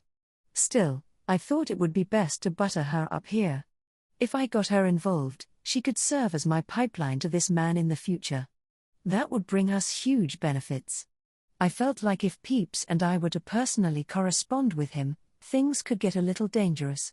At the same time, Futurishsuka, too, would no doubt prefer to maintain a cordial relationship with her old workplace. What do you think? Well, I don't really care, I guess, said the anime fan reluctantly, before nodding. He didn't seem very pleased, but that was just as well. If we were able to provide him with some lucrative future deals, his attitude toward us would probably change. I hoped he'd consider the long run. I very much appreciate your wise decision. Yeah, right. Not like I had any choice. In the not-too-distant future, you will have cause to be thankful for all this. Really, now? We would align our own interests with those of the psychic world. I believed this was crucial, since we had so much to hide. That way, if something was to happen, or the chief was to abandon us, I'd still be able to cling to my position as a member of the Bureau. Speaking of which, how is the man with telekinesis powers doing? He's still in a wheelchair. What about it? Not to change the subject, but if I used my abilities, I could restore all his limbs. Just the same as how he healed the cut from the blade earlier. He won't even need rehabilitation, he would be up and moving again the same day, like before he was injured. I indicated to Peeps with my gaze as I spoke. There was still blood on him, but the actual wound was nowhere to be found. Are you seriously implying you'll just heal him for us? I believe it's necessary to prove my willingness to compromise. What do you think? The anime fan fell silent at my proposal. He seemed to be thinking about something, but not for long. All right, he said, nodding. I'll contact you through Shizu soon. Understood. With that, it seemed I had received his acquiescence to our little partnership, as well as the group's approval of Futurishsuka's withdrawal. They probably wouldn't be attacking her lodgings and trying to kill her in her sleep anymore. That only left Section Chief Akutsu, who I got the feeling would be the most annoying part of all. After we exchanged a few words, the anime fan went on his way, leaving Peeps, Futurishsuka, and me. We were in the same place as before, a corner of the cargo warehouse set up on the wharf. We ended up putting our heads together and discussing our new position in light of what had just happened. My distinguished sparrow was in his usual location, too, his little feet perched upon my shoulder. Before he had moved there, he'd produced hot water using magic and dumped it over his head to clean himself off. "I could not sully your clothing with blood," he'd said considerately. The sight of him shaking off all the moisture clinging to his feathers was so charming. "Thank you for everything. Without your help, I would have surely died." Peeps here was the star of the show. I simply obeyed this man's will.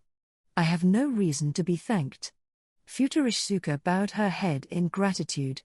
The solemnity of the action, when combined with her graceful kimono, made for quite the picture.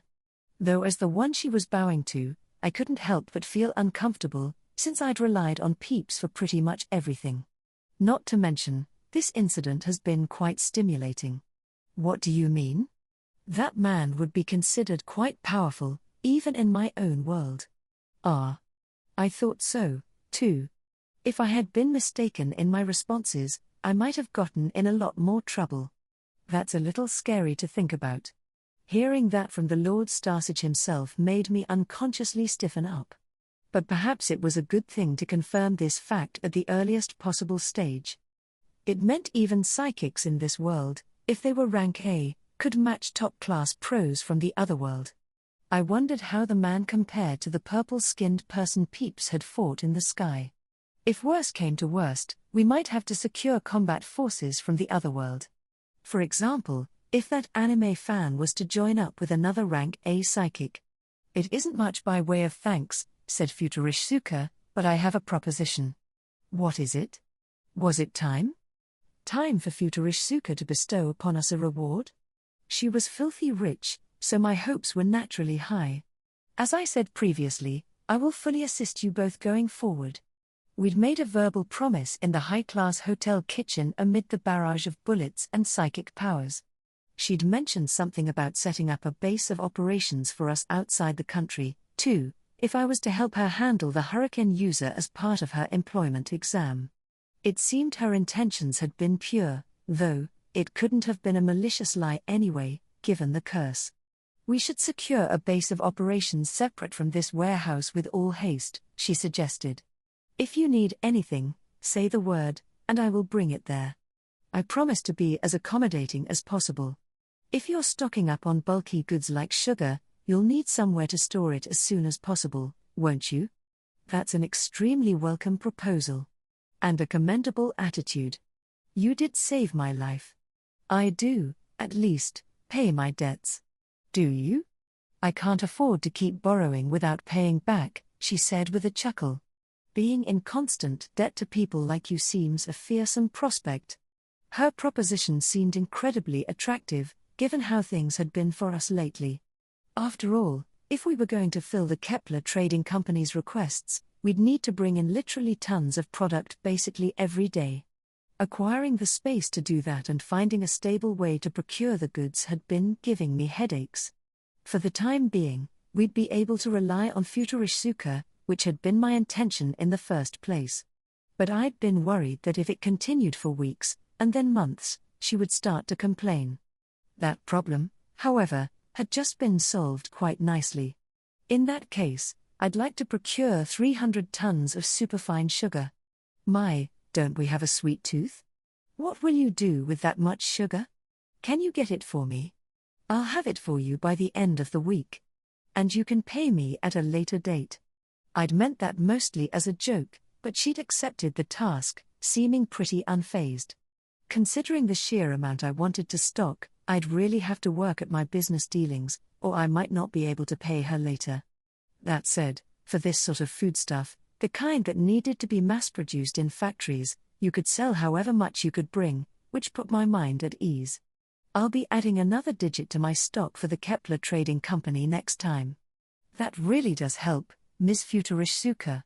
I thought you might ask, so I already have about 50 potato sacks worth of it, she said, looking at the tall stack of pallets in another corner of the warehouse. The stuff may keep for a long time, but what would she have done if I hadn't wanted it? I couldn't imagine any businessperson wanting to buy a stock of sugar from an outlaw like her. Now, she continued, this warehouse is useless to us for several reasons, so I'll want to clear out as early as tomorrow. If you have any requests as to the location or facilities, tell me now. It'll be much harder to work out later. You'd do that much for us? Well, certainly. It seems that if I treat you well, I'll probably have plenty of lucrative opportunities of my own. I'll do my best to make sure you don't sustain any losses. What a vague response. Can't you be a little more enthused about it? I would rather hold off and provide you with tangible results. Ah. I see. In that case, I will wait patiently. At her grin, I felt a jolt to my pride. I recalled my feelings from back when I was a fresh recruit, straight out of college, about a certain superior I had respected. When my training period was over, he disappeared somewhere. Rumor had it he'd been demoted and sent away to an affiliated company. Looking at the little lady in front of me, I felt the same as I did back then. In the meantime, Peeps was harboring other emotions, mostly apprehensions. If you try to fool this good-natured fellow, the curse will progress. How insulting. I have no such ulterior motives. She took the opportunity to expose the back of her hand. The curse's pattern was there, with no apparent change since the last time we'd seen it. According to Peeps, its surface area would increase if she harbored any hostile intentions toward us. Yes, it does appear so. Believe me now, do you?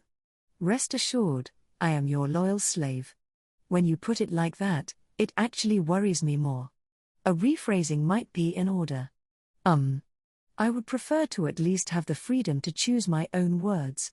And so we continued to discuss our future plans with Futurishsuka. After finishing up our discussions, I suddenly heard my phone begin to vibrate in my breast pocket. The rhythmic buzzing meant someone was trying to call me. This was my personal device, which I'd been carrying since before any of this happened. Whoever it was had probably called this number after not being able to reach me on the one the chief had provided, which I'd left back at the apartment. Sorry, could you excuse me for a second? I said to Futurishsuka, taking out the phone. The display showed a familiar name, Miss Hoshizaki. I'd add her to my contacts list just in case. And not because I wanted to gloat about having a high school girl's number in my address book. Hello, this is Sasaki. Sasaki. Sorry for calling you so suddenly, but are you with Futurishsuka right now? The voice on the other end sounded very harsh. That alone told me she must be in a pretty desperate situation. I am. What about it? Again, sorry, but please bring her to the bureau right away. Is this urgent? We're under attack by the magical girl. One thing after another. According to my bureau training, magical girls were impossible to face unless you mobilized a whole handful of rank B psychics. The people there currently must have been in the fight of their lives. Personally, though, I had a hard time working up the appropriate amount of fear when the subject had such a sweet-sounding name. I mean, a magical girl. I thought the bureau employed a bunch of rank B psychics. There are 2 magical girls here. One more than last time. Oh wow. Apparently, the homeless girl had brought along another magical friend. That put the bureau in grave danger. There's a helicopter heading your way. Thanks, and see you soon.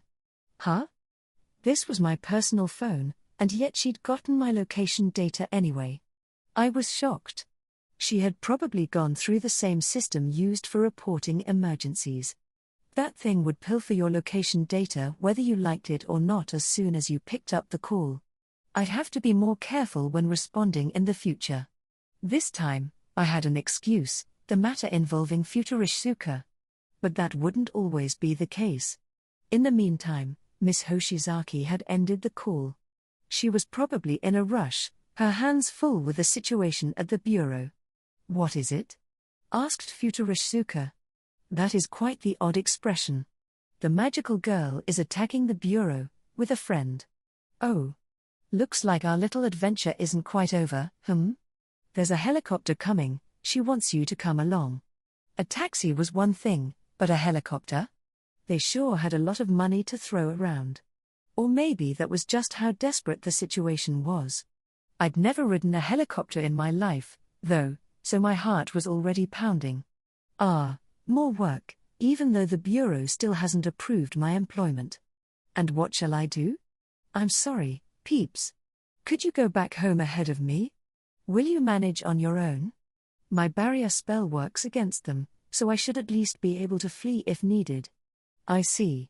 Then I will await your return at the apartment. The sparrow rose into the air. A moment later, a magic circle appeared underneath him, the teleportation magic I'd grown so familiar with over the last few days. The next instant, Peeps was gone. I admired the sight of it every time. It was the ultimate commute spell, and I yearned for the day that I, too, would be able to cast it. Then you are my only companion, said Futurishsuka. What are you looking at me like that for? Nothing. I just have a bad feeling about this. I'll be counting on you, Miss Futurishsuka. Once we'd seen Peeps off, we rushed outside. The helicopter probably wouldn't be able to spot us otherwise. As we exited the warehouse, the sky had begun to brighten. While we weren't paying attention, a new day had dawned. Wouldn't the preferable course of action be to place this curse on your boss as well? If I kept doing stuff like that, eventually nobody would trust me. It seems I really drew the short end of the stick here. You reap what you sow. No use being depressed about it. A short while later, the helicopter arrived, propeller roaring. It made landfall in a storm of ferocious winds, whipping our clothing and hair. I felt my heart beating faster. The machine was more powerful than I'd expected. According to Futurishsuka, a helicopter would be able to reach the Bureau in just a few minutes. After enjoying a quick jog through the sky, we alighted in a park near the Bureau. There were no pedestrians to be seen. No cars passing by on the roads, either. The police must have mobilized to keep people away from the area. Seeing only a few uniformed officers standing here and there was extremely unsettling. A lot of emergency response vehicles were standing by, too. It was a very impressive sight. We ran straight through it all toward the Bureau. On the way, we'd questioned the helicopter's pilot. Apparently, the incident was being reported to the public as a large-scale terrorist bombing. The same thing was being told to the police grunts directing pedestrian and vehicular traffic. I asked about the media situation, too, and he told me the Bureau had restricted all movement in and out of the area. No wonder the only thing we'd seen in the sky was our own helicopter. I felt like I'd gotten a glimpse of what this nation was capable of when it was serious. Section Chief Akutsu was probably pretty desperate right now. His status within the Bureau would be at stake. Oh, I can see them, remarked Futurishsuka. Yes, there they are. We located our targets by the entrance, right in front of the Bureau's building. One was the magical street urchin, the one we'd met the other day. She was filthy, as always. Even from afar, I could tell how disheveled her hair was. She appeared to be in even more dire straits than when I'd seen her last. She must have been homeless for a while. Seeing her like this, I couldn't help pitying the girl. Next to her stood someone else, a girl who appeared to be a similar age. She, too, wore clothing with tons of frills on it. Her clothes, however, weren't dirty in the least. Her hair was smooth and neat as well. As I'd guessed, the former seemed to be an exception among her peers. At a glance, this new magical girl didn't appear to be from Japan. She was striking, her skin was very fair, her eyes were blue, and her hair was blonde, reaching down to her waist. Her magical girl outfit differed somewhat in its base colors and design, as well. The two girls stood with their backs to each other, faces serious as they confronted the Bureau's psychics surrounding them. Behind them, I could see part of the building's wall had crumbled, from the third floor to the fourth. From the cross-section of reinforced concrete, it looked like something had taken a huge chunk out of it. I guessed it was probably the result of a magical beam passing through. We can't charge at her, noted Futurishsuka. She won't even let us close with her magical barrier. It looks like the Bureau's psychics' attacks aren't connecting, so they likely already have it up. We won't be able to scratch her like this. Well, any clever plans? As she had said, all kinds of psychic powers were raining down on the two already, from flames to ice to weird-looking beams. Every last one of them, however, was being obstructed by something invisible. Whatever it was, it seemed to work on bullets as well, and the machine guns flanking the main force had already ceased firing. In the past, even Futurishizuka had given up on trying to break through the magical barrier. The image of this little girl punching at the invisible wall was still fresh in my memory. Had Peeps been here with us, I could have had him teleport Futurishizuka right beside them and settled things immediately. No, I thought. There's no point in wishing for something we don't have. Could I think of a good way through? As I mulled it over, I hit upon something. What about attacking with water? What do you mean? Last time, we learned the magical barrier doesn't let human bodies through. I doubt water would get through, either. I was wondering if we could produce a large quantity of water inside the barrier, then have them cancel it momentarily to let it out. Can your powers create this water for us? I'd need to get closer, but thankfully, they're close to the entrance. I should be able to make an attempt without showing myself. The problem would be the Bureau members catching a glimpse, but if they do, I can tell them my power to create icicles has evolved. When using the spell I learned from Peeps to create water, I could adjust how much magic power I used, increasing or decreasing the amount of water produced, just like a faucet. If I put every ounce of my strength into casting, I should be able to fill up even their somewhat large magical barrier within seconds. If that succeeded in confusing them, it was highly likely they'd let the barrier down, if only for a moment. I've heard, said Futurishizuka, that using powers inside a magical barrier is difficult. My powers aren't psychic, so I think it's worth trying. The barrier might not work the same when traveling outward from the inside. What will you do if the water won't stay in? In that case, I'll create my own barrier and overlap it with theirs. If I could produce water inside their barrier, I could probably use my barrier magic as well. Just like what Peeps had done against the grenades, creating a barrier that went around the boundary of their magical barrier would cause the water to accumulate. I wasn't sure how far I could fool them with it. Still, if they let down their magical barrier for even a second, I could send in Futurishizuka. If even that didn't work, we'd have to think of something else. The most important thing here was to create a way for Futurishizuka to strut her stuff in front of all the Bureau members. She seemed to grasp that as well and quickly agreed. Yes. If that is what you're after, I will go along with your plan. But whatever you do, do not kill the girls. My hope is that you can disable the pink-haired magical girl, then force the other one to retreat using magical field. You just love ramping up the difficulty on me, don't you? Can you do it? Well, I do need to start winning some points. Then I'll be counting on you. I wanted to settle everything in a single attempt. We'd only have the element of surprise once. Not long after separating from Futurishizuka and arriving at my position, I received her call. She was all set. I couldn't see her from my vantage point, but she must have been standing by. Thanks to Peeps's curse, I didn't have to consider her betraying me at this crucial moment. I'd just do what I needed to do. I was several meters from the target. From my position behind a building wall, I directed my water-producing magic toward the magical girls and fired. I heard a glug-glug sound from inside their magical barrier as a glob of water emerged midair, about as big as a size 7 basketball.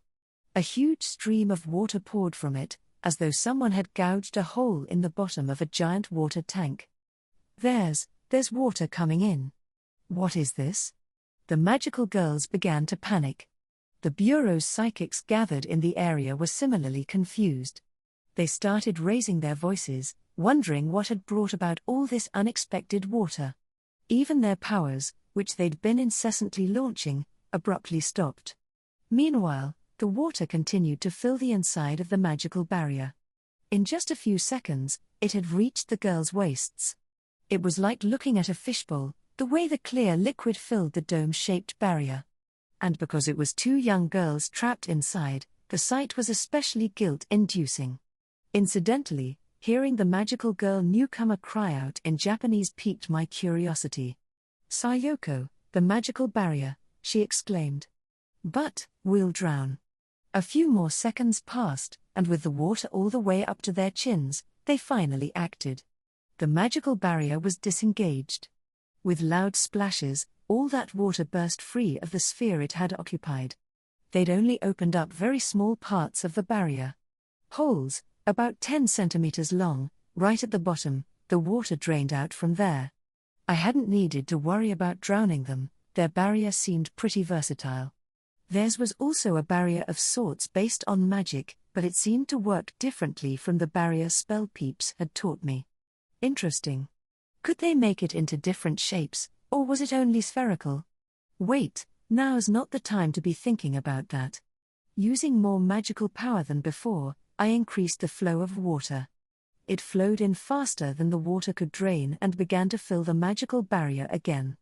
I decided to create icicles as well and place them around the barrier to plug up the holes. No. It won't be enough. But any more, and it'll. The magical girls had once again started to panic. The holes in their barrier grew. Now it was time for Futurishsuka to take the stage.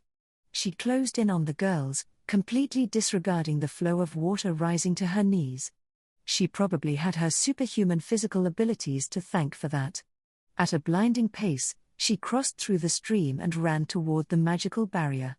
All this occurred within a few seconds. Sayoko. That's the psychic from, in the end, Futurishsuka overcame even the water bursting directly out of the magical barrier's drains and managed to get inside. At that point, things were easy. She reached out suddenly with her fingers and touched the foot of one of the girls, the panicking street urchin. The barrier had probably been hers, because a moment later, all the water in the dome rushed out in all directions. Waves of water crashed and flooded into the surrounding area. At this, the bureau members beat a frantic retreat. Trying to avoid being swept away, they began practically climbing over each other to escape. A few even floated up into the air.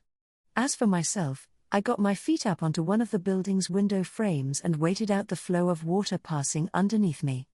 Meanwhile, I used my magic to cancel the source of water hovering in the air. Without the barrier containing it, the water flowed out in a matter of seconds. All that remained were 3 soaking wet girls. One of the magical girls was unconscious, and the other one was holding her. 2 or 3 meters in front of them stood Futurishsuka. This was the exact situation I'd asked her to create. "Did you want to keep going?" asked Futurishsuka leisurely. Incidentally, her soaked kimono was strangely erotic. The fabric stuck to her skin, bringing out the lines of her body in vivid relief. Though her chest was modest, her waist was pinched, and her rear and thighs were shapely. Combined with her long black hair, also soaked, she looked more mature. "What did you do to her?"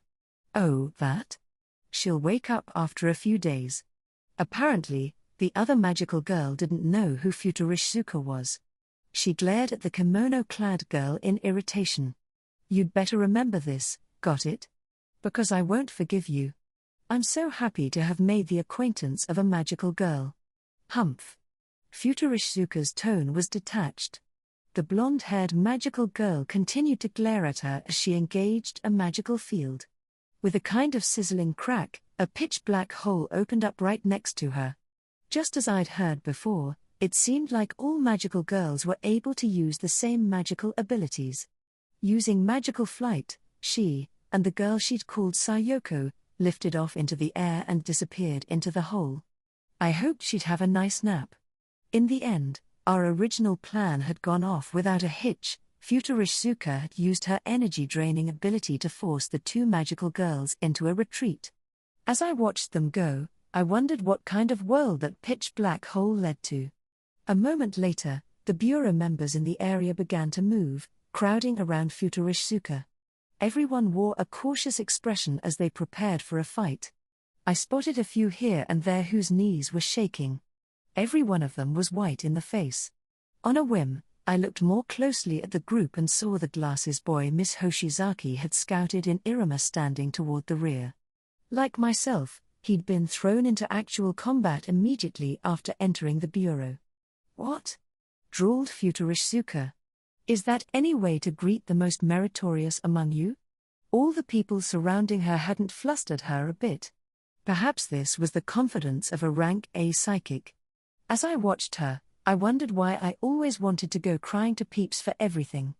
Since I knew she was an old lady, much older than I was, on the inside, I felt no reservation in wondering all sorts of things.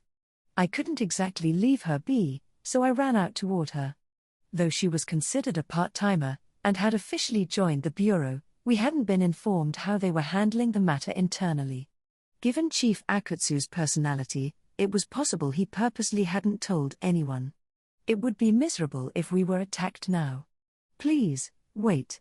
She bears you no ill will, I insisted in a loud voice. I'd only joined the bureau recently, but I was one of the few survivors from the front lines of the bowling alley incident. And given my role as Miss Hoshizaki's partner, I was in their good graces. Confusion rippled through the bureau members as they studied my middle-aged face, like they were wondering what on earth I was doing here. She is currently working for the bureau part-time. She's not an enemy. What's this? Said Futurishsuka. Your defense of me is quite spirited, The chief did entrust me with your safety. Oh, I'm sure you're simply having lewd thoughts about me now that I'm dripping wet. It's true, I think you're far more attractive when soaked. Oh? Yes, so if you ever want to pour water over yourself again, just let me know. You really are a bore, you know that. One would think you could show me at least a fraction of the consideration you show that bird of yours. Why must you be so unsociable? Do you perhaps prefer the company of men? Having a relationship with an acquaintance just seems like a lot of trouble, you know? What was that now? Are you scared? I am, indeed. And I can always go to a brothel if I need to. You really are too mature for your own good. If I wanted to feel the warmth of the opposite sex, I could pay for it, and if I felt the urge of the flesh, well, I could handle that on my own. Given Japan's cultural mechanisms, the cost-effectiveness of a relationship was far too low for a middle-aged man without any physical or capital assets. I'd rather leave all that to attractive young men. Women would probably be happier that way anyway. Instead, I wanted to funnel my efforts into future feasting with my pet bird. More importantly, I said, I would prefer if you focused on your current predicament. I doubt this crowd will listen to anything I have to say, said Futurishsuka, looking out over the assembled bureau members. Just then, we heard familiar voices. Sasaki. Was all that water just now your power? Sasaki, I would have preferred it if you'd captured the magical girls. It was Miss Hoshizaki and Section Chief Akutsu. No sooner had they parted their way through the crowd and spotted us than they began shouting to us, both sounding very in character. Though personally, I had been hoping for a slightly different greeting. A thank you would have been nice. But as for my senior, Hoshizaki, her eyes were positively sparkling. I apologize for our late arrival, and I'd like to thank you for the helicopter. Everyone else was looking on as well, so I gave a meek bow of appreciation. I had all sorts of things to ask the second person, but that could wait. Thank you for coming as well, Futurishsuka, said the chief. We were able to keep casualties to a minimum, thanks to you. This will make it easy to spin for the media and the public. No casualties among the police, either. The worst was the damage to the bureau building. Is that so? Asked Futurishsuka. Well, if I was able to help, that's wonderful. By the way, Chief, I said, why did the magical girl attack the bureau? She has approached employees in the past. Her exact motive is under investigation, but she had that other magical girl with her this time, right? I would guess she received assistance from somewhere and decided she had enough combined power to strike at our base. I see. Which calls into question the intentions of the newcomer sponsors, but I digress. The chief was thinking along the same lines as I was. No matter how talented he was, I doubted he had any connections to the magical girl's camp. What he'd just said was likely the truth. That meant I was actually a step ahead of him when it came to relations with magical girls. Though if you were to ask so what, I wouldn't be able to answer. Still, mused Futurishsuka, gazing at the spot where the magical girls had disappeared, by the looks of things, they may attempt another attack. Now it was time for her to make herself look good in the hopes of getting hired. The possibility is there, responded the chief. Then should you not bolster the Bureau's combat forces to prevent that? Right, about that. I'd like to officially accept you as an employee of the Bureau. Truly? Your letter of appointment will arrive at a later date, but you can take this as your unofficial notification. Gladdening news, indeed. Now I may finally call myself a proud public servant. I'll leave the more detailed explanations to Sasaki, said the chief. Then, he turned to me. Sasaki, if you could, I'd like you to look after her. She'll be going through the same training as you, fundamentally. He turned back to Futurishsuka, continuing, I'll give him a phone for you as well, so check that when you have the time. Understood, she replied. No matter how I resisted, I had apparently been confirmed as Futurishsuka's chaperone. At this point, I didn't really mind, but still. Finally, I have something minor to discuss with you, Sasaki, so come with me. Understood, sir. Whoa. The chief had just called me out. I rallied my nerves. I could only guess what kind of trouble I was in this time. We moved from the building's entrance to a conference room in the Bureau. I could hear everyone bustling around outside, trying to bring the situation under control. This distant noise continued in the background as our meeting began. Section Chief Akutsu and I were alone in the room, facing each other across the conference table. Now then, Sasaki. First, there is something I'd like to confirm. What might that be? Am I correct in understanding it was you who made the water that filled the magical girl's magical barrier? If memory serves, your power was creating icicles. Yes, that is correct. It was me. If I made lame excuses here, things would probably get even worse. Instead, I do what I'd decided beforehand, explain that my power had leveled up.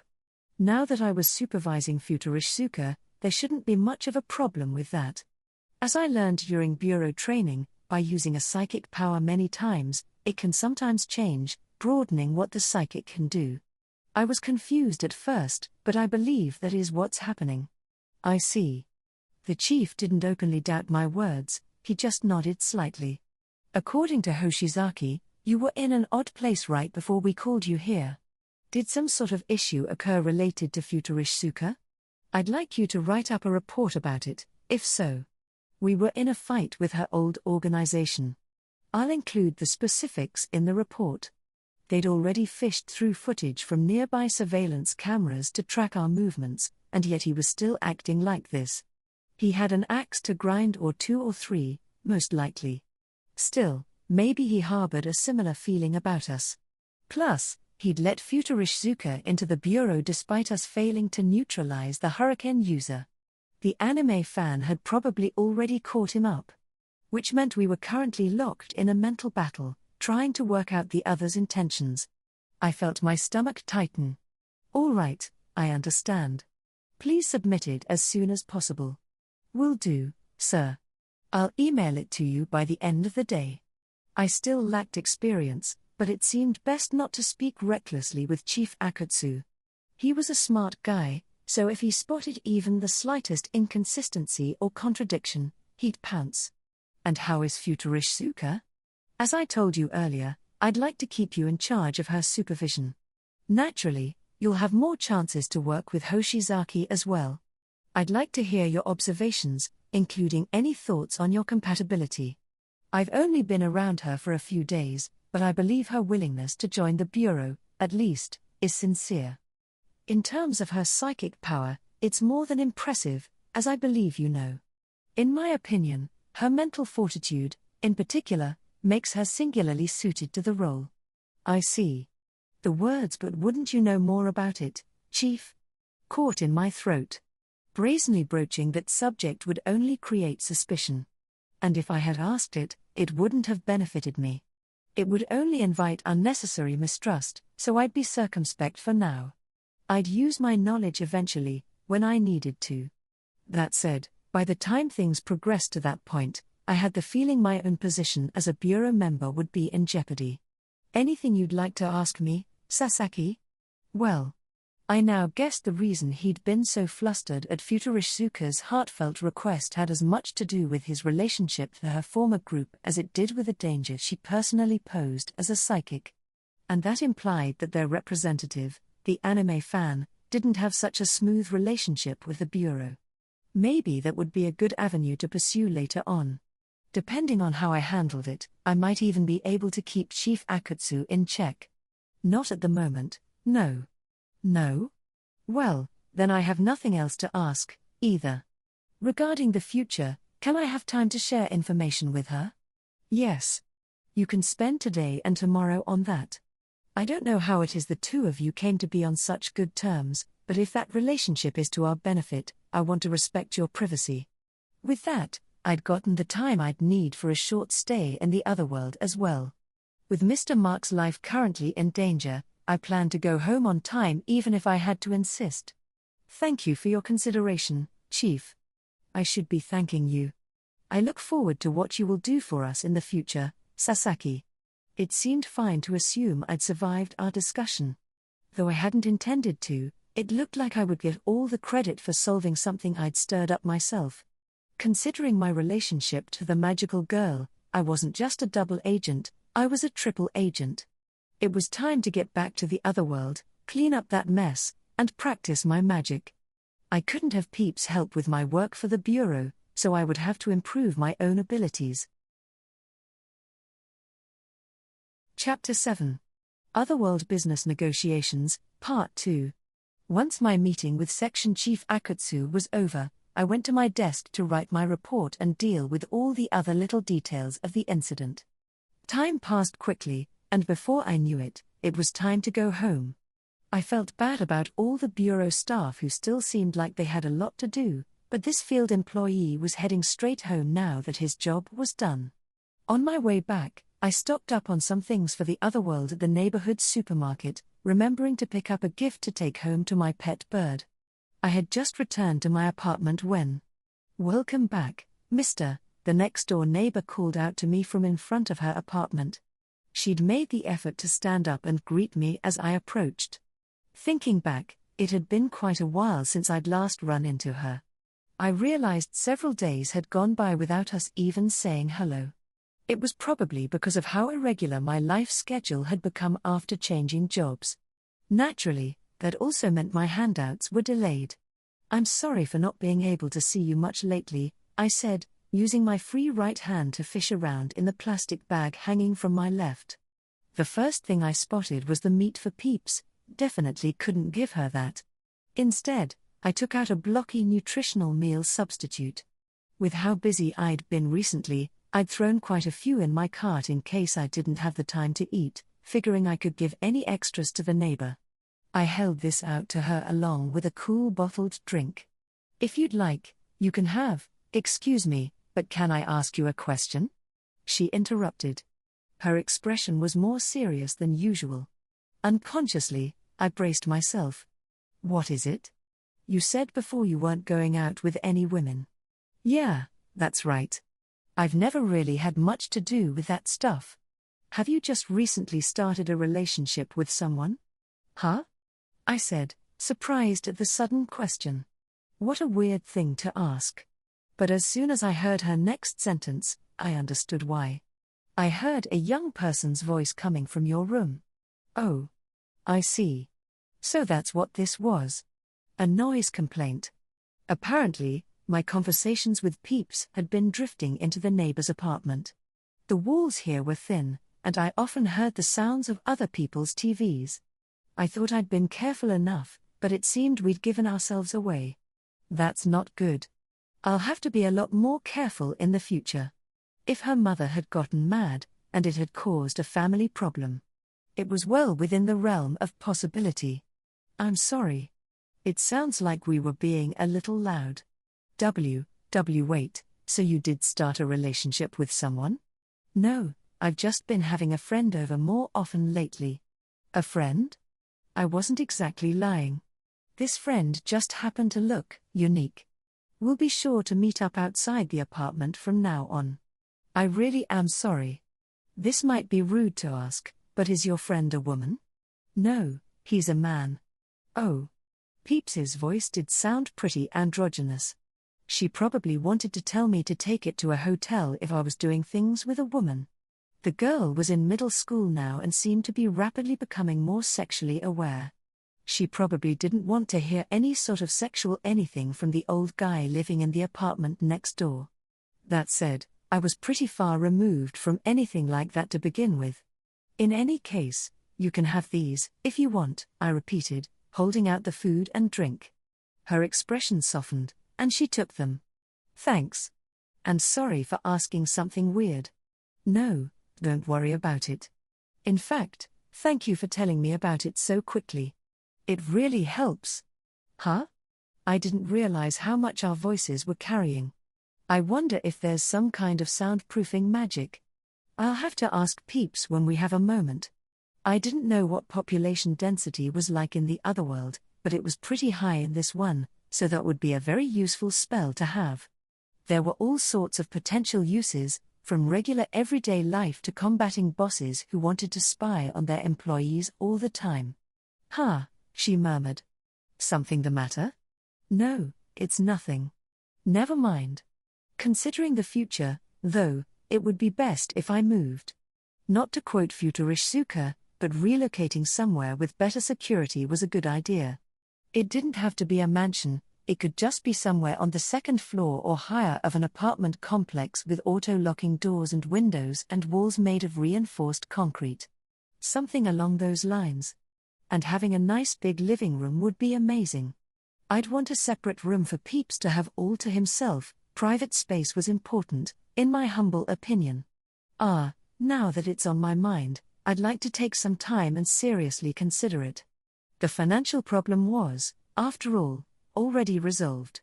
All right, I'm off, then. Goodbye. Yes, and I'm sorry again for asking weird questions.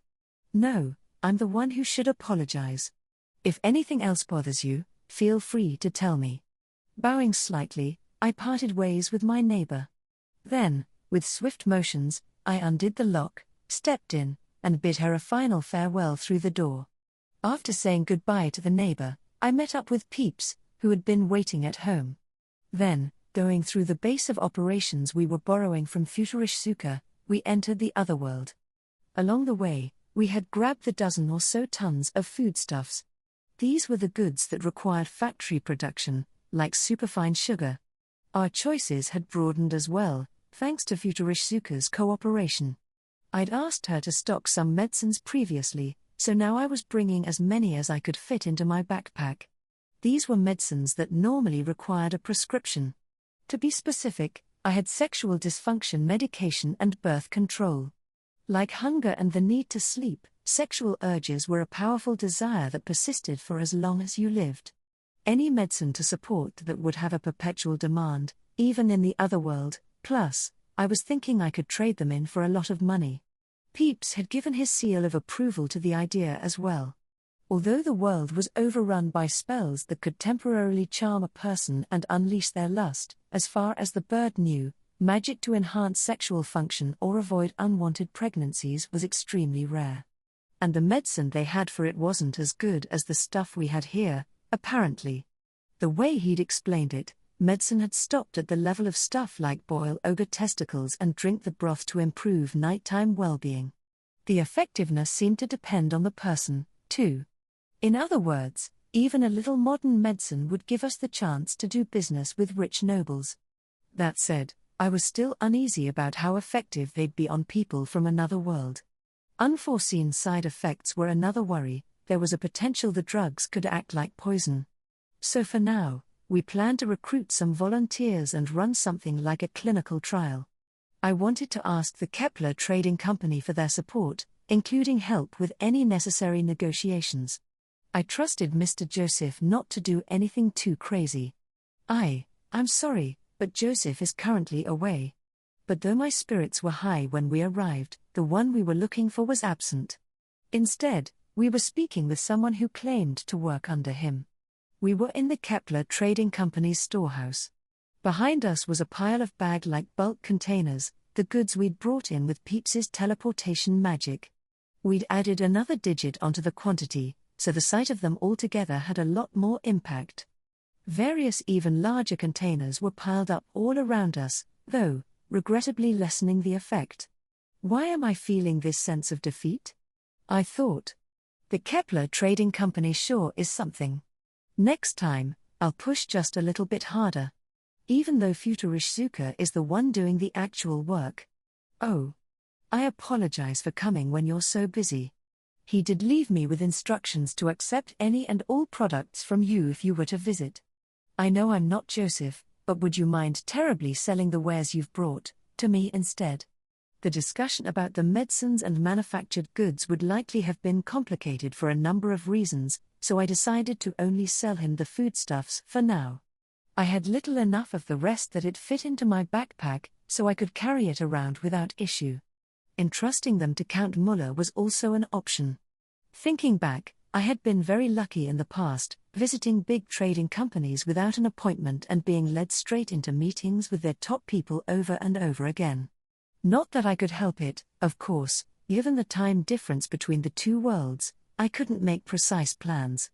Oh, I don't mind at all. Thank you so much. Please, bring the wares out so I can see them. Following the instructions of this extremely humble employee, the trading company members gathered and checked each of the products I'd brought in turn. So many of the ones who did the labor were built.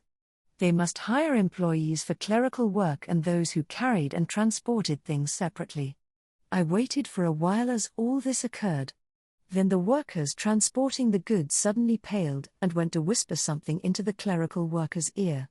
Upon hearing what was said, the humble employee dashed over to the goods. He talked with the others about this and that as they went around looking over everything I'd brought. It took maybe a few minutes. Eventually, he turned back to face me. Sorry for the wait. We'll purchase all of it. However, I fear I lack the discretion to value it on my own, especially with this much product. Would you mind waiting for a moment? Not at all. I understand. Thank you so much for your understanding, and again, we apologize. No, I should be the one apologizing for visiting so suddenly. We will prepare the deposit with all haste. It shouldn't take long. This was all because I'd increased the quantity without notifying them in advance. I had figured more was better, but now I felt bad about it. I had sold all the products I'd brought to the Kepler Trading Company as is. After informing them that I'd be visiting again in the near future, we headed straight to see Count Muller. Incidentally, the deposit they'd proposed, when converted into Hertzian currency, had been 300 large gold coins. Another substantial sum.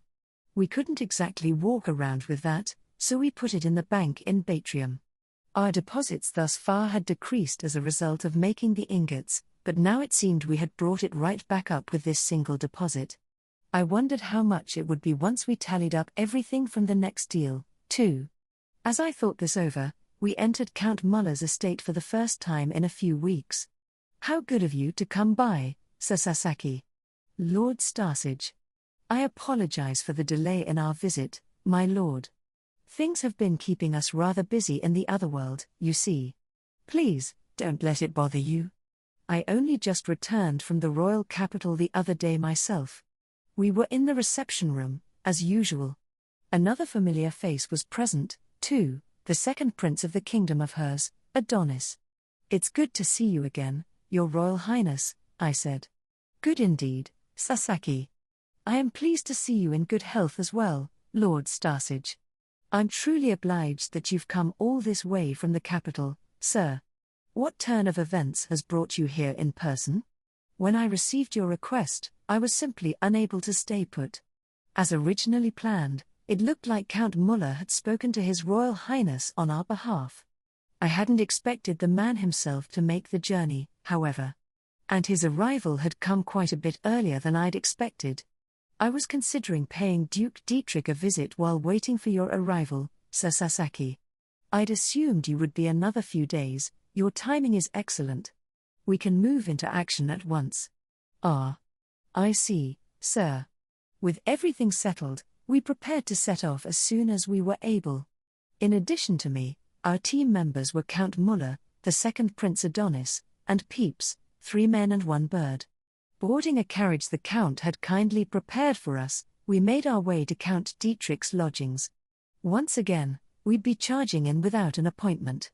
When we arrived, we were shown to the reception room we'd met in last time. The man of the hour was already present. I hadn't expected the honor of laying eyes upon the second prince, he exclaimed. You are with the first prince's faction, yes? Asked the prince. No need to be so respectful. You are correct on the first point, Your Royal Highness, but my respect for the royal palace is sincere, I assure you. I hope so. Right off the bat, the prince and Count Dietrich struck up a conversation. The 3 of us, the Count, the Prince, and I, were sitting abreast on the sofa.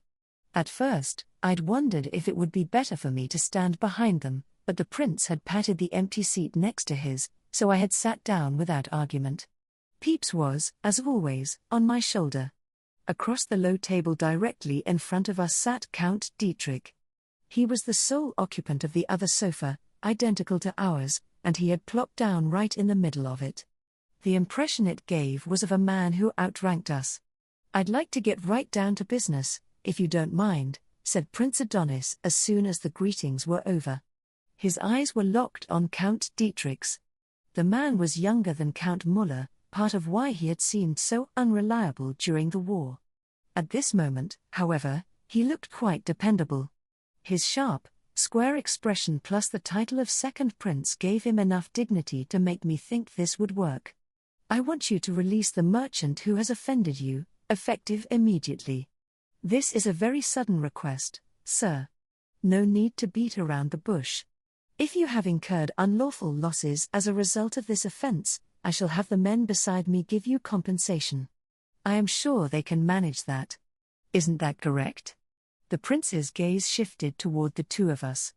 We discussed this part in advance, at my suggestion.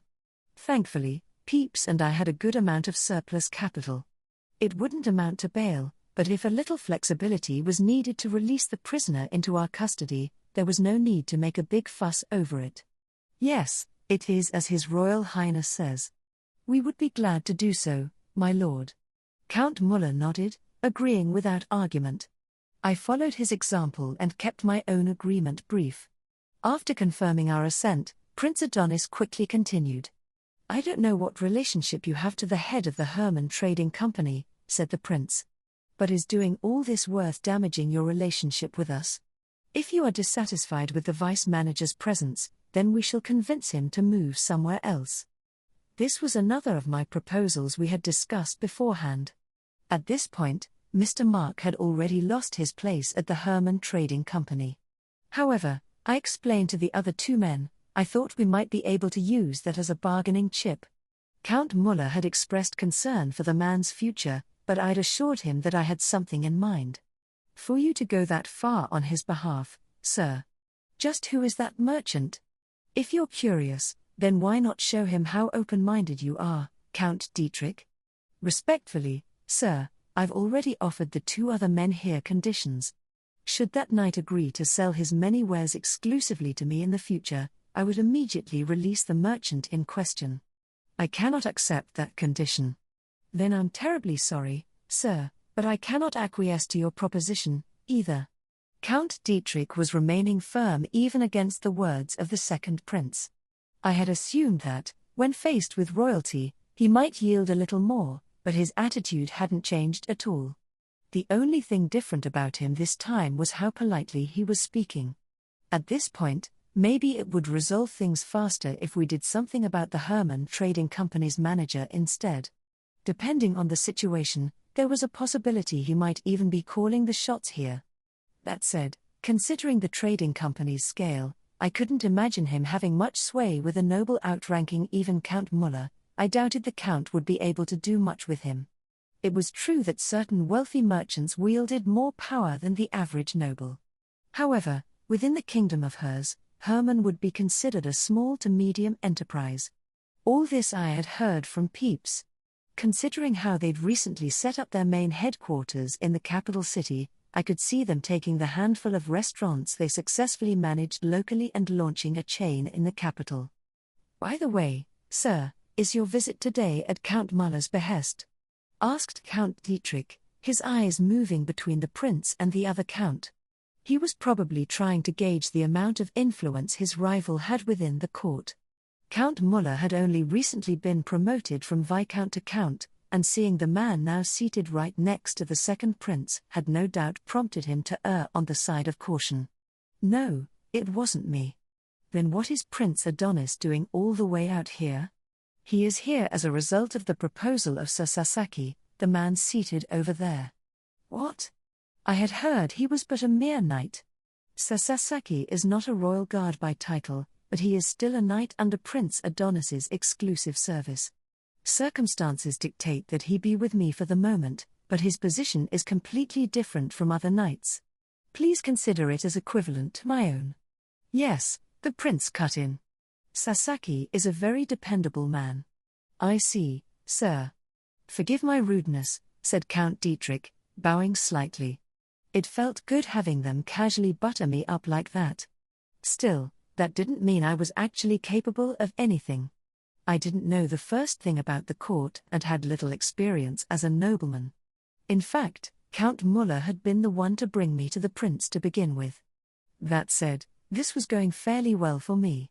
Since I was now the topic of conversation, it was my turn to speak up, and I'd be sticking with our original plan, leveraging my relationship with the prince to convince the count to yield.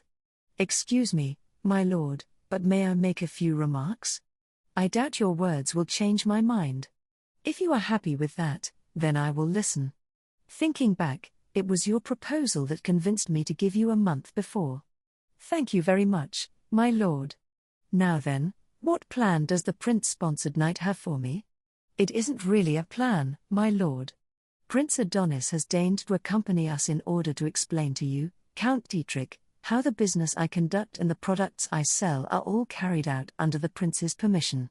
What are you saying? This was where I needed to put my foot down for the sake of Mr. Mark. Belatedly, I realized how incredibly convenient it was to accuse someone of disrespecting nobility. The accuser could roll up every little thing disadvantaging them into one neat package they could push with impunity. Which was why it seemed to me like such a cowardly move to bring that alone to the negotiating table. My lord, His Royal Highness has graciously given my products a high appraisal. I was instructed to sell them only to those I can truly trust, which is why, up until now, I have been selling to the Herman Trading Company under the auspices of Count Muller, who I trust even more than the prince. It seemed to me that was why the prince had refrained from throwing around his authority and using terms like disrespect in front of us. For this particular case, however, maybe it would have been justified. After all, we were up against someone now who was attempting just that. Selfishly switching to another client, I said solemnly, would be an act of rudeness toward Prince Adonis, my lord. I sincerely apologize, but I would like once again to discuss with you possible compensation for the crime of disrespect by the merchant in question. Originally, my agreement had been with Count Muller, but Count Dietrich probably didn't know that. And though the latter was part of the first prince's faction, the former was in the second prince's, as well as being one of Prince Adonis's closest allies. Count Dietrich wouldn't be able to voice any objections in front of the man himself. I see. I understand what you're saying. Thank you, my lord. As I mentioned earlier, my respect for the royal palace is sincere. Leaving aside noble ties, I find myself in awe of the prince's unsullied integrity and dauntless bravery on a daily basis. I was moved when I saw him eagerly depart for the front during our conflict with the Empire. Then you will consider it, my lord?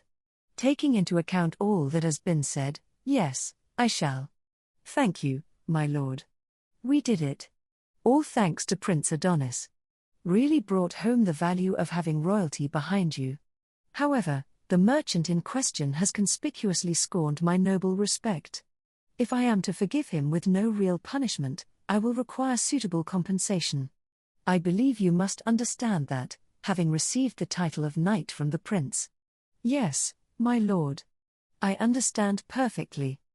In terms of compensation, it need not be granted materially. Should you total up the profit on all sales, you, Knight Sasaki, have made to the merchant in question and pay me that sum, I would accept the proposal you have brought me. I see, my lord. But he was still holding out. His plan was probably to take me for all I was worth. I've already confirmed the amount via the Herman Trading Company's manager, as he handles the accounting for his company. You have been dealing in significant amounts of money, haven't you? Upon hearing you had close to 1,000 Hertzian large gold coins, even I was plainly shocked. The Count continued smoothly. He'd probably already predicted what objections we'd try to raise. It appeared he hadn't expected the prince himself to show up, but his current spiel seemed well thought out. 1,000 large gold coins, and I shall acquit the merchant in question. How does that sound? Count Dietrich's lips curled in a grin, a smug grin. He was totally trying to rile me up. Actually, I doubted even summing all my business profits thus far would yield that high an amount. It would be 200, 300 at most. When exchanged for regular gold coins, it would be somewhere from 20,000 to 30,000, and that included my dealings with Count Müller. However, Count Dietrich had the evidence necessary to back up his claims.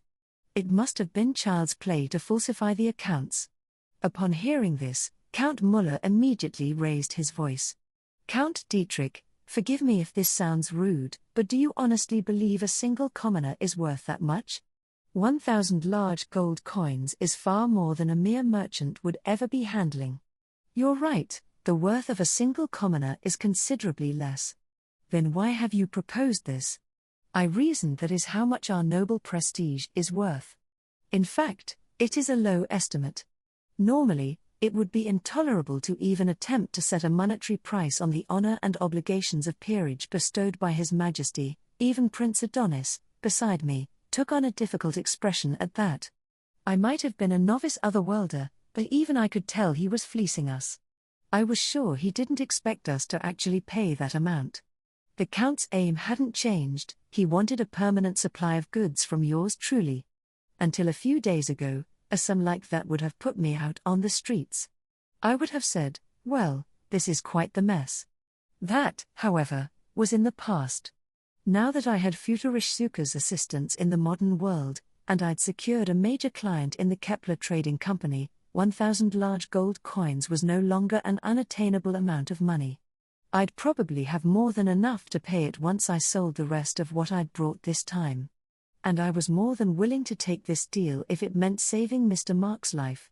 I understand, my lord. I will prepare 1,000 gold coins. What? As a result, Count Dietrich entertained us with some very amusing expressions. His combed-back grey hair and his deep, pronounced features. Those blue eyes and that impressive moustache and beard. He was a very attractive middle-aged man. And now those features were twisted into a look of blank amazement as he stared at me. He'd lost his calm, sophisticated visage and actually looked kind of cute. Wait. Are you serious? Until now, he'd kept a straight face. This change, however, comforted me, schadenfreude at its finest. Yes, my lord, I am quite serious. I'm talking large gold coins here, not just gold coins. 1,000 of them. You can prepare that much? I will prepare it down to the last coin, my lord. We will conduct the payment as swiftly as possible. I will not wait years for you to pay it all off. You will need to get the money by the end of the year. Are you saying you have that sort of financial power? I do, my lord. I will pay the amount in full at the end of next month. Count Dietrich nearly choked. His lips twitched, causing his well-kept moustache to tremble. This was no act, he was honestly shocked. And with good reason, this was no small amount of money. Thinking back, when my business with Count Müller had concluded during the conflict with the Ogan Empire, my total assets had been about 1,000 large gold coins. That included the restaurant Mr. French managed as well as my deals with the Herman Trading Company. Maybe that was why those nearby, hearing about the deals I was striking, started making a fuss. Sasaki, you can't. That's too. Asserting lies in situations like these is a criminal offense, Sasaki. Count Muller and Prince Adonis watched me with worried expressions. The former, especially, was one I'd made several deals with in the past. He probably knew what my financial situation was like. No doubt I looked like some crazy, olive-skinned foreigner spouting nonsense. But the correct play here was to force my way forward. We'd finally put Count Dietrich on the defense. It was time to press even further, so he wouldn't be able to get another word in edgewise. If it's all the same to you, my lord, I will pay 300 large gold coins by the end of the day as an advance payment. In exchange, I would like you to release Mr. Mark, even if it is only temporary. He is unused to living in a cell, and it has exhausted him greatly. Why you talk very big in the presence of His Royal Highness. But if this should turn out to be a lie, you will lose your noble title. Knowing that, do you still insist that you will pay me? This is your only chance to retract your statement. Then as proof, my lord, I will now go to prepare the advance payment. It will take approximately 1 hour, and I will write a promissory note to you for the remaining 700 as well. Count Dietrich was dumbfounded. I did it, Peeps. It seems like I'll be able to get Mr. Mark out of there safely. Casually, I glanced at the bird on my shoulder and saw him give me a subtle nod. I hope you are not thinking of running, said Count Dietrich, immediately getting up, eyes still on me. Since he was so tall, being looked down on like that was petrifying. His rank was much higher than mine, so it was possible he'd decide to just beat the snot out of me. I could only hope he wouldn't do anything like that in front of Prince Adonis. No, my lord. I would never dream of it. What company are you spying for? I don't work for anyone in particular, my lord. This is a private side business of my own. Absurd. Even a knight in service to the prince could not pay such an enormous amount. This isn't your idea, I trust, Count Muller. Have you brought the prince all the way here just to make a fool of me? Apparently, my proposition was even less realistic than I'd realized. Count Dietrich had pretty much blown his top. And neither Count Muller nor Prince Adonis could hide their confusion. They both looked at me, clearly worried. We hadn't discussed this beforehand, and I felt a little guilty. They were honestly concerned for me. And therein lay my chance. This exact moment was my opportunity to defeat Count Dietrich. Forgive me for repeating myself, but please release Mr. Mark. He is worth at least 1,000 large gold coins. His value will benefit not only me, but Count Muller and Prince Adonis as well, and you yourself, my lord. What? I know of the factional difficulties in the court. Before that, however, are we not all nobles of the kingdom of hers? Our neighbors are sure to attack us again. It may be that once the succession has been decided, no, even before, we will be entrusting our lives to each other on the battlefield. Factions have no place when it comes to gathering the strength to oppose them. This is our responsibility as Hertzian nobles. And we need Mr. Mark for that. Should we lose him now, our collective losses will be far greater than 1,000 large gold coins. And that was certainly no lie. I'd already invested quite a lot in asking the Kepler Trading Company to establish the Mark Trading Company. Plus, all the deals we would be doing in this world in the future would be managed through the company he would be representing, an arrangement to which Mr. Joseph held the keys. I will pay the promised amount, my lord. So I ask you, won't you please lay down your arms? Are you referring to the relationship between Count Muller and me? I am indeed, my lord. I hadn't actually thought this far ahead. But in the moment, it seemed like this was the right way to go, so I went with it. The fewer enemies close at hand, the easier it would be for Count Muller to act. Count Dietrich was the kind of person who would plant spies in someone's home. After all, it would sure please Count Muller if he was to back off. What do you think, my lord? Unfortunately, judging by Count Dietrich's reaction, it still wasn't enough. He appeared to be thinking about it but didn't seem ready to make up his mind. That suggested the real problem was one of face, not finances. Both Count Muller and I were of lower rank. Even if the prince outranked us all, the thought of simply agreeing vexed him.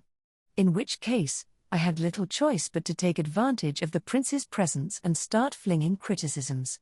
This may be rude of me to say in front of Prince Adonis, my lord, but to be perfectly honest, I would not mind either the first or the second prince succeeding the throne. What? Exclaimed Count Dietrich, shocked again. His eyes darted back and forth between Prince Adonis and me. The prince chuckled a little in response. That doesn't surprise me, he said with a sigh, his expression fond. This little cheat had only worked because the prince knew of my relationship with the Lord Starsage. Count Muller understood it as well, so neither of them criticized in turn. What's more important, my lord, is to strengthen the kingdom of hers so we are ready when the time comes. I'd like to assist Prince Adonis in that respect. Losing one's homeland must be very sad, indeed. I wouldn't want anyone to have to endure it. I didn't say who, specifically. Despite my present company, it was a pretty cheesy line. That'd be way too embarrassing. You have quite the silver tongue, don't you, Sasaki? Those are my true, unabashed feelings, sir. I can tell why he put so much stock in you, whispered the prince, eyes shifting to the sparrow on my shoulder. The bird he was looking at showed no particular response. He simply gazed straight ahead, quiet as usual. I followed his gaze to some rice treats on the low table in front of us. Wait, Peeps, are you hungry? All right. Count Dietrich? I will trust in your words this time, he said, looking me right in the eyes. Though his brow had remained stubbornly furrowed up to this point, that now changed. He seemed refreshed, and his voice calmed down as well. It was almost like we'd performed an exorcism. Almost. At the very least, I couldn't sense any more irritation or hostility from him. Truly, my lord? You do indeed seem sincere. I deeply thank you for your understanding, my lord. I hadn't expected one from a foreign nation to sue for unity among Hertzian nobles. But recently, it seems we have indeed sunk that far. If you've thought that far, I am left with nothing more to say, so that was what got to you? I had to wonder. Maybe the man had a more earnest personality than I gave him credit for. But anyway, all's well that ends well. You need not pay the 1,000 large gold coins, either. I will release the merchant in question by the end of the day. Are you sure, my lord? If I don't show deference before His Royal Highness now, I wouldn't be able to call myself a Hertzian noble. It would appear your respect for the court was genuine, after all, Count Dietrich, remarked the prince. The matter of factions and the succession dispute aside, sir, I do truly fear for the future of this kingdom. Thus, I do not want to deny the spirit this knight has shown when he spoke of becoming that foundation without heed to his own welfare. I see. And I admire your magnanimity, sir, for permitting such a relationship. My elder brother is different, then? I said nothing of him, sir. But I believe you know the answer better than I. I suppose I do. The prince's gaze seemed to pass Count Dietrich, extending to some far-off place. Were he and his elder brother not on good terms? Prince Adonis was such an affable person that I couldn't imagine him getting into fights with his family. Knight Sasaki, the merchant in question is named Mark, correct? Yes, my lord. If your earlier words were true, then I suspect the day is not far off when we may see those 1,000 large gold coins. Our factions may differ, but if, as you say, it is for the sake of the kingdom of hers, then I shall be looking forward to it. Thanks to my embarrassing speech, we'd secured Count Dietrich's agreement. I'd been fully intending to pay the money, so now I felt a bit let down. Either way, everything had turned out fine. At this rate, the relationship between the two counts might even stabilize. Now we just had to rush to Mr. Mark's prison cell and release him from confinement. I breathed a sigh of relief, and clearly jinxed it. No sooner had I done so than the door to the reception room burst open. "Excuse me, my lord." An exuberant greeting rang out, and all present turned their attention to the newcomer in the hallway. This was one I'd seen before, the manager of the Herman Trading Company. Herman. Don't you think it's rude to enter without knocking? Count Dietrich was the one to respond. He knit his brows, taking the man to task. His voice was fairly stern, too. He probably wanted to save face in front of the prince. Despite representing a trade company, the man was still a commoner, and the reception he received was exceedingly cold. Even so, he continued to address Count Dietrich, his voice loud. "My lord, someone has, without permission, transferred the bonds for our store, issued during the transfer to the capital. Not just the bonds, either, my lord, all the notes you paid during the previous conflict have disappeared from the central bank." "What? Who dares do such a thing?" "I don't know, my lord. I tried asking the one in charge, but they insisted they knew nothing." "That's not possible." Count Dietrich's calm had only lasted a few moments before his expression once again grew stern. He's such an expressive person, I thought in spite of myself. Also, was it all right for us to overhear what the manager had said just now? "Count Dietrich, we'll show ourselves out." Reading the mood, Count Muller picked himself up off the sofa. The prince slid out of his seat as well. I followed their example, of course. I didn't want any more trouble here. A moment later, the manager of the Herman Trading Company shifted his attention to me. Apparently, he hadn't even realized we were here, probably because of the urgency of his news. Upon seeing our familiar faces, his eyes grew wide. Prince Adonis garnered an even greater reaction. What are Count Muller and that knight? Why, your Royal Highness? Is that the manager of the Herman Trading Company you mentioned, Sasaki? I'm terribly sorry for my rudeness," the manager exclaimed, frantically kneeling and groveling on the spot. His movements were excellent. Maybe he was used to this kind of thing. "You seem busy with matters of your own, so we will excuse ourselves now." "Why yes, sir. I'm terribly sorry for interrupting your..." The manager's whole body tensed up when Prince Adonis addressed him. It was so comically exaggerated, but it drove home the relationship between royalty and commoners. Count Dietrich was the next to address him. "Herman, I've decided to release the merchant as early as today." "Huh?" The manager was struck silent by this unforeseen follow-up strike. But that only lasted a moment. Immediately, he began to complain. Loudly. But that isn't what we promised, my lord. It has just been decided. I will not hear any objections." "What?" Count Dietrich's tone was firm. Herman fell silent once again. As a commoner, getting told off by a noble must be a painful experience. If I'd been in his shoes, it would have broken my spirit. This Hertzian feudalism backed up by the aristocracy was truly terrifying. "Herman, I'd like to make something clear. Though I only have the word of these fine men, the employee you threw in prison is apparently a very shrewd businessman. If you desire great success as a merchant, you should use him to his full potential, not eliminate him. Please, wait, my lord.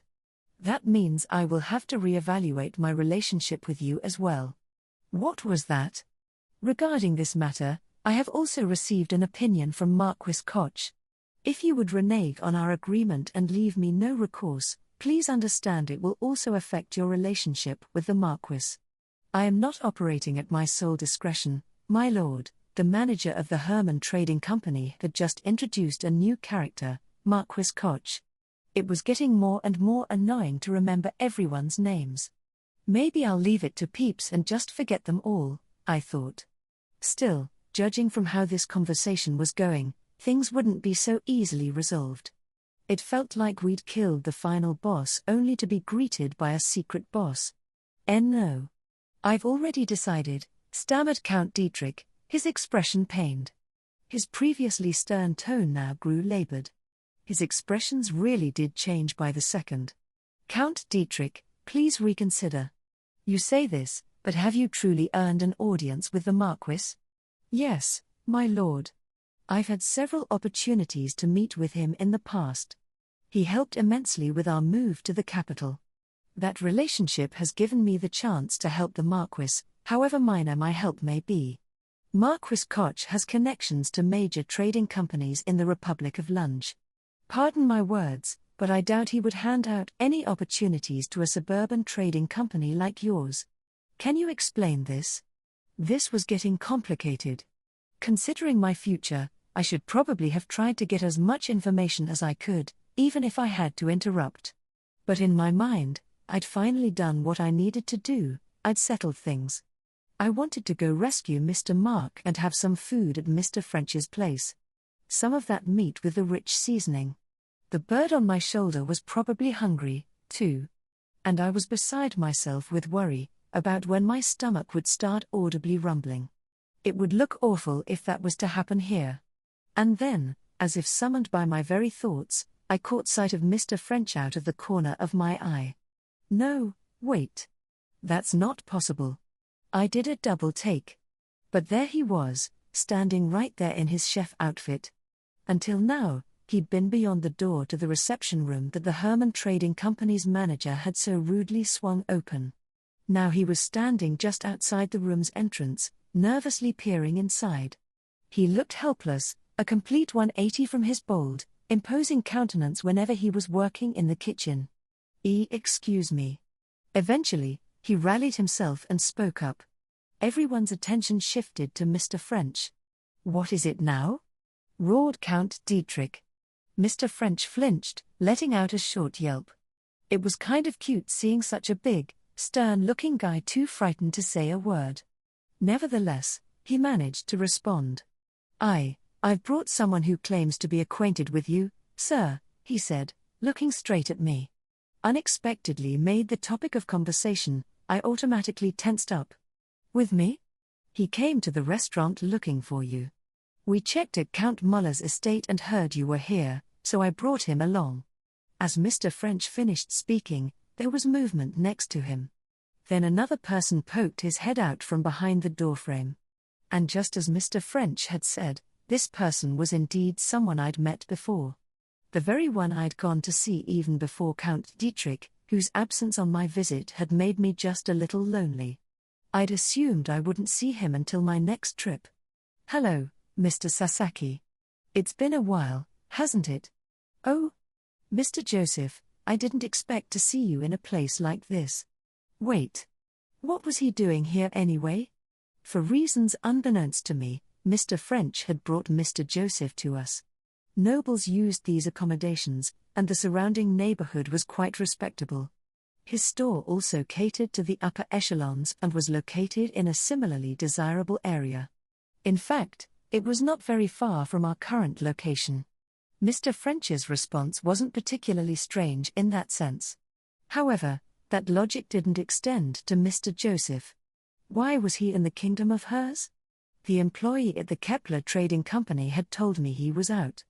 Finding him here, though, was the last thing I'd expected. The Republic of Lunge and the kingdom of hers were a fair distance apart. It would have taken something significant to cause him to make such a long journey.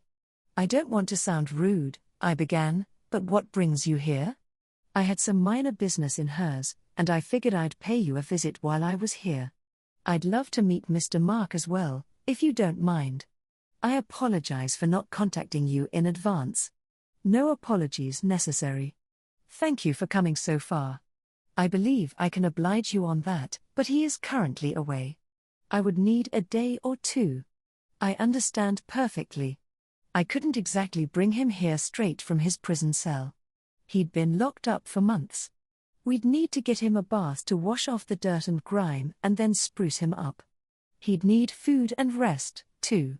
Sometime late the following day seemed a safe window to set up the meeting. In the meantime, Mr. Joseph's attention had drifted elsewhere. He was now looking at the sofa opposite our own. Oh, he said. Is that you, Count Dietrich? Lord Joseph. What are you doing here? I wasn't aware you were acquainted with Mr. Sasaki. Mr. Joseph's eyes flitted between Count Dietrich and me. Apparently, they knew each other. I supposed it made sense that any large trading company in the Republic of Lunge, which had agreements with all nearby nations, would have connections to one or two nobles from elsewhere. Acquainted? Actually, well, am I wrong? I do apologize. The Count was acting strange. He'd been on the offensive until just a few moments ago, but no sooner had he spotted Mr. Joseph than he'd suddenly grown meek. His back was hunched somewhat as he stood idly, a stark contrast with how he'd yelled at Mr. French. Meanwhile, Count Muller and Prince Adonis were looking on in confusion. Neither of them seemed to have any idea who Mr. Joseph was. The Herman Trading Company's manager had much the same reaction. He was currently glancing around the room, trying to grasp the situation. Mr. Joseph, are you familiar with Count Dietrich? Yes, well, I've had several opportunities to speak with him in the past whenever I visited Marquis Koch. His good looks stuck out in my memory. I even considered growing a beard of my own. Ah, I see. Count Dietrich was certainly handsome. A real catch. His neatly trimmed moustache and beard, for example, really cool. But you're quite the handsome middle-aged man yourself, aren't you? As a handsome man yourself, I think a beard would suit you well. Is that right? I could bring some useful items to help you take care of it in the near future. How intriguing. Please do. He'd probably love a wireless, battery-operated trimmer, wouldn't he? In this world, where body hair was handled with a blade or a pair of scissors, beards and moustaches were considered a lot of trouble to maintain. Most people, I'd heard, just shaved it all off. Sasaki, would you mind introducing me to this esteemed personage as well? My apologies, sir. Allow me. Just then, the prince interrupted.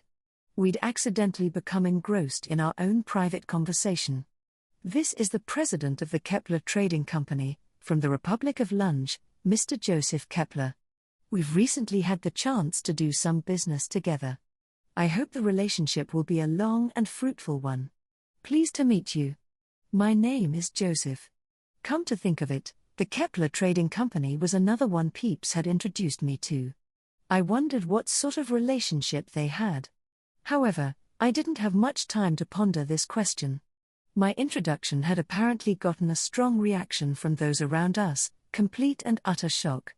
It wasn't only the Prince and Count Muller who raised their voices in surprise, but the Herman Trading Company's manager and even Mr. French. I wasn't sure what was going on, but I figured I may as well have finished the introductions. Mr. Joseph, sitting nearest to us on that sofa, is the second prince of the kingdom of hers, Prince Adonis. Next to him is Count Muller, who rules over this town. What good fortune, to have the chance to meet royalty, said Mr. Joseph with a smile. He didn't seem the least bit nervous, even with a prince right in front of him. His behavior was gentle-mannered and proper, yet calm and composed, so impressive. I fervently wished I, too, could have that level of mental fortitude. In response, the two men who had just been introduced tensed up. They hurried to straighten their postures, then bowed to Mr. Joseph. I am Adonis hers. And may I say, the honor is all mine, to be able to meet the head of the Kepler Trading Company. I hear my father has never been granted a meeting with you, despite his requests, so allow me to offer my gratitude for our good fortune today. I am Muller, governor of these lands. I sincerely appreciate your visiting from so far away. Please allow me to apologize for not preparing a welcome, as I was unaware of your visit. No need to worry about that, my lord. It's my fault for having come here without sending word. I was getting the distinct feeling that Mr. Joseph was a lot more important than I'd assumed. As I looked at the reception room now, he seemed to be standing at the very top of the hierarchy. Actually, I was certain of it. He'd been so easy to talk to, so I'd interacted with him much the same way as I would the head of a smaller company I'd already had dealings with. Sure, he was the leader of a large trading company, but he was a commoner. It appeared I'd made a mistake and underestimated him. As I looked at him now, I belatedly realized something else. Could the manager of the Herman Trading Company have been so flustered because of this man's visit? The timing would line up perfectly, considering the request I'd made of him. By the way, Mr. Joseph, I said, there's something I'd like to clear up. And what would that be, Mr. Sasaki? I apologize for cutting right to the chase, but would you happen to know something about the recent confusion in hers regarding bonds issued by the Herman Trading Company and promissory notes with Count Dietrich seal? After a pause, He glanced around the room and asked, "Shall I explain?" Everyone here was a related party. Anything to do with the Herman Trading Company would soon be known to all of them anyway. The manager had already brought it up. I doubted releasing the details here would cause any issues. In fact, it would make dealing with the matter more efficient. "Things are already set in stone, right?" I asked. "Oh, of course." "Then please, go ahead." "Actually," I thought, "I'm wondering what the heck is going on myself." As everyone looked on, he continued plainly, "As you have implied, Mr. Sasaki, I have taken the liberty of seizing it all." His response had come without a scrap of hesitation, despite being right in front of the parties concerned. As a result, everyone was staring at Mr. Joseph, more shocked than ever. The Herman Trading Company manager, the main one involved and the principal victim, and Count Dietrich were stunned. They couldn't believe it. It would have taken too much time to negotiate, so I purchased it all from a qualified seller. Their price ran a bit steep, but when I think about my business with you, Mr. Sasaki, it wasn't even that large an investment. That certainly sounds promising for me, but as it's a rather small-scale trading company, if I were to let them send a bad check now, the Herman Trading Company would then lawfully belong to you, Mr. Sasaki.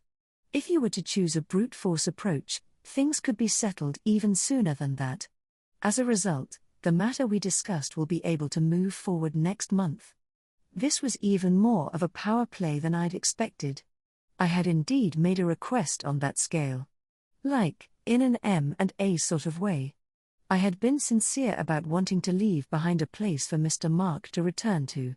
The Herman Trading Company, subsidiary of the Mark Trading Company, something along those lines. I had not anticipated that he'd start using real-life Yakuza strategies. Thanks to him, the Herman Trading Company's manager was now blue in the face.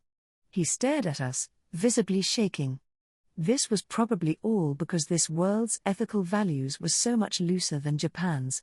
Slavery still had a lot of pull as a system here, after all. Compared to that, this was actually pretty tame. Similar things did happen in modern times. Then why the promissory notes with Count Dietrich's seal on them? My information indicated the Count held sway over the Herman Trading Company. I couldn't be fully certain of the details, but if it was going to cause trouble in the future, then we didn't have any time to waste, and so we seized those as well. Man, Mr. Joseph is a really thorough guy. Now I knew why Count Muller and the prince were in such a panic. But it seems, he continued, you were a step ahead of us, Mr. Sasaki.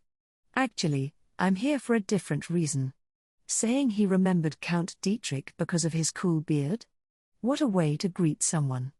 Mr. Joseph was able to take part in such thrilling endeavors and yet still responded to everyone with such calm, terrifying. At this point, Count Dietrich seemed like nothing in comparison.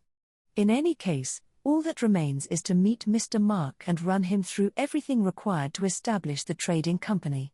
He will need to visit the Republic of Lunge at some point. I would be very pleased if we could meet so I could explain in person. I see, so that's what this was about. I couldn't allow him to learn that Mr. Mark was imprisoned. If he flip-flopped on the matter, we'd be in big trouble. Bringing along royalty from my own nation wouldn't have as much of an effect on him as it had with Count Dietrich. In fact, I'd really like to determine at least one of Mr. Joseph's weaknesses while I had the chance. Lord Joseph, there is one thing I would like to ask, said Count Dietrich.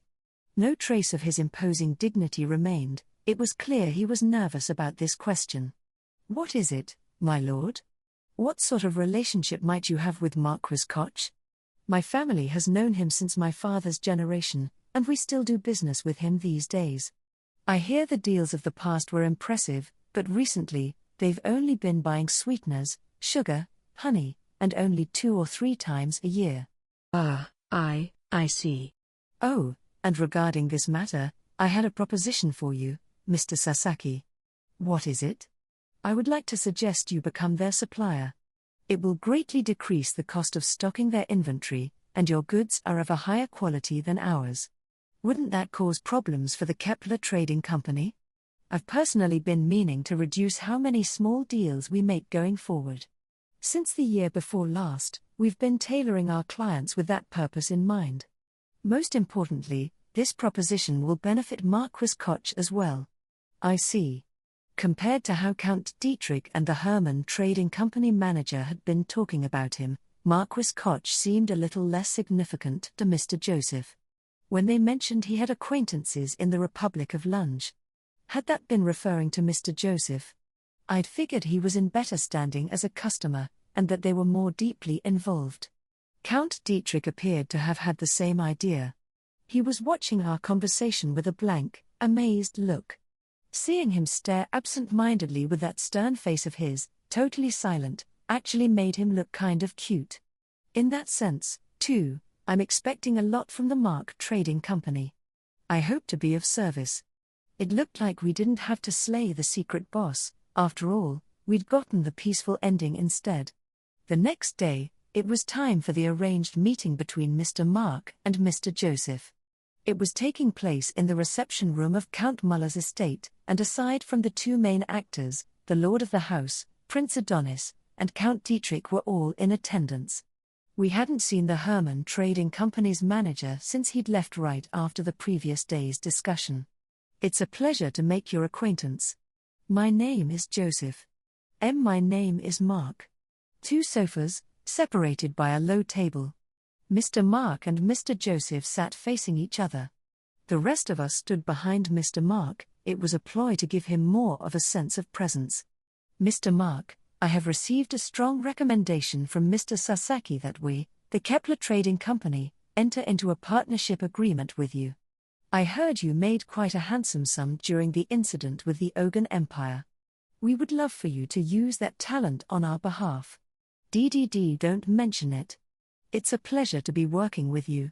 We'd informed Mr. Mark of the gist of what was happening last night.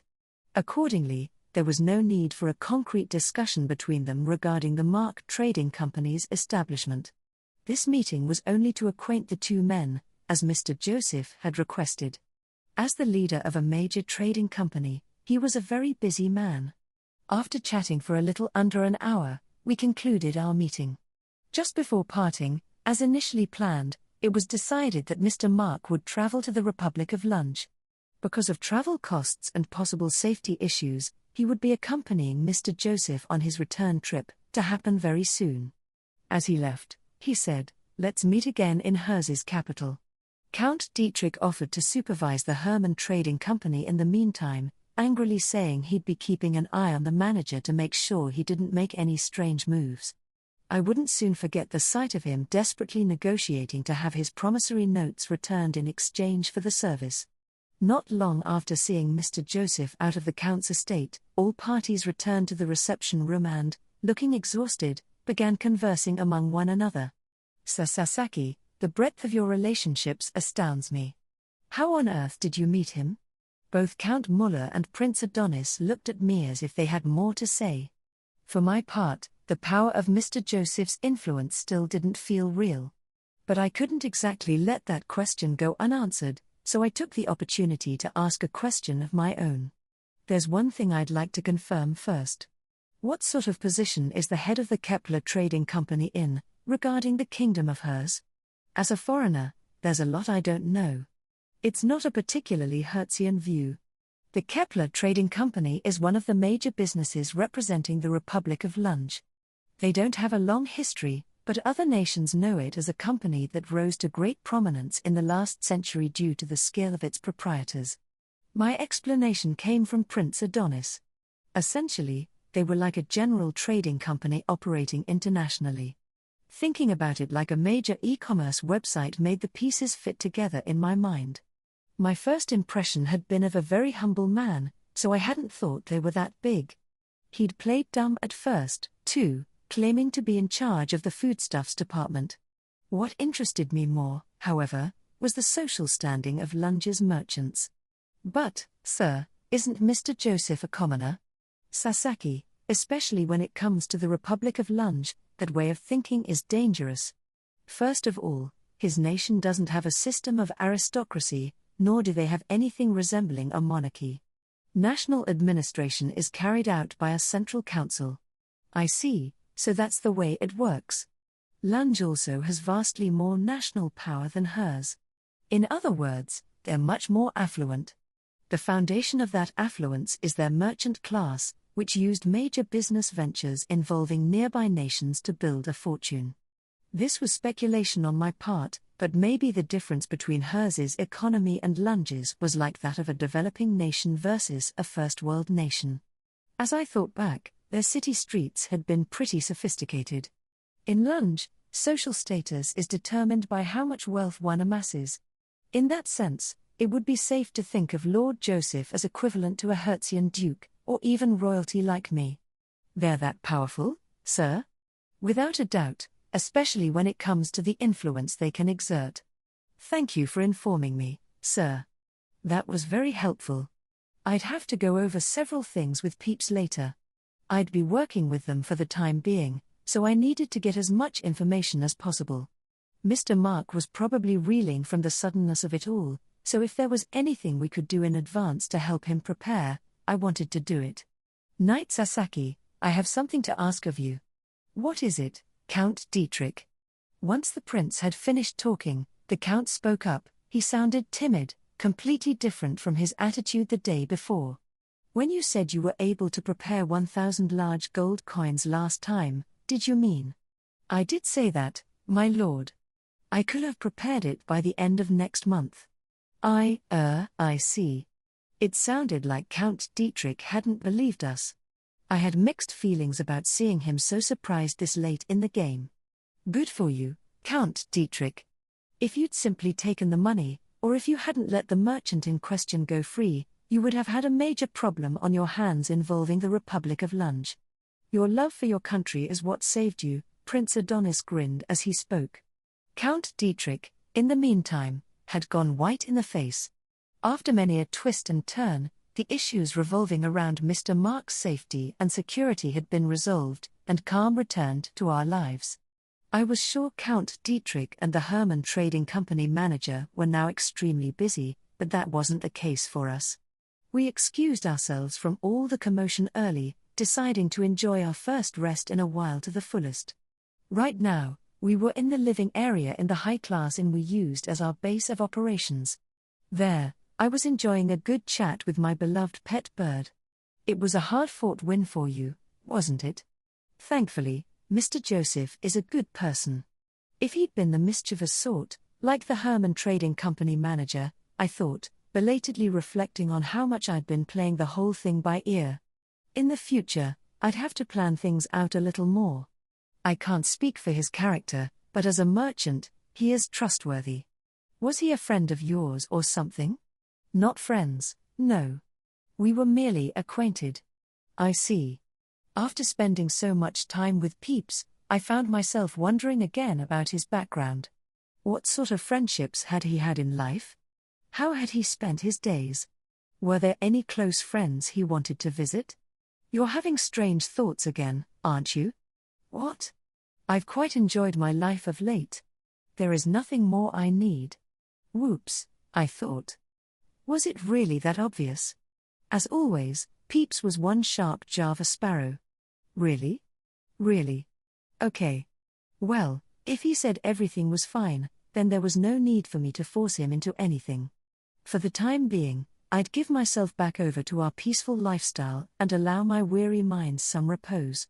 By the way, I'd like to take this chance to return to the otherworld for a moment. Huh? Did you have something to do? I've been measuring the difference in time flows between this world and the other using the device over there.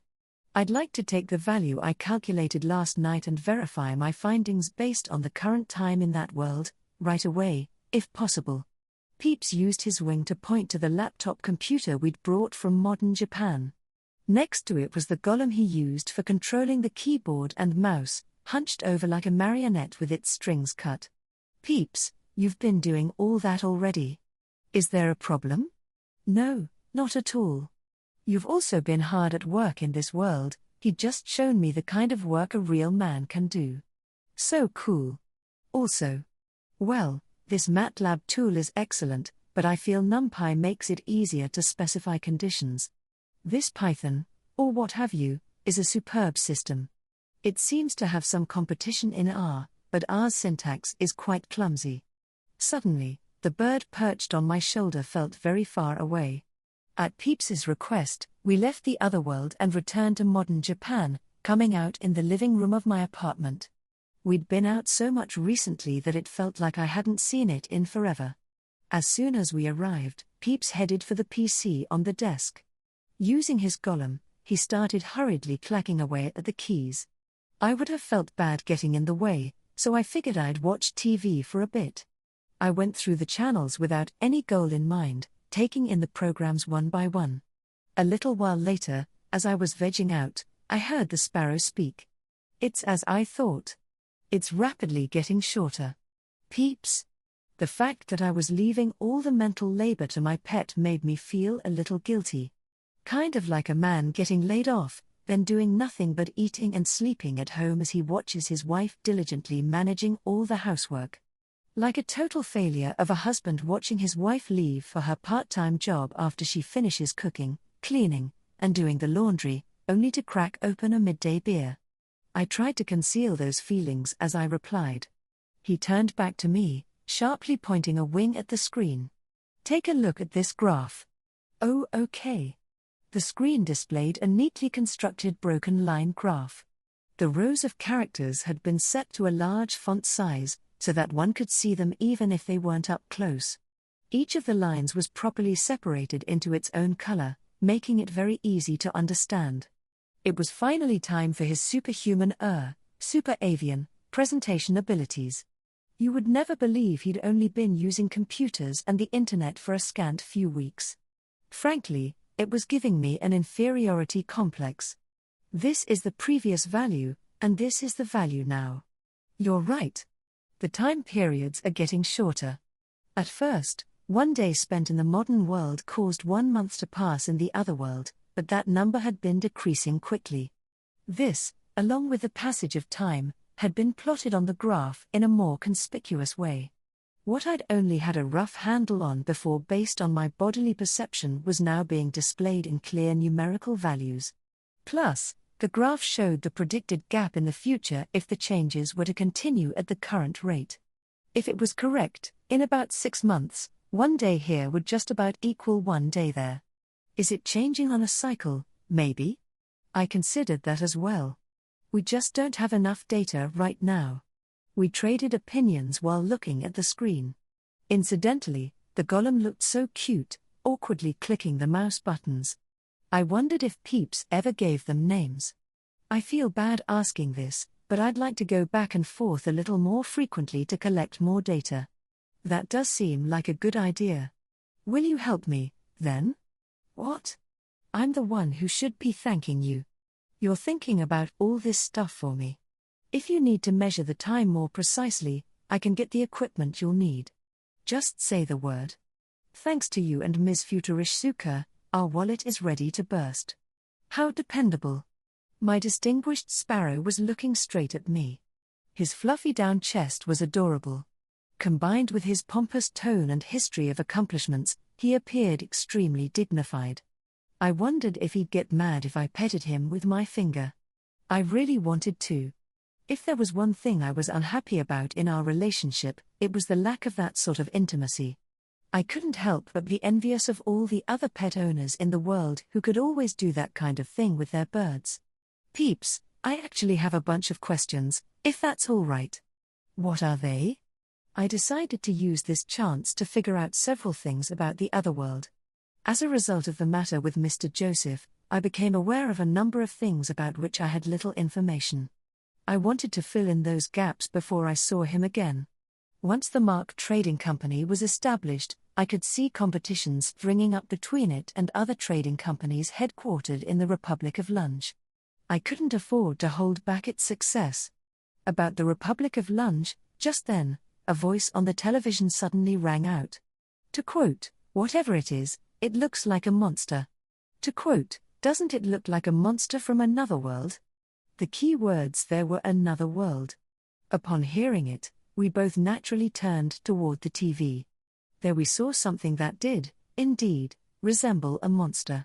As Peeps and I watched, The news broadcaster continued speaking excitedly. Please have a look at this video. This exclusive video appears to show the moments just before the monster that fell from the sky breathed its last. A reptilian, murmured Peeps. Huh? As Peeps had said, everything from the neck up on this monster was very lizard-like. On the other hand, its limbs were configured for bipedal locomotion, just like a human's.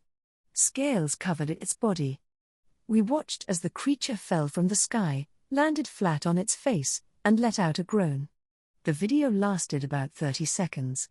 At the end, the subject seemed to run out of energy and stopped moving entirely. Looking at its crushed limbs, I guessed it had died on impact. The creature had slammed face first into asphalt. According to the text on the screen, this was in a suburb relatively close to the city's center, apparently in the parking lot of a sprawling convenience store. You could clearly make out the blood spatter nearby. If my eyes aren't deceiving me, that being is from the otherworld. It seems so. I mean, I had heard it. The reptilian's final words, over the TV speaker, came to me as clearly as if they were in Japanese.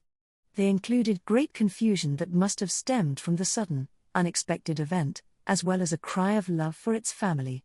In other words, he, too, was a visitor from a world I knew.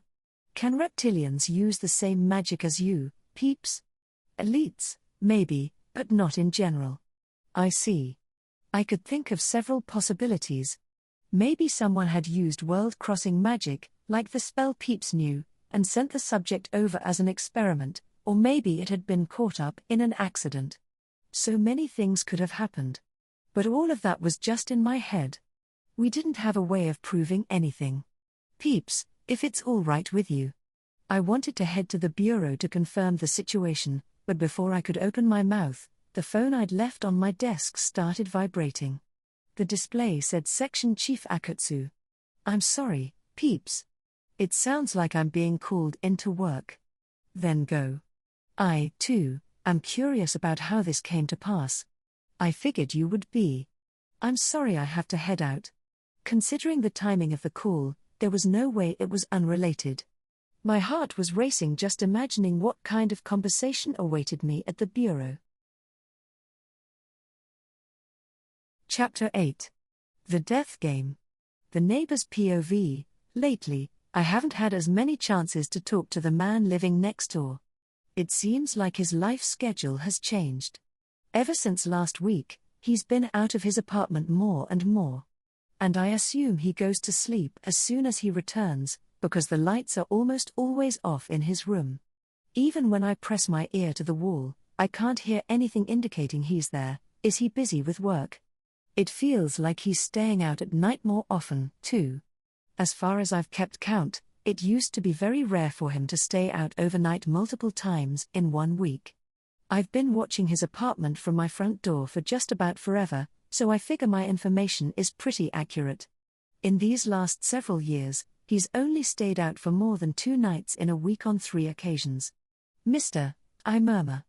I'm sitting in front of the door to my apartment again today, gazing at the identical door lined up beside it. At about the same time, my stomach growls. Again, I think about how that man is the only one keeping me alive right now. At least half my body must exist thanks to him. Sometimes, I even start to feel like my own body doesn't belong to me. When I speak to him, I feel fulfilled. That must be because half my body is overjoyed at returning to where it should be. So today, once again, I wait in front of my apartment for him to return home. But as I sit there, a different person appears before me. Huh? Wait, has your mom not gotten back yet? It's the man my mother has been seeing since last month. There are other members of the opposite sex she seems to be close to, but this one has been coming over a lot recently. He is probably in his late 20s, and he is certainly not unattractive. I assume he falls into the hot guys category anyway, but something about him seems off to me. His smile doesn't look natural. To me, the man next door's smile and this man's smile are like completely different expressions. Well, okay. I'll just let myself in. Apparently, he has a duplicate key. He takes it out of his pocket, then sticks it in the doorknob above my head. Without much of a choice, I stand up and let him through. He can't open the door with me sitting there, after all. Why don't you come in with me?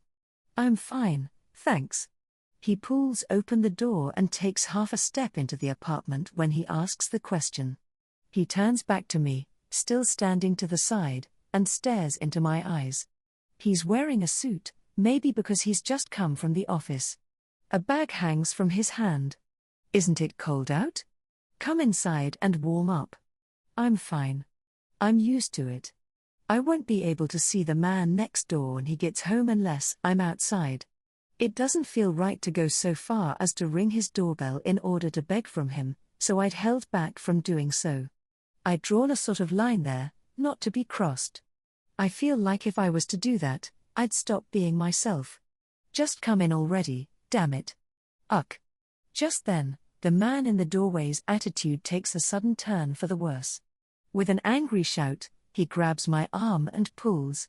His grip is so strong on my wrist that it hurts. From his forceful behavior, I have a good idea of what he's thinking. I'd seen him glancing at my chest and thighs before. He's probably decided to catch me while my mom isn't home and take the next step. Maybe that's why he'd gotten a duplicate key from her.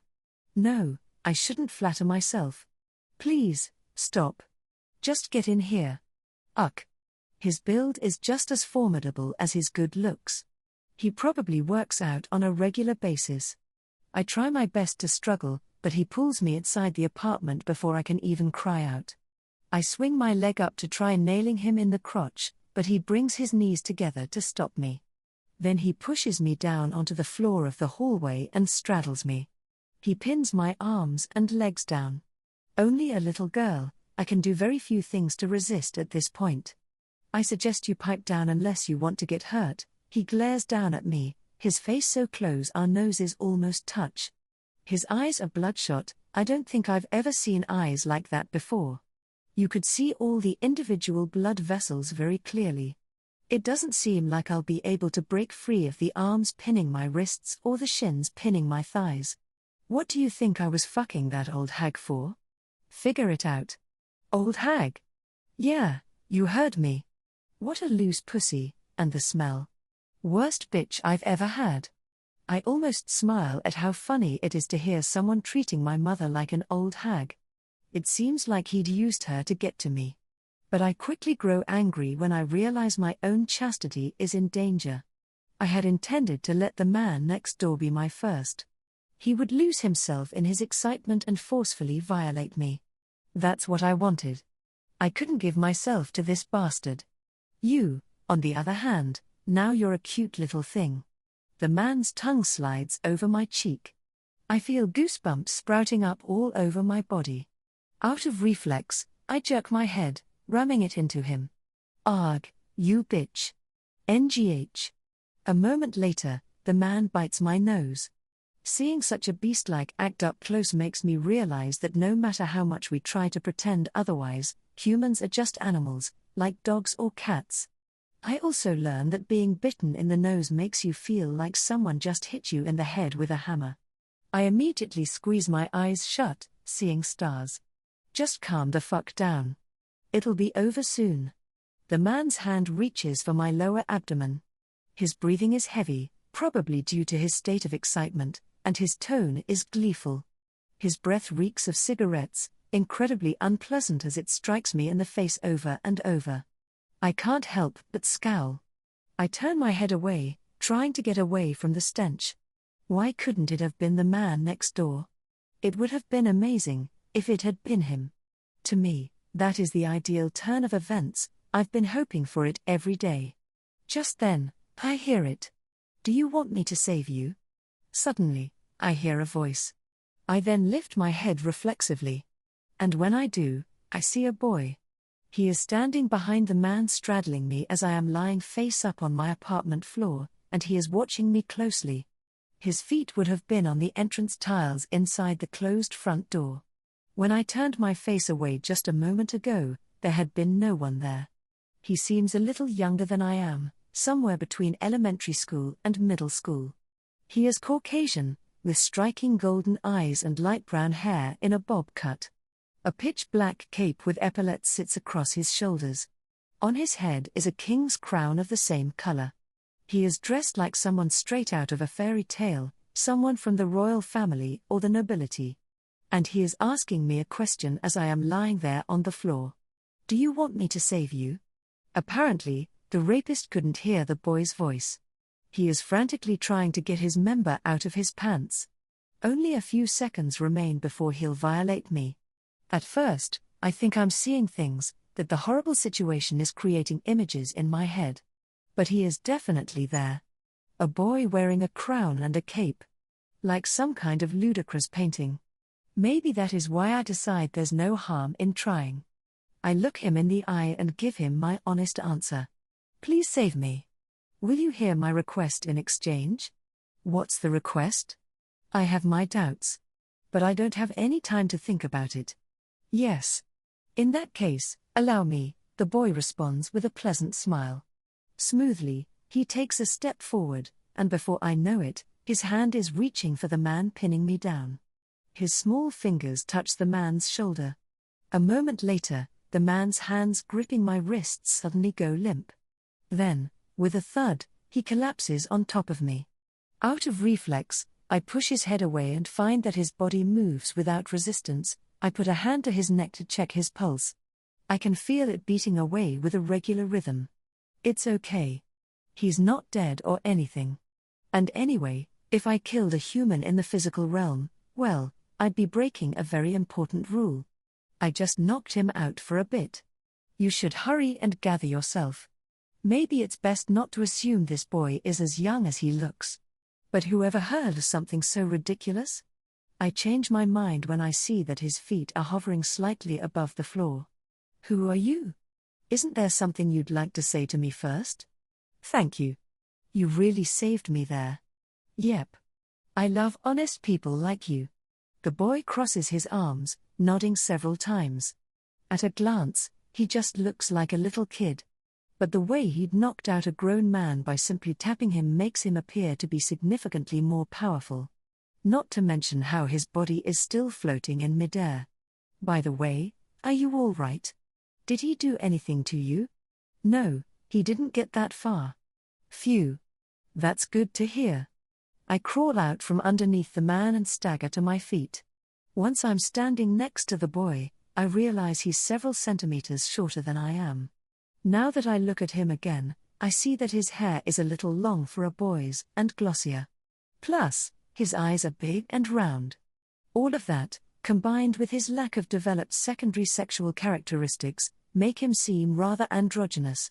Anyway, you said something about a request. Your adaptability surprises me. I didn't expect you to move the conversation along so quickly. Probably because I don't really care much about what's going on in the world. Ah. That's a fresh perspective for me. My honest answer is met with a nod of admiration. The boy is very dramatic about everything he does. I wonder if everyone from overseas is like this. I'd like you to help me with something. What exactly do you want me to do?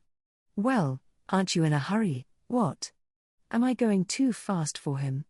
I really don't think I am.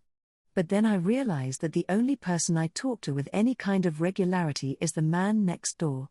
Not only do I have zero friends at school, I avoid speaking with teachers as much as possible. I talk to my mother even less. What's wrong? You went quiet on me.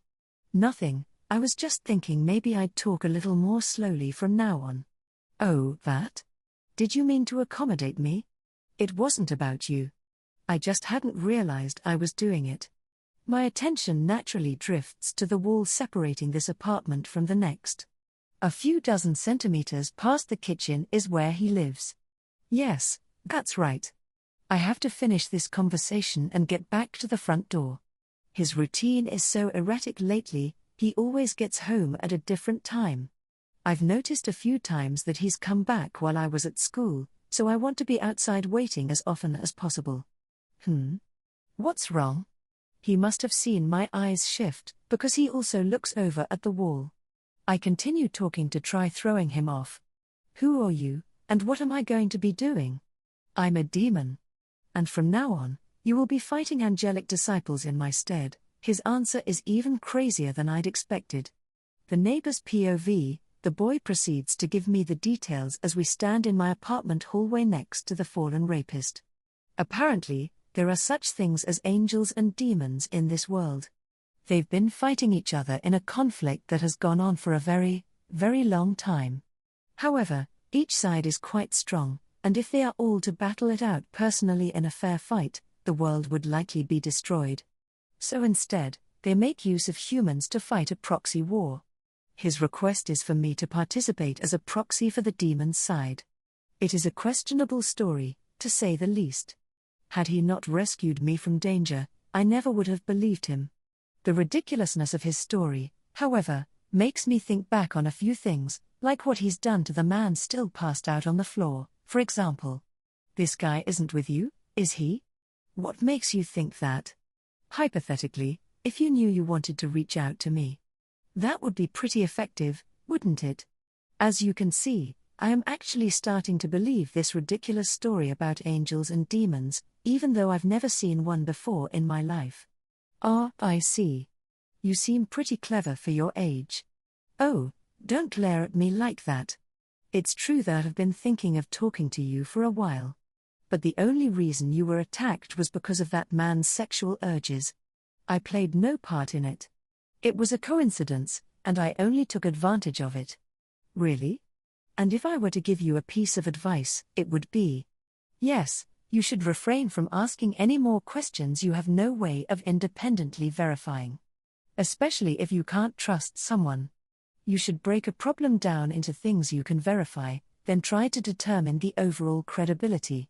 I agree with you there. I didn't expect to get a patronizing lecture from someone I met less than an hour ago. It annoys me a little, mostly because the boy looks younger than I am. But I feel like what he is saying is correct. He also said, before, that he likes honest people.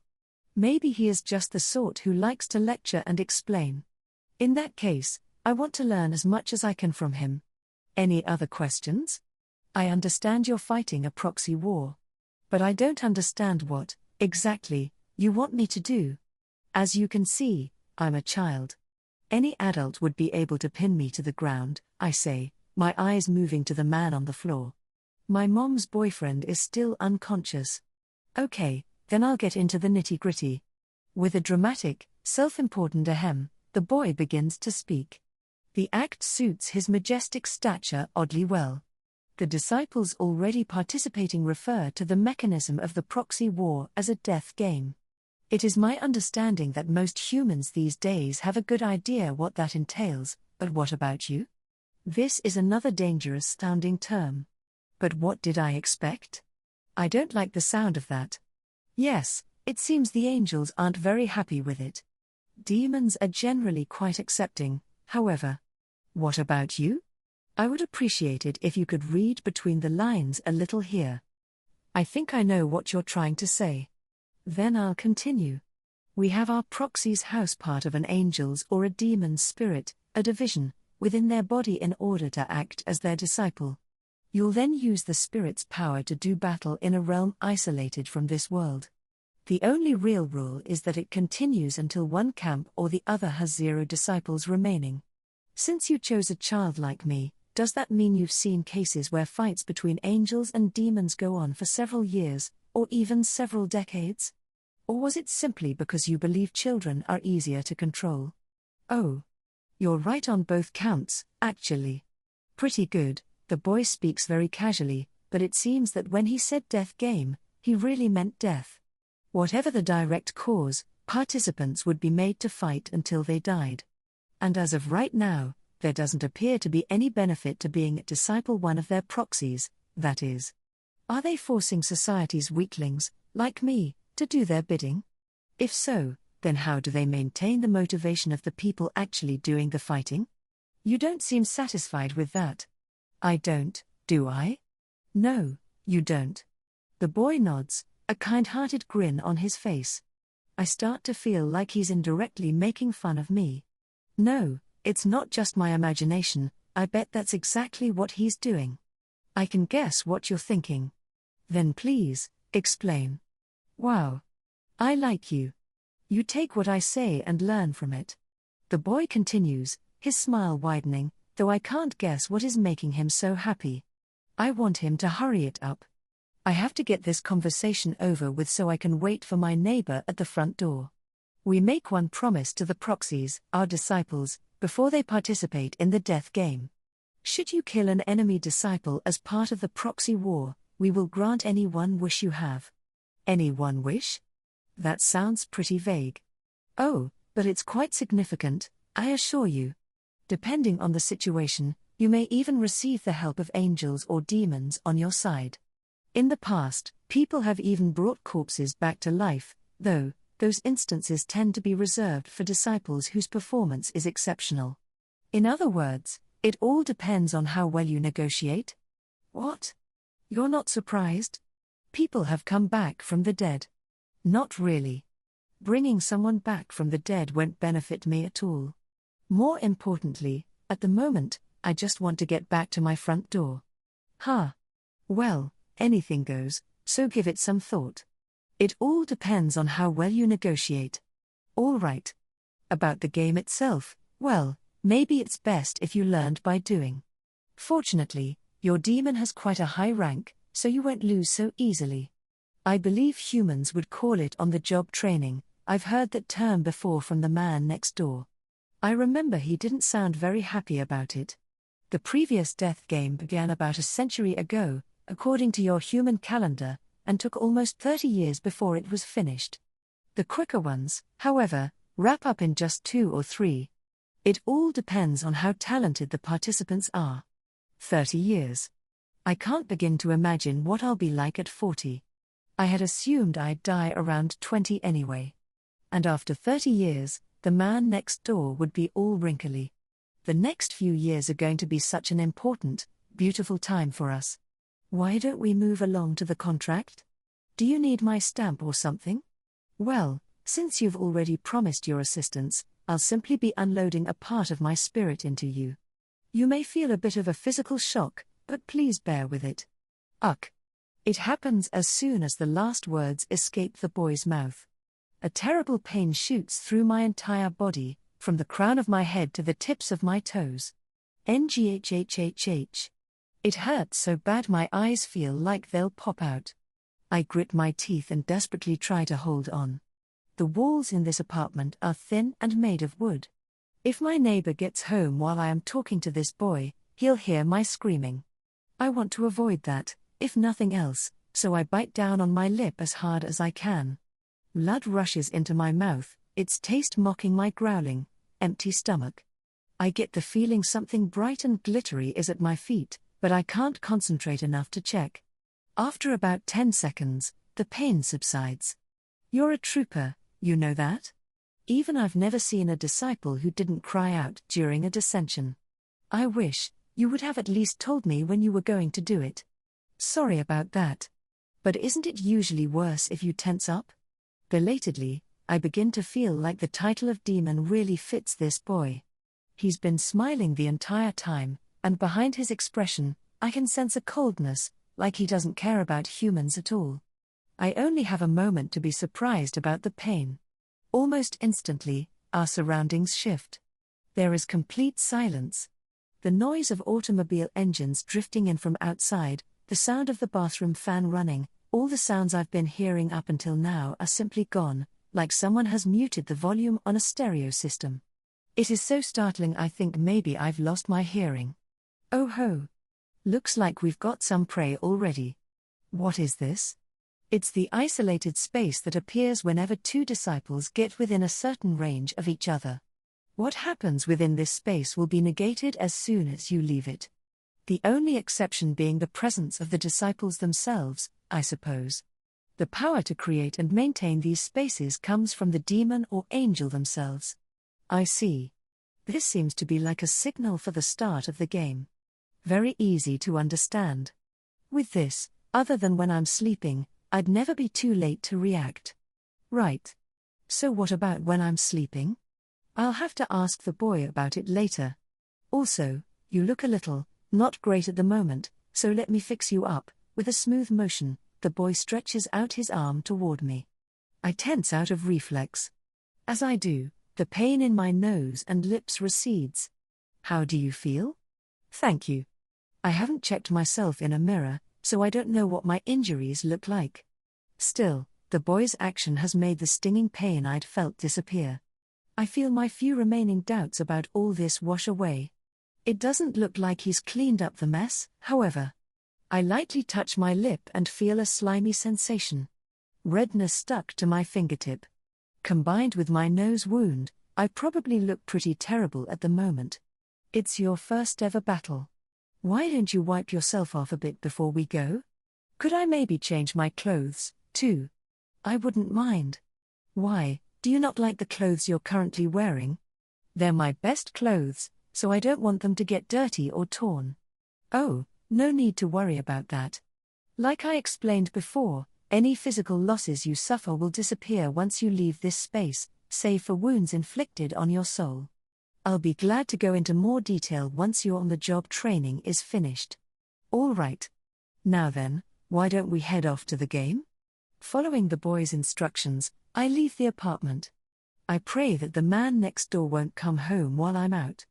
The neighbor's POV, we travel by foot from the apartment to our destination.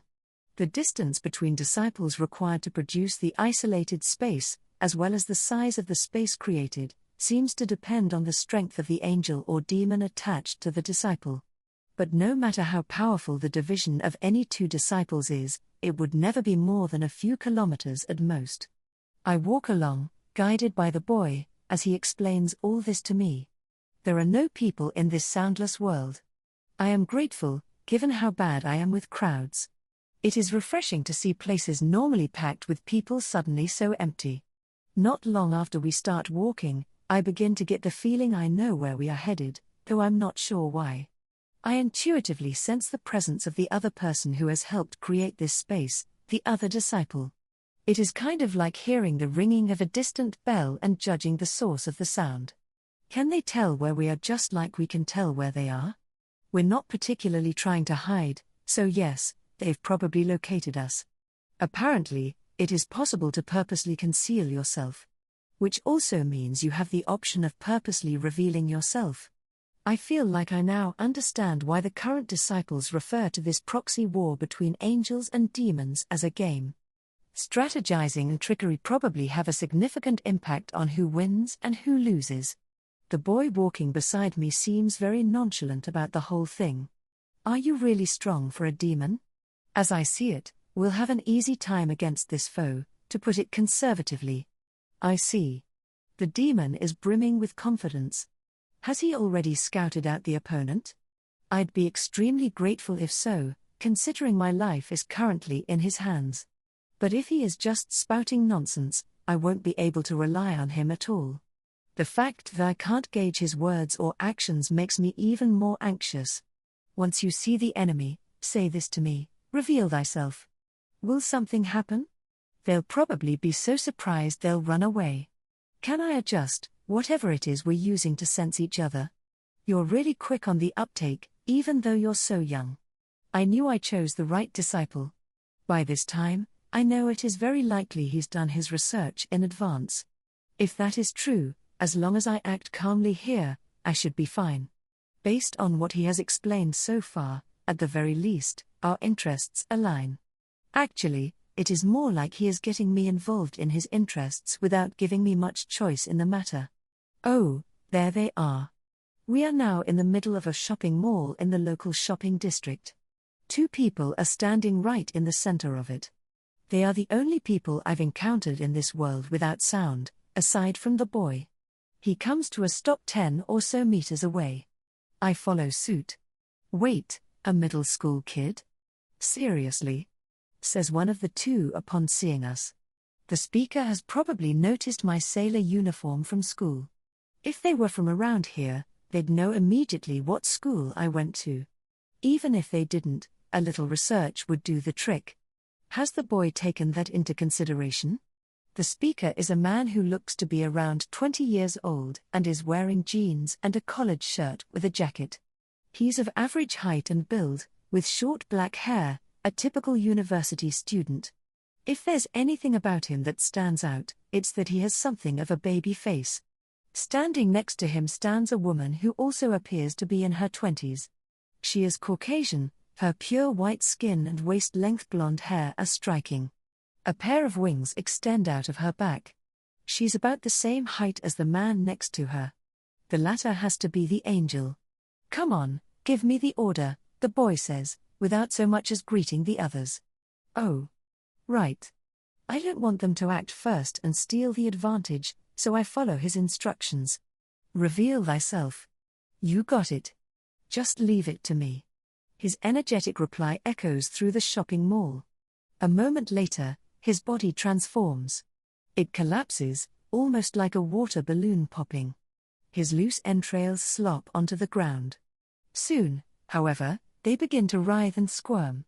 I'm standing right beside them and have a hard time staying calm. I quickly back up a few paces. "That's mean. I wish you wouldn't look so obviously disgusted. Are you all right?" Before my eyes, the fleshy lump inflates. It starts at about the size of a filled garbage bag, and in the blink of an eye, it has grown even larger, surpassing my height, swelling out to the size of a mid-size car. The bloody flesh swallows up the clothing, crown, and cape the boy had been wearing. The way it's covered in viscous fluid is incredibly gross. At the very least, I didn't pick up any smell. That said, I can't handle the spatter of flesh and blood that hits my sailor uniform. Uck. "Masayuki, we're getting out of here." "Huh? But that's a bad 'un. We don't stand a chance against him right now." Just as he'd been bragging earlier, the demon boy seems to be pretty famous among angels. The expression of the woman I assumed to be an angel changes completely when she sees the fleshy lump he's become. Even from afar, I can tell she's panicked. "Oh, you're not getting away." By some strange logic, the hunk of flesh soars into the air. It shoots up several meters all at once, then suddenly expands as if to cover the space above the two of them, like a net thrown to catch fish. But what expanded is not a net, it's a grotesque mass of meat, horrific, to say the least. It must be unendurable for the people beneath it. Uck. Virtue? The angel flies into the sky, holding the man in her arms, just barely avoiding the incoming fleshy mass. The demon boy hits the ground, then shrivels back into his original form, the same as before. His shirt and pants, and even his crown and cape, are all intact. Perhaps he has preserved them inside the lump? No, I should stop thinking about that right now. It's not even clear whether matter is being conserved here. Or, too bad. What? The boy's spiteful voice echoes around us. Quick as lightning, the mass of flesh is behind the angel. In no time at all, it puffs up, then engulfs the two as they fly. It seems he's gotten a piece of himself stuck to her wing. He'd let them flee, then caught them again, very unfair. The pair is swallowed whole by the floating lump of meat. A moment later, I hear cracking and crunching noises. Once I hear screams joining the other sounds, the words "death game" finally seem real to me. One wrong step, and I might have met a similar fate.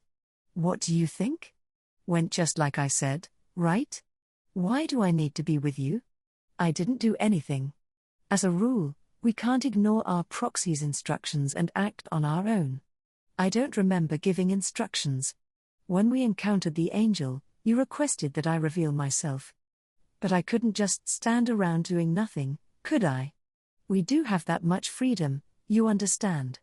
Otherwise, you'd have to give an order for every little thing. What I don't understand is what these instructions are supposed to be. For example, I might want to walk straight, but if you tell me to walk right, my body will walk right. Does that make sense? I want you to be careful, because any casual instruction you give me could very literally affect my course of action. Now that he's explained things, I finally understand our relationship. I now know what he means by a proxy war. The divisions, portions of an angel's or a demon's spirit, are incredible weapons their disciples can freely use. The limitations of each disciple also have a considerable effect. Which brings me to one fundamental question. Why me? There are plenty of other adolescent girls to choose from, aren't there? Oh, you want to know? Do you? If it's better I not know, then don't tell me. You're really straightforward, aren't you? I appreciate that. Top of your generation, even, I'd say. But deep down, you hate the world. You know hunger. And now you have a deeply warped passion lurking in your breast, too. How much does this boy know about me? No doubt he'd seen me talking to the man next door. But would he know this much, even if he had? Demons love that kind of stuff. Well, more specifically, I like that kind of stuff. Have you been watching me? The short answer is, yeah, pretty much. So you're not going to hide it. What's the point? I'm fairly honest for a demon, you know. I wouldn't lie about stupid stuff like that to a partner I might be with for several years, or several decades, even, as we trade words, the mass of flesh hangs in the air next to us. How surreal, I think. Eventually, as the awful noises and screams from within subside, it darts back toward the boy. It struck his body with a sticky splashing sound before, like a clay model, it squirms back inside him. Not a moment later, sound returns to the world.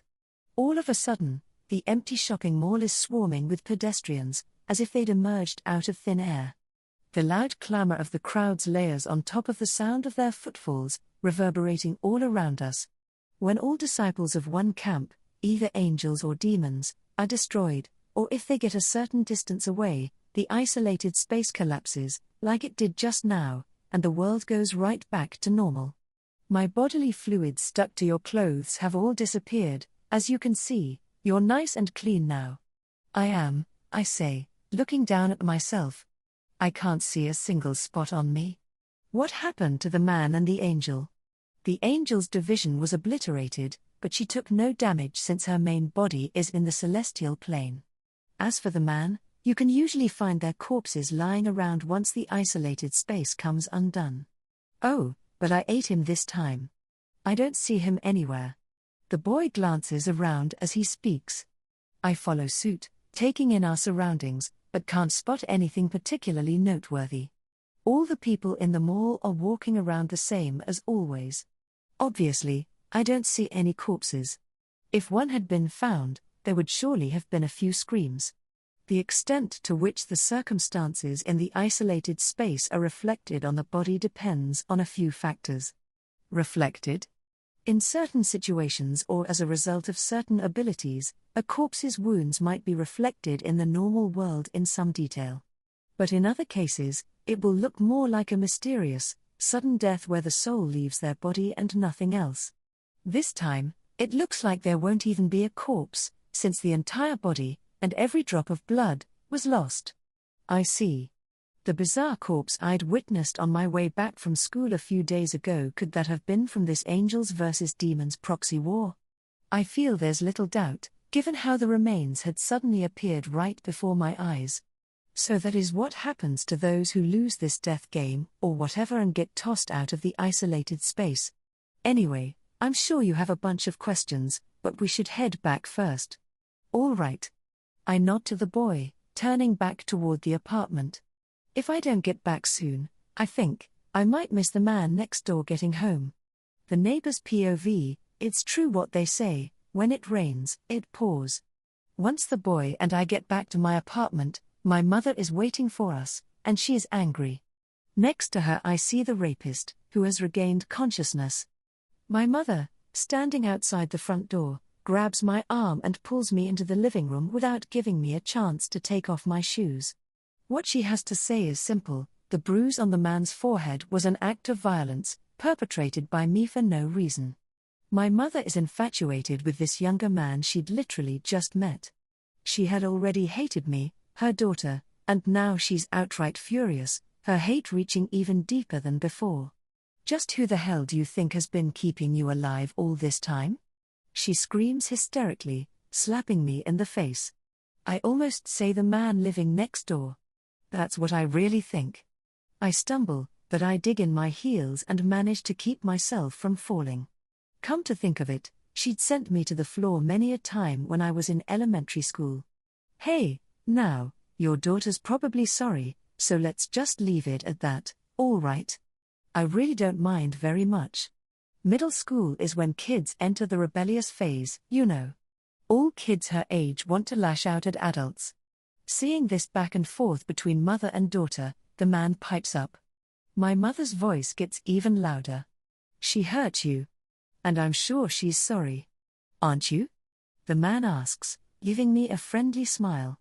He is probably trying to win over my mother and lower my resistance at the same time. I wonder what he thinks about his sudden bout of unconsciousness.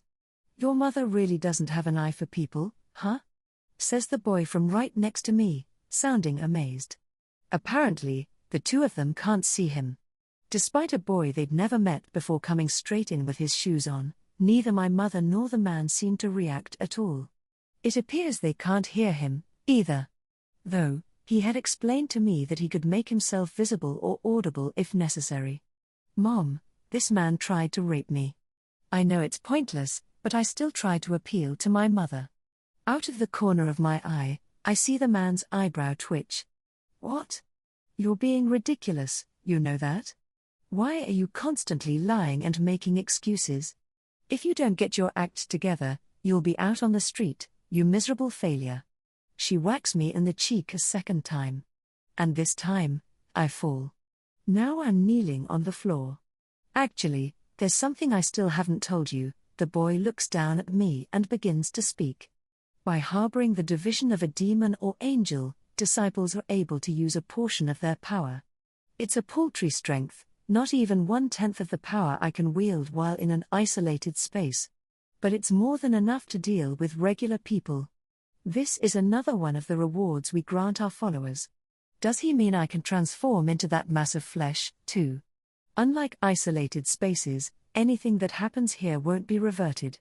Just thinking about having to clean all the flesh and blood out of the living room and off my clothes makes me a little dizzy. I have no intention of using such a power. Oh, and my original form has nothing to do with it. Basically, you become able to use magic, as you call it. I healed your injuries and stuff, remember? Also, while demons and angels can't kill people outside of isolated spaces, disciples aren't bound by the same rules. It seems my apprehensions are unfounded. And now, like the vulgar, greedy person I am, I feel my curiosity grow. So what do you say? This must be what people mean when they talk about a demon on your shoulder. But I have a life I need to protect, and that life is here. When it comes down to it, I haven't even been in middle school a whole year yet. I need a guardian, even if it has to be someone like my mother. I won't be able to take back what I've done, and it could end with me getting myself locked away somewhere.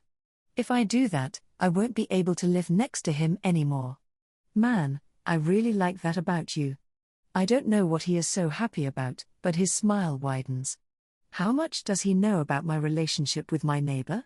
It's my treasure, and it's supposed to belong to us alone. So what? Since I like you so much, I'll tell you. The boy's hand touches my shoulder. Come to think of it, when he'd first spoken to me, he'd touched the rapist's shoulder in exactly the same way and caused him to lose consciousness. My sudden recollection and my guess as to what would happen next changes into certainty when I hear his next words. Try giving her a little tap. And what do you think you're mumbling about? You're a creep. I should never have given birth to you at all. It's all your fault. When you were born, my life went straight down the gutter. My mother kicks out at me as I sit on the floor. I stick the palm of my hand out toward the front of her leg.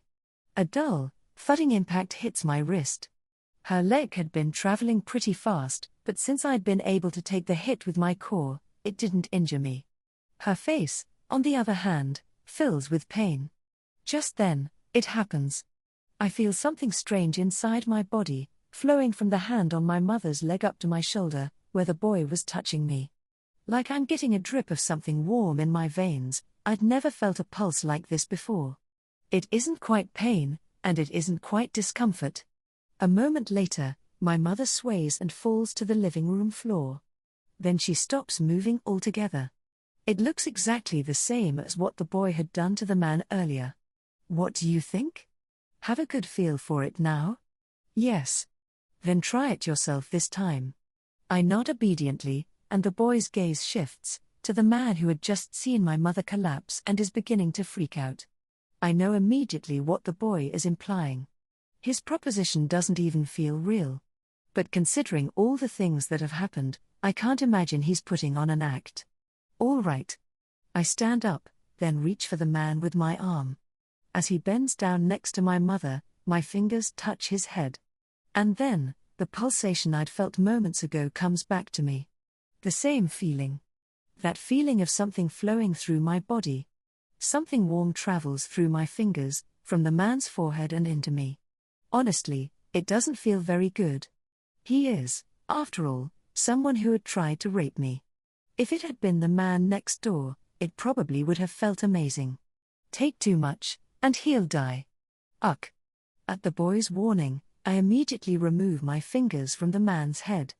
I'd been touching him for a few seconds, but the effect is striking. Just like my mother, the man collapses on the spot. They had both gone limp, one lying over the other. I take their arms to check for a pulse and get a steady beating rhythm from both of them. The strength and speed of the pulse I feel through their skin isn't much different from my own. It seems they've only passed out. Can you use this in such a way that it won't knock them out? If you're good at controlling it, sure. I see. Apparently, this power is for weakening an opponent you touch, knocking them out, or killing them. I wonder what else it can be used for. Oh, right. It can heal wounds, can't it? If you can do this, I don't see why you'd need to turn into a lump of flesh. That was more like. Well, my self-introduction. You were introducing yourself? I wouldn't want to reveal that form suddenly in a desperate situation only to shock my partner out of her wits. Even a demon like me knows there's a time and a place. My appearance is nice and tidy at the moment, don't you think? Then where did you get that boy's body? This was my form before I fell from grace. It's pretty cool, don't you think? I see. Just how much evil has he done to go from that into a horrifying lump of flesh? Still, he looks exactly like how I might imagine a fallen angel. At the same time, it gets me thinking. From what I now know, not everything about my meeting with this boy has been bad. Considering my current situation, it seems like the benefits outweigh the drawbacks. The power I've received as his is extremely useful. Can I ask you something? What is it? You mentioned I could get a reward for defeating an enemy disciple. According to his explanation earlier, if I defeat an enemy disciple, I can have a variety of wishes granted, though it would depend on the strength of my achievements. The wish could even be something beyond human understanding. If that's true, then maybe I'll finally be able to realize my fondest wish. That's true. What do you want to know about it? Does the incident at the shopping mall qualify? That's right, I could make my relationship with the man next door eternal. A world just for us, where we would remain beautiful and never grow old. Oh. That's the face of someone up to no good. That's not true. It's fine.